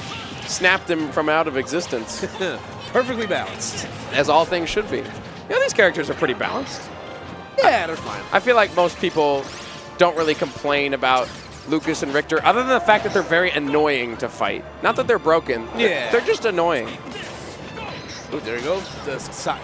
Cross going to connect once again. Again, it's just been a steady diet of the projectiles just being way too much. Steady diet of take this and this. He's trying to feed Lucas. Take this, He's polite. Said, here, take this. He's a growing boy. He's got to eat. He really does. PK fire. Very nice. Great parry. Gets the up air. Into the back air. Looking for the spike. Okay. 1, 2, 3. That was almost... What do you mean that was almost? Well, it was almost sick, and then it became sick. It was almost sick, and then it was sick. Because the first back air was the one that was supposed to connect. And then it's like, okay, well, let me course correct here. We're good. Yep. Beautiful stuff from Regalo. Able to equalize the stocks, but not yet able to equalize the percent. And now you're stuck on the ledge. Able to roll through, but still the coverage from T3 Dom is there. Even if you get off the ledge, you're still taking some damage almost every single time. You're not getting there or getting away unscathed. See? There you go. F-tilt again, going to set up the scenario once again. Oh, the ledge. The F-tilt, the classic, day 3 smash forward. We're going to see the immediate twirl of the finger, which is universal designed for. I would like to run it back to that same stage you just played on, sir. Yep. We see Meister cooking up something big down there. Smurf actually switching to the Kazuya for the first time so far in this pool, electing to go for it. Oh, you see why Meister's character is a little bit effective versus some of the Shotos. He can actually crouch under some of the mechanics here from Kazuya. What a silly little guy he is. Very silly character. Here comes the Nair. Yeah, Meister getting some up airs.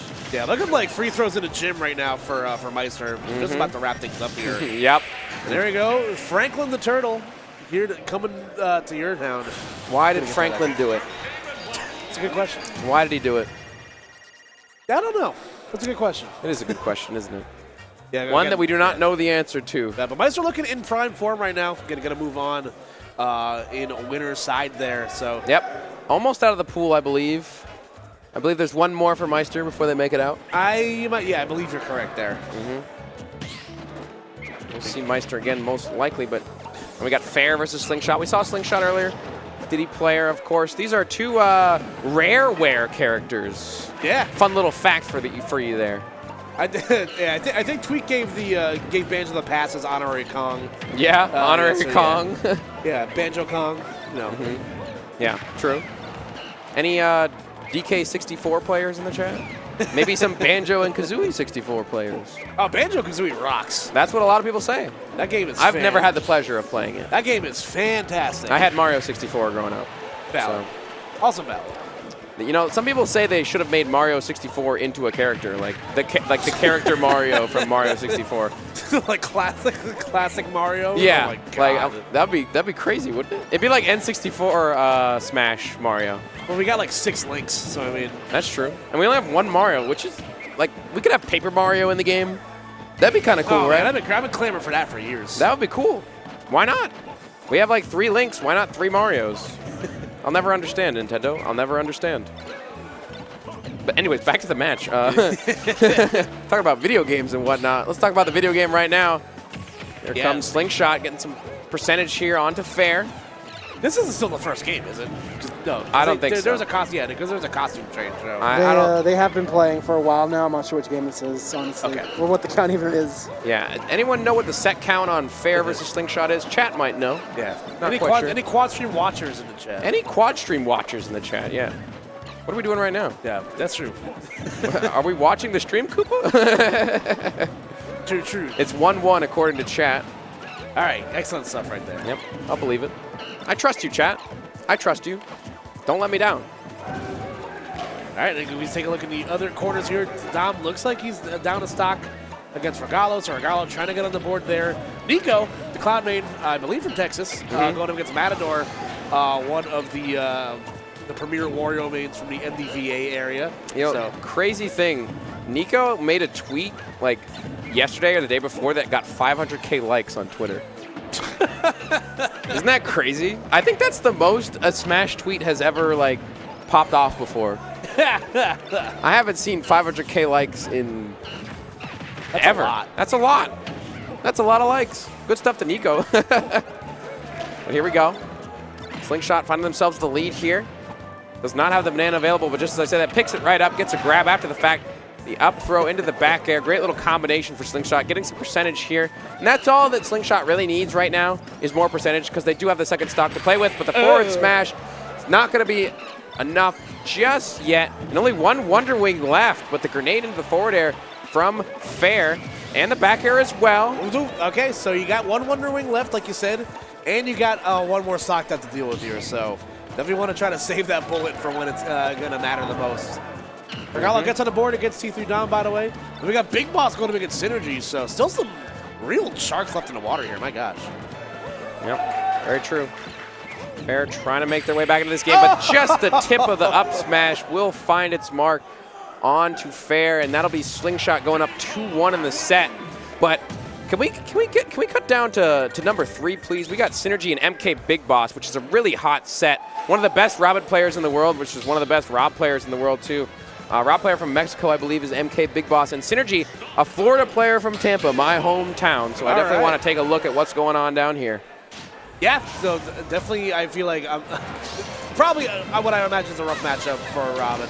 Again, Robin's just such a well-rounded character. I feel like there's like, you know, even like the bad matchups are obviously still winnable for him. And there we go, the up air will connect right there. So that is going to get MK Big Boss on the board right now. Here comes the ledge trapping here for Synergy. MK Big Boss electing to go high. I feel like that's a good choice in this matchup, especially because Rob can afford to just take to the skies when Robin is ledge trapping, just to avoid all that disadvantage that might be caused. Yeah, I think that's definitely a feather in Rob's cap in his matchup that, you know, he can kind of just bypass the ledge trapping option. Yep. That Robin has to gain, that he has to, most characters have to play. Yep, very true. But there he goes, and they're going to help almost get things started there. Synergy just playing this a little bit safer now, knowing that they don't have as many stocks to play with. Unfortunately, that is not going to be the 11 sword. It is the bronze sword that finds the connection. The 11 sword available once again, but here comes MK Big Boss. Down tilt, down tilt, down tilt, grab. Not quite going to confirm just yet. Getting rid of the gyro. Smart from Synergy. The Arc Thunder as well, just to disperse the Rob. Utilizing the gyro. Just holding shield. Synergy playing it carefully, holding center. Wants to keep this positioning. Yeah, there we go. Here comes the Arc Fires at the ledge. Oh! That was actually really smart from Synergy coming out there, like feigning like he's going to ledge trap, and then gets the ledge trap anyway for himself. But great advantage state from Synergy there, great reads, and here comes 11 sword damage. And great Nosferatu as well, equalizing the percent even more. Oh. Yeah, Gyro said, I'm going off the stage, bro. Later. See ya. You ain't using me today. Big Boss shooting the laser the wrong direction, but nair into up air. Good DI, though, from Synergy. There we Great go. fade back as well. Yeah, Big Boss chasing, again, so it's so dangerous when Rob is below you.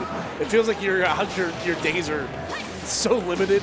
Like, just being able to shark with whatever he feels like. Ooh, good set. There you go. The Elwin gonna set up this edge guard right here. Oh, what happened? Right out of gas, it looks like. Man, great edge guard from Synergy, able to recycle the situation enough times where he doesn't have gas, able to come back, but still.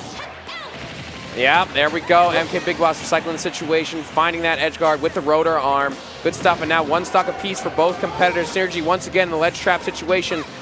Gives away the roll, but the arc fire connecting again, and the air dodge, just barely able to make it out, not getting the correct hit of the arc fire. Yeah, EX rotor arms, huge there, and again, I love the fearlessness from Synergy to play with the gyro.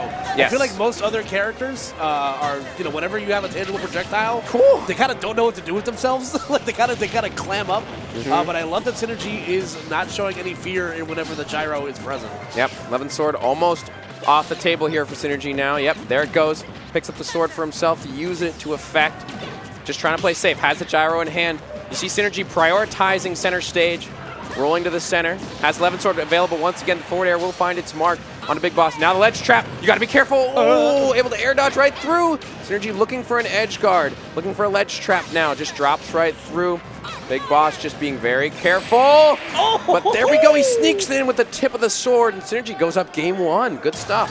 Yeah, great ledge trap right there for sure. Again, the pressure at the ledge. Like I said, Rob, most characters are able to ignore, most characters have to interact with the minigame. Rob's a character that can bypass it sometimes, but you saw right there the pressure from Synergy was excellent right there. You know something, guys? They say a watch pot never boils, and a watched regalo doesn't win because, goddamn, it is game 5 between these two now. Yeah. After this dude lost the first few games. That pot was ice cold. My goodness. He is warm now, and now that we're observing him, unfortunately, he lost the first stock. Damn it, dude. You shouldn't have called attention to it now. Regalo losing out on that first stock, unfortunately, but it is a game 5 situation here on Town and City. T3 Dom already finding plenty of percentage and the stock lead for themselves here. Is it like Voldemort? Are we like not supposed to talk about it? No, like, don't talk about it. We don't talk about it. If you talk about anything that good is happening to a player, bad will befall them almost immediately. The boy who lived. Harry Potter. Anyways. Yeah, unfortunately stuff right here from Regalo. Like I said, able to win the last 2 games to bring it back to a game 5. And, ground control to Major Tom. We have a missed ledge right there. What happened? Did production curse him? Yeah, we guess. So you've heard of the commentator's curse. Have you heard of the production curse? Yeah, have you heard of the production curse before? I don't know if I've heard of that one. Regalo trying to make their way back into this game here. Finding some percentage. Still not the first stock, though. T3 Dom holding on by a thread with 115% dash attack burst option. Get off me, he says. Regalo is finding a tough time getting in on this guy. Actually, utilizing the forward smash, trying to reflect the boomerang, but T3 Dom sent it too high. No jump now. Okay, able to snap the ledge anyways. Yeah. See what the response is. Ooh, gets grabbed. Difficult. Yeah, air dodge back down to the ground. Again, it's just all coming up a Richter right now. Yep. So Regalo just trying to get something going. Okay, Ooh. dragged down, gets the read after the fact, but still can't confirm into a kill. T3 Dom once again just setting up every projectile in the universe against this tiny little boy. It seems like he cannot find his way in, unfortunately, for Regalo, but T3 Dom looking to close this game 5 out. There's drag down. The tipper of the forward air, not quite going to kill, but the axe will comes through. Getting rid of that game 5 handedly for T3 Dom. He watched Regalo. Shouldn't have mentioned it. Shouldn't have mentioned it. Yep. I'm sorry for observing. Should not have observed any of that. I pretend not to see. Shut us, Reggie. On the other side, we see MK Big Boss making some adaptations here against Synergy. Yeah, big lead right there for MK Big Boss. And Matador and Nico going into game 2 here. Okay. Ooh, falls out of the up air as well. But the back air from Synergy able to find its mark. Not too shabby, but the back air from MK Big Boss as well will plow through that second stock of Synergy. Oh my goodness, Big Boss gets a 0 to death right away. That was 2 stocks evaporated. We were talking about Thanos earlier. Thanos snapped him right away. Perfectly balanced. Definitely not. No. Not even close. Not all of us can be God's favorites, unfortunately. Time to tip the scales. That's what Robin says, right? I played that game for like 6 hours. So Did you? Yeah. I actually bought the game before Smash came out. I played it, and I lost it in my car. I don't know. Yeah. I don't know where it went. It's gone. It's gone. It got Thanos snapped. Yeah, it belongs to the streets now, for sure. It belongs to the streets. Whoa, great combo from Nico there. Wow. Forward air into the finishing touch. Great way to finish off a game and get themselves a Game 3 situation. Yeah, absolutely. Definitely a great way to end the game for sure. Nico does that a lot, from what I understand. One of my roommate plays Cloud a little bit. He's a big Nico stan himself. So I noticed that Nico is big on finding those percentages where the finishing touch works out for you. Yeah. You take a look, pan over back again to Big Boss and Synergy. Yep, checking it out once again.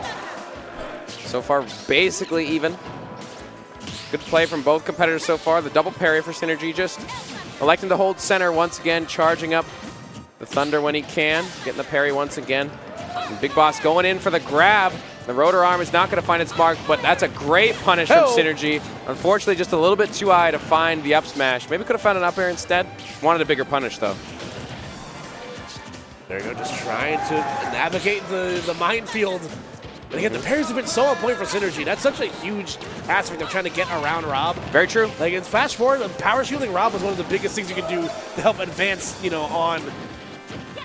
what is Rob's impossible range to fight from. Yeah, and if you think about the moves that Rob uses a lot in neutral, oh no. 1, 2, 3, 4 up tilts perhaps. Gets the up air off the top, but talking about Rob's hitboxes, Nair, Gyro, the laser beam, all of these 3 options that he uses pretty often in neutral are great to parry because if you don't parry them, how are you going to punish it? Yeah. I've always compared Rob to like Smash Form Mewtwo, where it's just like trying to find a range where you can play around him is very awkward because you can't get too close because he can box you up close with down tilt and then combo you to forever. And you can't really camp him out either because he's got 2 really good projectiles. Yep. So you really gotta be pick and choose your battles sometimes. And Big Boss, so again, going deep for these edge guards, taking advantage of Robin where it hurts the most. Okay, that's got to be a kill. Yep, the up smash from the arc fire, only 67% as well for Synergy. Utilizing all the stage to his advantage, utilizing that space.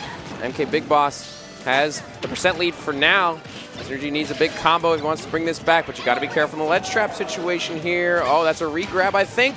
Oh, but Big Boss actually thought he would land on stage, but I think the hitbox was too big. Nice catch with the PK, the PK fire? Yeah. Sorry, Lucas brain rot. Yeah. Okay, down throw into the up air. Synergy able to DI it properly and live. Sneaks by the rotor arm with the invincibility, and Big Boss going to the other side, wants to avoid the ledge trap from Robin. Very smart. That is one of Robin's largest strengths, is the ledge trapping. And on the other side of things, we see Nico, who's up 3 stocks to 1 currently. Just as I say that, of course, 2 stocks to 1 now, but still a lead. The commentator's blessing. Yeah, for Nico at least, not for Matador.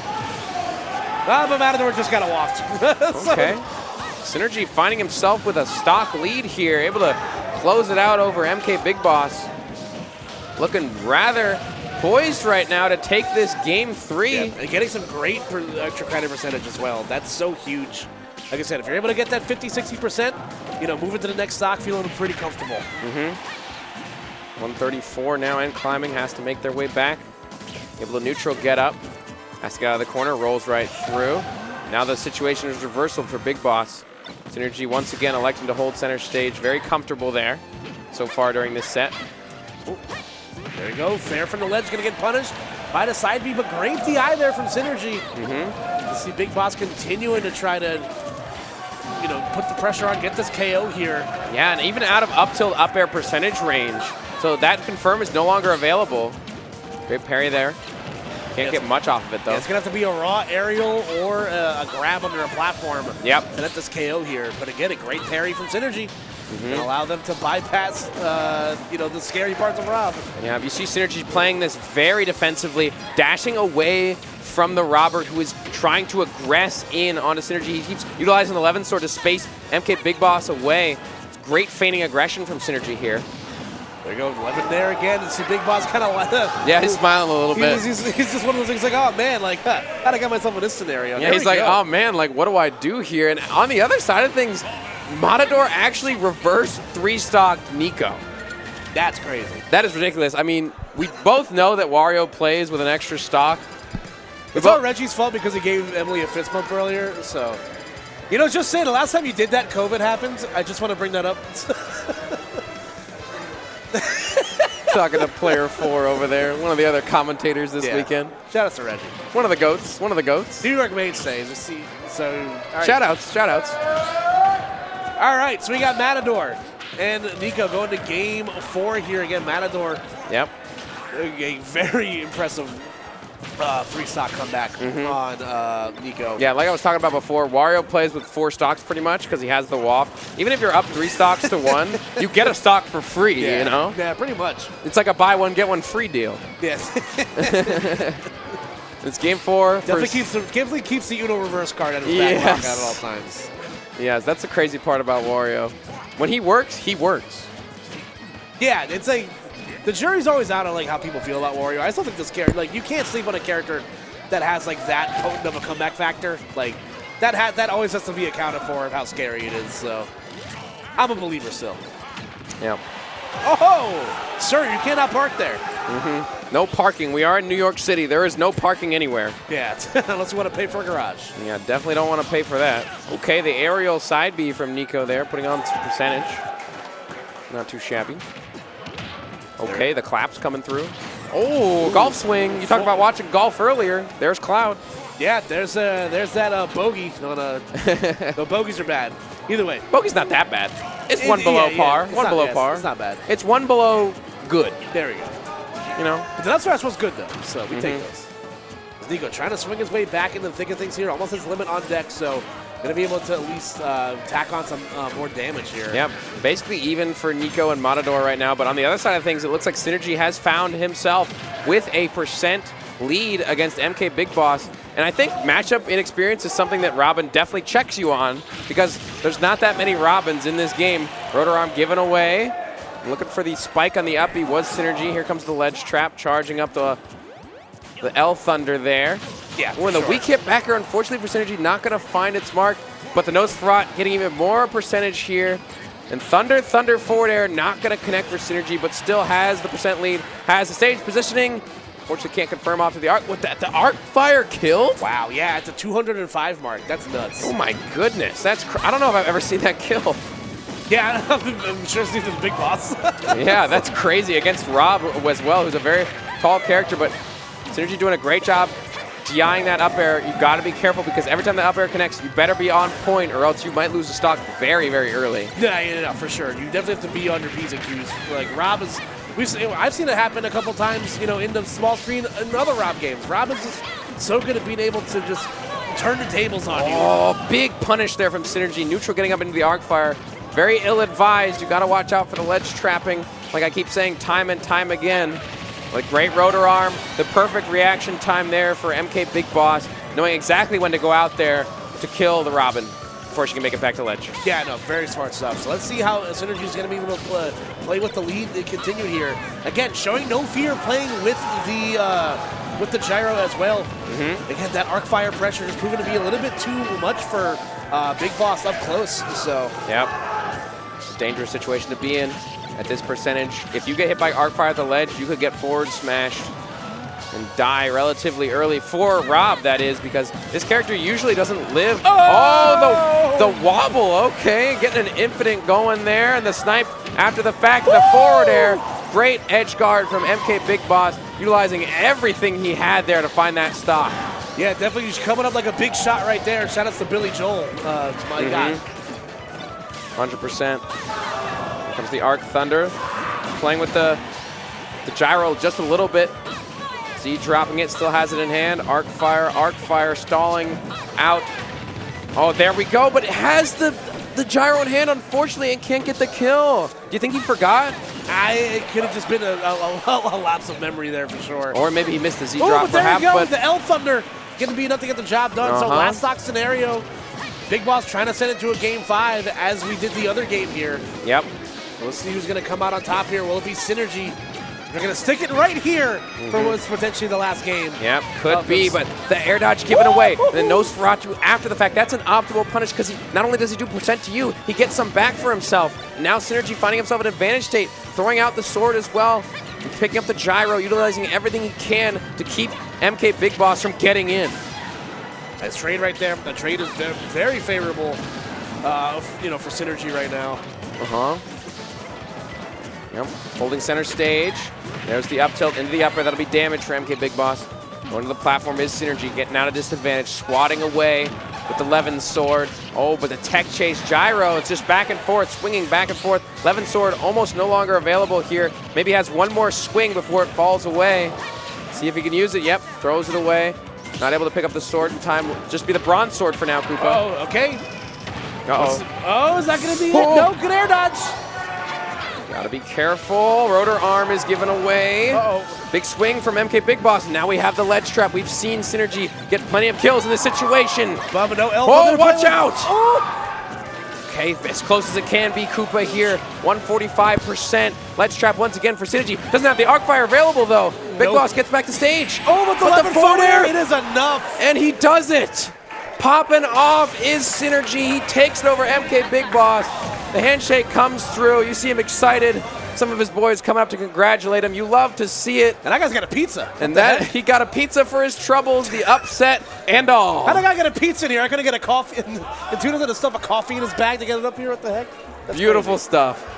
That was beautiful stuff, man. Yep. Again, a great game. Like you said, matchup and experience can definitely be a lot for you to play with there. I'm sure there aren't a lot of Ramas that Big Boss has access to playing. Shout out to Synergy, though. That is one of my friends. I actually flew here with Synergy, so we love to see it. Shout outs to the boy.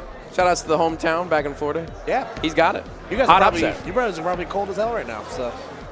But a hot upset definitely to warm things up. And I guess that's going to be it for us, right? Yep. Yeah, do some mat slides, but yeah. Yeah, well, of course. We gotta pay some bills. Yeah, we got to pay some bills. We gotta pay the bills, guys. Yeah, so we gotta pay the bills. Please stick around for a moment so we can talk about Gen Game Media.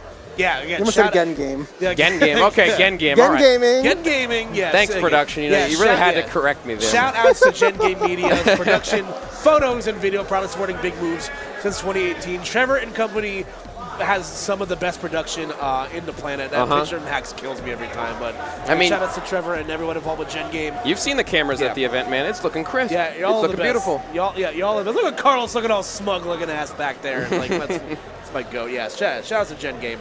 Yep. For sure. Some of the best in the business. Follow them on Twitter at Gen Game. If you guys are looking for more events to go to in the Tri-State area, may I point you towards Collision 2024. Yeah, it's going to be a hot tournament for sure. You don't want to miss this one. You can already see on the list here, top tier talent in every definition of the word. Zane, Spargo, Cody Schwab, MK Leo. Not only do we have Ultimate, of course, we have Melee as well. You can sign up, StartGG/Collision. It will have a price increase on January 7th, so you want to sign up now if you want to get that early bird special. And if you're looking for more tournaments to attend in the upcoming year, look no further than Defend the North X or 10, depending on how you want to read that. Defend the North is the largest, New York's largest fighting game tournament and esports event, and it's celebrating its 10th year.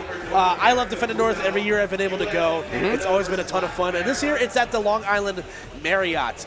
So make sure to sign up while you still can to start that GG/DTNX August 2nd and 4th. And Smash Ultimate's going to be there too. Check it out. Check it out. Definitely check it out.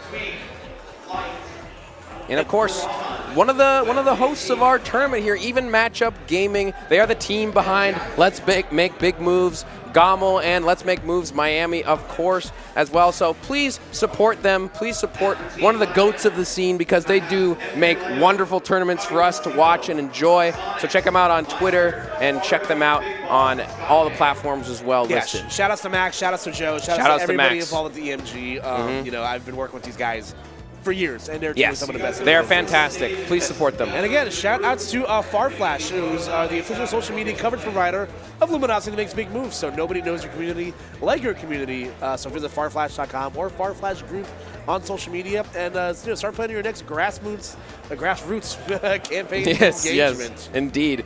And speaking of, we talked about this a little bit earlier, but it is going to be Gommel, Get On My Level, the 10th year anniversary. So many 10-year anniversary tournaments coming out. I know we have Genesis X coming up as well, but don't sleep on Gommel as well. 10th anniversary of Gommel. We got all sorts of games here. Street Fighter, Guilty Gear Strive, Melee, Super Smash Bros. Ultimate, Rivals of Ether, and of course, Tekken 8. And use the code GOMMELX for $5 off your venue fee till the 8th. And that is coming up pretty soon, guys. So go to startgg/Gommel to check out that code and make sure you get $5 off. And again, shout out to Creason, doing professional graphics and designer for hire. They are responsible for a lot of the graphics you see here. Yep. This weekend, including also across Let's Make Moves Miami, Get On My Level X. So definitely contact them at Creason Graphics, and their emails below as well. Yep. And we got Let's Make Merch Moves, of course. You always got to shout out the merch from Let's Make Moves. The Luminosity team and EMG always put together some great merch for you guys to enjoy, and I definitely like the King K. Rool shirt a little bit. I like how he's like a thug boss. He's sitting there, I'm a big fan of the New York Knicks. Yeah, you're a Knicks guy. As a suffering Knicks fan, that is fun. Speedy pizza hot dog is also fun too. Listen, just real quick, the merch is always great at Let's Make Big Moves. The merch this year is gas. Buy the merch. Check out the merch. Sick. Make that merch move, chat. And speaking of other platform fighters we got here, again, shout out to Nickelodeon All-Stars Brawl 2, the other premier game we have here. So check out the game online while you still can. It's NickelodeonAllStarBrawls.com. I love Nick Brawl. It's so much fun. If you're a 90s kid like me, see my Angry Beavers because they are sick. And check out some of your favorite characters. And speaking of bees, let's talk a little bit about one of our last sponsor here. Yep, the Beekeeper featuring Jason Statham, of course. Yeah, again, I am so looking forward to this movie. David Ayer is one of my favorite directors, the director of Suicide Squad and Fury. The Beekeeper comes out January 12th, which is next Friday, I believe. So this Friday, depending on what week you're in. So yeah, be sure to be there. Yes. Again, the Beekeeper, one man's brutal campaign for vengeance, takes on the national stakes after he's revealed to be a former operative of a powerful and clandestine organization known as the Beekeepers. And again, I love Jason Statham. Does he have bee powers? No, I'm looking at the graphic right now. It looks like he's transforming into bees. You're gonna have to be there to find out, Zach. But again, I guess so. I love David Ayers. Fast and the Furious is one of the most monument like foreign movies of my life. Yeah, I love that movie. I mean, if you like action movies, you're gonna like The Beekeeper. It's Jason Statham. Come on now. Everybody knows who Jason Statham is. He's got that classic accent. He's got that bee in him, bro. He's got that bee in him, bro. Yes. Definitely check out The Beekeeper. And again, shout-outs to production, shout-outs to Helper and House and everybody here this week in VGBC as well. And shout-outs to you, my man. That was a lot of fun. Shout-outs to you, Koopa.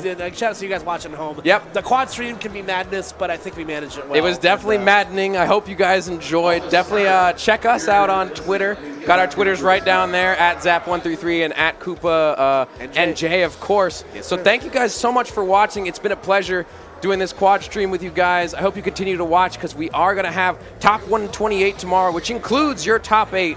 So make sure you don't miss that. Let's Make Big Moves. 2023 is not over yet. Goodbye, everyone.